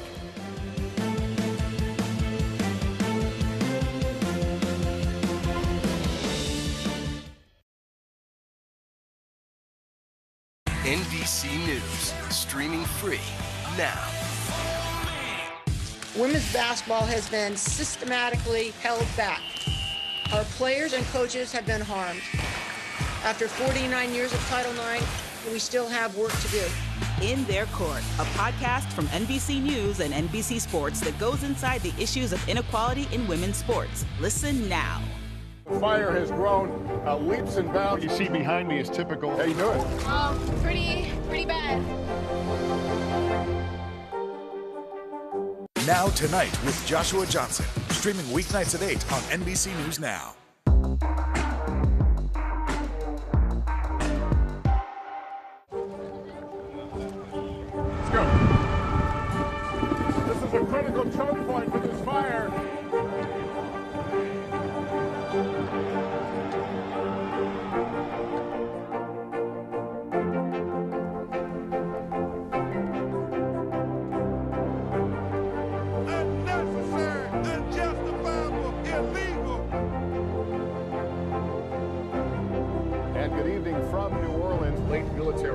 celebration. Witnessing the massive crowds that honor you both.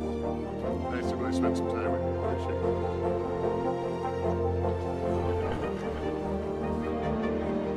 At any moment now.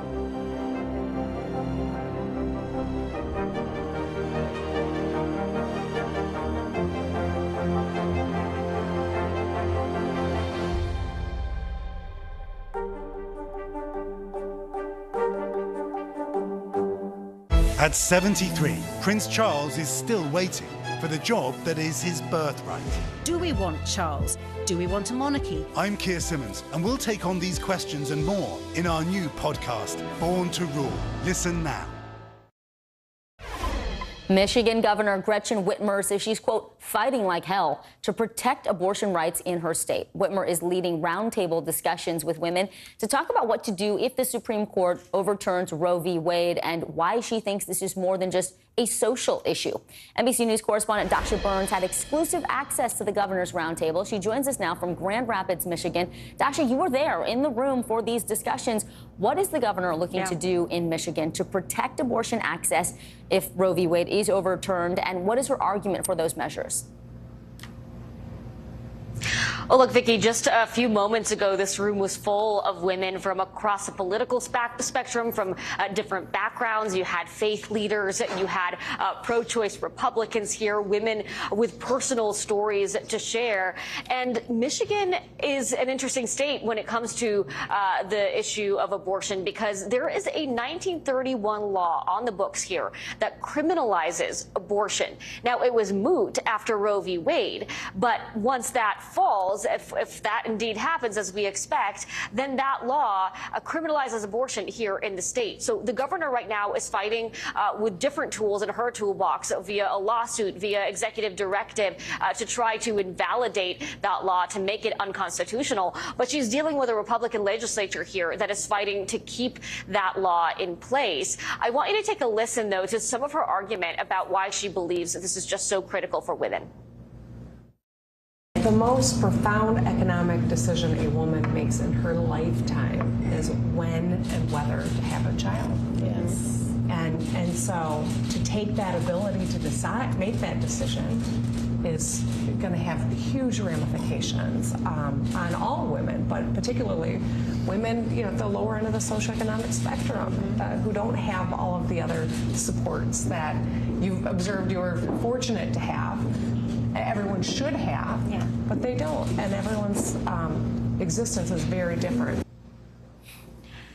Vicki, this was an incredibly intimate and personal conversation. Women sharing stories of ectopic pregnancies, of pregnancies that threatened their life, of young pregnancies, of just the difficult decisions that they had to make when it came to their own reproductive rights. And as we watched, the governor got emotional at different points in the conversation, because this has become just so personal for so many women here, Vicki. Yeah, absolutely, Dasha. You also had a chance to speak one-on-one with the governor after that roundtable. I mean, to hear her say that it has a profound economic impact on a woman's life, her choice, I think that resonates. We had CNBC's Scott Cohn on last hour talking about how this isn't just a social issue, it is an economic issue as well.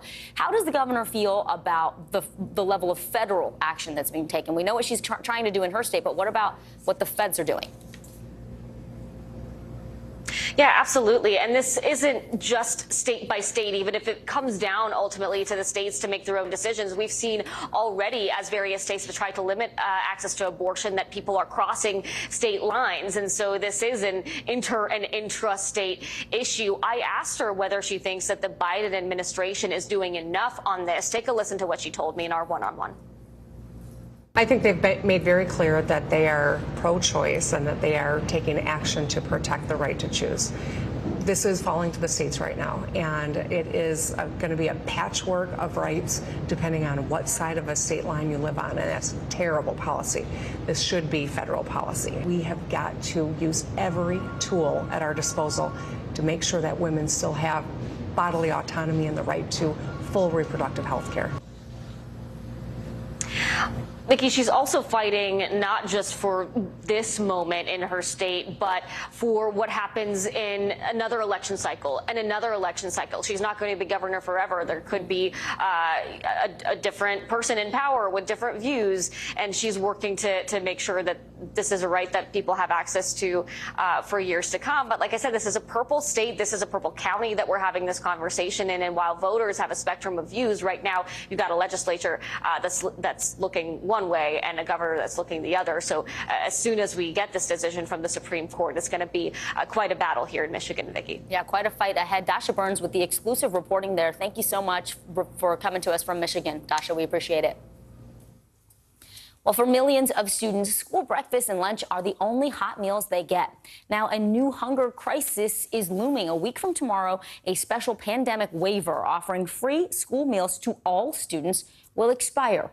4 bipartisan lawmakers are working on a new bill which would offer some relief, but it doesn't go as far as the waiver did. Let's bring in Randi Weingarten now. She's the president of the American Federation of Teachers, one of the largest educator labor unions in the U.S. Randi, talk to us about how these waivers have made a difference, not just for students over the past 2 years, but by extension, the educational environment for everyone when kids are fed. So I think it's obvious to any parent in America, any guardian, any grandparent, if a child has a healthy meal with all the different food groups, including fruit and vegetables, not just ice cream or candy, a child is better. A child feels better. A child focuses more. It's better well-being. It's, we know this instinctively. There's lots of data about this as well. So the bottom line is, we have tried not just to have Title I eligible kids have free lunch, meaning kids under the poverty line, but let's make sure all kids have free lunch and have free breakfast. So we don't have to be in a situation that stigmatizes kids. What happens if a child, didn't get the lunch forms from a parent? Well, you want to make sure that everybody has access to food, good food in the morning, good food in the afternoon. It's a basic human right. And so when we've had the waiver, it's just made things easier. And food is better in schools, and the great food service workers can plan it better, and they don't have to think about what's the budget. And so we really have been worried about this deadline coming and not having an extension of the waiver, because we go back to where it was, which is you got to get the lunch form, or you got to know which child has it, and you're into shaming children and all of that other stuff, all of which is horrible. Randi, 4 Republican and Democrat Congress members and senators are trying to pass the Keep Kids Fed Act that offers some financial aid for school meals. Is this a potential solution? And also, what does your union think of this proposal?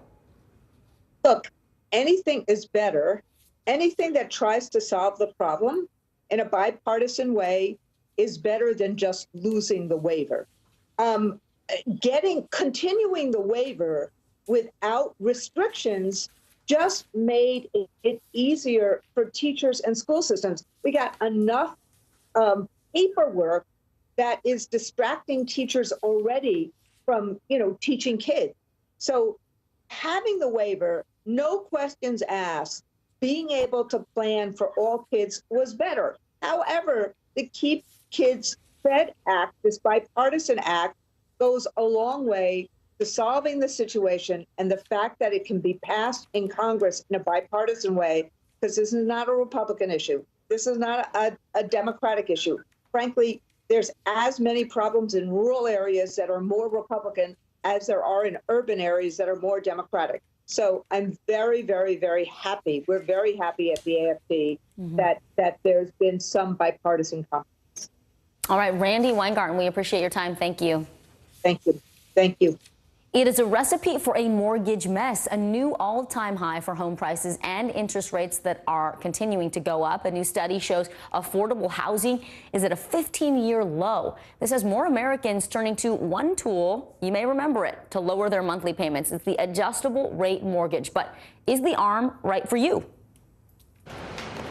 Wine distributor Giannina Arturo just closed on this New Jersey home using an adjustable rate mortgage, or ARM. In order to get this house, I knew that the 10-year ARM was the way to go. That was the only way it was going to work. ARMs offer homeowners a lower starting interest rate than a traditional 30-year fixed mortgage, the lower rate usually lasting 5, 7, or 10 years. Giannina's 10-year ARM has a rate that lowers her monthly payment by more than $300. The difference in that rate between fixed and the ARM was enough to either price me out or price me in. But an ARM is not without risk. Like the name says, they adjust after the introductory period, going up or down based on market rates. What no one can say is how long this housing crisis will last. Back in 2008, millions of homeowners ended up in foreclosure, in part because they used an ARM to buy a home they couldn't afford after the loan adjusted.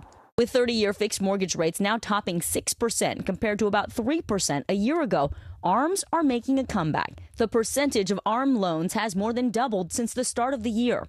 Loan Depot founder Anthony Shea says he's not worried about another mortgage meltdown. In 2005, ARMs made up 36% of all home loans. Today, they're less than 10%, and lenders are more stringent with who they approve. They have to qualify for a loan today, which we're very happy about. Other protections of today's ARMs include limits on how often rates can adjust and caps on annual increases. Who should avoid an adjustable rate mortgage? Someone that does not like to see their monthly payments increase, because that is no doubt a possibility. You do not have a tolerance for being surprised by a higher monthly payment. You should really look at a 30-year or 15-year fixed rate. Come here. For Giannina, the adjustable rate mortgage works. I'm very happy with my decision. I'm happy with the house choice. I'm happy with the payment choice. I'm happy with the rate choice. Some more things to consider. Think through the entire loan. It's important to make sure you can still afford the monthly payment at the maximum adjusted rate. And just like anything else, you want to shop around, talk to multiple lenders, ask if there are penalties for paying off that loan early, and of course, negotiate for the best rate. Well, coming up, a push for equality one step at a time. After the break, the monumental march this weekend to call for racial and economic justice in the Asian American community.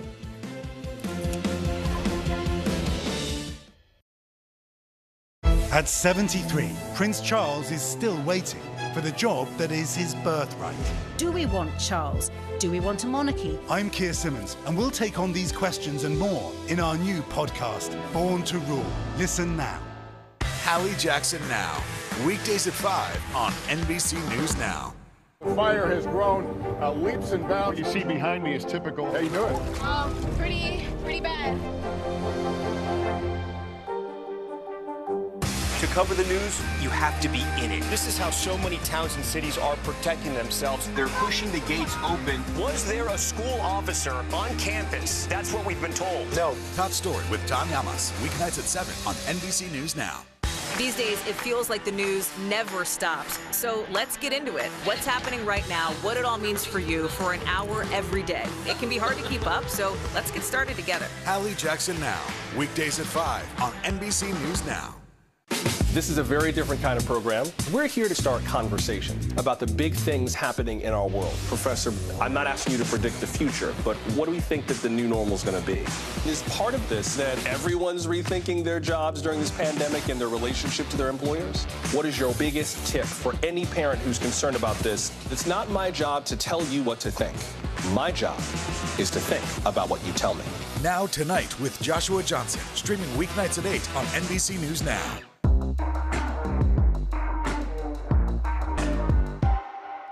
Sometimes the news can be difficult and overwhelming for kids to understand, so we've created a newscast just for them. We hope your family will watch Nightly News Kids Edition.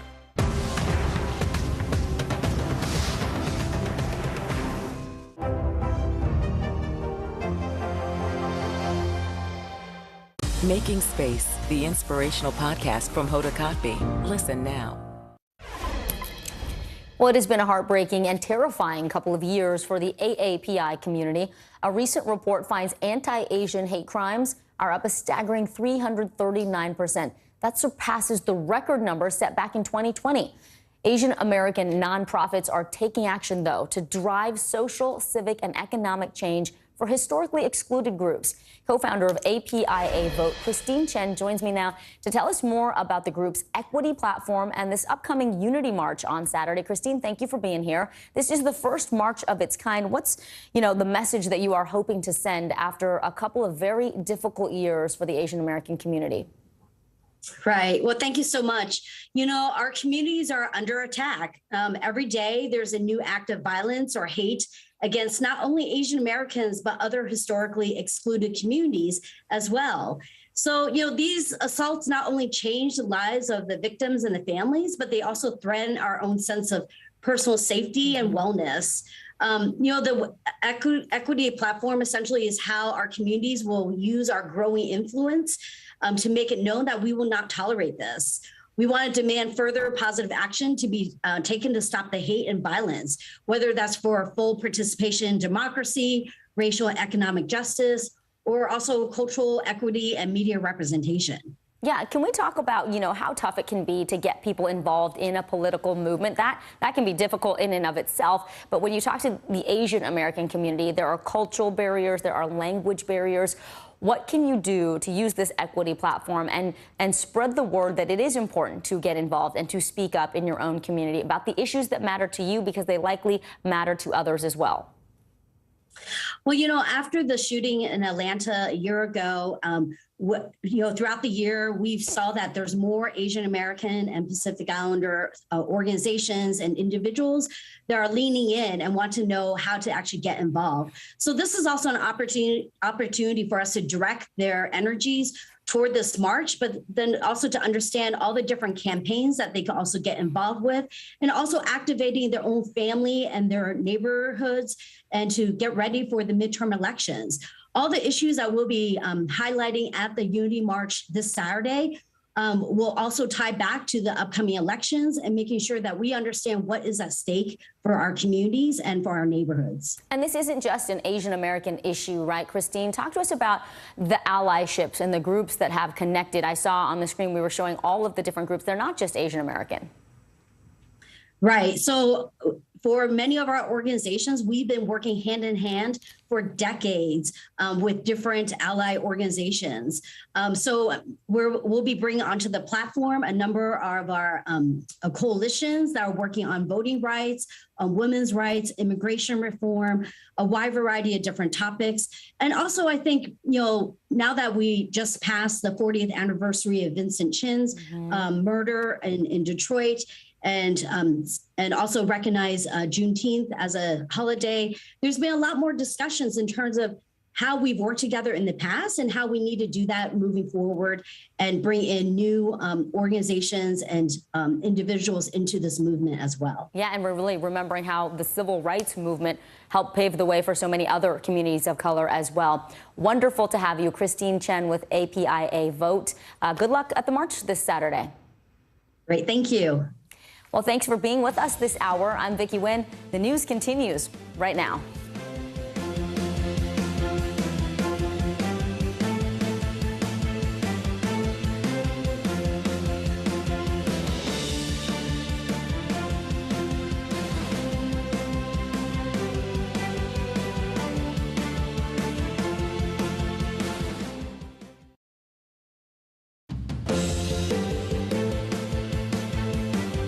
Breaking news first on NBC News Now. Drastic measures. President Biden set to roll out his plan to tackle gas prices.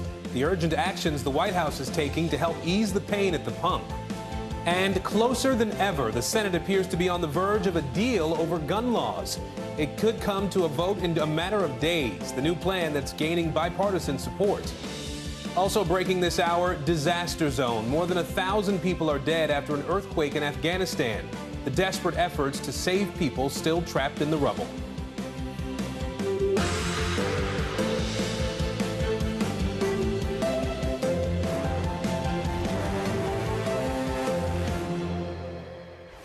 I'm Aaron Gilchrist at NBC News headquarters in New York, 2 p.m. here, 11 a.m. out west. And we begin in Washington, where President Biden is set to call for new action to lower gas prices.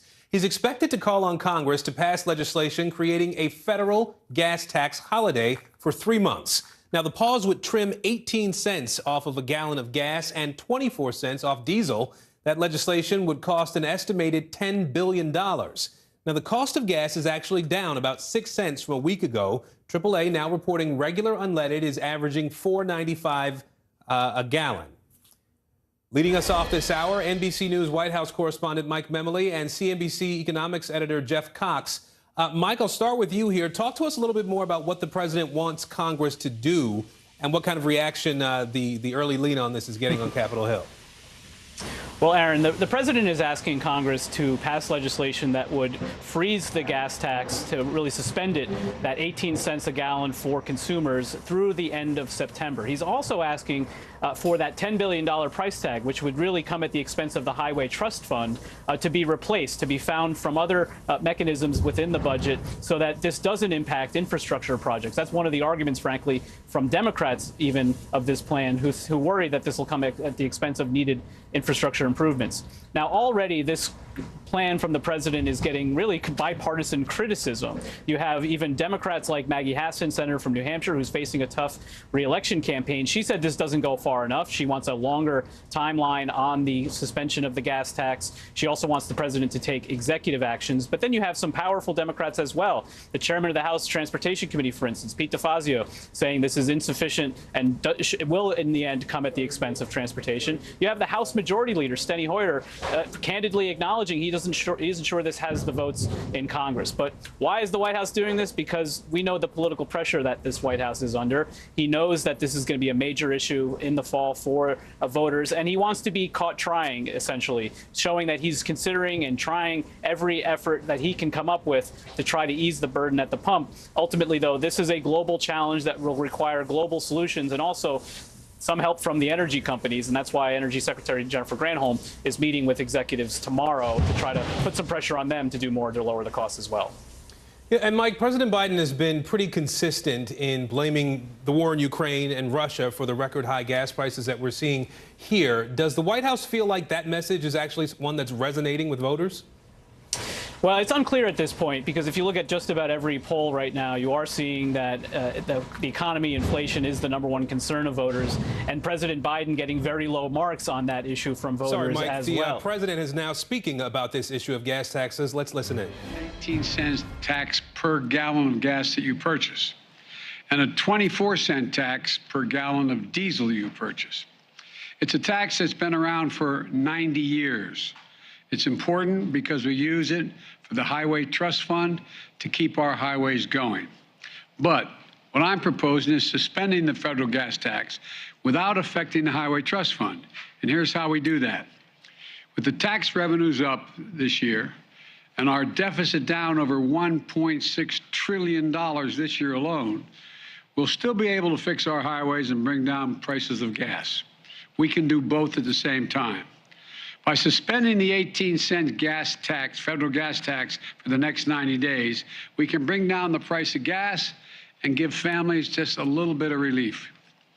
I call on the companies to pass this along, every penny of this 18-cent reduction to the consumers.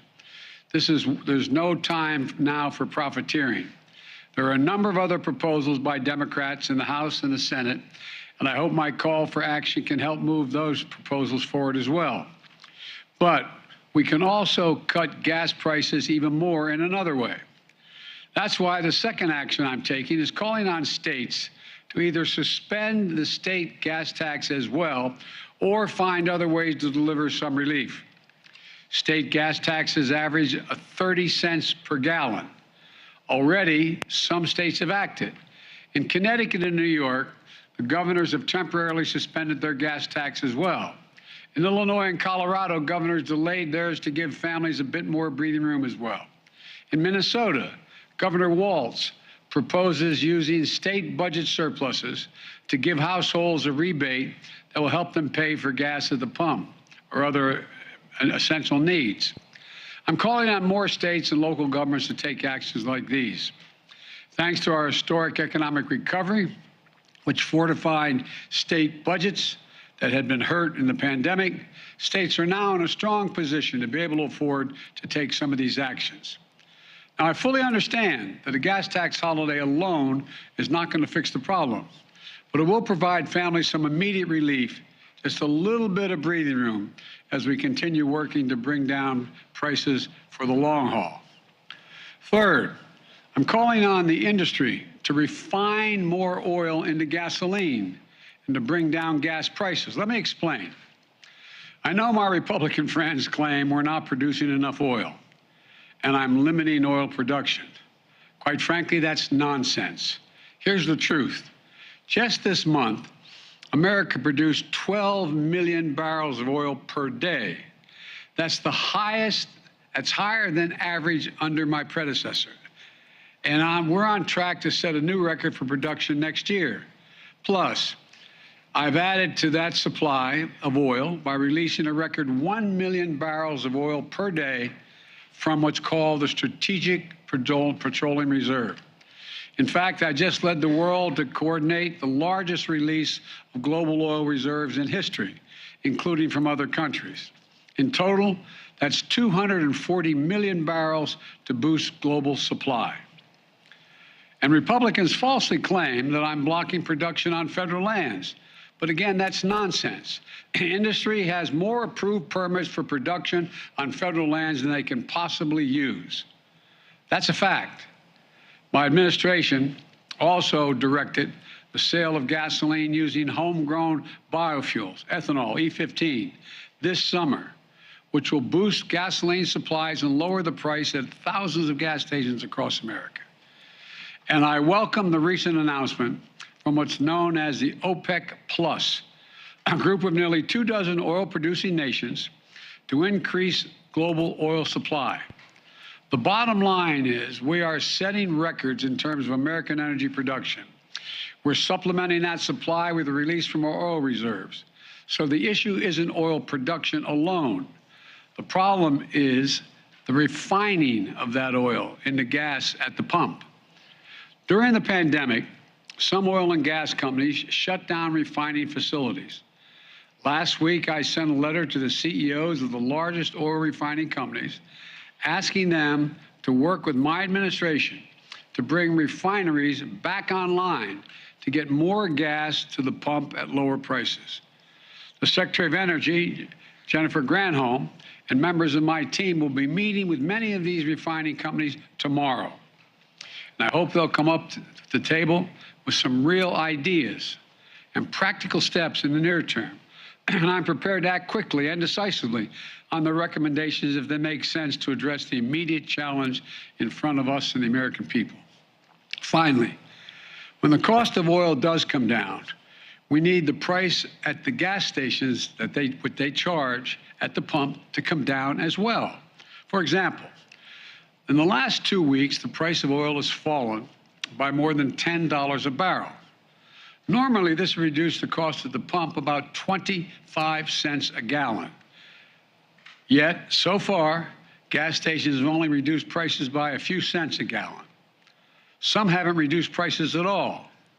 I've heard plenty of explanations from companies and economists about why it normally takes time for these price reductions to reach the consumer. I might note that when the price of a barrel of oil goes up, it doesn't take much time for the price at the pump to go up. So let's be honest with one another. My message is simple. To the companies running gas stations and setting those prices at the pump, this is a time of war, global peril, Ukraine. These are not normal times. Bring down the price you are charging at the pump to reflect the cost you are paying for the product. Do it now. Do it today. Your customers, the American people, they need relief now. So let me summarize. Today I'm calling for a federal gas tax holiday, state gas tax holiday for the equivalent relief to customers, oil companies to use their profits to increase refining capacity rather than buy back their own stock, gas stations to pass along the decrease in oil prices to lower prices at the pump. And together, these actions could help drop the price at the pump by up to $1 a gallon or more. It doesn't reduce all the pain, but it would be a big help. I'm doing my part. I want the Congress, the states, and the industry to do their part as well. And let's remember how we got here. Putin invaded Ukraine. Putin invaded Ukraine with 100,000 forces. Just look at the facts. Since the start of the war in Ukraine this year, gas prices have risen by almost $2 a gallon in the United States and sometimes more around the world. But it wasn't just Putin's invasion of Ukraine. It was the refusal of the United States and the rest of the free world to let Putin get away with something we haven't seen since World War II. I said at the time, siding with Ukraine during the most serious aggression in Europe since World War II, defending freedom, defending democracy, was not going to go without a cost for the American people and the rest of the free world. We were going to have to pay a price as well in the cost of military equipment, economic assistance, humanitarian relief, and sanctioned Russian banking industries. Russia is also one of the largest oil producers in the world.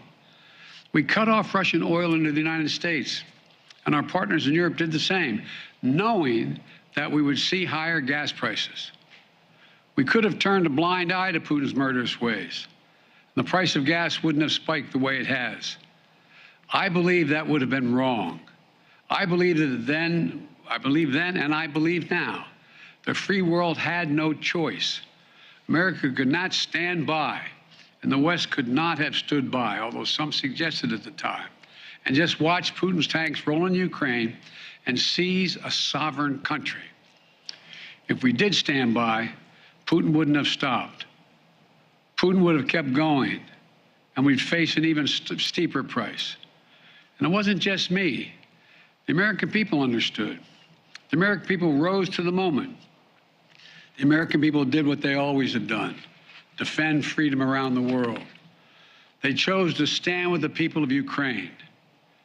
We had near unanimous support in the Congress, Democrats, Republicans, and independents for supporting Ukraine, knowing full well the cost.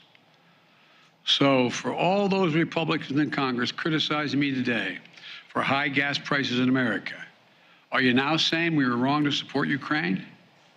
Are you saying we were wrong to stand up to Putin? Are you saying that we would rather have lower gas prices in America and Putin's iron fist in Europe? I don't believe that. Look, I get the easy politics of the attack. I get that. But the simple truth is gas prices are up almost $2 a gallon because of Vladimir Putin's ruthless attack on Ukraine, and we wouldn't let him get away with it. We're doing everything we can to reduce this pain at the pump now. And if those experiences have shown us anything, it's that we need to grow and harness more energy here at home. Let's lower the price of electric vehicles so we never have to pay at the pump in the first place. Major auto companies are preparing for 50% of future sales to be electric vehicles by 2030, 100% by 2035. We're already building secure supply chains to build these electric vehicles here in America. And we're investing almost $100 billion in public transit and rail. For all the studies show that it will take millions of cars off the road and significantly reduce pollution if there's a serious transportation system available. Let's keep accelerating our deployment of homegrown resources, sources of energy like solar and wind and nuclear and hydrogen and carbon capture storage, and keep developing the battery technologies so we can store that power we need when the sun doesn't shine or the wind doesn't blow. Folks, let's make sure we're never again forced to pay the price of a menacing dictator halfway around the world. We can deal with this immediate crisis of high gas prices and still seize the clean energy future. We're Americans. We can do both. We are the most qualified people in the world. Let me close with this. Even as we lead the world in defending democracy and standing up to a brutal autocrat, there are actions we can take to help American families now. We have taken them. We are taking them. The federal gas tax holiday, state gas tax holiday, bringing back refineries, putting them back online. We just have to keep going. I promise you I'm doing everything possible to bring the price of energy down, gas prices down. And I want to make sure we all work on this together. May God bless you all, and may God protect our troops. Thank you very much.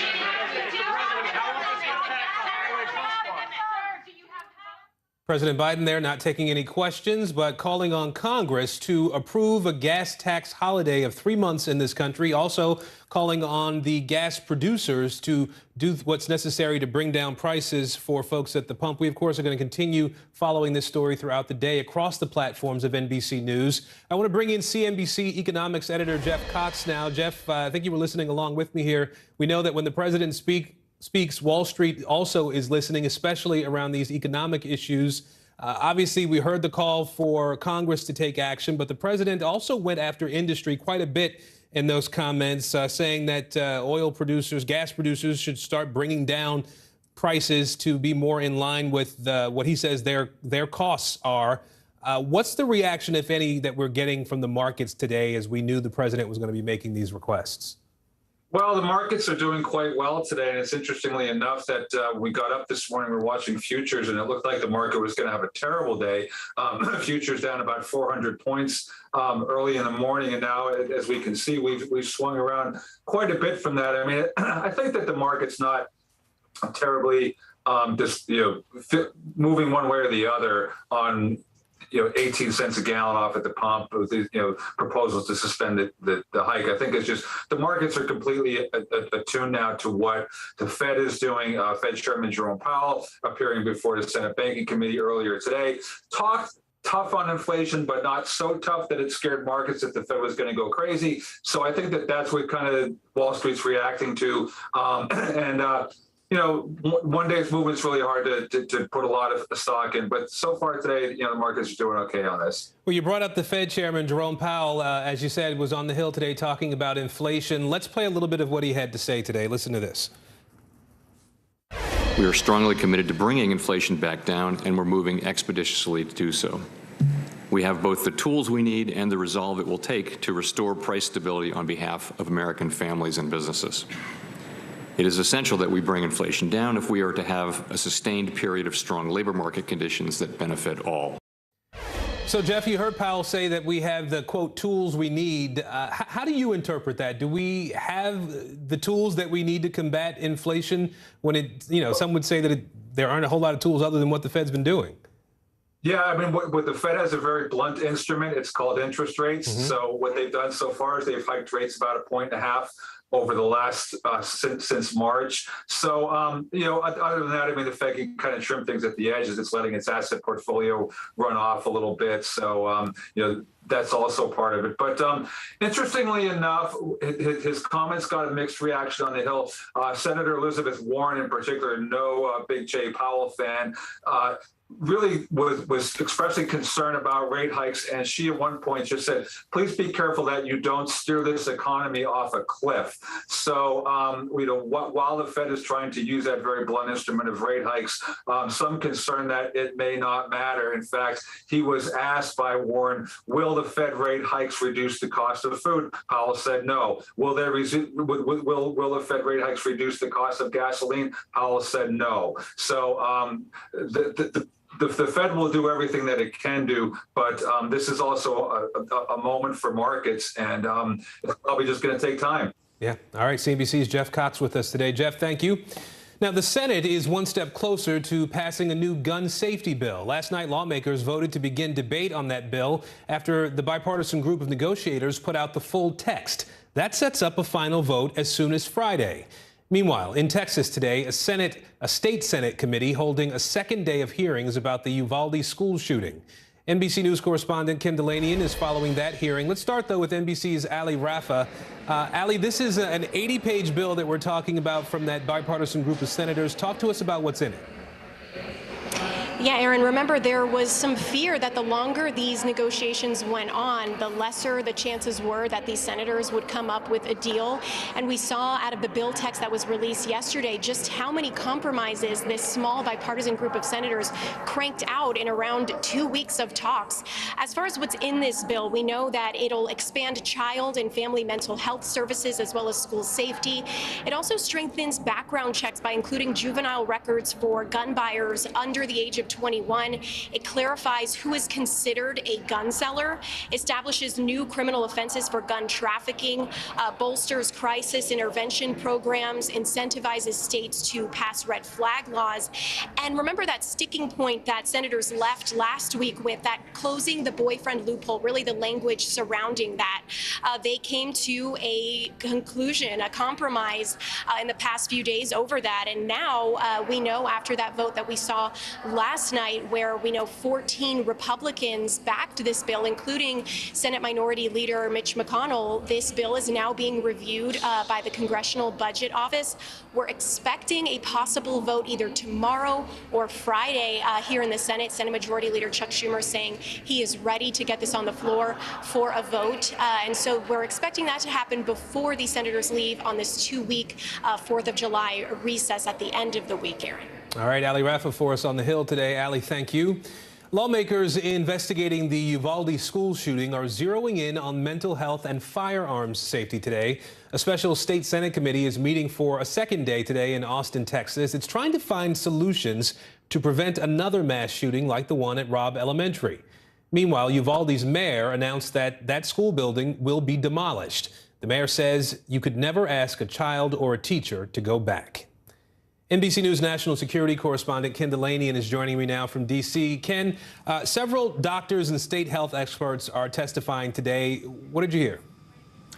Aaron, senators heard testimony from Dr. David Lakey, the chief medical officer for the University of Texas system, and he explained that after a 2018 school shooting in Santa Fe, Texas, the legislature passed bills setting up behavioral intervention and threat assessment teams designed to identify and get help to troubled students. But he also made it pretty clear that not every school district is doing this very well and that there are limits to this approach. Here's Lakey. The work that we do is not to replace the family. It doesn't replace the role of the parents. There are kids that struggle in the state of Texas because parents can be abusive, or the parent isn't there, or a variety of issues. What we're trying to do through the guidance of the legislature is to have this safety net to help support the schools, the primary care providers, the people that are on the front lines, develop the workforce so that we can help. We also learned during this hearing that a $100 million mental health consortium created after the last shooting had not yet done any work with Uvalde schools, Aaron. You know, Ken, today's hearing comes after what was a pretty stunning testimony from the state's public safety chief yesterday. He detailed failures by the police there in Uvalde. What is his department's investigation, or where does it stand right now? Yeah, there are still a lot of unanswered questions after yesterday's stunning revelations that the door to the classroom may never have been locked and that officers armed with rifles and shields were on the scene within 3 minutes but were prevented from going in. And among the questions is why police officers from other jurisdictions, including the Texas DPS, that same agency who was testifying, didn't override that obviously wrong directive and take control of the scene from the school district police chief, Pete Arredondo. It's also unclear how Arredondo was giving orders as the on-scene commander if he didn't have a radio. And we also don't know the role of the Uvalde City Police and its SWAT team, which was headquartered a mile down the road. The Justice Department is conducting its own investigation of this matter, and hopefully that probe will provide answers, Aaron. All right, Ken Delanian for us in D.C. today. Ken, thank you. Now we turn to the record-breaking heat that's sweeping across the southeastern U.S. now. 155 million people baking in 90 or above temperatures today. The city of Atlanta and parts of northern Florida all forecast to hit or come close to their first 100-degree day in 3 years. The extreme heat will continue through the weekend, where cities like Dallas, Houston, and New Orleans could all set record highs. Meteorologist Michelle Grossman is standing by with the forecast for us. Let's start with NBC's Blaine Alexander in Atlanta with how people are trying to stay cool. Hard to believe that this is only the second day of summer. So many parts of the country feel like we've already been there for weeks. Take Atlanta, for example. We're set to hit 100 degrees today. That would be a new record. So it means that fountains like these are going to be seeing a lot of traffic as people try desperately to stay cool. Definitely going to feel that heat and humidity. It's a burning question across much of the country. How hot will it get? Make sure you spend much of your time inside. Just do everything you can to keep cool. Much of the Midwest melting under record highs, 95 degrees in Detroit and a sweltering 99 recorded in Chicago. I've just been staying inside. I've cranked my AC, so that's about it. It's definitely super hot and a little sticky out. It's all part of a massive heat dome blanketing the country and shattering records. Now that summer heat wave is heading east, and the heat indexes in some places could hit as high as 115 degrees. It means extra vigilance outside, especially for parents who dare to hit the playground. He isn't able to realize he's too hot or dehydrated before it happens, so I feel like I have to be watching out for the signs.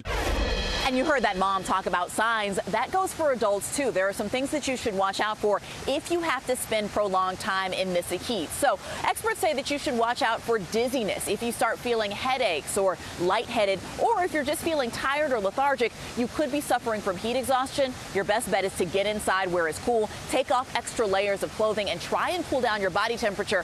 But bottom line, guys, they say that if at all possible, just stay inside where it's cool. Back to you. All right, let's bring in meteorologist Michelle Grossman now to take a look at just how bad it's going to get. Michelle, time it all out for us and talk about some relief, too, please. I know. We have some relief for some, but that heat is really still building, Aaron, and so good to see you. Blaine has the right idea. Smart cookie out there right near that fountain. Really good tips, too. You want to stay near air conditioning and shade if you can, because we're looking at temperatures in the 90s and the 100s. You factor in the humidity, it feels hotter than that. It feels like 115 in some spots. So 20 million Americans impacted by a heat alert from the Northeast into the Ohio Valley, the South Central states into the Southeast. Macon, Georgia, you are under a heat watch. And that's because we are looking at dangerous conditions. So many temperatures in the upper 90s, some spots over 100 degrees, but it really is that heat index. That's what it feels like on your body as you're out and about today. So Nashville, 100 degrees, a heat index of 103, 103 in Tallahassee. That's what it feels like there as well. And it feels like 102 in Houston. Look what happens tomorrow. Notice in parts of Florida, we're looking at Jacksonville, a high of 99 degrees, but you factor in that really high humidity, it's going to feel like 108, feels like 107 in Pensacola tomorrow. So that's really tough on your body. It's hard to recover from those temperatures, so definitely listen to all those tips. As we go throughout the rest of the weekend, we're going to see a little relief. We're going to bring the temperatures back a bit, but still really warm in many spots. Atlanta, 94 on Saturday, 94 on Sunday, and temperatures in the upper 80s in Raleigh by Saturday. So summer is off to a hot start. This is the first full day of summer. Yesterday was the first day, and you can see so many 80s, 90s, 100s, and we're going to continue to break a lot of records as we go throughout the rest of this week into the weekend. 155 million highs above 90 degrees today. That's a lot. And 17 million highs above 100 degrees. So where you see these red dots, that's where we're going to break some records over the next several days. From the South Central states in Texas to the Southeast, Nashville included, you could see a record-breaking temperature. And Aaron, we're also seeing some storms from this heat and humidity, also cold front moving through. So we'll be watching the chance for severe weather later on this afternoon. Back to you. All right, Michelle Grossman with us today. Michelle, thank you. Bottom of the hour, here's what we're watching right now. Yellowstone National Park is now partially back open. 10,000 visitors were ordered out last week after record flooding wiped out roads and bridges. Some areas of the park will be shuttered until at least July. Former Tallahassee Mayor Andrew Gillum has been indicted on charges of wire fraud and making false statements. Gillum, who narrowly lost the governor's race to Ron DeSantis in 2018, was charged along with his mentor for fraudulent fundraising. Gillum has maintained his innocence. And a massive fire swept through the small town of Holly, Michigan yesterday. No one was hurt, but the fire wiped out buildings dating back to the 1800s. Investigators are combing through the scene right now to try and determine a cause. Daring rescues are underway in Afghanistan following a massive earthquake that rocked that country overnight. This happened in the southeastern province of Paktika. At least 1,000 people are dead now. More than 1,600 were hurt. The death toll there is expected to rise. NBC News foreign correspondent Matt Bradley has been monitoring this situation as it's been developing through the day. Matt, what's the latest on the rescue front that's happening on the ground in Afghanistan now? Yeah, I mean, what we're hearing is that this is a very difficult rescue, both because of the lack of infrastructure in the eastern part of the country and really throughout all of Afghanistan, and also just because this is just so remote. This is a really sparsely populated place. It's in the mountains, and that was actually one of the reasons why so many people died, was because this earthquake triggered quite a few landslides that leveled houses, along with houses that were just leveled in the shaking and the destruction and shockwaves, which is also something you'd expect from earthquakes around the world. But this was uniquely deadly. I mean, we're talking about 1,000 people killed in a 5.9 Richter scale earthquake, and that just really speaks to the low level of infrastructure and how poorly built a lot of these houses are in the rural parts of Afghanistan. Aaron? So, Matt, what about getting help to these people? When it comes to aid for the victims, what's being done at this point? Yeah, I mean, this is something that a lot of NGOs and international aid organizations are trying to get on top of. The Taliban, of course, they are now the governing ruling party of Afghanistan after having forced the U.S. to leave after 20 years of an American and other countries' occupation of Afghanistan. So now they're the ones in charge. This is their problem, and it really is the most formidable, consequential natural disaster that struck Afghanistan ever since the Taliban took over last year around this time. So we're hearing from aid agencies and others that they are trying their best. They were able to actually scramble quite quickly in that part of the country. But again, it's very, very remote, and it comes on top of an existing humanitarian crisis that's been in Afghanistan now for even before the U.S. and its partners left. Here's what one leader of an aid organization had to tell me about this. The area that we're talking about here is an impoverished area. It is a sort of village type of an area. A lot of the structures there are made of earth and wood, not particularly structurally resilient buildings in this part of the world. So, and it also had been raining significantly, I'm understanding, in this region where the earthquake hit. So kind of a convergence of for factors there leading to maximum destruction. And again, Aaron, before all this even happened, more than 1 million children under 5 were facing the threat of starvation. So that just goes to show that Afghanistan didn't need any help from this massive earthquake to become an even worse humanitarian disaster. Aaron? We're going to need a lot of help for a long time to come. Matt Bradley with us today, monitoring the situation. Matt, thank you. Also at this hour, new developments unfolding in the war in Ukraine, a significant setback for Ukrainian forces after Russia captured ground around Lysychansk. Russia is now closer to capturing the last 2 holdout cities in the Luhansk province. And we're also watching the European Union this week. All 27 members will meet to discuss Ukraine's status as a candidate to join the EU.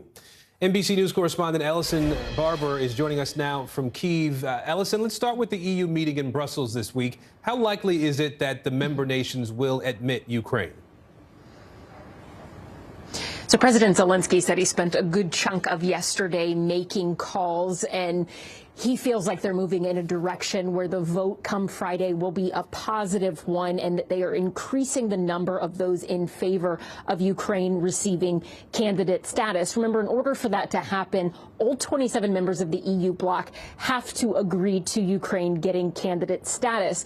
There was a pretty big development the other week when you had 4 key leaders of the European Union, including the leaders of the EU's largest economies, France and Germany, meeting with President Zelensky and saying that they support their bid for candidate status. But in the past, you'd have some countries like Denmark and Austria expressing a bit of hesitancy, in part because they said they were concerned that Ukraine was jumping the line, so to speak, and going to join ahead of Baltic states that have been waiting a very long time to join the EU. That being said, some of that hesitancy seems to have dissipated in recent days.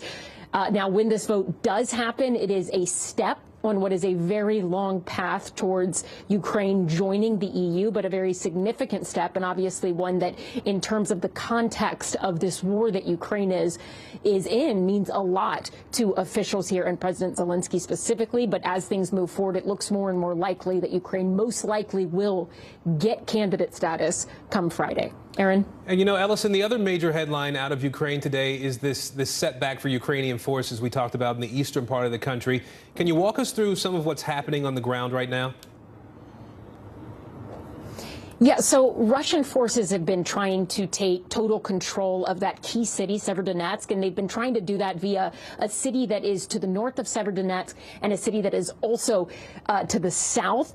The other development we saw happening within the same region, Luhansk, is in the sister city of Severodonetsk, Lysychansk, and there Russian forces have reportedly made a lot more territorial gains than necessarily expected. Initially, from a tactical standpoint, one of the thoughts was that in order for Russian forces to be able to get to Lysychansk and try to take control of that area, that first they would need to capture Severodonetsk, then they would have to make a cross kind of through this very risky, treacherous journey, if you will, across the river to try and take Lysychansk. But now it looks like they're making developments and gaining ground in both of those cities simultaneously. Right now, Russian forces are set to control 95% of the Luhansk region. Remember, that is one of two regions, Luhansk and Donetsk, rather, that make up the Donbas region, which is this key industrial zone that after Russian forces failed to take places like Kyiv and Kharkiv, the two largest cities in this country, they shifted all of their resources really to the eastern front. And what Ukrainian officials continue to say is that they are majorly outnumbered and outgunned. Earlier today, an official with the Ukrainian military said for every single shell fired by Ukrainian forces, Russian forces are firing at least 6 times more than that. Aaron? All right, Ellison Barber for us in Ukraine today. Ellison, thank you. Now, there's also mounting concern about the fate of 2 U.S. citizens who were captured by Russian forces while they were fighting in Ukraine. NBC News foreign correspondent Molly Hunter has the latest on what we know about them. According to a local newspaper obituary, 52-year-old Steven Zabilski was fighting in Ukraine when he died in May. The State Department confirming Zabilski died in Ukraine, but not offering any additional details. In terms of any of the specifics of his death, that is just not something I can weigh in on. Also today, reaction to an NBC News exclusive interview about the 2 American veterans captured while fighting in Ukraine. Kremlin spokesman Dmitry Peskov told NBC's Keir Simmons the men won't be treated as prisoners of war. They are not a Ukrainian army. So they are not a subject to Geneva Convention. It will be investigated in due course. So you're trying to establish whether But Geneva Conventions cannot be applied for soldiers of fortune. But he offered no proof that these men were mercenaries, and their families say they were volunteer soldiers. In a statement, senior legal advisor at Human Rights Watch Aisling Reedy says Peskov's assertions that captured Americans are not entitled to POW status is wrong. The White House today expressing outrage at Peskov refusing to rule out the death penalty as a possible sentence for the Americans. It's appalling that a public official in Russia would even suggest the death penalty for 2 American citizens. Officials today also addressing Brittany Griner, who's detained in Russia, and the WNBA star's attempt to call her wife. The U.S. Embassy in Moscow failed to connect the call. It is a mistake that we have worked to rectify. According to the State Department, Griner's call has been rescheduled. Now, Human Rights Watch also adds failing to treat the 2 captured Americans as POWs would be a violation of the laws of war by Russia. Molly Hunter, NBC News, Dnipro, Ukraine. The latest COVID vaccine effort for children under 5 now in full swing. Today in New York City, Moderna shots are being offered at 10 vaccine hubs for eligible kids. Mayor Eric Adams says the city might host virtual town halls to answer parents' questions. We have a group of our pediatricians and our city doctor and have people call in to a large Zoom, and just because this is different. Adult vaccines is one thing. Children vaccines, parents are going to have a lot of questions. Now, in Florida, the vaccine rollout is hitting a snag. Republican Governor Ron DeSantis did not pre-order vaccines there, and that's delaying doses for those younger kids. And today, Moderna announced an updated version of its booster shot appears to work against 2 Omicron subvariants. Joining us now is NBC News correspondent Rahima Ellis. She's in Brooklyn for us today. Rahima, we know that some parents are eager and some parents are reluctant about these doses for the little kids. I know you spoke to the city's health commissioner. What's he telling parents who are worried about potential long-term effects of these vaccines? Aaron, he's telling them that they should follow the science. And he did that from this location here in Times Square on 42nd Street. We were supposed to be in Brooklyn earlier, but we're right now here in the heart of Manhattan. And the city's health commissioner said it's important that people go to the experts. There's a lot of misinformation online. One of the reasons why the mayor is talking about having these town halls to provide people with information. But the commissioner talked about there is an understanding of the confusion that some people might have about what's going on. Take a listen. I'm a parent. I worry about my child's health, too. I worry even more so about the long-term effects of COVID. And we're learning every day about the long COVID, its impacts on the body. So I know these vaccines are safe, effective, and there is no evidence of any long-term health impact. And one of the things that the doctors are saying is that there's more of a possibility that children could be affected by not getting the vaccine, and that there's some inflammatory impact that could happen to a child's heart as a result of getting COVID and having not been vaccinated. Aaron? You know, Rahima, there were a lot of parents who wanted to be first in line to get these shots for their kids. What are you hearing from those parents, folks who got their kids vaccinated today? At this city hub, one of 10 around the city of New York, there's been a steady, not a heavy stream of parents, but a steady stream of very excited and eager parents to get this done. And that's understandable because they came here to the center. What I'm hearing is that they think this is the best way possible to make certain that they keep their children safe. Listen to one father of a 4-year-old little boy, what he told me earlier today. Take a listen. We've been waiting this whole time. He's got an older brother who's 7 years old. He's the last one in the family that's not vaccinated, and it's just going to give us the peace of mind to get out there and, not have to worry about this as much.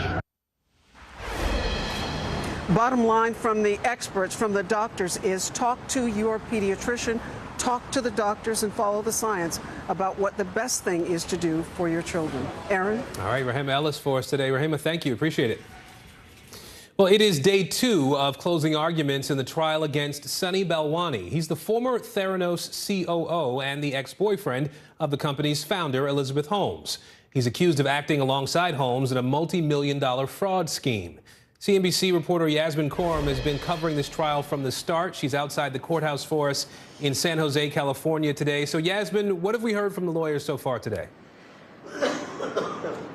Aaron, Sunny Balwani's attorney making his final plea to the jury, blasting prosecutors, calling their case inconsistent and portraying Balwani as just another investor who took orders from Holmes. His attorney argued that Balwani put his heart and soul into Theranos. He worked tirelessly year after year to make the company a success. Of course, that's a completely different picture from the prosecution, which delivered a blistering closing argument. They said that Balwani worked hand in hand as an accomplice with Holmes to mislead investors and patients, and he controlled many parts of the business, including lab operations, the doomed Walgreens partnership, and those lofty financial projections. Mr.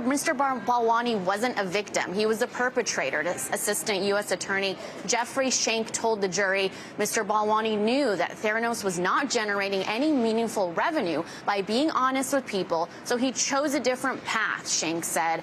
Over the last 3 months, Aaron's the jury has heard from 24 government witnesses, including employees, scientists, investors, and patients. Balwani's legal team only called 2 witnesses, and he did not testify. The government will get a rebuttal once the defense wraps, and then it goes to the jury for deliberations. Aaron, as you know, one jury already found Elizabeth Holmes guilty of defrauding Theranos investors. Balwani is hoping for a different outcome here.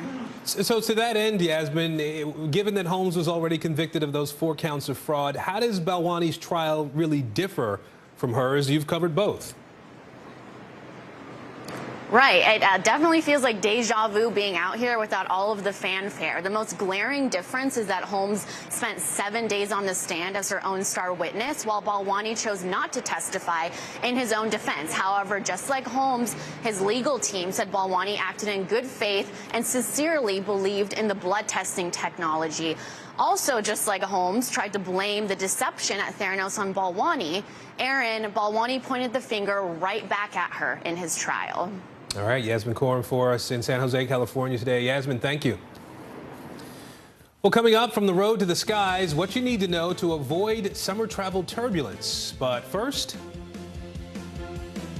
do you have one of those friends who thinks she can just sunbathe anywhere? Well, meet Freya, the walrus. She thinks that too. She's been dragging her 1,500 pounds to this floating dock in Norway and just flopping down anywhere she sees fit. Problem is, some of these boats that she's choosing are just too small. They're sinking. After which, Freya just schleps over to another tiny boat, right? And who wants to be the guy to tell a gal she's got to lay somewhere else? No, marine scientists think that they are going to be that guy. They're going to try to lure her away, maybe a light cucumber salad, a nice rosé. Yes, that really happened.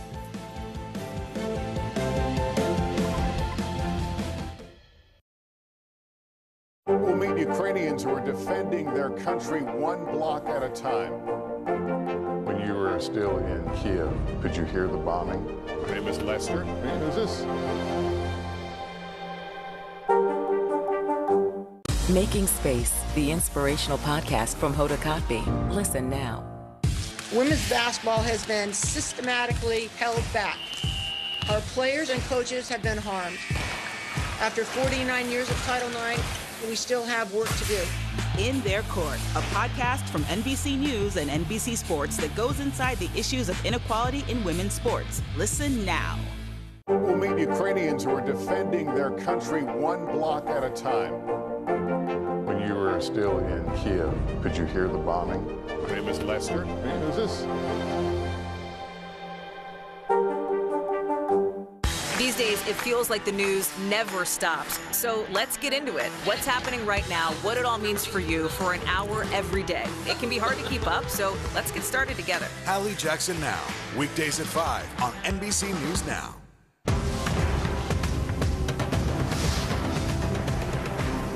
The fire has grown leaps and bounds. What you see behind me is typical. How you doing? Pretty bad. Women's basketball has been systematically held back. After 49 years of Title IX, we still have work to do. In Their Court, a podcast from NBC News and NBC Sports that goes inside the issues of inequality in women's sports. Listen now. Making Space, the inspirational podcast from Hoda Kotb. Listen now.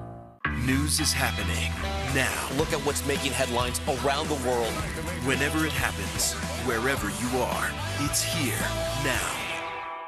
Hallie Jackson Now, weekdays at 5 on NBC News Now.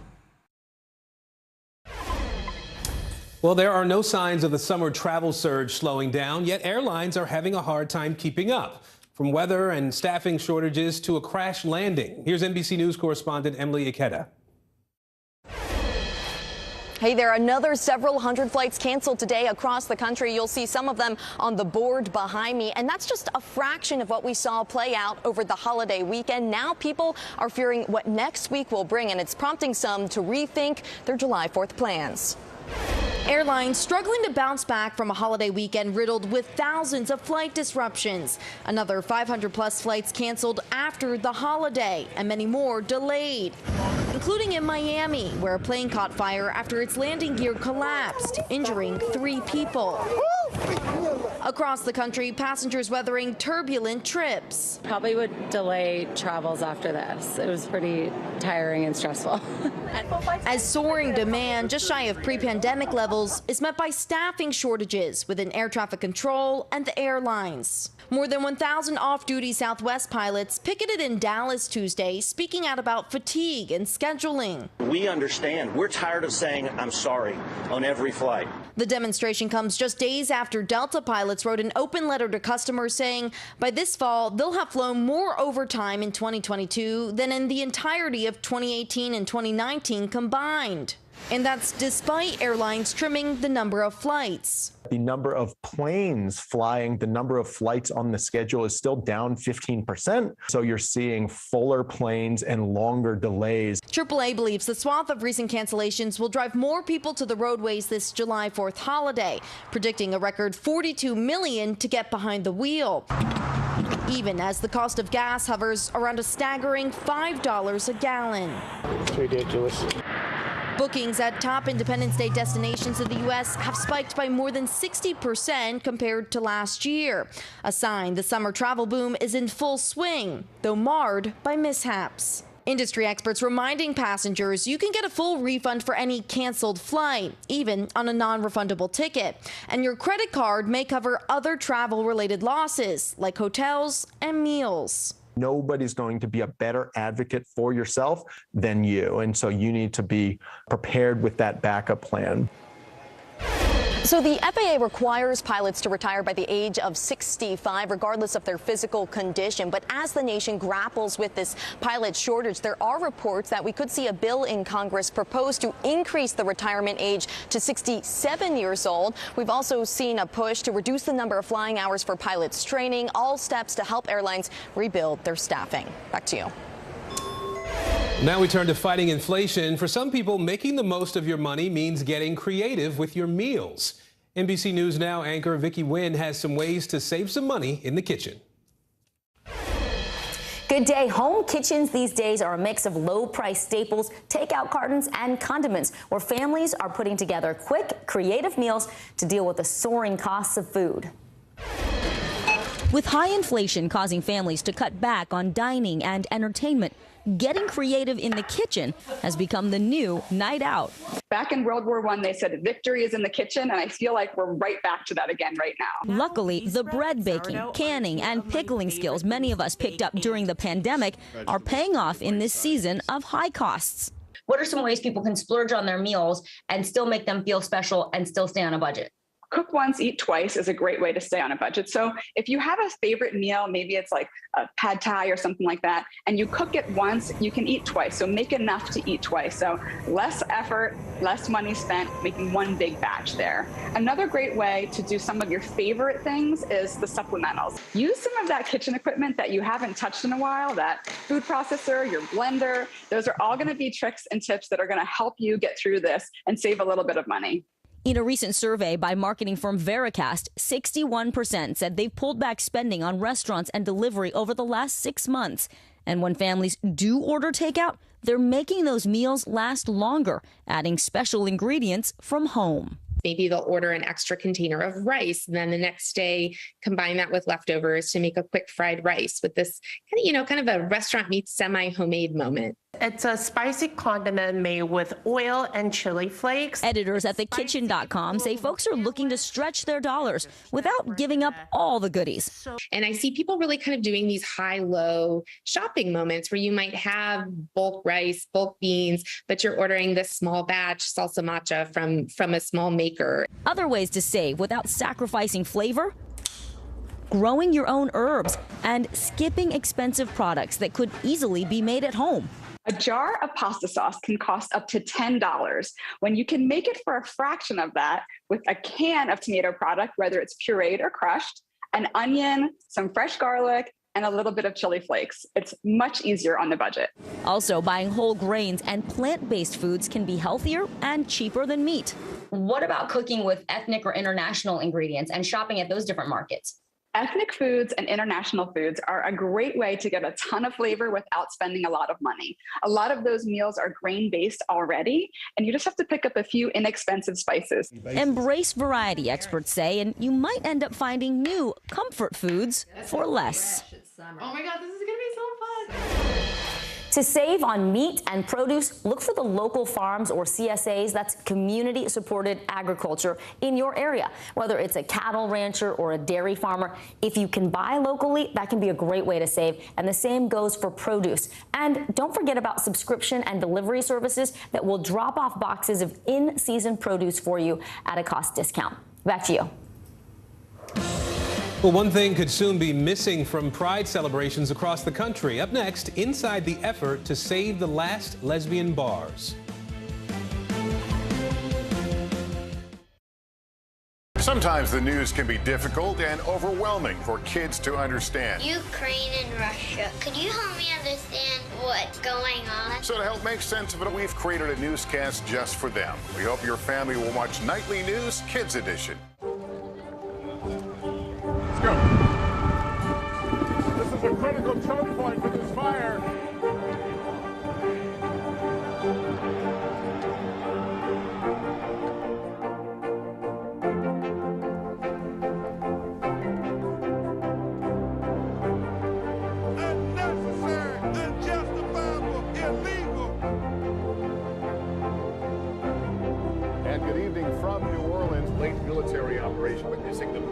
crowds that admire you both.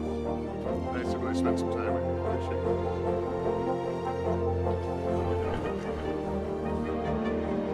At any moment now.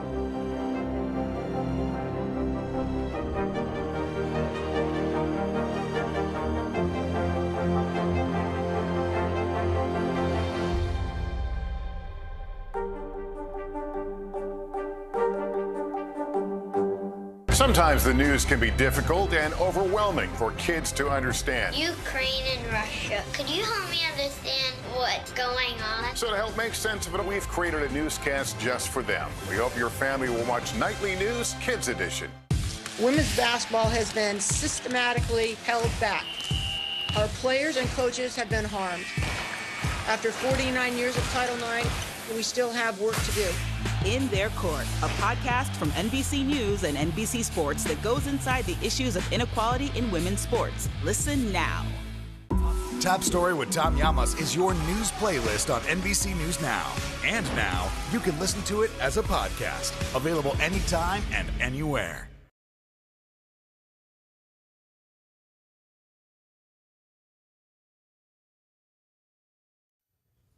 Well, history is set to be made in 2024. That's when the National Park Service will open its first visitor center dedicated to teaching LGBTQ history.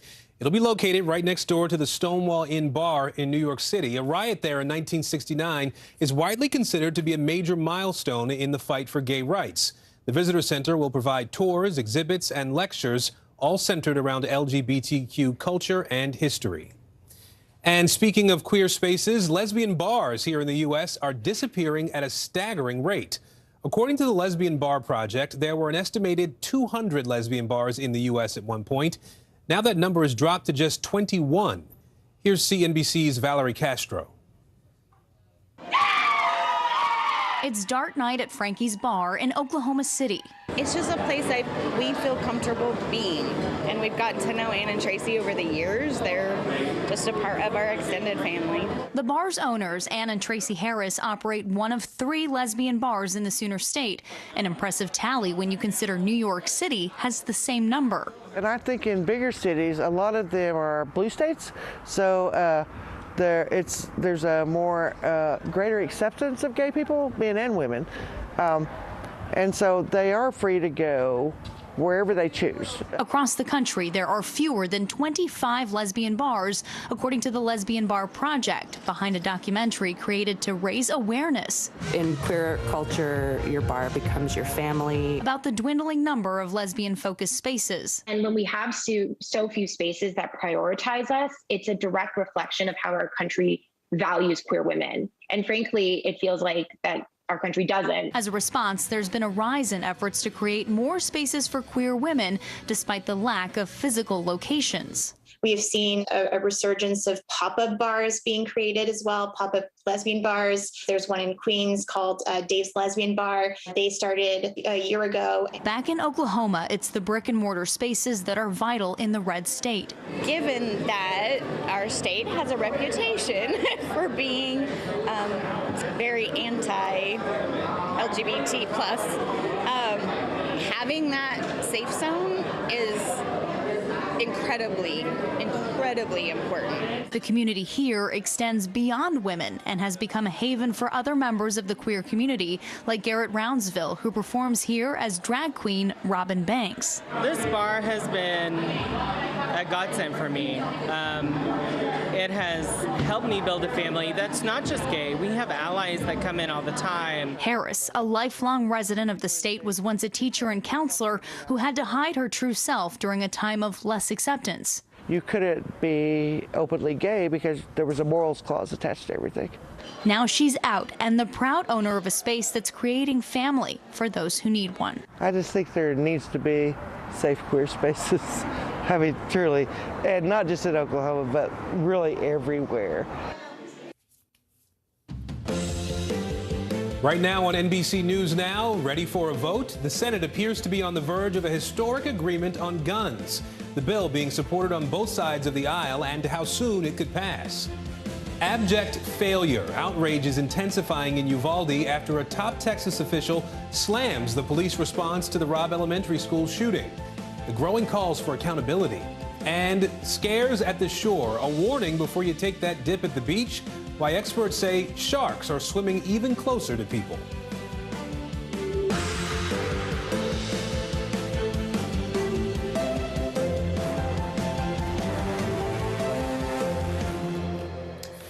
Noon right now on the West Coast, 3 p.m. here at NBC News headquarters in New York. I'm Aaron Gilchrist, and we begin this hour with some signs of progress in the fight to stop gun violence. A bipartisan bill on gun restrictions has cleared its first procedural hurdle in the Senate. 14 Republicans, including Senate Minority Leader Mitch McConnell, joined all 50 Democrats to advance that measure. Senate Majority Leader Chuck Schumer says he wants to get this bill passed quickly. The bill is real progress. It will save lives. And it is my intention to make sure the Senate passes this bill before the end of the week. Now, the breakthrough comes nearly a month after the deadly school shooting in Uvalde, Texas. Today, a state Senate committee is discussing firearms safety and mental health. Joining us now, NBC News Capitol Hill correspondent Ali Rafa and correspondent for investigations Tom Winter. Ali, first to you, this bill would be the first major gun legislation passed in decades, really. How did the agreement finally come together?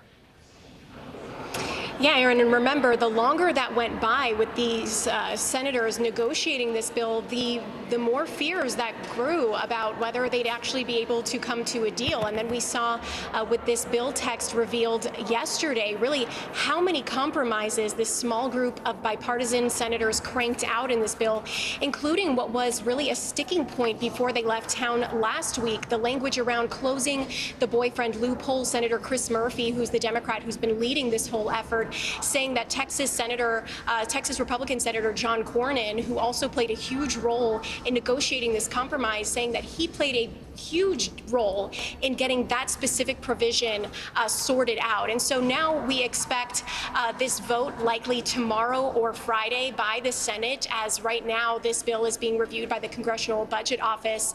As you said, last night we saw 14 Republican senators vote for this bill, including Senate Minority Leader Mitch McConnell. We're expecting the same locked-in side of GOP support when they eventually vote on this, either tomorrow or Friday before they leave on this 2-week 4th of July recess, Aaron. And Ali, we know this bill has bipartisan support as you've laid out in the Senate, but what can we say about the House? What do we know about what's happening in the House? So once this is voted on in the Senate, it gets kicked off to the House. We still don't know whether Speaker Pelosi would be willing to hold a weekend session to get that done, although that's very likely. And we're already hearing from House Republican leadership really saying that they're going to whip Republican support against this bill. We already know that there is going to be around 10 to 15 likely Republicans who will vote with Democrats if all Democrats fall in line and support it. But what we're really looking for are those Republicans that don't end up voting for this. We do know that Texas Republican Congressman Tony Gonzalez, who is from Uvalde, Texas, where the latest mass shooting took place, already pledged his support in a tweet this morning, saying, quote, it is his duty to, quote, pass laws that never infringe on the Constitution while protecting the lives of the innocent. He says, in the coming days, I look forward to voting yes on the bipartisan Safer Communities Act. So we're really starting to see the divide among Republicans on both sides of the Capitol, in the Senate and in the House, on this bill that, like you laid out, would be absolutely historic, the most historic gun legislation in nearly 3 decades. But what we're hearing widespread support for is the timeline of getting this on President Biden's desk by the end of July, Aaron. All right, Ali Rafa for us on the Hill today. Ali, thank you. The mayor of Uvalde, Texas, is accusing the Texas Department of Public Safety of lying about its investigation into the Robb Elementary School shooting. Don McLaughlin claims Director Stephen McCraw is leaking information to make the local police look bad. Every briefing, he leaves out the number of his own officers and rangers that were on scene that day. Colonel McGraw has an agenda, and it's not to present a full report on what happened and to give factual answers to the families of this community. McCraw has not responded to those accusations, and on Tuesday, he called the police response in Uvalde, quote, an abject failure. NBC News correspondent for investigations Tom Winter joins me now. He's been tracking this story and these movements from the beginning. Tom, It just seems like the more we learn here about what happened, the worse it seems to get. What are some of the big takeaways for you from Director McGraw's testimony?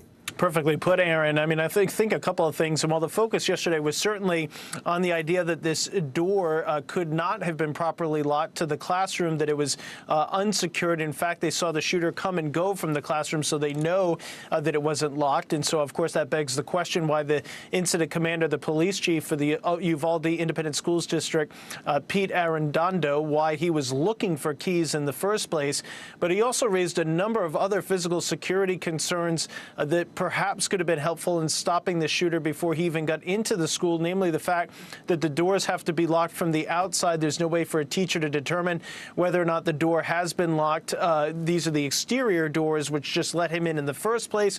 Also raised questions about the responses to why they didn't, in fact, use the window to at least try to engage this suspect, not advocating, and certainly I'm not sure I would be somebody who would want to kind of run in front of potential bullets, certainly from this type of high-powered rifle. But when you look at that situation and the response, you have to try to engage the shooter. Based on law enforcement experts we've spoken with, you have to try to engage that shooter, because you know what? When he's focused on the police, he's not focused on shooting kids. Another important thing here is that the radios for the Uvalde Independent School District Police Department apparently did not work inside the school. So that raises a question as to whether or not they ever practice any sort of active shooter inside of that school and why those systems weren't working. And just as you said, Aaron, the details don't get any better the more that we hear about this. Yeah, at the same time, Tom, the city council there in Uvalde rejected a leave of absence request from Pete Arredondo, the school's police chief, who is now a council member there. He testified behind closed doors, I know, on Tuesday. What's the latest on him? What do we know about his status now? Right. That closed-door testimony was before the Texas legislature, and that's something that they've given to other individuals as well as they continue to conduct their own inquiry into what happened here. As far as him and his status at the city council, he now has to appear. If there's 3 unexcused absences, he's out.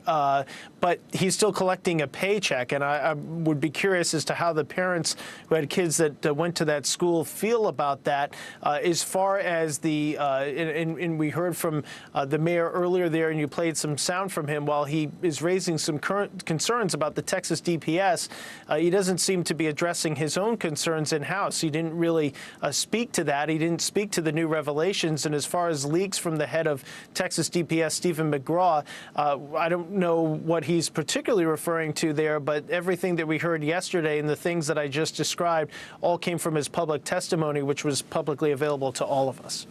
All right, Tom Winter with us today. Tom, thank you. We appreciate it. Sure thing. We're also following some breaking news out of Washington right now. President Biden making a full court press to lower gas prices in this country.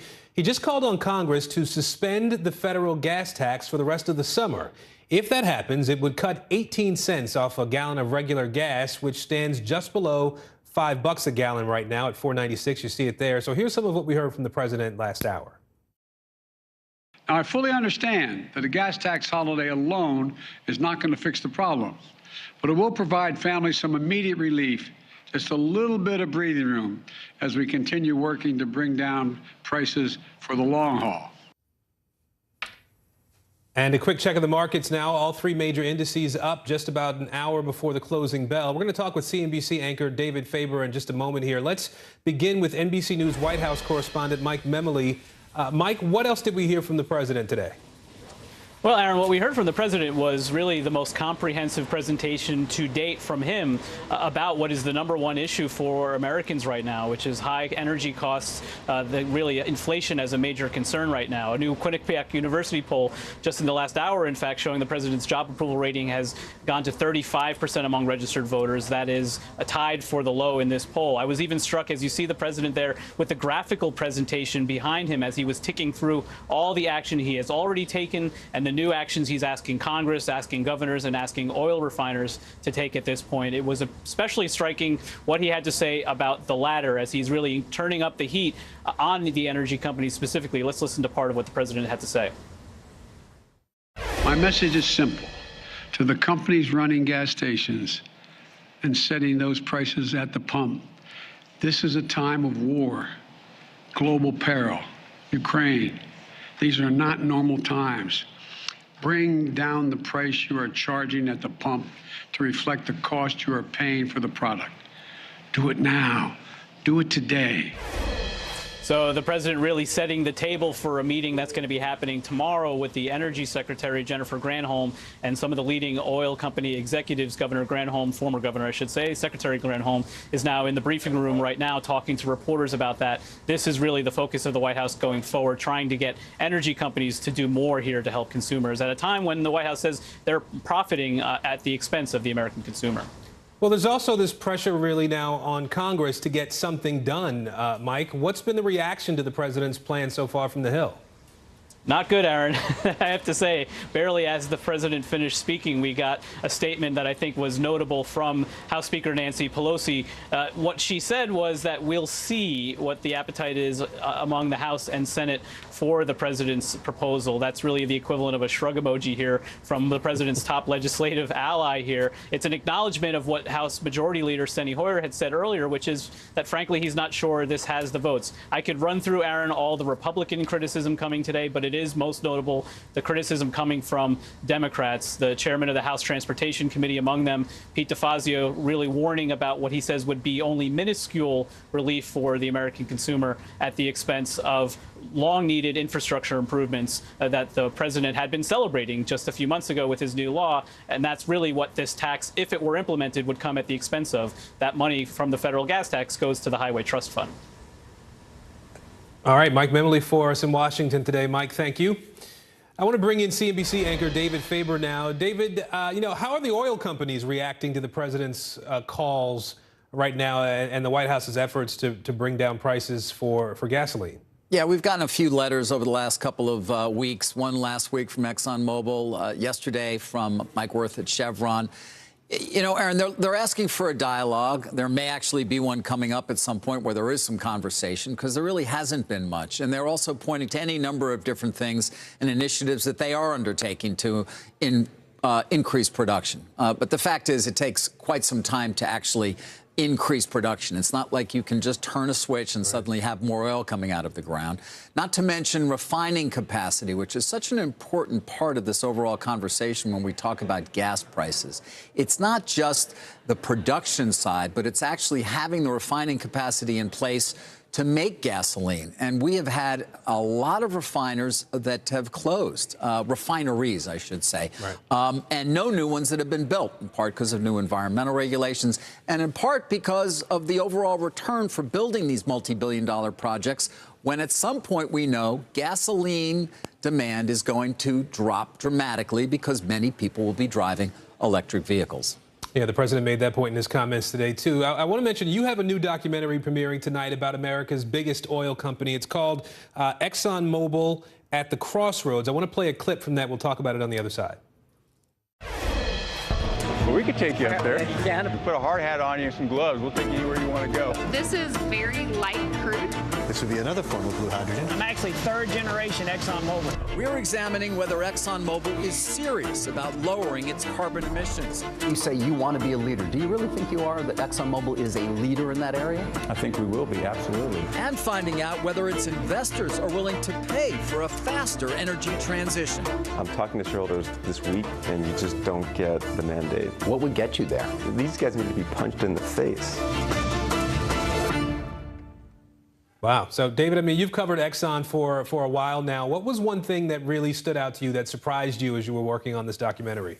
You know, Aaron, I have covered it, as have many of my colleagues, for many years, but really it's been coverage from afar. And I think the most surprising thing, of course, was simply getting the access that we were granted. They've never done that before.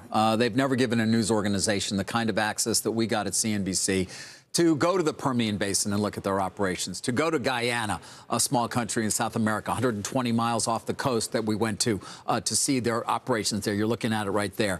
And meeting all of the different employees. To me, you know, we talk so often on CNBC about technology, the latest software company, and things of that nature. But the technology being employed by these companies, love them or hate them, is amazing. And their ability to actually go around the world and get oil out of the ground as well. So We do show that, and of course, we also do entertain that very important question as to how serious they really are about reducing their carbon footprint over time as they do face what is an energy transition. Yeah, really interesting stuff. I'm sold on David. I'll be watching CBC's David Faber. We appreciate your time today.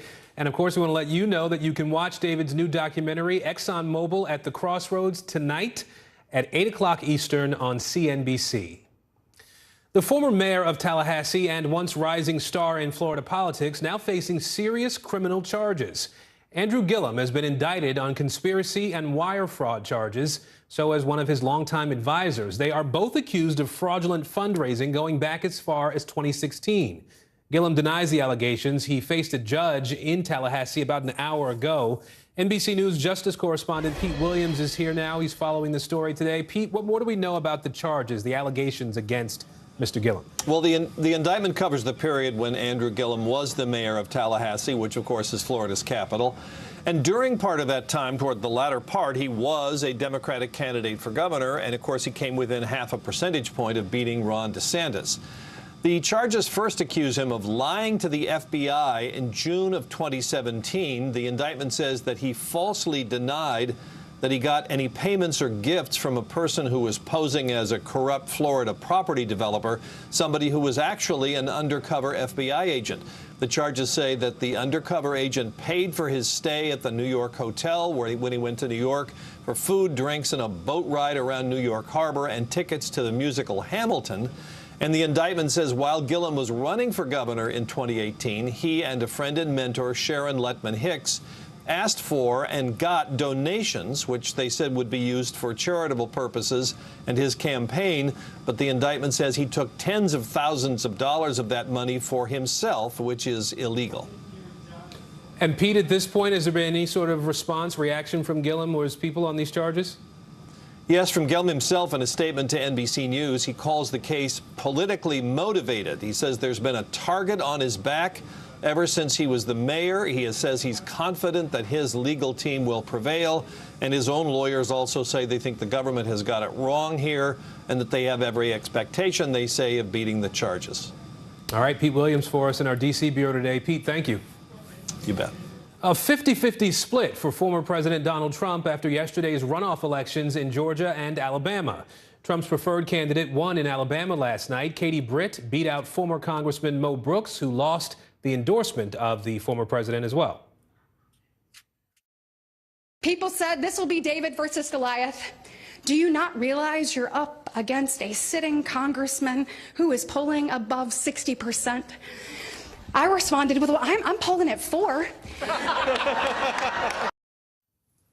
But it was a different story in Georgia, where Trump-backed candidate lost in House races. Mike Collins defeated former state representative Vernon Jones for the GOP nomination in that state's 10th congressional district. And in the 2nd district, Chris West beat Jeremy Hunt, even though Hunt had the support of many high-profile Republicans. Let's bring in NBC News senior political editor Mark Murray now. Mark, some mixed results obviously here for the Trump-endorsed candidates last night. What do you make of what happened? The former President Donald Trump has really racked up some losses in the state of Georgia, probably more than any other state.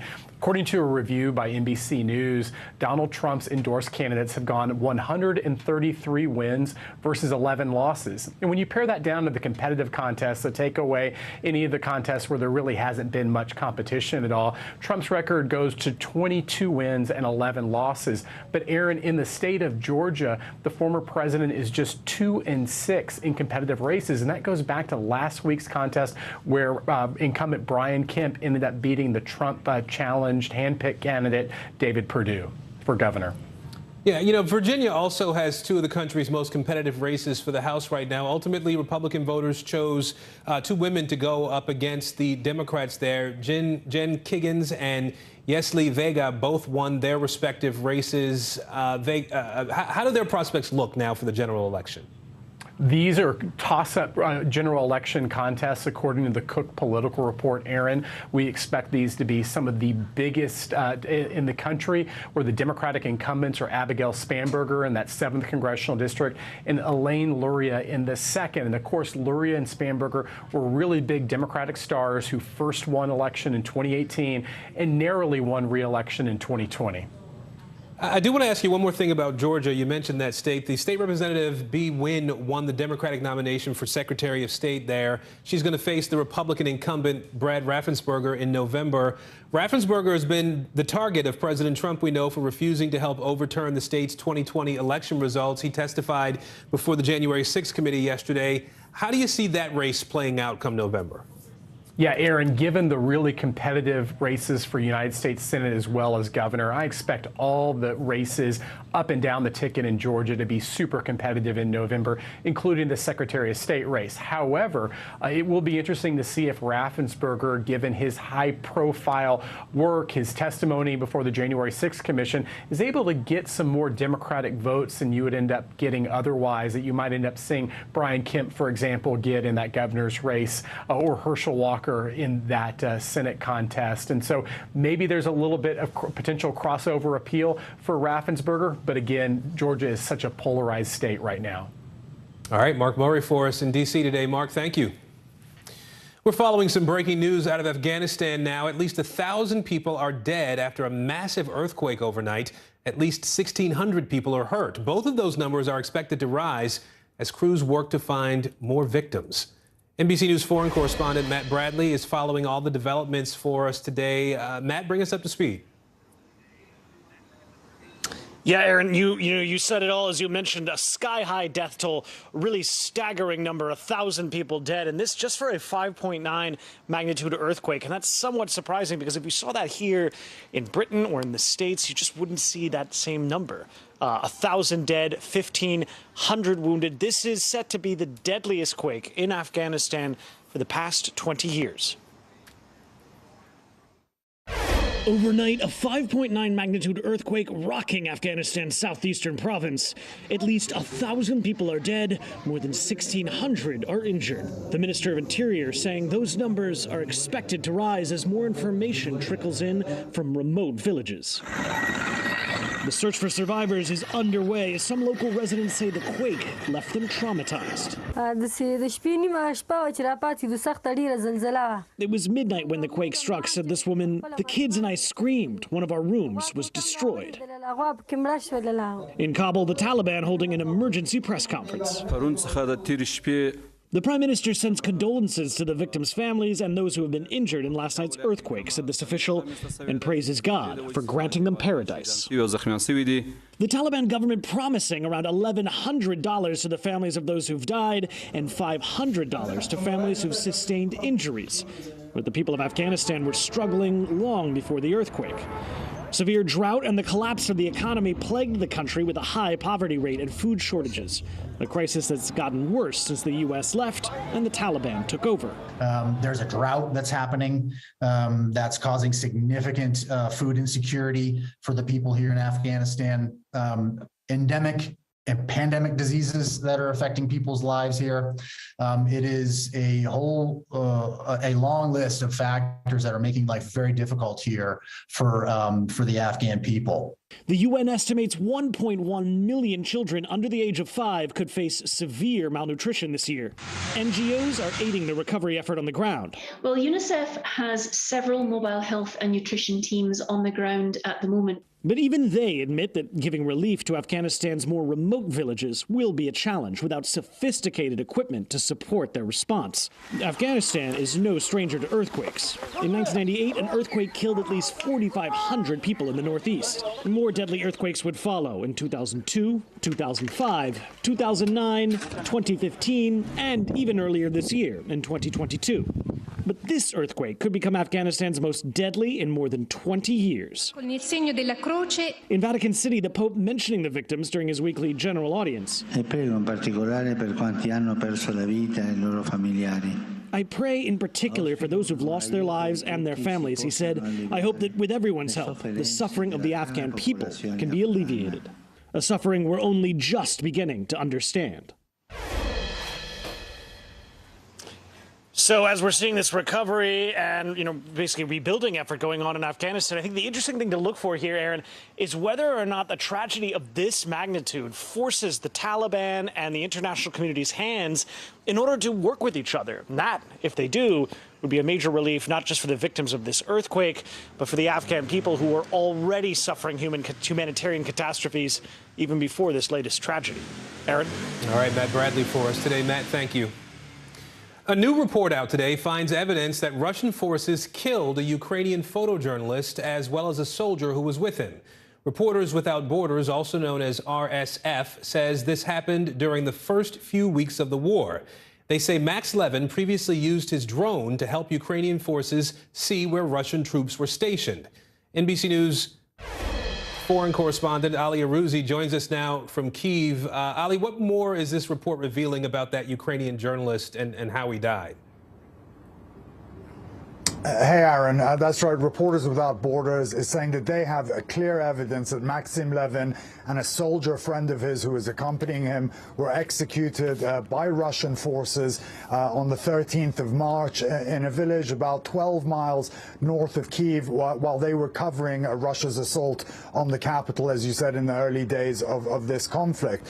The report says that Levin and his friend, a few days prior to being killed, were flying a drone over that forest area. Levin often wore a blue armband similar to the Ukrainian army.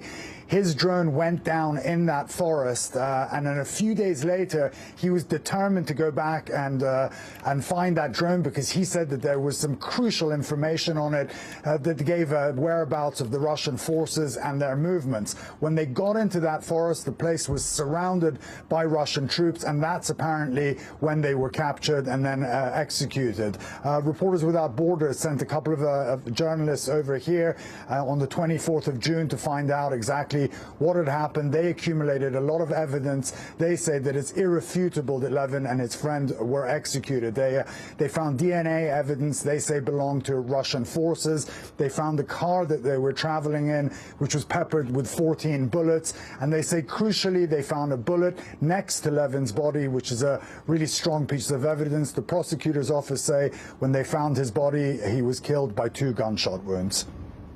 Ali, I also want to ask you to just bring us up to speed on the situation unfolding on the ground right now, particularly in eastern Ukraine. It's a desperate situation, Aaron. Now, the Russians are making a big advance right now in Severodonetsk. They've all but taken the capital of the Luhansk area. The only place that the Ukrainians are holding out now is that Azot chemical plant. And the Ukrainians saying this is probably one of the most difficult battles they've had since the beginning of the war. They're comparing it to the Azovstal steel plant in Mariupol. And you'll remember that was a brutal assault by the Russians. And one of the reasons that Ukrainians are falling further back is from the sheer mass of the Russian forces, and the Ukrainians' arms are getting very depleted of trying to fight them. The only place they're holding on to right now is Lysychansk, and there's expected to be a severe battle for that town in the coming days. Ali Arouzi for us in Kyiv today. Ali, thank you. Well, stay with us. With a decision on Roe v. Wade coming as soon as this week, advocates on both sides are gearing up for what's next. Coming up, we are live in Washington with the battle over abortion access.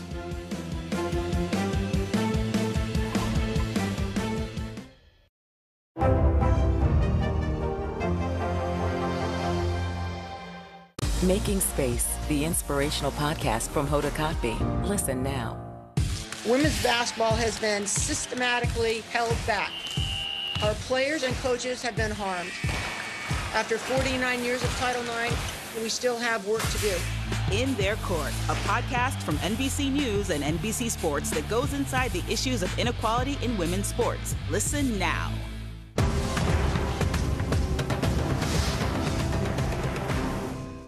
Top Story with Tom Llamas is your news playlist on NBC News Now. And now, you can listen to it as a podcast. Available anytime and anywhere. Now Tonight with Joshua Johnson. Streaming weeknights at 8 on NBC News Now. Making Space, the inspirational podcast from Hoda Kotb. Listen now.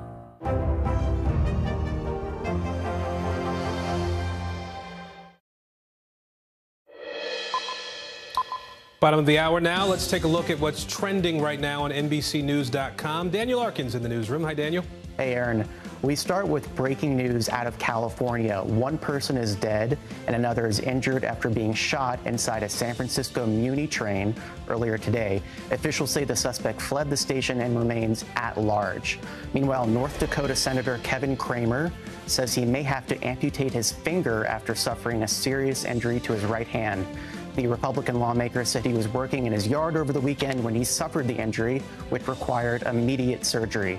And VidCon, that's the largest convention for social media creators, is pivoting from YouTube to an official partnership with TikTok. The convention will feature TikTok creators, video game streamers, and micro-influencers. It's returning today after a 3-year hiatus due to the pandemic. And that is what's trending right now on NBCnews.com. Back to you, Aaron. All right, Daniel Arkin, we appreciate it. Thank you.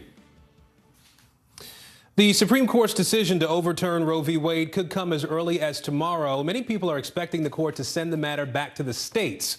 Louisiana's governor just signed a bill that could send abortion providers to prison for as many as 10 years. The governor in Michigan, however, believes abortion should remain a private health care decision.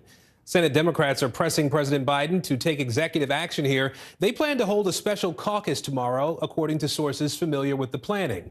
We're covering all angles of this at this hour. NBC's Ali Vitale is on Capitol Hill. Dasha Burns is in Michigan for us, and Chloe Atkins is covering what's happening in Louisiana. Ali, let's start with you. What can you tell us about this special caucus tomorrow?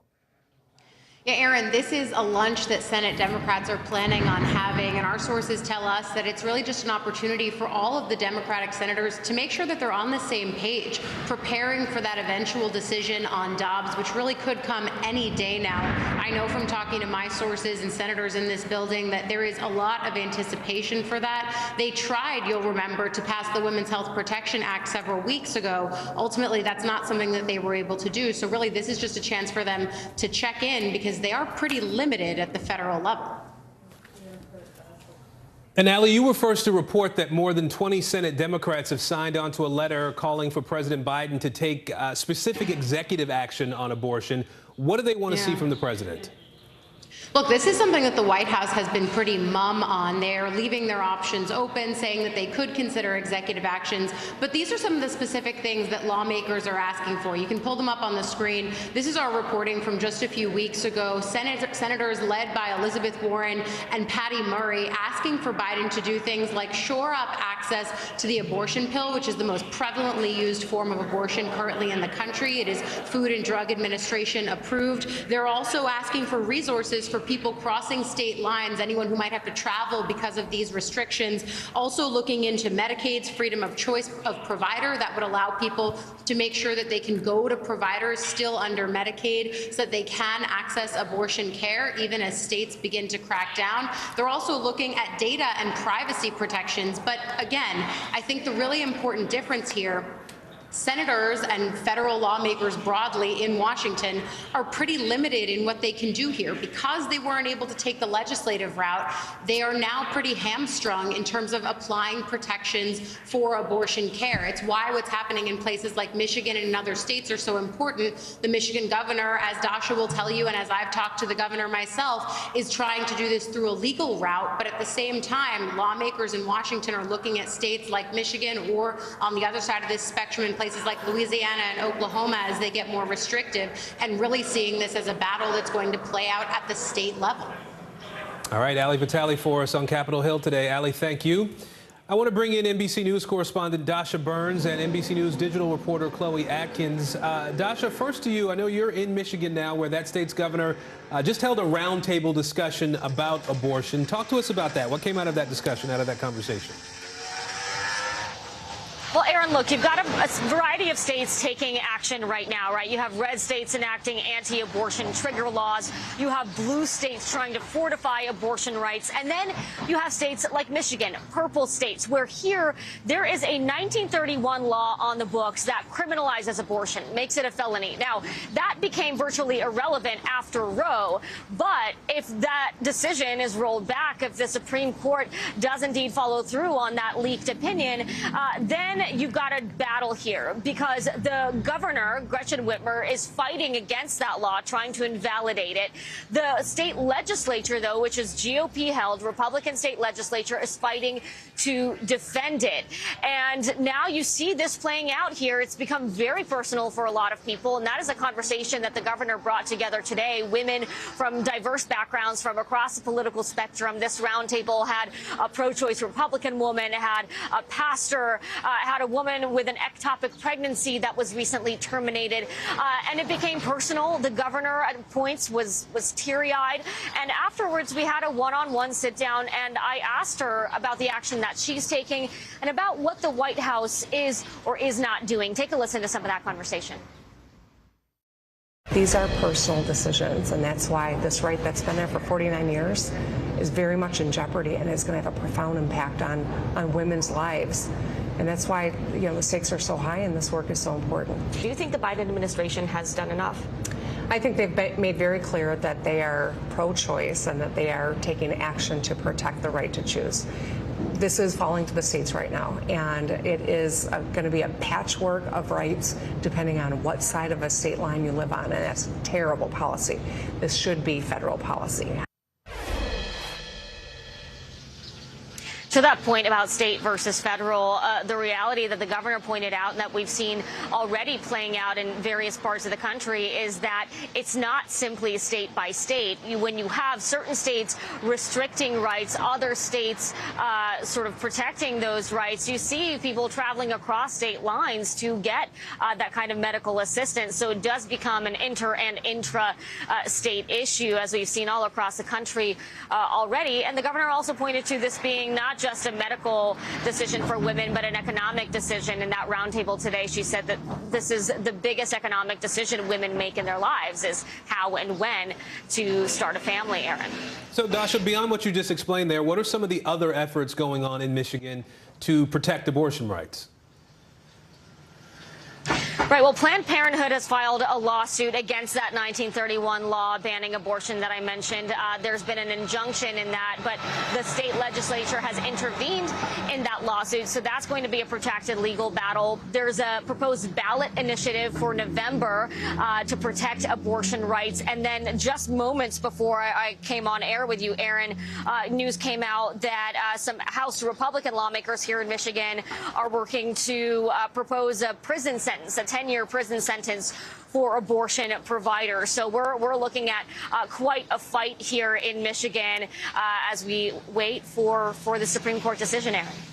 All right, Dasha, thank you. I want to bring in Chloe Atkins now to talk a little bit more about what's happening in Louisiana. The governor there just signing this bill. Help us understand what's in that bill and what impact it could potentially have if Roe is overturned. That's right, Aaron. This bill comes as no surprise. Louisiana is known for passing many anti-abortion restrictions and really setting the stage for a post-Roe v. Wade world. So what this law does is it strengthens a 2006 trigger law that would ban abortion if Roe v. Wade is overturned and only allow exceptions for the procedure if someone's life is in danger. So specifically, it stiffens criminal penalties against abortion providers. So those who provide abortion during a post-Roe v. Wade world in Louisiana, and if they get caught, they could now face up to 10 years in prison and up to $100,000 in fines. And that's a huge uptick in criminal penalties that they could face. And so this now makes it one of the harshest trigger laws now on the books in this country. So what about, I mean, we talk about these polls that where people weigh in on the issues around abortion. What about the voters in Louisiana? Are they in agreement with this bill and what the legislators seem to be trying to do there? That's right. So according to a Louisiana State University poll, about 49% of Louisiana residents are opposed to abortion, while about 46% are for abortion. So based upon this poll, it's safe to say that it's pretty split between residents in Louisiana. But that hasn't stopped state legislators from passing, who also I might add, who are conservative leaning, from passing and introducing many anti-abortion laws, not just this session, but over this past years. All right, Chloe Atkins, we appreciate your reporting today. Thank you. Thank you. The NFL commissioner, Roger Goodell, is facing some tough questions from a House committee today. The issue, allegations of workplace misconduct within the Washington Commanders organization and how the NFL handled it. It is clear to me that the workplace in Washington was unprofessional and unacceptable in numerous respects. Bullying, widespread disrespect toward colleagues, use of demeaning language, public embarrassment, and harassment. Now, noticeably absent, Washington Commanders owner Dan Snyder, despite multiple invitations. His lawyer told the committee that Snyder had a long-standing business conflict in France. NBC News national security correspondent Ken Delanian is joining us now. Ken, what specifically are the allegations here, and how did Goodell respond to them? Hey, Aaron. Well, first of all, the chairman of the committee, Carolyn Maloney, began the hearing by noting that Commanders owner Dan Snyder not only was in France, but she said he was on his luxury yacht docked at a resort town, which she said, quote, should tell you just how much respect he has for women in the workplace. Maloney later announced her intent to issue a subpoena for Snyder's testimony in a deposition next week. The committee also released new findings from its investigation, including what lawmakers said was new evidence that they said shed light on Snyder's role in creating what they call the hostile work environment at the Commanders and his efforts to discredit victims and witnesses. NFL Commissioner Roger Goodell maintained that the Commanders' workplace culture, as you saw there, has been transformed and, quote, bears no resemblance to the workplace that has been described to this committee. Asked by Democrat Jerry Connolly of Virginia if he believes that the NFL has held Snyder and others accountable for 20 years of misconduct at the Commanders, Goodell replied, yes, I do. Take a listen to Goodell talking about the investigation he commissioned. The Wilkinson firm conducted a comprehensive review of the workplace at the club, interviewing more than 150 witnesses. As a result, we gained a clear understanding of what the workplace had been at the Commanders, how it had begun to change, and what further steps were needed to support our ultimate goal of transforming that workplace to one that is safe and productive for all of its employees. Lawmakers didn't seem convinced of that. Meanwhile, a spokesperson for Snyder responded that, quote, it is clear the outcome of the House Oversight Committee's investigation was predetermined from the beginning, and he called the hearing a politically charged show trial, not about uncovering the truth, Aaron. You know, Ken, the committee chair, Carolyn Maloney, had some tough words for both the Washington Commanders and the NFL. I want to play a little bit of what she said. For more than 2 decades, Dan Snyder refused to protect the women who worked for him from the toxic culture he created. The NFL has also failed to protect these women. Now I believe it is up to Congress to protect them and millions more like them. So is the Congresswoman outlining any specifics here, Ken? She is indeed, Aaron. She introduced 2 bills, one to require employers to conduct thorough investigations and share the outcome with victims, and prohibiting employers from using non-disclosure agreements to conceal workplace misconduct, as they allege Snyder did. And her second bill is called the Professional Images Protection Act, and that's in response to what she said was the committee's finding that the Commanders secretly created lewd videos of cheerleaders for the private enjoyment of Snyder. That bill would create notice and consent requirements for employers who use their employees' professional images. It's also worth noting, Aaron, that the NFL hired former prosecutor Mary Jo White to conduct a new investigation into Snyder after a former cheerleader testified to the committee earlier this year that Snyder had sexually harassed her. That investigation is ongoing, Aaron. All right, Ken Delanian for us in Washington today. Ken, thank you. A former Tesla employee has rejected a $15 million payout from the company in a lawsuit alleging racial bias by his old co-workers. Owen Diaz was an elevator operator at Tesla's flagship assembly plant in Northern California. He says his former colleagues, including a supervisor, taunted him with racial slurs, drawings, and swastikas while he worked there about 6 years ago.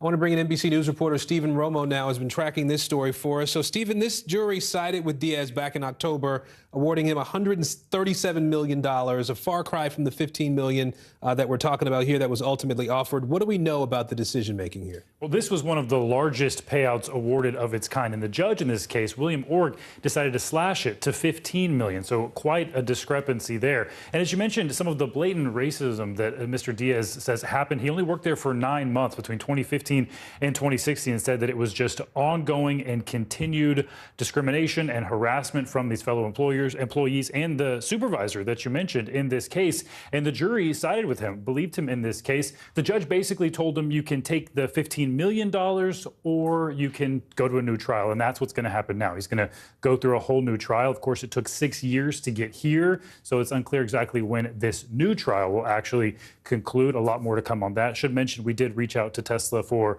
response to this updated information, this updated development. Have not heard back, but they have denied wrongdoing and said they have policies in place to prevent this type of thing. And so what about on Diaz's side? Has his team had much to say about this ruling at this point, this decision?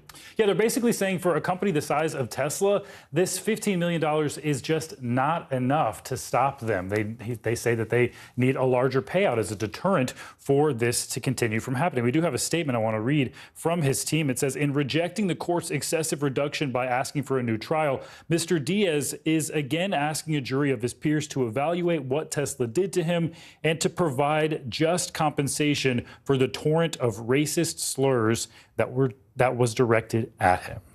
Yeah, Stephen, Tesla's facing some other lawsuits too, right? They're dealing with other things involving this particular factory in Fremont. What do we know about those cases at this point? Yeah, a few cases with allegations that are similar to this. In fact, one of them comes from the state of California, the California Department of Fair Employment and Housing. It's a civil rights agency with the state of California. They've sued back in February, saying that they received hundreds of complaints from workers at that same Fremont facility there near San Francisco, alleging not only racial discrimination, but also sexual harassment. And many of those cases are still pending right now. Tesla, of course, denying wrongdoing, pointing out that they are a minority workforce there at that specific plant. Of course, those cases will get their day in court as well. All right, we'll be watching closely. Stephen Roman with us today. Thank you, Stephen. Thanks. Well, for millions of millennials, student loan debt is keeping home ownership out of reach. But could some relief be coming soon? That's next. When was the last time you made space to listen to somebody? We are meeting people one after the next who have made profound changes. I think you're going to be blown away by the life lessons. Join Hoda Kotb for her podcast, Making Space. Listen now. Hallie Jackson Now, weekdays at 5 on NBC News Now. Now Tonight with Joshua Johnson, streaming weeknights at 8 on NBC News Now. Making Space, the inspirational podcast from Hoda Kotb. Listen now. Hallie Jackson Now, weekdays at 5 on NBC News Now. Top Story with Tom Llamas, weeknights at 7 on NBC News Now. Now Tonight with Joshua Johnson, streaming weeknights at 8 on NBC News Now. Top Story with Tom Llamas, weeknights at 7 on NBC News Now. News is happening now. Look at what's making headlines around the world. Whenever it happens, wherever you are, it's here now.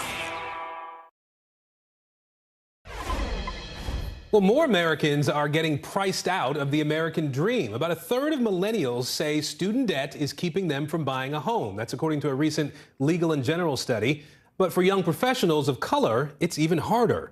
NBC News correspondent Antonia Hilton joining me now with more on the obstacles that young professionals and lenders are facing right now. What'd you find?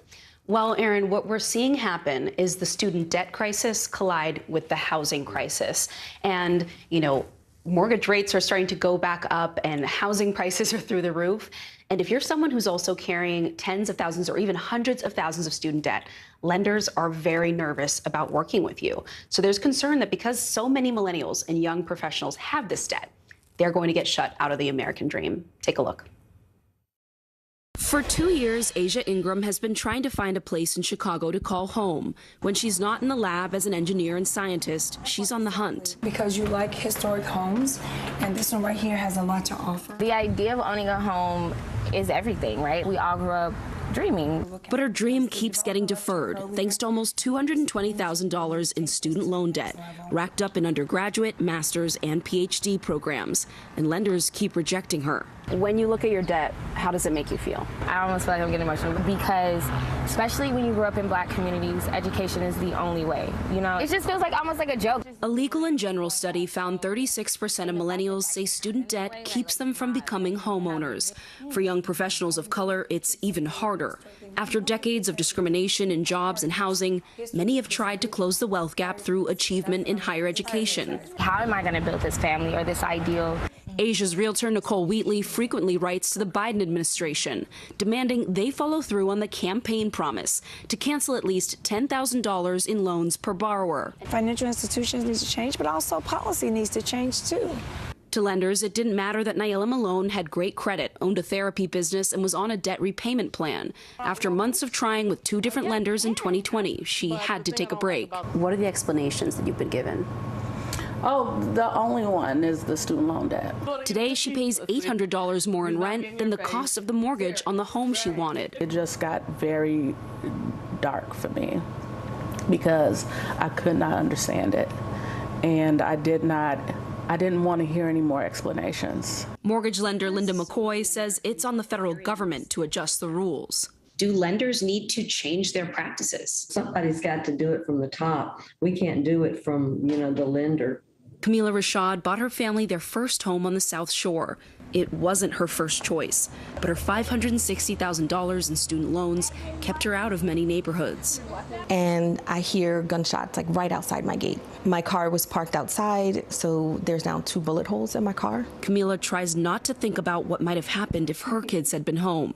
But as Asia continues to search and Nayela tries to heal, she refuses to give up. When you find not just a house, but a place that becomes your home, you will work as hard. I will work as hard as I can to protect it. A lot of people are watching the Biden administration right now. Within the next couple weeks, they're expected to make an announcement about potential debt cancellation. The administration is looking at canceling about $10,000 per borrower, but also looking at limiting that to folks who make under $150,000. Advocates and many of the folks I met say that's not going to be enough. Yeah. So many students have tens of thousands, hundreds of thousands of dollars of loans, and they want to see more relief, Aaron. You think you work so hard and do all the right things, or you try to do all the right things, and then still to not be able to sort of have your piece of the dream it's maddening. Maddening, absolutely. That's the right word. Antonia Hilton, we appreciate the reporting. Thank you. Thank you. Well, rising interest rates are starting to show their impact in the housing market, as we've been talking about. The sale of existing homes fell in May in what is now seen as a cooling market, where prices remain high and some home buyers are looking at adjustable rate mortgages to lower their monthly payments. But there is a risk. Here's NBC News Now's Vicki Nguyen with what you need to know. Hi, good day. A lot of people have questions about these adjustable rate mortgages because they offer a lower interest rate. They can lower your monthly mortgage payment by hundreds of dollars. But there are some risks you should know about. Wine distributor Giannina Arturo just closed on this New Jersey home using an adjustable rate mortgage, or ARM. In order to get this house, I knew that the 10-year ARM was the way to go. That was the only way it was going to work. ARMs offer homeowners a lower starting interest rate than a traditional 30-year fixed mortgage, the lower rate usually lasting 5, 7, or 10 years. Giannina's 10-year ARM has a rate that lowers her monthly payment by more than $300. The difference in that rate between fixed and the ARM was enough to either price me out or price me in. But an ARM is not without risk. Like the name says, they adjust after the introductory period, going up or down based on market rates. What no one can say is how long this housing crisis will last. Back in 2008, millions of homeowners ended up in foreclosure, in part because they used an ARM to buy a home they couldn't afford after the loan adjusted. With 30-year fixed mortgage rates now topping 6% compared to about 3% a year ago, ARMs are making a comeback. The percentage of ARM loans has more than doubled since the start of the year. Loan Depot founder Anthony Shea says he's not worried about another mortgage meltdown. In 2005, ARMs made up 36% of all home loans. Today, they're less than 10%, and lenders are more stringent with who they approve. They have to qualify for a loan today, which we're very happy about. Other protections of today's ARMs include limits on how often rates can adjust and caps on annual increases. Who should avoid an adjustable rate mortgage? Someone that does not like to see their monthly payments increase, because that is no doubt a possibility. You do not have a tolerance for being surprised by a higher monthly payment. You should really look at a 30-year or 15-year fixed rate. Come here. For Giannina, the adjustable rate mortgage works. I'm very happy with my decision. I'm happy with the house choice. I'm happy with the payment choice. I'm happy with the rate choice.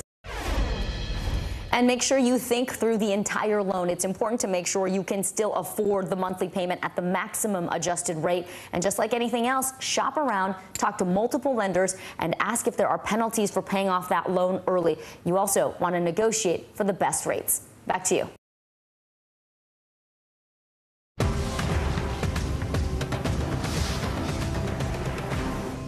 Making Space, the inspirational podcast from Hoda Kotb. Listen now.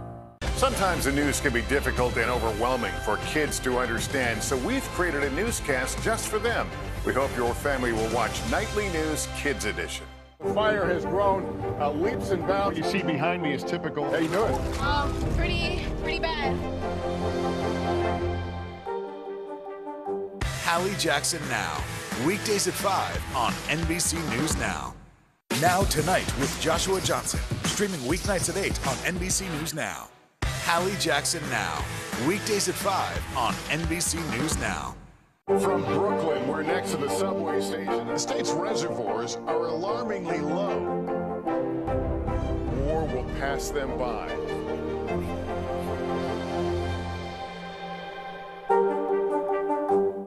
When was the last time you made space to listen to somebody? What I learned from a very young age is radical love, radical forgiveness. We are meeting people one after the next who've made profound changes.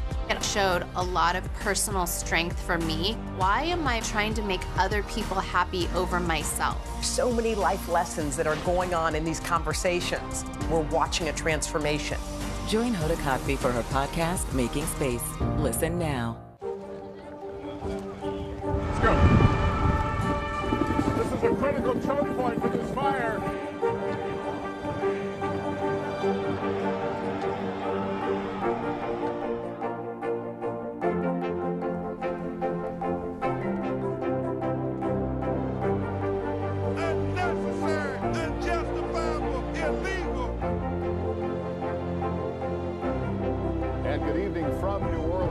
Military operation, witnessing the massive crowds. I admire you both.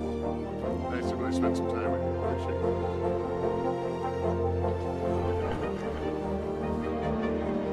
At any moment now.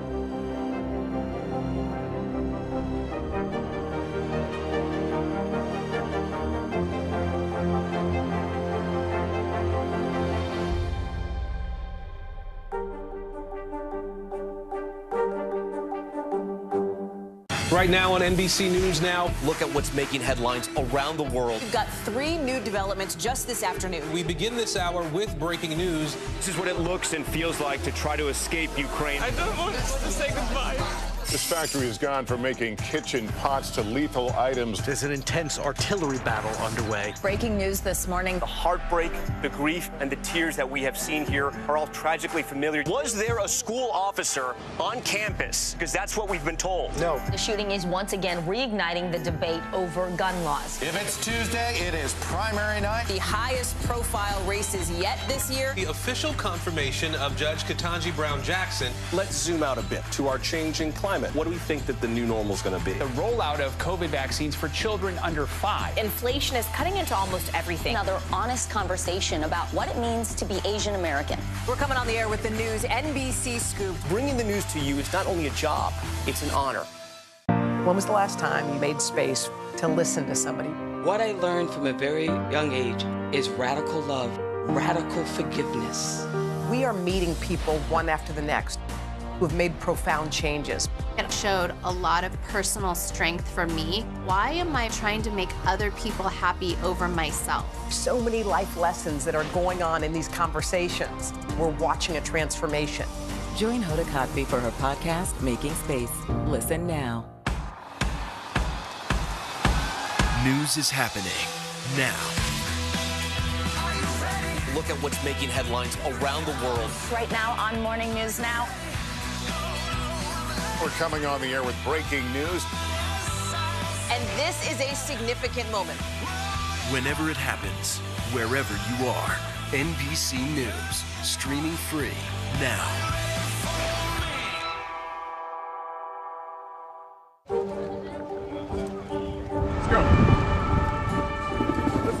critical choke point for this fire.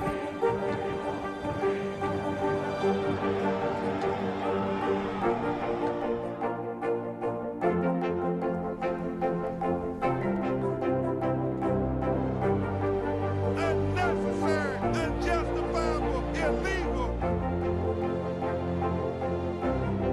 And good evening from New Orleans. Late military operation witnessing the massive crowds. I admire you both. Nice to really spend some time with you. Appreciate it.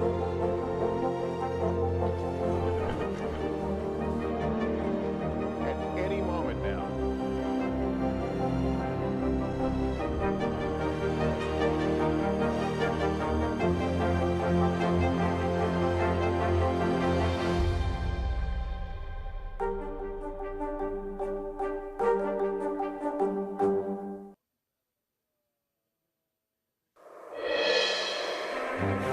If it's Wednesday, lawmakers inch closer to getting a gun bill to the president's desk as they brace for more fallout from more January 6 hearings. The latest developments on both stories and what it says about the state of our politics in just a moment. Plus, the president unveils a new plan to try to tackle gas prices, but even leaders in his own party aren't convinced it'll work. We'll speak with a White House senior advisor about whether Americans could finally get a break at the pump. And later, Goodell on the Hill, the NFL commissioner and son of a former U.S. senator, testifies before lawmakers as new details emerge on the investigation into a football franchise's toxic workplace at the nation's capital.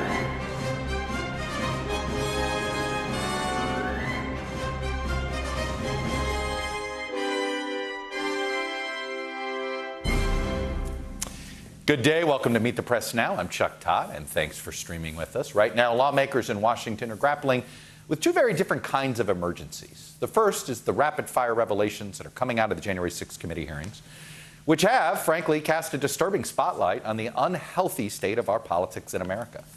The second is the epidemic of gun violence in this country, which has finally led to a real effort to do something meaningful in the wake of so many tragedies just in the last few months. Together, though, they paint a stark portrait of the current challenges facing Congress and the country at large. Today, the January 6 committee announced that its hearings are now going to extend into next month, after saying they've received more tips and more information as the hearings have unfolded. This time tomorrow, the committee will be in the middle of its fifth hearing. That one is going to focus on President Trump's efforts to use the Justice Department to potentially help him overturn the election. But all of this comes after yesterday when state election officials testified about the sustained pressure they faced from President Trump, his associates, and even his supporters to throw out the results of the 2020 election and simply proclaim Trump the victor. Here's Arizona House Speaker Rusty Bowers, a Republican, who testified yesterday. I said, look, you are asking me to do something that is counter to my oath when I swore to the Constitution to uphold it. But you had told President Trump you would not do anything illegal for him. I did, both times. Bowers and other witnesses also described the attacks they faced from Trump supporters. One person talking about somebody broke into their daughter-in-law's house simply because they were doing their jobs. This is the cloud that's hanging over our politics, this anti-small d Democratic force out there. It's defiant. It still enjoys substantial support despite facts uncovered by work of this. Yes, it's a bipartisan House committee. At the same time, there's a potential bright spot amid all our darkness these days in politics. A possible sign that as unhealthy as our body politic is right now, it's not comatose. A bipartisan group of senators have agreed on legislation related to guns. It's a package of relatively small reforms that everyone acknowledges doesn't tackle the full scope of the enormous problem. But it's a step. Congress finally appears poised to pass something of substance related to guns for the first time in nearly 30 years. And it may not be the bill that lawmakers wanted, left or right, but it is a bill that can actually do something they don't do very often, which is pass. As a whole, our goal is to save lives without infringing the rights of law-abiding gun owners, and I think we've hit that mix. So, listen, this bill is a compromise. It doesn't go as far as I would like to go. It certainly goes further than a lot of Republicans would like it to go. But there is no doubt this bill is going to save thousands of lives. Folks, what does bind these stories together, the January 6 hearings and this compromise on guns, is that they are both the work of a handful of adults that are here in the room in Washington. The problem facing our politics is that it seems there are fewer and fewer of those adults left. And those relatively sunny days are becoming a rarity as our future in politics looks darker and darker. Joining me now on Capitol Hill, NBC's Ali Rafa. On set with me, Democratic strategist Basil Smikle and Commentary Magazine editor John Podhoretz. Also with us is Politico national correspondent Betsy Woodruff Swan. Ali, let me start with you on Capitol Hill. What is this gun bill and what isn't it, right? And I say it that way because I know it doesn't touch the weapon, but it does make some changes to the law on how to purchase it. Run it down for us. Yeah, Chuck, so we heard from the two top negotiators of this bipartisan deal, Republican Senator John Cornyn and Democratic Senator Chris Murphy, both of them really mirroring each other and saying that this wasn't exactly what each side wanted, but there is bipartisan agreement on these provisions in this bill. It stops short of obviously a full-on assault weapons ban or lowering the minimum age, raising the minimum age to be able to buy an assault weapon, but it does come to an agreement on provisions like expanding child and family mental health services, offering incentives for states to implement their own red flag laws.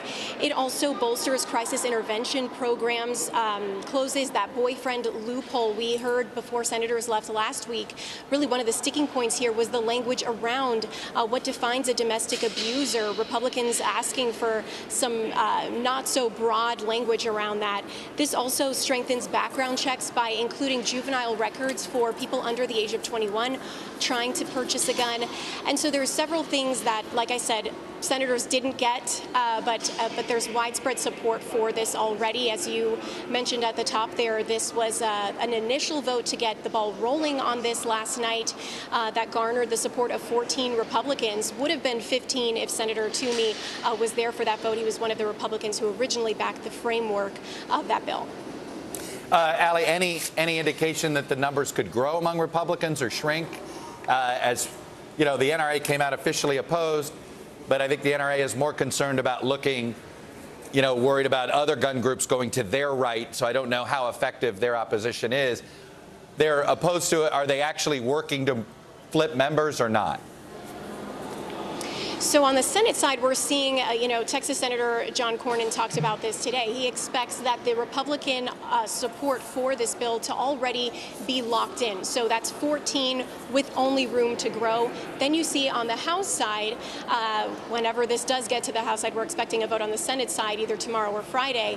We're already seeing House GOP leadership put together this effort to whip Republicans into an opposing vote. We heard from House Minority Leader Kevin McCarthy and Whip Steve Scalise already today. Also, Elise Stefanik committing that she will not vote for this. But there is widespread support in the House. And Chuck, as you know, this doesn't need Republican support in the House to actually get passed if Democrats all fall in line and vote in support of this. So whenever that does happen, we do expect around 10, 15 Republicans to fall with Democrats in support of this bill, Chuck. All you have to do is find the Republican members of Congress who represent districts that Joe Biden carried, and you can start with that. Will likely be the list of House Republicans that vote for this compromise. Ali, on Capitol Hill for us, Ali Rafa, thanks very much. Let me turn to my panel here, Betsy, Basil, and John. Betsy, let me start with you. The reason I twinned these two things together today, it was sort of like, if you look at our politics with one eye, you think, oh my God, right? You watch the January 6th hearing. You hear Brad Raffensperger talk about his widowed daughter-in-law's house getting broken into. You hear the horrible things that were done to Shaye Moss and her mother and grandmother. And you think, we're a tinderbox. And then I'll be honest, I don't want to be so negative and think that, hey, the fact that they got a gun compromise is not, it's small, it's narrow, it's all the things everybody says. But, so how sick are we?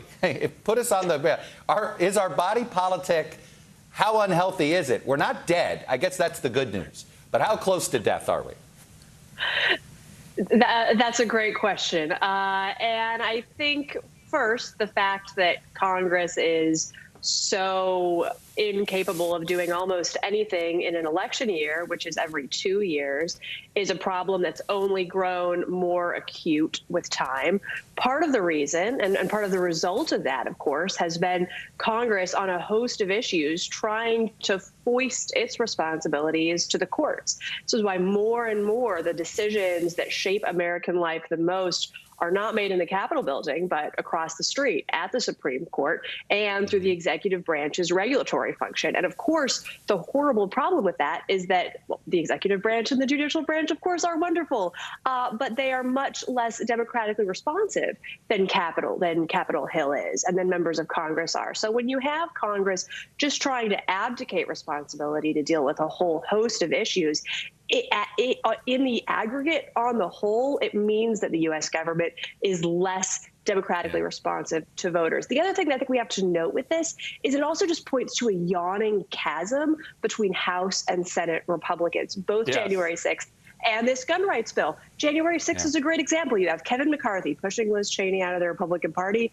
and at the same time, Mitch McConnell donating to her reelect. House and Senate Republicans, their leaderships practically can't fit in the same room anymore.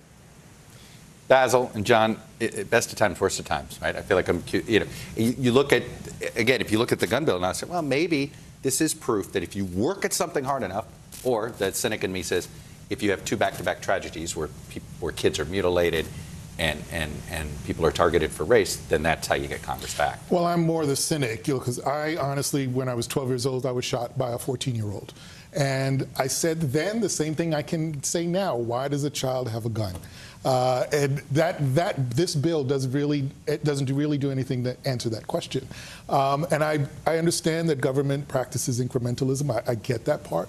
But this is the time where we need sweeping legislation. There is nothing in this that closes that iron pipeline. So I am still very skeptical. But I understand that if in an era where very little can get done, and to the earlier point that so much gets pushed off onto the courts, that Congress at least can come together and do one thing that puts a brick in the wall. But the truth is, what we needed was sweeping change, and we didn't get that. But I think what Betsy said responds to what you're saying, which is that if this modest bill can pass, where bipartisan legislation has not passed for years, that's an indication that efforts to go big fail because there is no national consensus on them.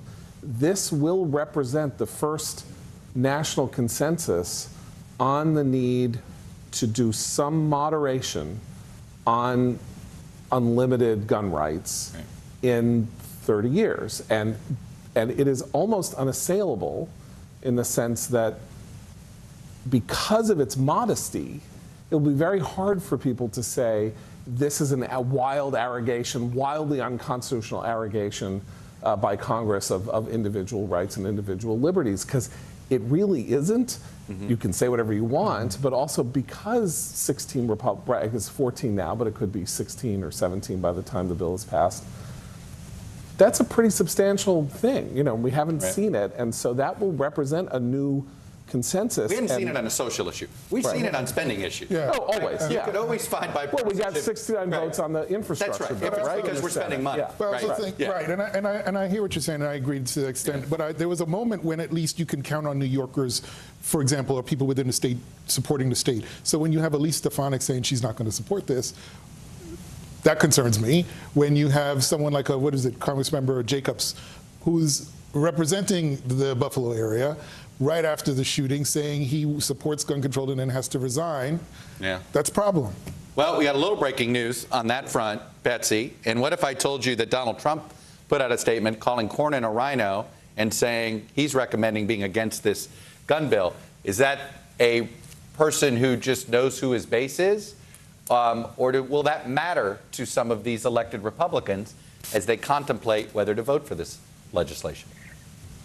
Big question for Senate Republicans, without a doubt. On the House side, my guess is that Trump's opposition to this bill is not actually going to change that many hearts and minds, because it sounds like McCarthy and Scalise kind of beat him to it.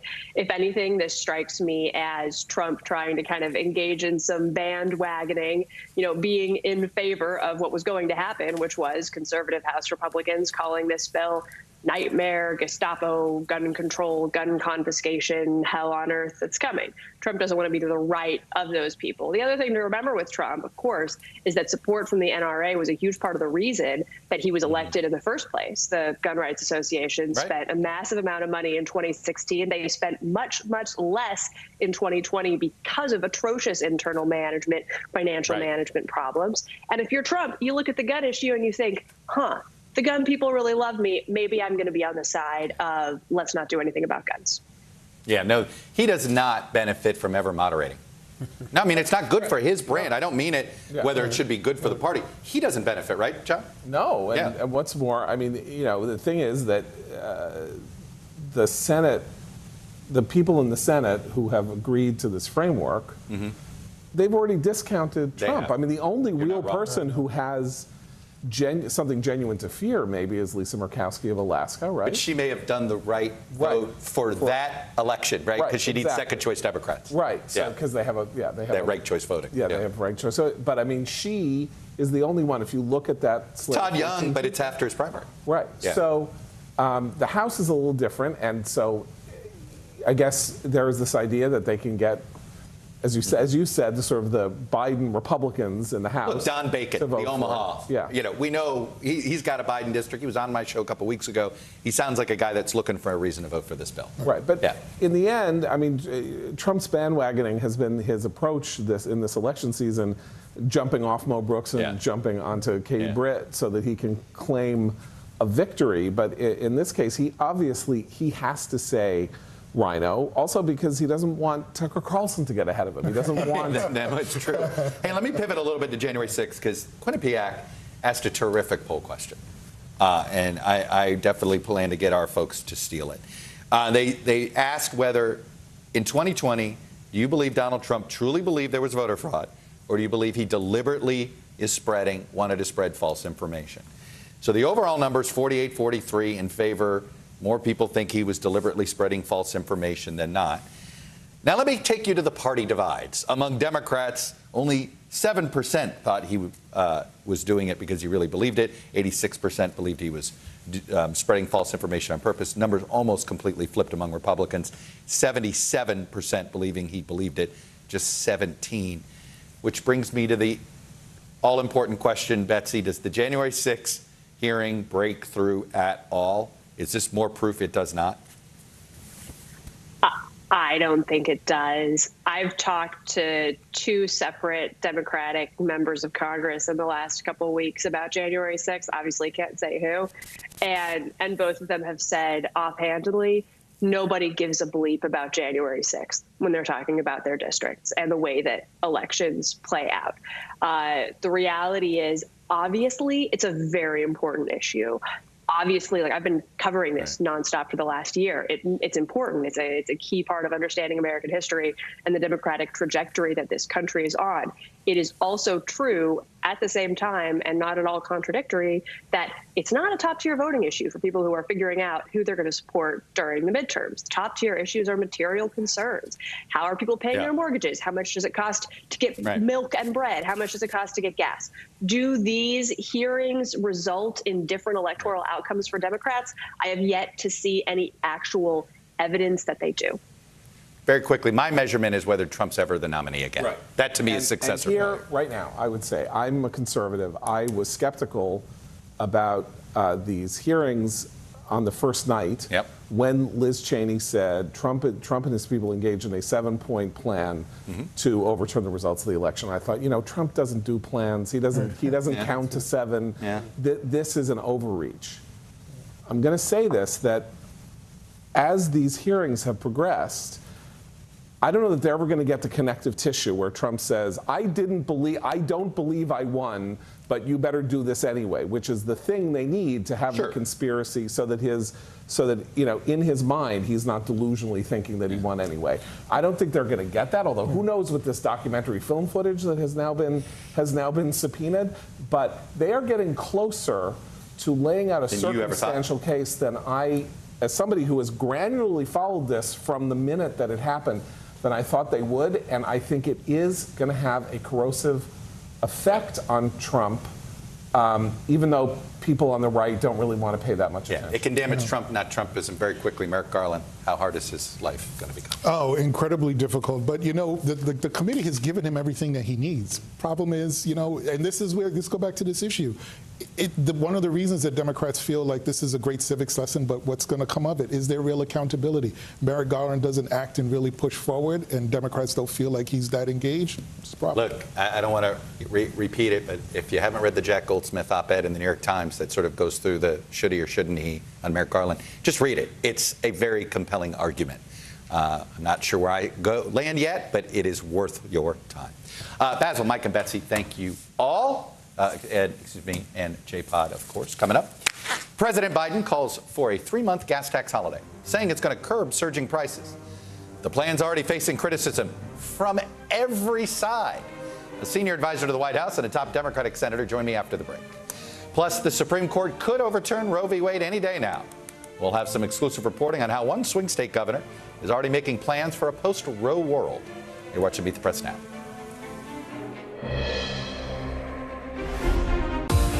It's a can't-miss summer on Today. They are walking strong, elegant, and pretty easy to prepare. How to cut costs on your vacation? Vicky has the answers. Every single thing you need for the best summer yet. Only on Today. These days, it feels like the news never stops. So let's get into it. What's happening right now, what it all means for you for an hour every day. It can be hard to keep up, so let's get started together. Hallie Jackson Now, weekdays at 5 on NBC News Now. It's a can't-miss summer on Today.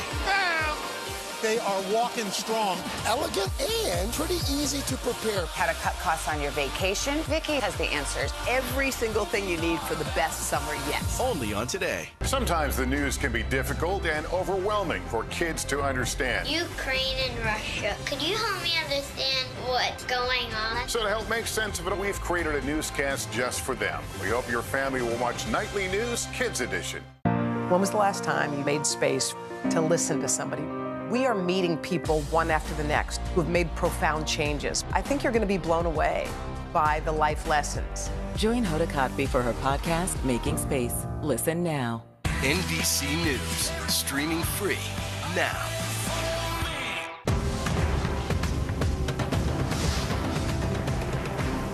Sometimes the news can be difficult and overwhelming for kids to understand. Ukraine and Russia. Could you help me understand what's going on? So to help make sense of it, we've created a newscast just for them. We hope your family will watch Nightly News Kids Edition. Women's basketball has been systematically held back. After 49 years of Title IX, we still have work to do. In Their Court, a podcast from NBC News and NBC Sports that goes inside the issues of inequality in women's sports. Listen now. Let's go. This is a critical choke point for this fire.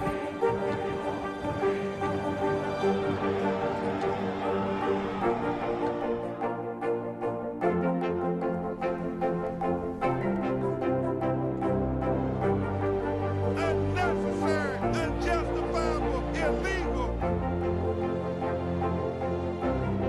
And good evening from New Orleans. Late military operation witnessing the massive crowds. I admire you both. Nice to really spend some time with you. Appreciate it.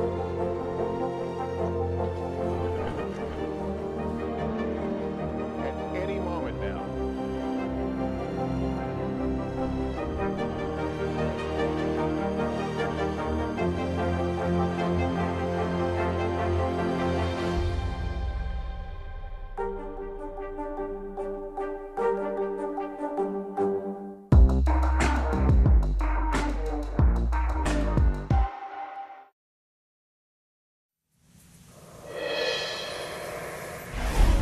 Welcome back. This afternoon, the president called on Congress to pass legislation that would suspend the federal gas tax for 90 days in hopes that it can bring some relief to Americans at the pump, especially summer vacation and driving season. The proposal, which would suspend the 18-cent per gallon tax, is being met with a mixed reaction on the Hill, left and right, believe it or not, even from leaders of the president's own party who are skeptical. Speaker Pelosi said she will, quote, see where there may be consensus. Steny Hoyer said he's not sure the gas tax holiday will have the intended effects.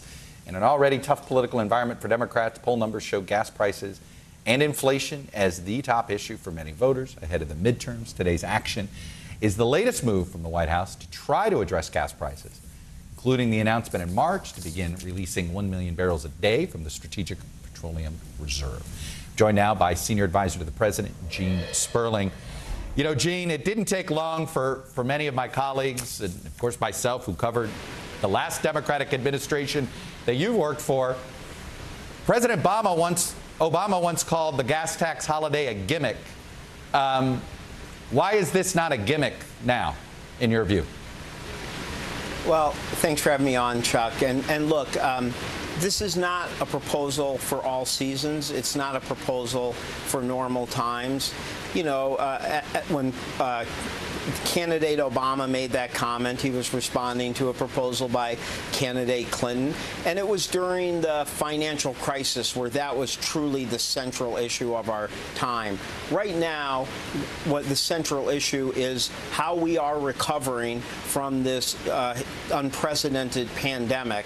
And one of the issues that we have faced is that at a time when prices might have been moderating, we've faced this unthinkable aggression from Putin and an appropriate response that has driven gas prices from $3.31 in January 17th, when Putin started doing military exercises in Belarus, to near $5 right now. And so the president has made clear that, and you've already mentioned one of the issues, that he's going to do everything in his power to help provide relief for Americans at the gas pump while still standing strong against Putin. And that's included the historic release of the Strategic Petroleum Reserve. It's included allowing E15 gas to be available this summer to put downward pressure on prices. And yes, it is including these three things he asked today: suspend the federal gas tax for 3 months, which is 18 cents, call on states that have benefited from surging revenues and surpluses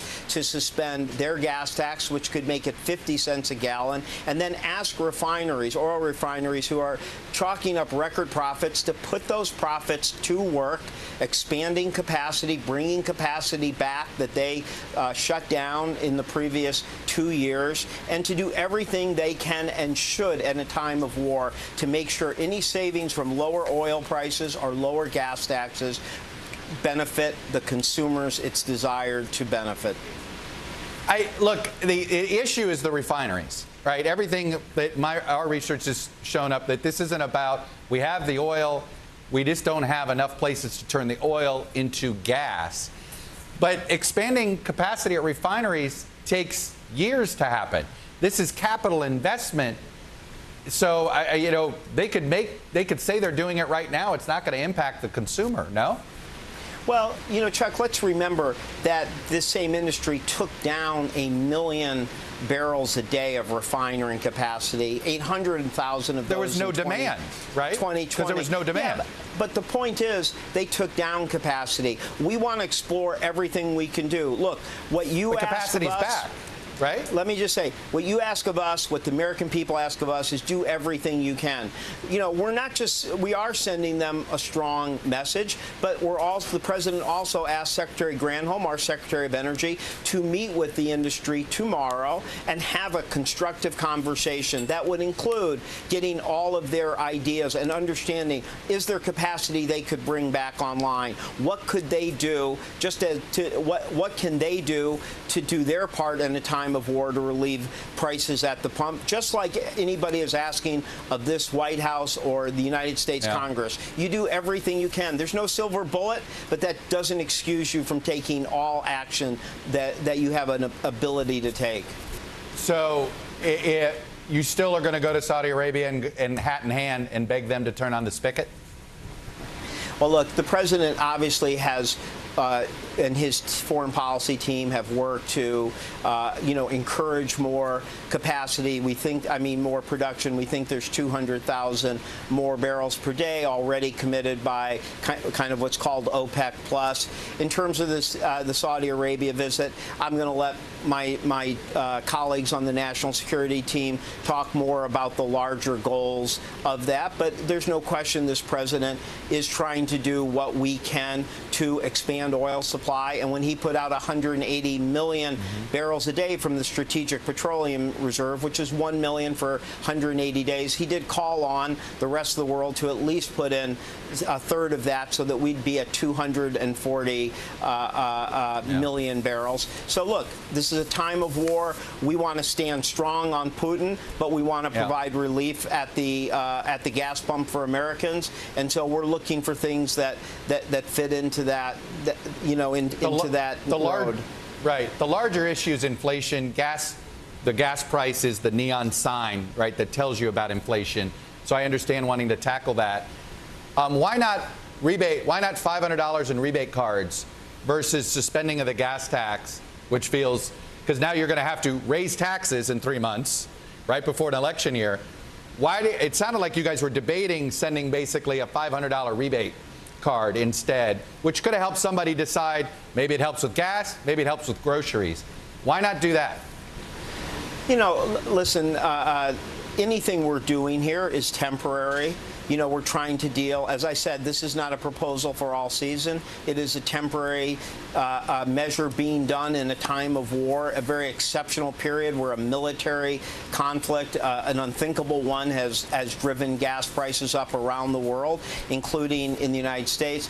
As opposed, in terms of other ideas out there, I think the president's going to be very open. In his speech today, I think he mentioned one of the governors who did give that type of rebate card. But this is, I think, a proposal that he thinks the American people would support, could get bipartisan support. But I'll also say we've been very clear. We're not taking ideas off the table. If people want to work with us in ways to provide relief to American consumers while standing strong against, the attack on democracy in Ukraine, we're going to be open.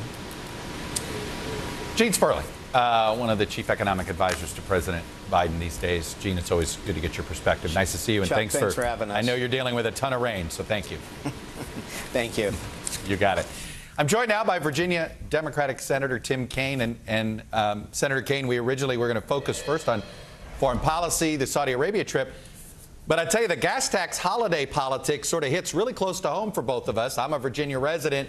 Right. You're obviously a senator from Virginia. Governor Youngkin just last week was trying to convince the Democratic-controlled Virginia State Senate for a gas tax holiday. They said no. He's, of course, gloating today, hey, Virginia Senate Democrats, do what President Biden wants you to do. It does seem as if the president is in one place and a lot of Democratic legislators, whether on the state level or the federal level, are in another. Fair?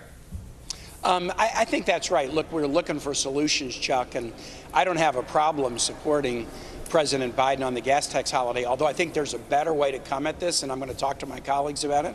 I think what we ought to do is have an excess profits tax on the big oil producers who are raking in record profits and rebate that tax, 100% of it rebated back to consumers. This isn't to grow government, and it's not permanent. But while gas prices are at these really high levels, let's go after the oil companies that are raking in excess profits and give the money right back to everyday people. You don't take money out of the Transportation Trust Fund to do that. If you're going to have a vote in Congress anyway, why not have a vote that would really put dollars back in people's pockets because of these high gas prices? That would be my preference. I don't have a problem voting for a temporary cessation of the federal gas tax. I don't give advice to my state senators about what they need to do with Governor Youngkin's proposals because I don't want them telling me what I should do in the U.S. Senate. I'll listen to them. They can listen to me. But I think that there are some better ways to handle this. Some of the other ways that the president announced today, encouraging more domestic production, that's important. Even looking at measures that he can do it, these are really important. But the one thing I wouldn't do, I wouldn't go have a sit-down meeting with MBS in Saudi Arabia. I'm very opposed to that idea because of his demonstrated involvement in the assassination of a Virginia resident journalist, Jamal Khashoggi, who worked for the Washington Post.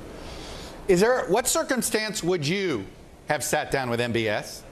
I would sit down with MBS only after there was some accountability for his involvement in this murder. That doesn't mean I wouldn't talk to the Saudi foreign minister. That doesn't mean that I wouldn't meet with the King of Saudi Arabia. President Biden has a long-time relationship with him. But MBS has a blood stain all over his hands, and our intel community and those of other countries have basically said that's the case. And you can't, well, what's the biggest battle in the world right now? It's how much we let authoritarians get away with in Russia and Ukraine, for example. So since that is an existential issue right now, I don't think you suddenly say that a guy who killed an American resident journalist, well, I guess we got to talk to him now because gas is at $5 a gallon. Right. No, we don't. We're the United States of America. We don't have to talk to him. Well, isn't that how Saudi Arabia sort of, why MBS feels untouchable? Is that at the end of the day, he's got the black gold that he thinks the Western world needs, and at the end of the day, it's sort of like, you need me more than I need you. Yeah, but Chuck, that used to be the case, and that's the way he thinks. That's not the case anymore. We don't need him. We don't need the oil. We got plenty of production of our own. Again, we can deal with the king or the foreign minister. We can deal with the trade minister. But when somebody thinks they have us over a barrel, I don't want to deal with that person. And my worry, frankly, is an MBS is going to have a meeting like this and then laugh behind our back at the meeting. So I think meeting with him in particular is an absolutely horrible idea. Now, I'm biased. I'm a Virginia senator, and I got members of Jamal Khashoggi's family that live in Virginia. But again, what is the big battle in the world right now? It's how much we let authoritarians run roughshod over democratic values and human rights. And I don't think we can, stand strong against Vladimir Putin and then just turn to casual shrug of our shoulders toward MBS. Senator, are you starting to wonder whether these oil sanctions are even working on Russia? So here we are. In some ways, we've raised the price of gas on our own to confront Putin. And in theory, that all makes a lot of sense, except it hadn't worked yet. He's now selling oil to China and India. At escalated prices. Yes, he's making more money. Now, maybe it's a short-term gain, but it does feel as if these sanctions have boomeranged. Well, I would say, Chuck, you got to look at this as a whole package. It is energy sanctions. It's canceling Nord Stream 2. It's humanitarian aid and military aid. It's Finland and Sweden, after decades of not wanting to be part of NATO, saying, we're coming into NATO now. Let us in as quickly as we can get in. It's Vladimir Putin's maximalist war aims to decapitate the Ukrainian government and take it over, now shrunk to a tiny corner of eastern Donbass and Donetsk and Luhansk and Crimea. So all of these together, the U.S. and our allies, and I give the Biden team great credit for pulling it together, is having a dramatic impact on Vladimir Putin and Russia. It's not having the impact that we want as fast as we want, and that's the tragedy of it, but it is having a significant impact. So I think you need to look at all of these sanctions together. No, I get that. I guess I wonder, are the energy sanctions the self-defeating ones? Is that what we're learning? That, look, as much as it felt good in the moment to say we were doing an oil embargo on Russia, it just wasn't. It turned out it just isn't feasible. Well, it's not feasible so much in the short term, but look, people are learning lessons, and I think they're learning lessons about the need to wean themselves away from petro-dictators, whether it's Vladimir Putin or anybody else. This is a time where sometimes high gas prices, make us want to produce more, but in this instance, high gas prices driven by an authoritarian are pushing innovators in the United States and around the world to go stronger and stronger and stronger into low and no carbon energy. Painful in the short term, it's going to be good for the environment and good for our national security in the long term. Democratic Senator Tim Kaine, it's always a pleasure to get your perspective. Thank you, sir. Thanks so much, Chuck. You got it. Up next, the potential fallout if Roe v. Wade is overturned. Some women are sharing their stories with Michigan Governor Gretchen Whitmer ahead of the coming Supreme Court ruling. Some exclusive reporting we're going to share amid Whitmer's response. And why are we focused on Michigan? Because Michigan is a state that if Roe's overturned, a ban is in place immediately. Total ban. You're watching Meet the Press Now. Right now on NBC News Now. We've got all the angles covered tonight. Look at what's making headlines around the world. We've got 3 new developments just this afternoon. We begin this hour with breaking news and the growing impact of Russia's assault. This is what it looks and feels like to try to escape Ukraine. I don't want to say goodbye. This factory has gone from making kitchen pots to lethal items. There's an intense artillery battle underway between Ukrainian forces and Russian troops. Breaking news this morning. The heartbreak, the grief, and the tears that we have seen here are all tragically familiar. Was there a school officer on campus? Because that's what we've been told. No. The shooting is once again reigniting the debate over gun laws. If it's Tuesday, it is primary night. The highest profile races yet this year. We are talking elections in a battleground state. The official confirmation of Judge Ketanji Brown Jackson. Let's zoom out a bit to our changing climate. What do we think that the new normal is going to be? We got some promising news this morning about the rollout of COVID vaccines for children under 5. Have you seen a demand for mental health services increase among Latinos? It's time for another honest conversation about what it means to be Asian American. The people of the Chamizal neighborhood aren't the only ones experiencing what they call environmental injustice. We're here to try to start conversation. A lot to talk about as we continue our rolling coverage. We're coming on the air with the news NBC Scoop. Bringing the news to you is not only a job, it's an honor.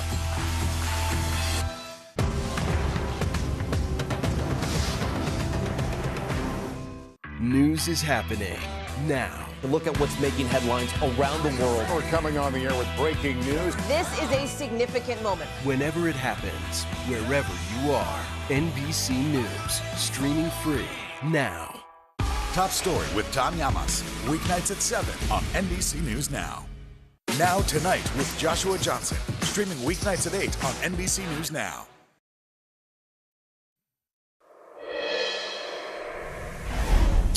Welcome back. Some Democratic governors are working to protect abortion rights ahead of the Supreme Court decision in their states, which is likely to invalidate Roe v. Wade, and it could impact different states in different ways. The decision could come as early as tomorrow, though we assume it will be the last day that the Supreme Court issues rulings. That we'll get this one. But in Michigan, if Roe is overturned, abortion would become a felony according to a long dormant law. And when we say long dormant, we mean it. Gretchen Whitmer filed a lawsuit challenging the 1931 law that's on the books. Whitmer is also attempting to get an abortion referenda on the ballot in November that would affirm a constitutional right in the state of Michigan. Governor Whitmer spoke exclusively with my colleague Dasha Burns earlier today after she hosted a roundtable on abortion rights. Dasha Burns joins me now. So Dasha, there's no doubt, I think Governor Whitmer knows that whether she wants it to be front and center for her reelection campaign or not, if Roe is overturned because of the unique trigger law in Michigan, this becomes issue 1 for a lot of voters in Michigan. Yeah, that's absolutely right. And the governor has really been using every tool in her toolbox. Chuck, you listed some of them there. I mean, look, you've had red states enacting trigger laws in anticipation of the Supreme Court ruling. You've had Democratic states trying to fortify abortion rights. And then you've got purple states like Michigan, where you have a Democratic governor, but you have a Republican-controlled legislature. And they are going to be in a protracted legal battle here and political battle as we've got an election coming up in November. You're right, Chuck. This 1931 law, it has been largely irrelevant. It's a law that people had really forgotten about because after Roe v. Wade, it became moot, right? But we're in a different time now, and the governor has filed a lawsuit to try to invalidate that law. She's issued an executive directive telling state agencies to shore up reproductive rights, but it's going to come down to court decisions. It's going to potentially come down to that ballot initiative if it does does get on the ballot in November. And today she held a conversation with a group of women, folks from across the political spectrum, people with diverse backgrounds. You had a Republican woman there who was advocating for abortion rights. You had a pastor. You had a woman who shared a heartbreaking story about a pregnancy that endangered her life and the difficult decision that her family had to make in the wake of that. The governor at times holding back tears. And after that roundtable, we sat down to have a conversation about this issue. Take a listen to just some of that interview. I think it's a very precarious moment. You know, I was raised by a pro-choice Republican. We had a pro-choice Republican as a part of our conversation. And yet the Republican leadership in our legislature is trying to intervene in my lawsuit. It's really scary because we have this tendency to say, you know, the COVID-19 was a she session. It took this disproportionate impact on women. We got to get women back in the workplace. You know how you do that? You empower women. You don't take our ability to make the most important economic decision we make in our lifetimes away from us. We have got to use every tool at our disposal to make sure that women still have bodily autonomy and the right to full reproductive health care. And Chuck, just hours ago, some GOP lawmakers here in Michigan filed a proposal to enact 10-year prison sentences for abortion providers in the state. So this is going to be a major battle. Already it is, and it's going to become even bigger as soon as we hear from the Supreme Court, Chuck. Dasha Burns in Michigan for us. One of the states we make her home away from home at times. Dasha Burns, thank you. And if it's Wednesday, it means somebody voted somewhere yesterday. Here's some of the key results that we got from yesterday's runoff and primary elections in a handful of states, featured some rather salty concession statements. In Alabama, Donald Trump eventually got on the right bandwagon as Katie Britt topped Mo Brooks to win the state's Republican Senate nomination. Trump originally backed Brooks, but then rescinded his endorsements when he saw Brooks sagging in the polls. Later, he gave his support to Britt when he saw Britt winning in the polls. Brooks gave a scathing concession, if you will, statement saying the voters have spoken, but they may not have spoken wisely. I left out the even saltier responses there. We got another salty concession statement last night, this one from the left, with progressive Democrat Jessica Cisneros conceding to Democratic Congressman Henry Cuellar. She called the forces against her candidacy, which she said included the Democratic establishment, a, quote, corrupt political machine. But she conceded to that corrupt political machine.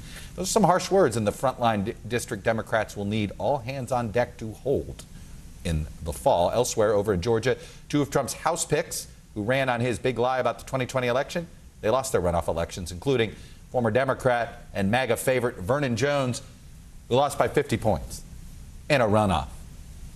That's really hard to do.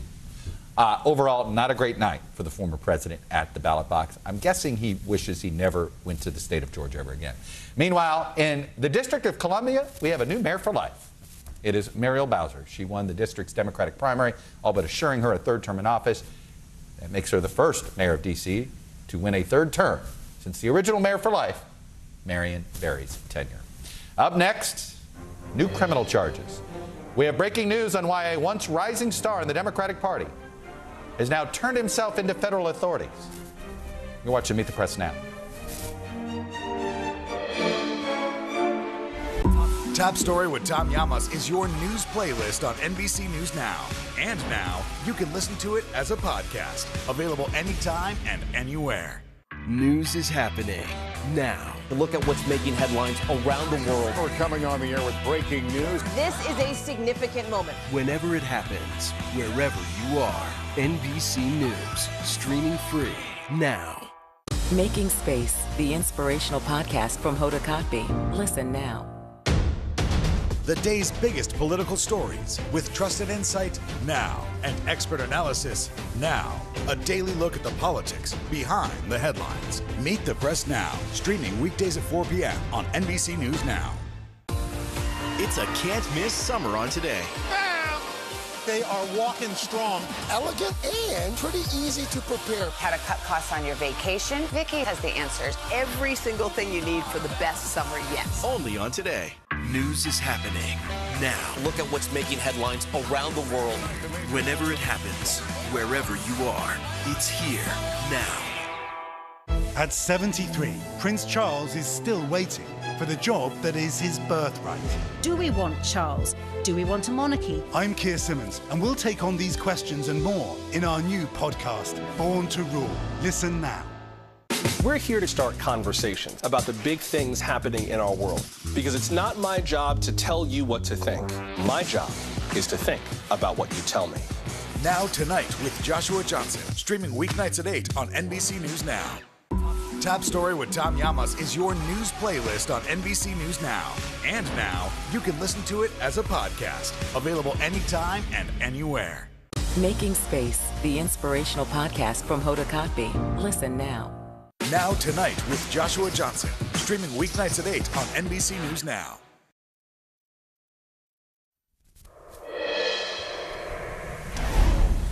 Welcome back. Andrew Gillum. He was the former Tallahassee mayor who grabbed national headlines in 2018, narrowly losing the Florida governor's race to Ron DeSantis.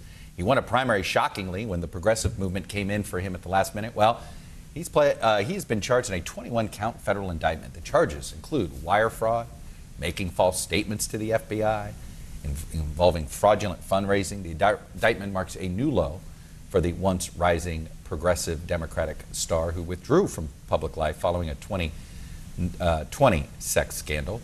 Our senior national political reporter, Mark Caputo, was one of the first reporters on this story today. And look, the fall of Andrew Gillum sort of had already been taking place, and this feels like quite the coda here. But it's quite the coda. I mean, as you and I were talking on my podcast this morning, you know, the butterfly effect of Florida politics. Andrew Gillum, we only know who he is because a bunch of national progressives, Soros, Steyer, Sanders, came in at the last minute to help this guy out, beat the Democratic establishment, and Florida Democrats haven't recovered since. Tell us about Andrew Gillum. No, they have. Yeah, well, they haven't. One of the reasons that he was such a progressive heartthrob is that Andrew Gillum is incredibly charismatic, a great speaker. And Steyer, Soros, the collective PAC, which is dedicated to electing black candidates, he hit all the right notes. He fit the bill perfectly. And there was a sort of perfect storm in the 2018 Democratic primary where Gwen Graham, the daughter of the former senator and governor, Bob Graham, in Florida, looked like she was going to win. And everything came together at the last minute in this crowded primary and enabled Gillum to pull ahead for two reasons. One, he had the progressive vote, which isn't that big in Florida's Democratic primary. But he also had the support of black voters because these various entities were able to advertise to people like, look, here's this dynamic first ever African-American nominee or likely to be nominee if you vote for him. Black voters are 29% of the Democratic primary. It all came together. Almost as soon as he started running in the general election, you know, against Ron DeSantis, DeSantis started hitting him over two things: socialism, being too much of a socialist because of his connections to Bernie Sanders, and Gillum didn't do much to push back on that. In fact, he didn't even answer the question when he was asked if he was a socialist or not, or if he were a capitalist. And then the second thing is that DeSantis laid into him over corruption because of this investigation into City Hall. Gillum denied all along that he was under investigation. Well, we now know today that indeed he was. Early on in 2016, undercover federal agents, FBI agents, were posing as corrupt, shady developers, and individuals associated with Gillum were trying to arrange ways to funnel payments from this fake corporation to Gillum in return for favorable consideration at City Hall. Some of those charges look a little thin in the indictment, but the overall pattern here is kind of a widespread, sprawling, corrupt network that Gillum allegedly ran with his mentor, a woman named Sharon Letman Hicks, for at least 4 years, in which they kind of fleeced donors, tricked them into giving money, pretended they were going to deposit at one place, deposit at another, and then found a way to funnel money to Gillum through Letman Hicks's P&P communications. Yeah. This story feels so familiar. Like, meaning, you know what I mean by that? Meaning, you're just, my God, it's like, how many of these politicians, you know, they somehow think the money they raise belongs to them at some point in their lives. Yeah, well, the other thing is that when you're a politician and you're being lauded by people and people are handing you money, you know, money is power, it can be difficult for some people to not realize, like, no, I'm not supposed to steal this. Now, we don't want to convict Andrew Gillum before he's convicted. It does look like the 21-count indictment. It's usually hard to beat each one of those counts. We'll see how he does. But Letman Hicks is about 10 years his senior, and she was with him the entire time. I'd heard for years a lot of people in Andrew Gillum's like sort of inner circle in his campaigns didn't like the way she managed things. They didn't think she was a straight shooter. And a lot of those terrible low mean suspicions, at least in this indictment, look like they're well-founded. Well, this goes back to the big question was he well vetted? And this goes to all this national, I mean, these progressive groups all got involved. They didn't know him. They weren't sure. They don't know who they're, and now in some ways they've poisoned the Democratic band, particularly in South Florida. Yeah, I wouldn't lay it all at their feet. I mean, the reality is that Democrats in Florida have been doing a great job of messing things up without the progressives, and this just seemed to be sort of a coup de grace. Now, you know, things can change here rather remarkably, but for the time being, the Democratic Party has been laid pretty flat on its back here. There's not a lot of life in it. So there's not a lot of hopes that whoever wins the Democratic primary, whether it's Charlie Crist or Nikki Fried, will beat Ron DeSantis in the general, but you know, we'll see what happens in the election when people start voting. Look, when people get to the presidency, they always have to run into a little bit of odd luck somewhere. Barack Obama did, the butterfly effect. Ron DeSantis avoided Glenn Graham, became governor, yada, yada, yada. We know where he is today. Mark Caputo, it's a fascinating story for so many reasons. Mark, thank you. But guess what? There's more of Mark Caputo, as I hinted at, and his politics and reporting on today's episode of the Chuck Toddcast. Get it wherever you get your podcast. Let's turn now to the accusations of a different kind of bad behavior. The NFL commissioner, Roger Goodell, who happens to be a son of a former senator, by the way, appeared before Congress this morning. He testified remotely about an investigation into workplace harassment and sexual assault accusations against the team in the nation's capital, the Washington Commanders, and team owner Dan Snyder, and how the league handled them. Goodell told the committee that Snyder's behavior was the worst he's seen in his 40 years working in the NFL. Is Dan Snyder's behavior and the workplace culture he created and fostered one of the worst and most toxic you've seen in your time as commissioner and your decades of service with the NFL? I have not seen a workplace in the NFL that is anywhere near what we saw in the context of that period of time for the Washington Commanders. Now, Snyder himself refused to participate in the hearing. His spokesperson told NBC News he was, quote, it was, quote, a politically charged show trial. The committee chairwoman, Carolyn Maloney, announced she'll issue a subpoena for Snyder to give a deposition to the committee next week. Now, Snyder's refusal to appear before the committee comes after new reporting from the Washington Post that in 2009, a former female employee accused Snyder of asking her for sex and groping her on the team's private plane. Snyder denied the allegation, but the Post reports the team paid this employee a $1.6 million settlement 3 months later. It came, of course, with a non-disclosure agreement, apparently. I'm joined now by Will Hobson, who's the investigative reporter at the Washington Post in the sports department. Will, I want to get at something Goodell said, because it's the follow-up question that I don't think was asked at this committee hearing. If this is the worst workplace he's seen in his time in the NFL, then why was the Carolina Panthers owner, Jerry Richardson, who was accused of some credible workplace and personal history, why was he forced to sell his team, but Dan Snyder still is the owner of the Washington Commanders? I mean, I think folks with knowledge of sort of how the league internal politics work would say that there are different political dynamics at work between those two different situations. Jerry Richardson was much older than Dan Snyder. I think allegedly wanted to sell the team anyway, so was sort of just pushed to sell a little earlier than he'd intended. Dan Snyder has no intention of selling the team. He wants to pass it on to his children. And I think it's just well known that any attempt to remove him from ownership would result in every last legal battle from Mr. Snyder and his attorneys. Why did Roger Goodell participate? And I say this because it isn't clear what Congress's role here is. Now, I understand they want to get more, they were trying to surface more information. But obviously the NFL decided he should testify. What was behind their thinking of having him cooperate? That's a very good question. Those of us who've been covering the story since the beginning wondered, it does appear there's been sort of a changing dynamic between the league and the team. Back in 2020, when this most recent series of scandals started, the team and the league were pretty much in lockstep in how things are going to be handled. And in the last few months, that's changed, and the league office has demonstrated we perceived to be a little bit of annoyance with the team, and so I think that continued today with Commissioner Goodell appearing and speaking candidly at times, and Mr. Snyder being allegedly off in France. A subpoena of Snyder, obviously he'll try to fight it, but for how long? And do you expect him to have to be forced to sit down and give a deposition here? So I haven't done any reporting in this area.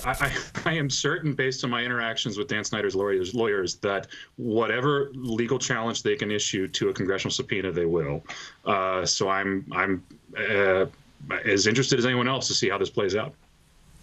And do you sense, it's interesting, because of Goodell's participation, you know, they've already, and they already adjudicated him once. Is this a hint that more punishment may be coming? That's within the realm of possibility. There have been new allegations about Mr. Snyder that have come out through these House committee hearings that the NFL has hired an attorney to conduct a now second investigation in 3 years of the Washington Commanders front office. And it is definitely possible, if she issues findings that any of the allegations against Mr. Snyder actually occurred, that the league could punish him again. How come the league doesn't look at the Washington situation as a business problem and say, this guy's toxic, the fan base is retreating, it's not a good business in Washington, and oh, by the way, they can't find a stadium, which cost us the ability to host a World Cup game. At what point do they look at this situation and say, this is bad for the NFL? I think there probably are folks in the league office who do feel that way, but you know, the NFL, Commissioner Goodell can't just unilaterally remove an owner. And you know, the real people in charge here is, you know, the majority, or what the majority of NFL owners want to do. And, you know, at this point, based on reporting that my colleagues have done, there's only a small number who think that a removal of Dan Snyder from ownership is merited. Not to be cynical here, but it's sort of do unto others as you want done unto yourself. And these other owners sort of look at Snyder, hey, that could be me. I think so. I mean, I think they don't want to set a precedent that having a bad front office could result in you know, any removal from the league. Will Hobson of the Washington Post with this story that's certainly of concern to a lot of us Washingtonians. Will, thank you. And thank you all for being with us this hour. We'll be back tomorrow with more Meet the Press Now. NBC News coverage will continue with Hallie Jackson right now.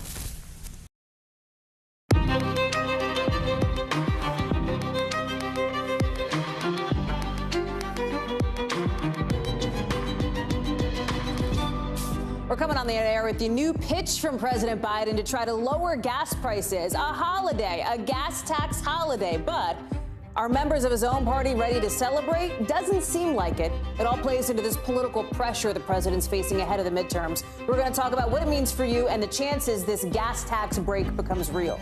Plus, we're live in Texas, where the lawmaker who represents Uvalde is now suing the state, demanding access to records about the police response to last month's shooting.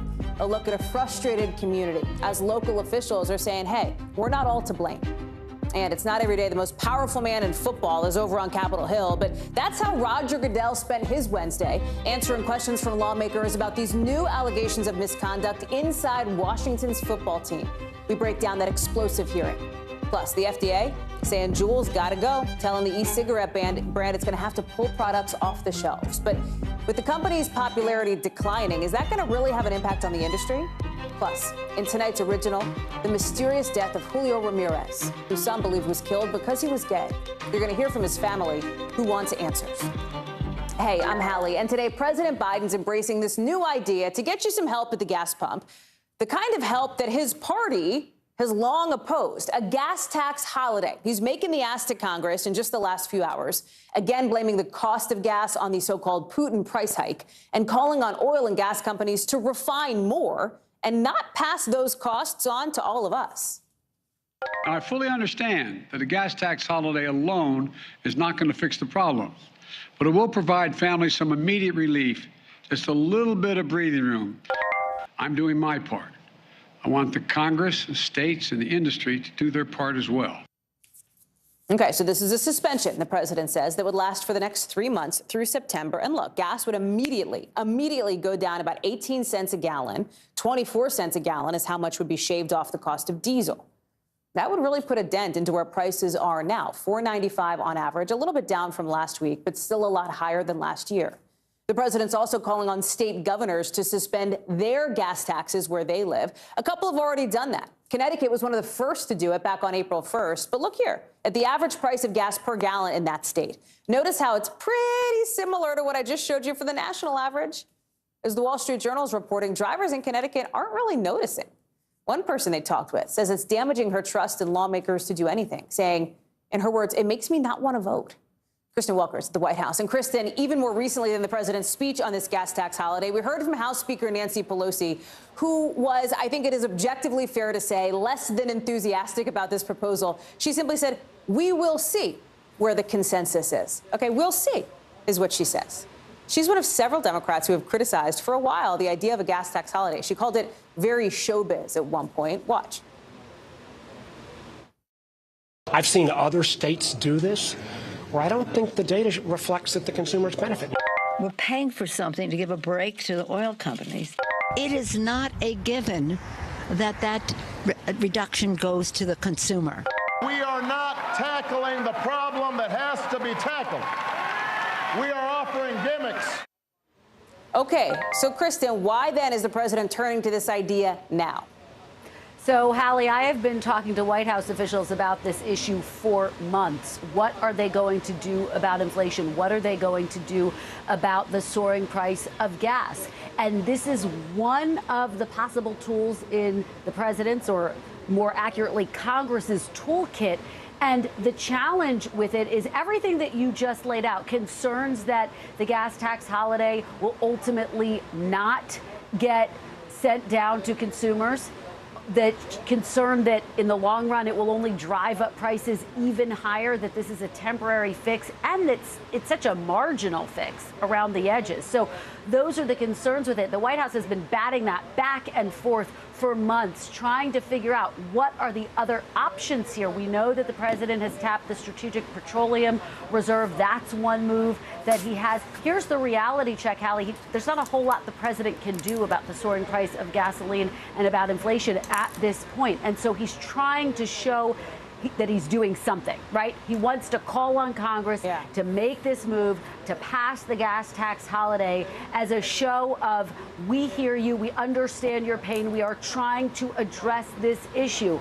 But Hallie, the White House doesn't know if they have the votes. You read that lukewarm statement by House Speaker Nancy Pelosi, clearly not an endorsement there. And so it's not clear that this is going to get passed. Now, of course, the July 4th holiday is looming large. That's another reason for the timing of this. The administration wants to get ahead of the fact that a record number of drivers are expected to hit the roads on that key holiday. Symbolically, optically, they believe this helps them. But, of course, the midterms looming large over all of it, Hallie, and so that's a driving force as well. You talk about the politics of this, Kristen. Let's say it were to pass, right? And I talked with Michigan Senator about this just in the last couple hours. The gas tax, if it were 3 months, for example, that means that come September or October, boy, that gas tax would snap right back in place just in time for the midterms. There's something that caught our team's eye today. A gas station just outside Pittsburgh today offering a deal. Listen to this, $2.38 for gas. That's right, for just 2 hours. But you know who paid for that? The group Americans for Prosperity, libertarian conservative group run by a major Republican donor family. Kristen, it feels like this really showcases how gas prices are front and center for Republicans and in some ways for Democrats right ahead of the midterms. Absolutely. And Hallie, case in point, you and I have been covering a range of stories throughout the week, including the January 6th committee hearings. What do Republicans want to talk about? What are they tweeting about? What do they want to put the focus on? These high gas prices, soaring inflation. They believe it is a reminder and their best argument that it is time for a change at the top and also in these key races that we're tracking in the midterms. So expect a lot more of that, Hallie. Kristen Welker, live for us at the White House. Welks, thank you. Appreciate it. Good to see you. Thank you. You too. Turning now to Republican Senator Ted Cruz just a few hours ago telling NBC News he will not support the bipartisan gun bill worked out in Congress because he says it's the wrong approach. He says it doesn't target criminals. Watch. The other approach is the approach Washington Democrats pursue over and over again, which is to disarm law-abiding citizens. That doesn't work. It doesn't prevent crime. That legislation negotiated by Cruz's fellow Texas Senator John Cornyn, who today says he's optimistic about the bill's impact. One of the things that I think is most important about the bill, this will represent the single largest investment in community-based mental health coverage in American history. Senate leaders are pushing to hold a vote on the new bipartisan gun package by the end of the week, with the goal of sending it to the president's desk by the end of July. It'll then head to the House, where Speaker Nancy Pelosi has already said she'd support it.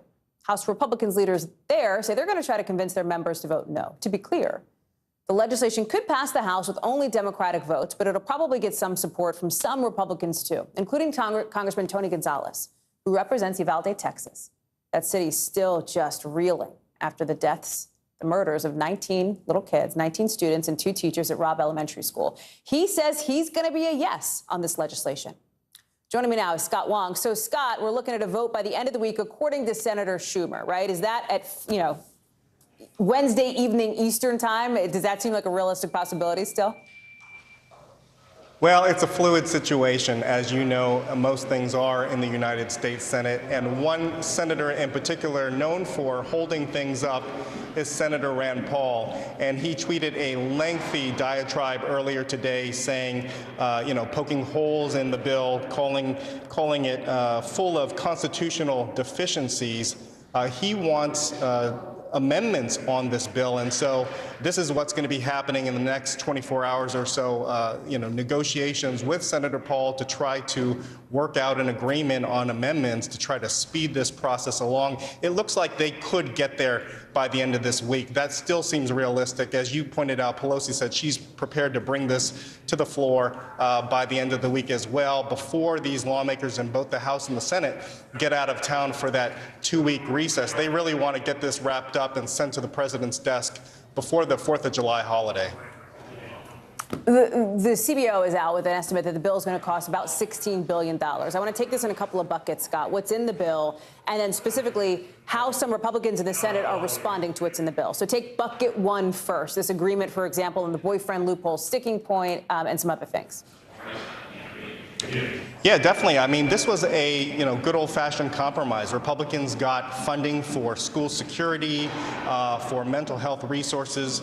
Democrats were able to broaden background checks to include juvenile records. That was one of their big priorities. You mentioned the boyfriend loophole, which this bill does close. The big sticking point had been over the definition. And just to take a quick step back, if you're in a marriage or if you share a child with somebody and you commit domestic violence, you're not allowed to purchase a gun. But if you're the boyfriend of somebody and you commit domestic violence, well, that was the loophole, and people were able to purchase guns. So they tried to close that loophole. They settled on a new definition of what those relationships would look like, and what they came up with was, any relationship that is a current, recent, serious relationship of a romantic or intimate nature. They wrestled back and forth over those handful of words and came to that conclusion. They are hoping that this wraps up that loophole and prevents violent crimes in the future between domestic partners. So take bucket 2 real quick, Scott, which is Mitch McConnell has sort of blessed the framework of this, saying he's proud to support it, but not all Republicans are on board. So where do you think, what are we hearing from some of these in the GOP who feel like the process was rushed? It's interesting that, half of the leadership team, McConnell included, Cornyn included, is for this gun measure. Half of the other part of the leadership team is against it. A number of the 2024 prospects, including Ted Cruz, Marco Rubio, Josh Hawley, a number of folks taking a look at perhaps jumping into that presidential race, are also opposed. On the other side of the House, GOP leadership in the House, Kevin McCarthy and Steve Scalise, are urging their members to vote against this, saying that it will erode Second Amendment rights. Hallie.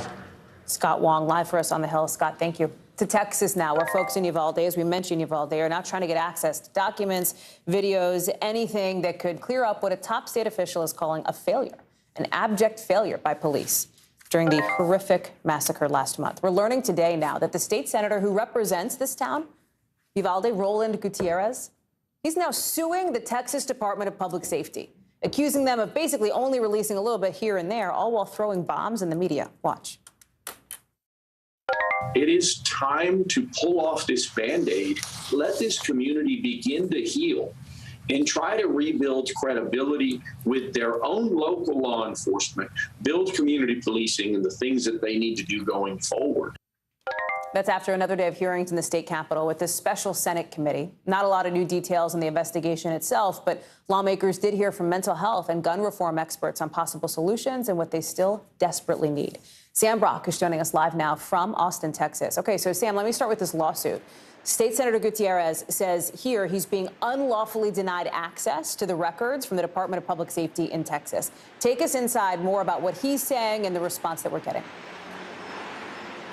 So I think the best way to frame this, what Roland Gutierrez, Hallie, is saying right now is that the state of Texas has failed the city and community of Uvalde by withholding this information. If we go back to just a few weeks ago, you'll recall that Governor Abbott said the police did an amazingly quick job of getting to where they needed to be and saved countless lives. Well, now we found out yesterday, and certainly over the last several weeks, they were inside that building for 74 minutes before taking out the gunman. 3 minutes after the gunfire started within the school, there were multiple officers with rifles that did not proceed. So all of that proved to be untrue. What Roland Gutierrez is saying right now is, I want to see the documentation, specifically communication between law enforcement officers, what they were saying in the heat of the moment, body camera footage, surveillance footage. The public has a right to see this. And Stephen McCraw, who is the head of Texas DPS, told law enforcement officials, or I should say, told state senators yesterday, if you think it's bad right now, wait until you see this body camera footage. Why should we all not also have access to that body camera footage? That really is what's at the very heart of this lawsuit right now.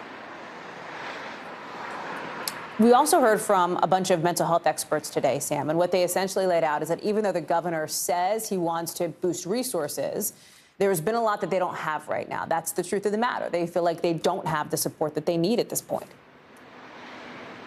It is hard not to see this as lip service. And look, they did create an entire hearing today largely focused on mental health with some firearm safety attached for good measure. But the focus of it is mental health. Governor Abbott cut more than $200 million for mental health services from Texas's budget within the last year. What we heard today from the Texas Medical Association is that the state of Texas, Hallie, is likely down about 1,000 psychiatrists. We also found out there's a consortium that is trying to provide services for children, students specifically, that need counseling through telemedicine.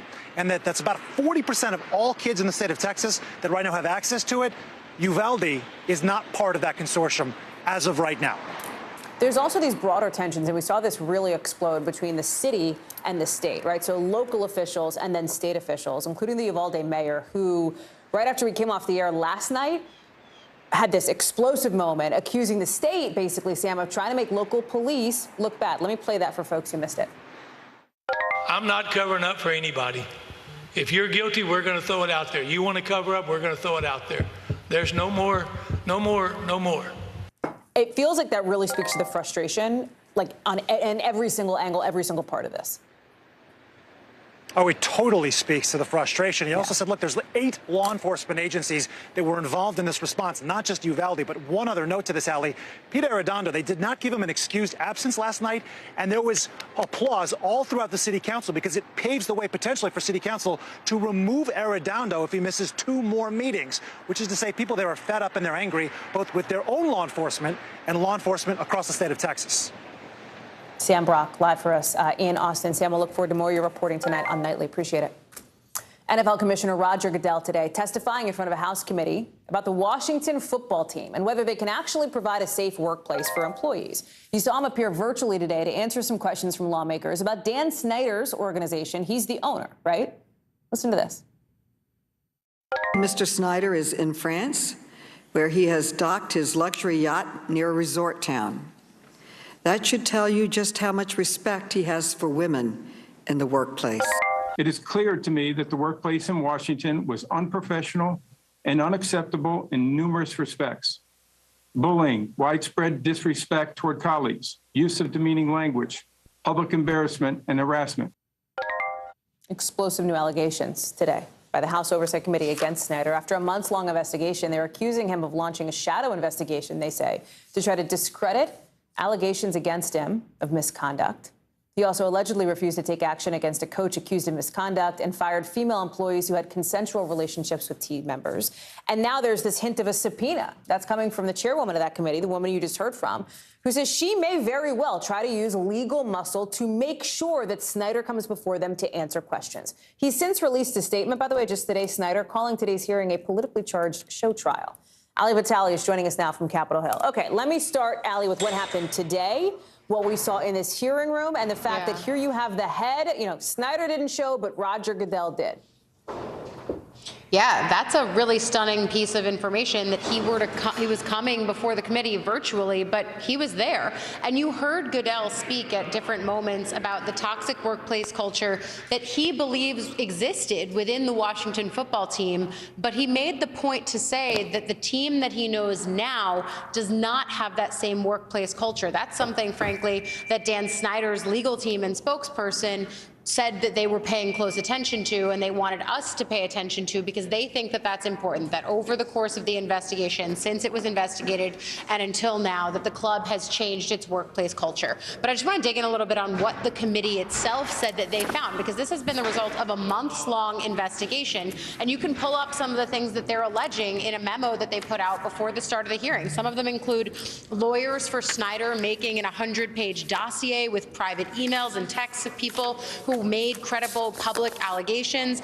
They even said that Snyder and his lawyers offered some former cheerleaders hush money to try to dissuade them from cooperating with the Beth Wilkinson investigation. That's one of the central pieces here.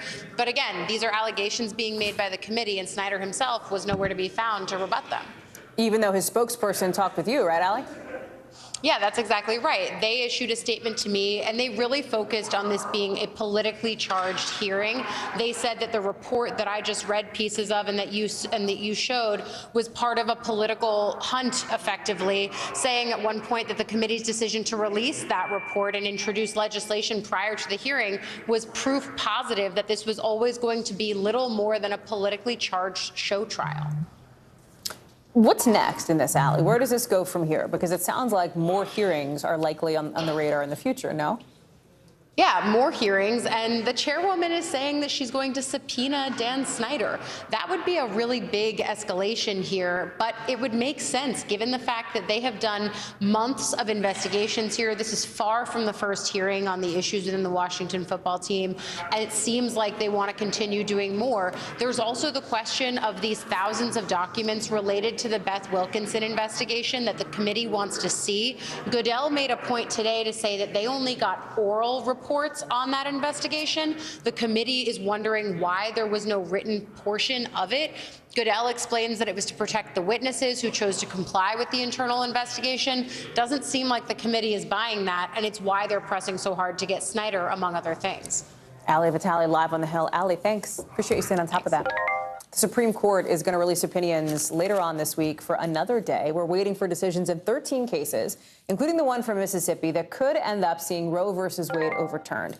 Normally, we might have decisions maybe 1 or 2 times a week, but today the court announced it's going to also issue some on Friday, so 2 days from now.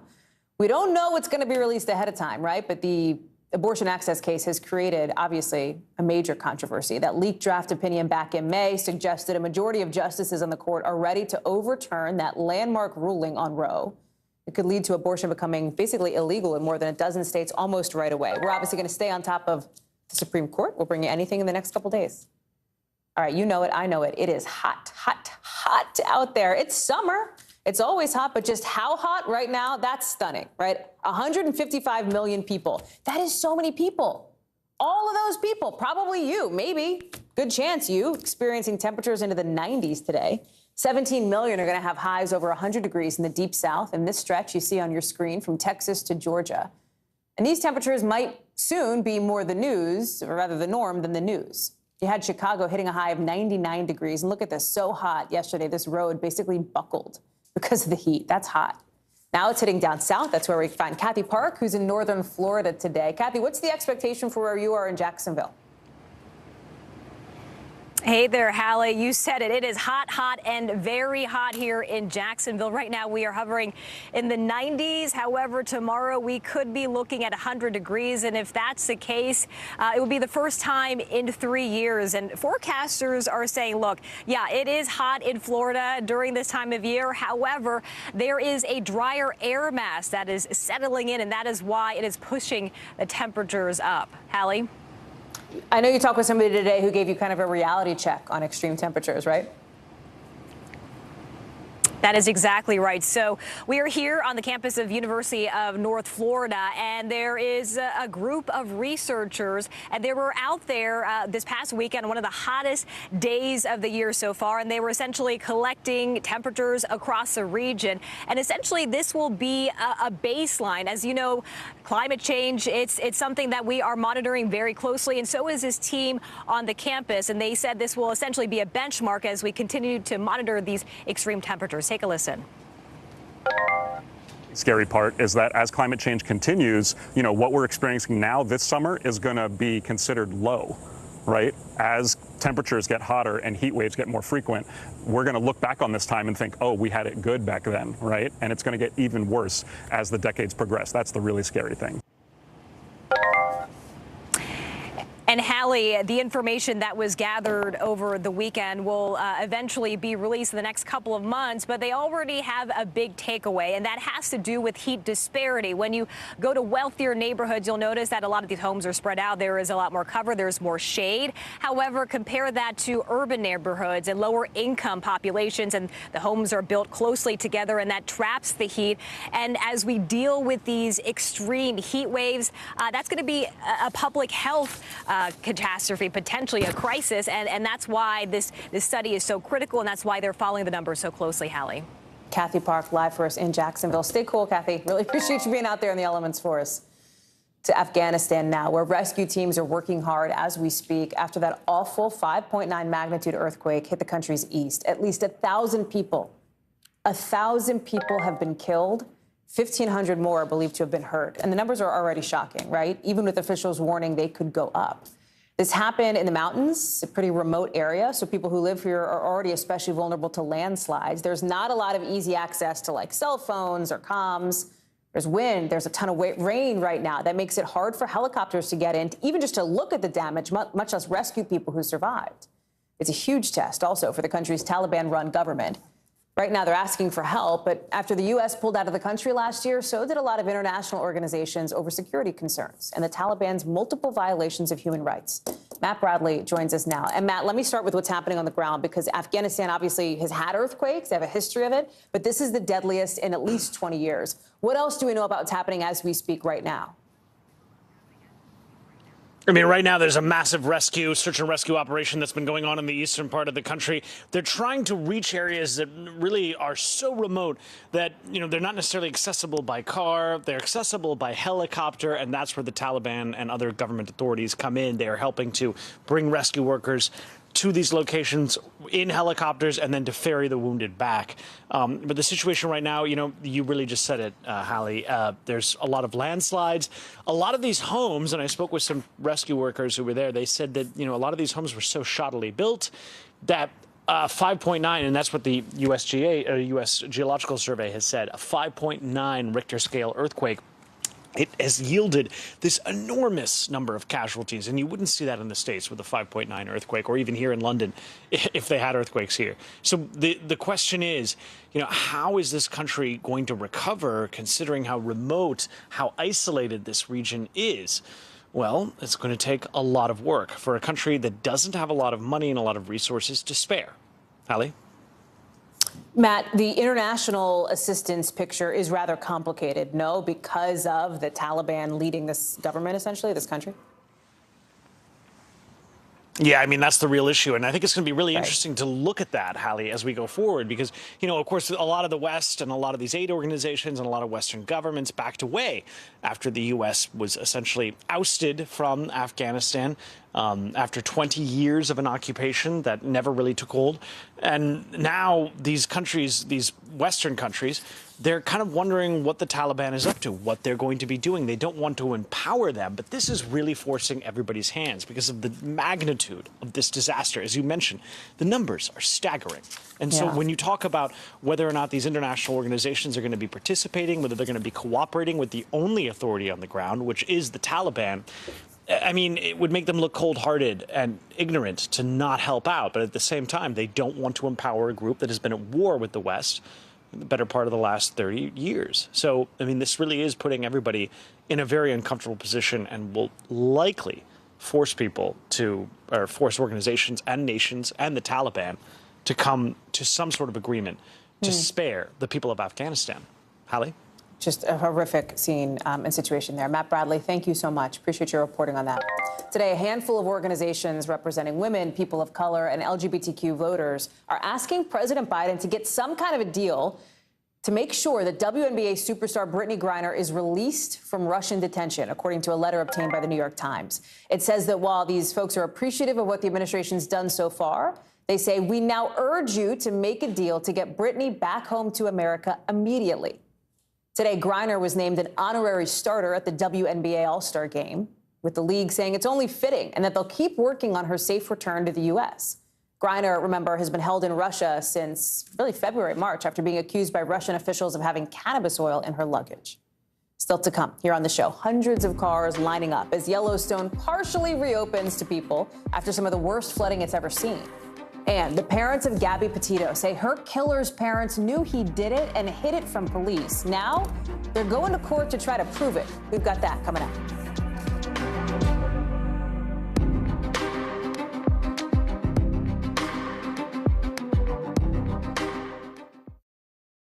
Sometimes the news can be difficult and overwhelming for kids to understand. Ukraine and Russia. Could you help me understand what's going on? So to help make sense of it, we've created a newscast just for them. We hope your family will watch Nightly News Kids Edition.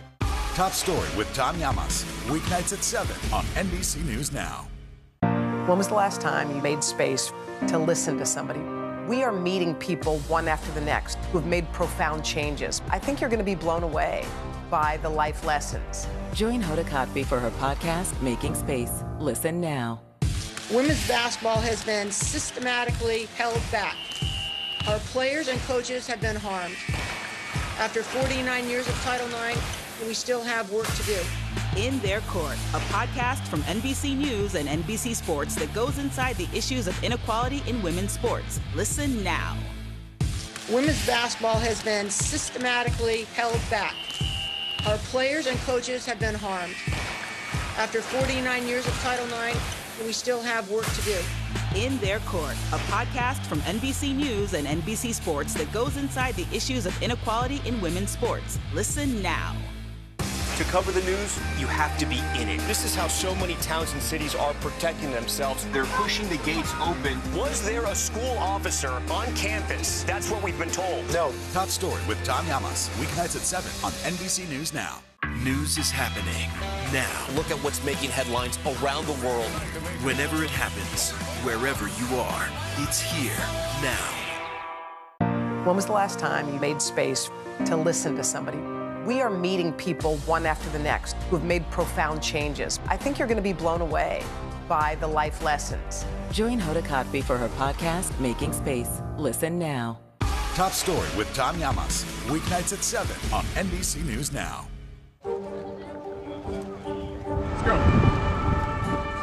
This is a critical choke point for this fire.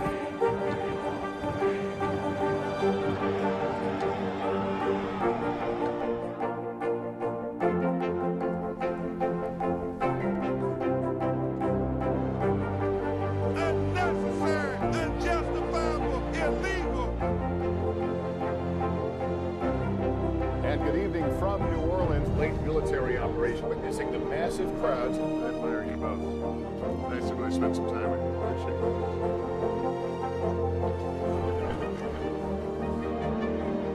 At any moment now.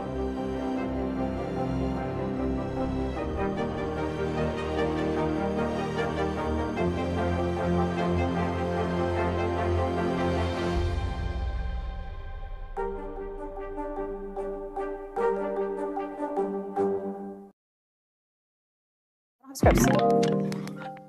The FDA getting ready to crack down on one of the most popular e-cigarette brands, set to tell the makers of Juul to take its e-cigarettes off store shelves in this country after a 2-year review of all U.S. vaping products. That's according to a report by the Wall Street Journal, citing people familiar with the matter. We reached out to the FDA, and they told us they could not provide any information right now. Juul could not be immediately reached for comment, but it's not the first time they've been in the national spotlight, remember. The company was at the top of the e-cig market back in 2018, but since then, they've stopped selling some popular flavors, they deleted some social media accounts, and they've pulled advertising in the U.S. after being blamed for the rise in e-cigarette use among teens. The CDC and FDA found that more than 2 million high school and middle school students vaped in 2021, with 85% saying they used flavored products. Joining me now is Dr. Kavita Patel. So, Dr. Patel, one thing that I think people have heard, like out in the ether, is that vaping is safer than cigarettes. Is that not true? Talk to us about the impact of e-cigarettes, vaping on people's health. Yeah, Hallie, it's simply not true. And it's not just that it's not true for children and adolescents. You cited the statistics that are quite disturbing about how many teens or high school students are using the products. But it's not safe for adults. And in fact, Juul in particular reportedly had over 20 times the level of nicotine that you would find in traditional cigarettes. So that is absolutely the opposite of what we want. And just a reminder, e-cigarettes, what is it? It's really a device that helps to heat a liquid that can contain nicotine. So most of these products do have nicotine, which is very much at the heart of things that are linked to cancer, and especially with vaping products, linked to something called vaping-associated lung injury. And Hallie, that's serious, something that we're seeing in children who are getting a hold of these products because they're marketed to them. We're talking about Juul here, Dr. Patel, but it's not even the most popular brand of e-cigarettes among young people, right? It's actually number 4. So how big of an effect could this actually have on the industry overall if you're looking at this possible move? Look, I don't think it's any secret that any responsible public health advocate, a doctor such as myself, I do not like where e-cigarettes have gone, no matter what brand or product it is. So I would love to see the FDA get tougher. It shouldn't just be that, okay, your marketing practices are okay for adults, you know, that's good enough. So I do think that having a strong signal against Juul, honestly, the FDA is catching up. The market is responding. Juul has gone down in its popularity, but not eliminated. And who knows, Hallie, unless the FDA puts a crack on all of these erroneous practices, we'll just have another one. We'll play whack-a-mole with these cigarettes. That's what we're seeing already. We need to do something that puts an end to it. But it is helpful to put a strong message out that says, listen, no more, not tolerated. But so given that, what do you say to parents about how they should talk with their kids on vaping? Especially kids that are like in their teenage years, right? High school, maybe have a driver's license. Hallie, I'm going to tell you something disturbing. I've got a 7-year-old son. I know you've got kids. I have actually sat down with my son. He has seen, first of all, I think the most honest thing you can do is that if you are a smoker or there's someone in the household that's a smoker, be honest. Kids are smart no matter what age. And the first thing you can do is to help stop smoking. Stopping yourself or anybody in the household can be an incredible example. That's step number 1. Step number 2, the CDC and other nonprofits have great pieces of advice that can appeal to teenagers. The most common factor cited in why teens pick up e-cigarettes, a friend told them to. So having the conversation not just with your children, but with their social network, which in this era, Hallie, is electronic, but having that direct conversation and saying it's not just e-cigarettes, it's all products. It's not just cigarettes, it's all products. And then having examples of how they're getting marketed. Here's the flavors. Here's what your friends might tell you. And just being real and honest about it. But it can't start too early. So I think it's worth parents taking time to see what's happening. Dr. Kavita Patel, good to have you on. Thank you for your perspective, as always. Appreciate it. Let's get you over to the 5 things our team thinks you should know about tonight. Number 1, Katie Britt has won the Republican nomination for Senate in Alabama. She beat Congressman Mo Brooks in this primary runoff we told you about. People were voting yesterday.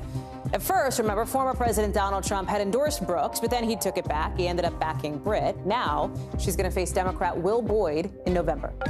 Number 2, Louisiana's Democratic Governor John Bel Edwards has signed a bill that criminalizes abortion in his state with no exceptions for rape or incest if the Supreme Court does overturn Roe versus Wade.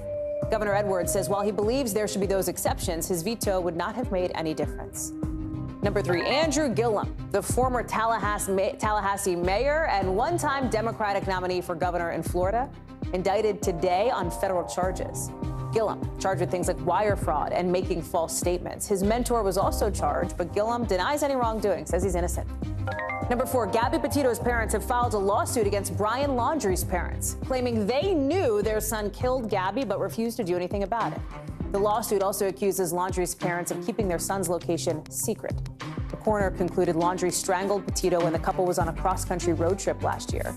Petito's parents hoping their lawsuit goes to a trial. Number 5, researchers at the University of Miami, well, they've got some interesting findings on sharks. They thought that sharks would be avoiding places that are loud and lit up. But it turns out, scientists say, sharks are spending more time closer to coastlines where there's a lot of people. They might be attracted to places where food is more easily accessible. Okay, well, I hope you're not going on vacation next week. Researchers do say that the risk of shark attacks is still low. We have to say that. It is still a very low risk. Still to come. The January 6th Select Committee is hitting pause on its hearings after tomorrow. Why, they say? Because of a whole bunch of new evidence now coming to light. We'll talk more about it next.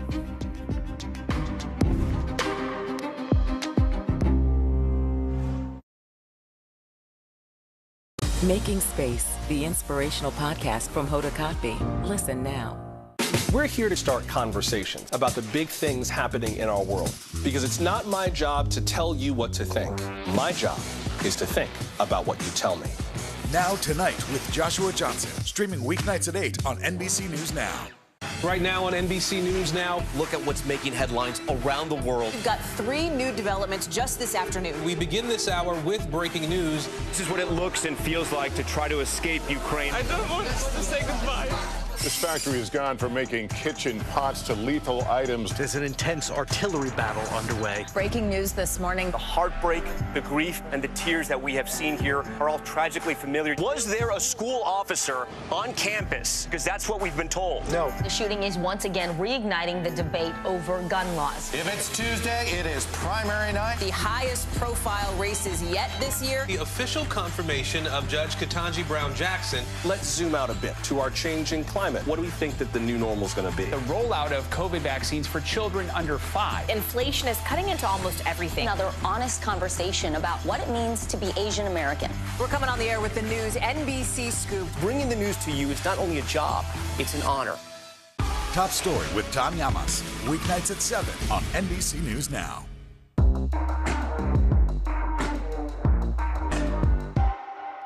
Sometimes the news can be difficult and overwhelming for kids to understand, so we've created a newscast just for them. We hope your family will watch Nightly News Kids Edition.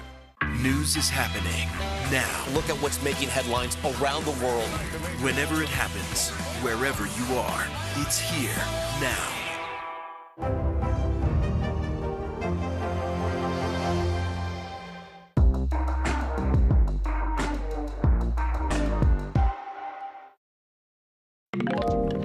Some news from the January 6th Select Committee on their hearing schedule, because tomorrow, yes, they're still going to talk about this pressure campaign on the DOJ. But the chair of the committee says the next hearing then, after that, isn't going to be until sometime in July. Why? Because of new evidence and more witnesses that have come forward. We have looked at the body of work that we need to get done, and we've taken in some additional information that's going to require additional work. So other than present hearings that have not been the quality of the hearings in the past, we made a decision to just move them to sometime in July. And speaking of new evidence, documentary filmmaker Alex Holder, who is set to be deposed by the committee tomorrow to answer some questions, has turned over hours of his footage and interviews to the Select Committee, including apparently an interview with Ivanka Trump from December of 2020, where she says her father should, quote, continue to fight until every legal remedy is exhausted, because, she says, people were questioning the sanctity of our elections. It's a very different tone from what she said to the committee in her deposition then. Joining me now is Ali Rafa. So, Ali, let's talk scheduling, right? Because this is interesting here, not just because we're political nerds who are like in the weeds of when these hearings are going to happen, but because it says something about the information the committee is gathering. Next hearing is tomorrow. After that, Benny Thompson says it's going to be at least 2 weeks for the next hearing, right? That is strategically important to them because they're getting this new information, but it also holds potentially some political risks. That's right, Hallie. There are really two arguments to this, one could argue. So the committee is really facing two sort of paths. They could really run the risk of boring the American public, potentially, incurring some Trump fatigue, right? Having all of this information become digestible and understood by the American public, as well as the Justice Department that we know the committee is trying to lay out a case towards. But then you have the other argument that really Chairman Benny Thompson lays out before he gavels out of every hearing. He really lays a case and says, if there are any people who are inspired by the testimony that you heard today, please come forward and give us some tips or evidence, any sort of new information. And that's what we're really seeing play out now, with Benny Thompson saying that these last two hearings will not take place at the end of this month, but will be pushed back to next month. And that's because we're learning so much more about the evidence that the committee is still learning and still gathering as these hearings go on. We know that they've gotten that tranche of emails between Ginny Thomas and former Trump lawyer John Eastman, who we heard so much about in the last hearing. We heard a not so veiled case by the committee's top Republican Liz Cheney for former White House lawyer Pat Cipollone to come and testify publicly after we know he spoke with the committee sort of informally a couple months ago. And as you mentioned at the top there, now they're hearing about this new footage about Ivanka Trump, and the New York Times is reporting the former president himself, former VP Mike Pence, as well as other family members that the committee didn't know existed before. So they really have to decide whether to continue presenting this case as it comes to fruition, or to take a step back, hold, and wait until this case is really airtight and ready to be presented in full to the American people. Hallie.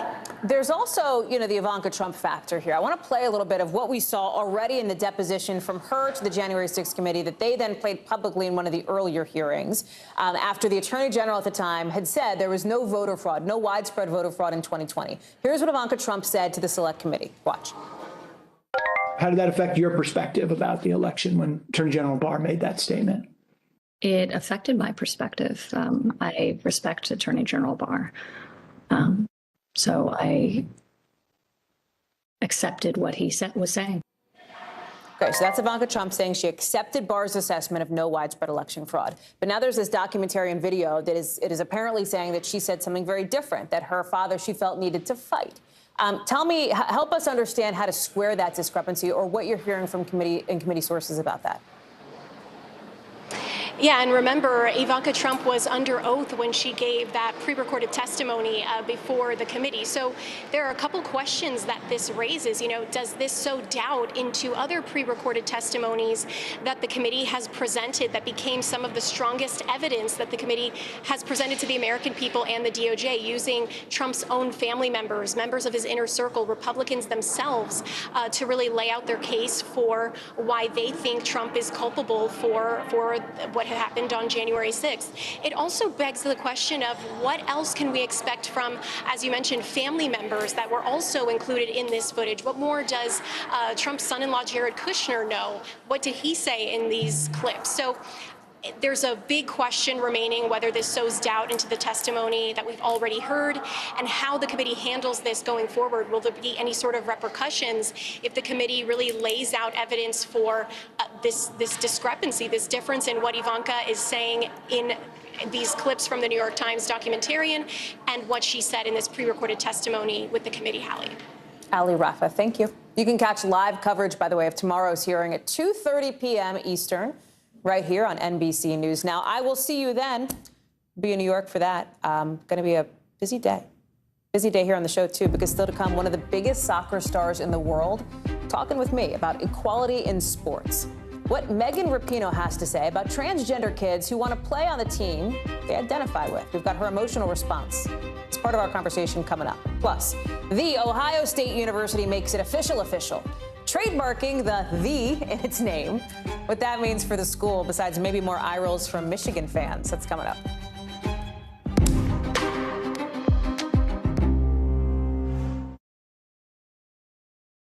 The fire has grown leaps and bounds. What you see behind me is typical. How you doing? Pretty bad.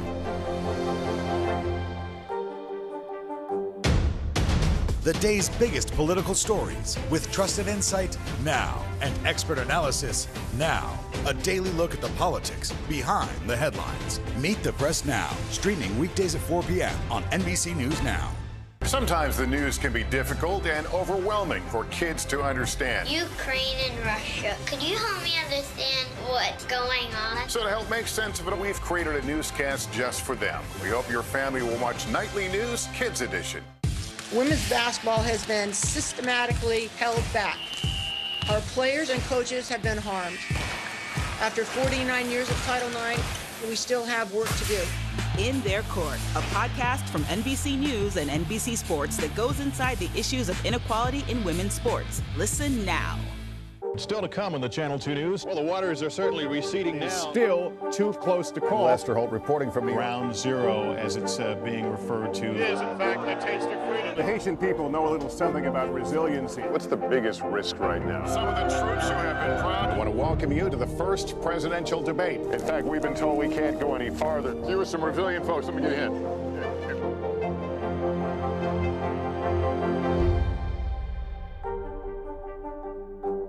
Now Tonight with Joshua Johnson, streaming weeknights at 8 on NBC News Now. NBC News, streaming free now. The day's biggest political stories with trusted insight now and expert analysis now. A daily look at the politics behind the headlines. Meet the Press Now, streaming weekdays at 4 p.m. on NBC News Now.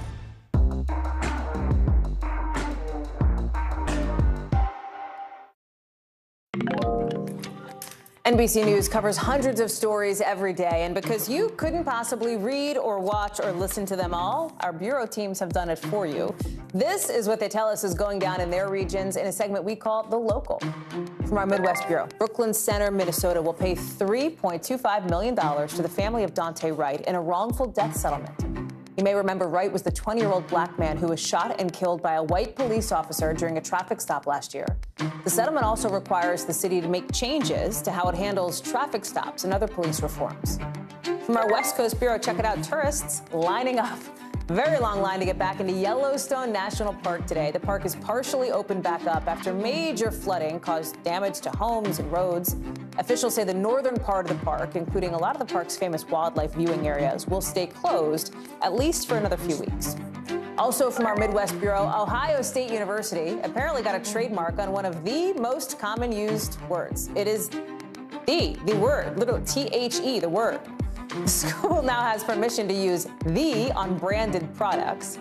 The spokesperson for the university says "the" has been a rallying cry in the Ohio State community for years. If you watch football, right, you know how they always introduce themselves? The Ohio State University. It's like a thing, according to the Wall Street Journal. So take a look. You're looking at the First Lady today. You're about to see her honoring the 50th anniversary of Title IX being signed into law, that landmark piece of legislation that banned discrimination against women and girls in schools. Our schools have created opportunities for women to learn and safe spaces that help them fight back against discrimination and sexual violence. These things no longer feel revolutionary. We take them for granted because they are our right.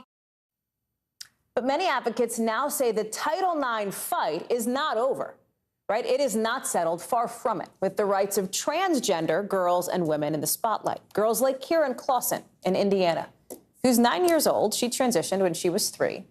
A new law in Indiana would ban her from girls' sports starting in middle school. But Kieran tells me, for a story you'll see tomorrow, that she just wants to play sports and have fun with her friends.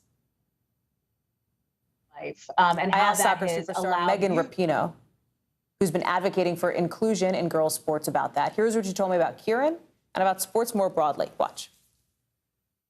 She just wants to play with her friends. What's your message to her? I mean, we're with you, and it's like emotional to think about. I mean, this kid's, so young. She just literally wants to play with her friends. Like, we're with you. You have a lot of support. I know some of the most evil voices are the loudest, but we're screaming too. We're fighting for you too. And just hang in there. God forbid a trans person excel in sports. I would rather have that than have kids committing suicide at 8, 9, 10, 12, 13, 15 years old because they can't even live with themselves because all they've ever been told about themselves is that they're gross, they're horrible, it's unfair, it's on this. So I think I hate it that sports is being used in this way. Sports is an amazing vehicle for so many people. And it's been an amazing vehicle for me, but it isn't the most important thing. It's not all about elite sports. And coming from someone who's elite, I would literally give up everything that I've ever achieved for not one of these kids to feel what they're feeling. We also talk with some student athletes who say this is about fairness, arguing their own Title IX rights have been violated by letting trans girls compete against them. You're going to hear more about all of it with an in-depth look tomorrow morning over on the Today Show. Coming up, we speak with the family of Julio Ramirez, a social worker whose mysterious death in the back of a taxi has sparked calls for justice in the LGBTQ+ community. His family, they want answers. We've got that after the break.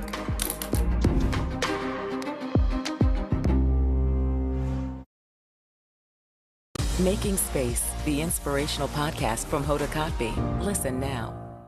Women's basketball has been systematically held back. Our players and coaches have been harmed.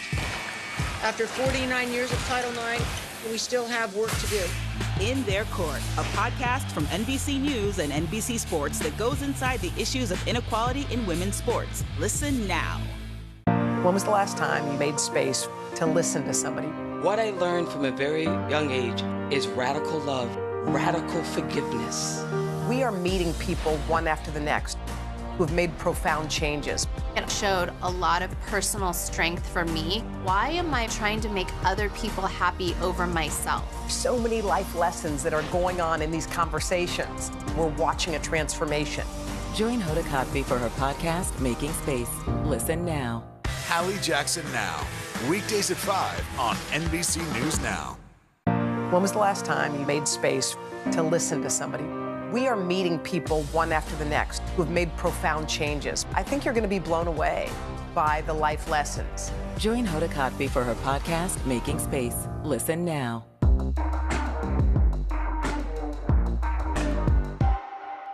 News is happening now. Look at what's making headlines around the world. Whenever it happens, wherever you are, it's here now. Top Story with Tom Llamas is your news playlist on NBC News Now. And now, you can listen to it as a podcast. Available anytime and anywhere.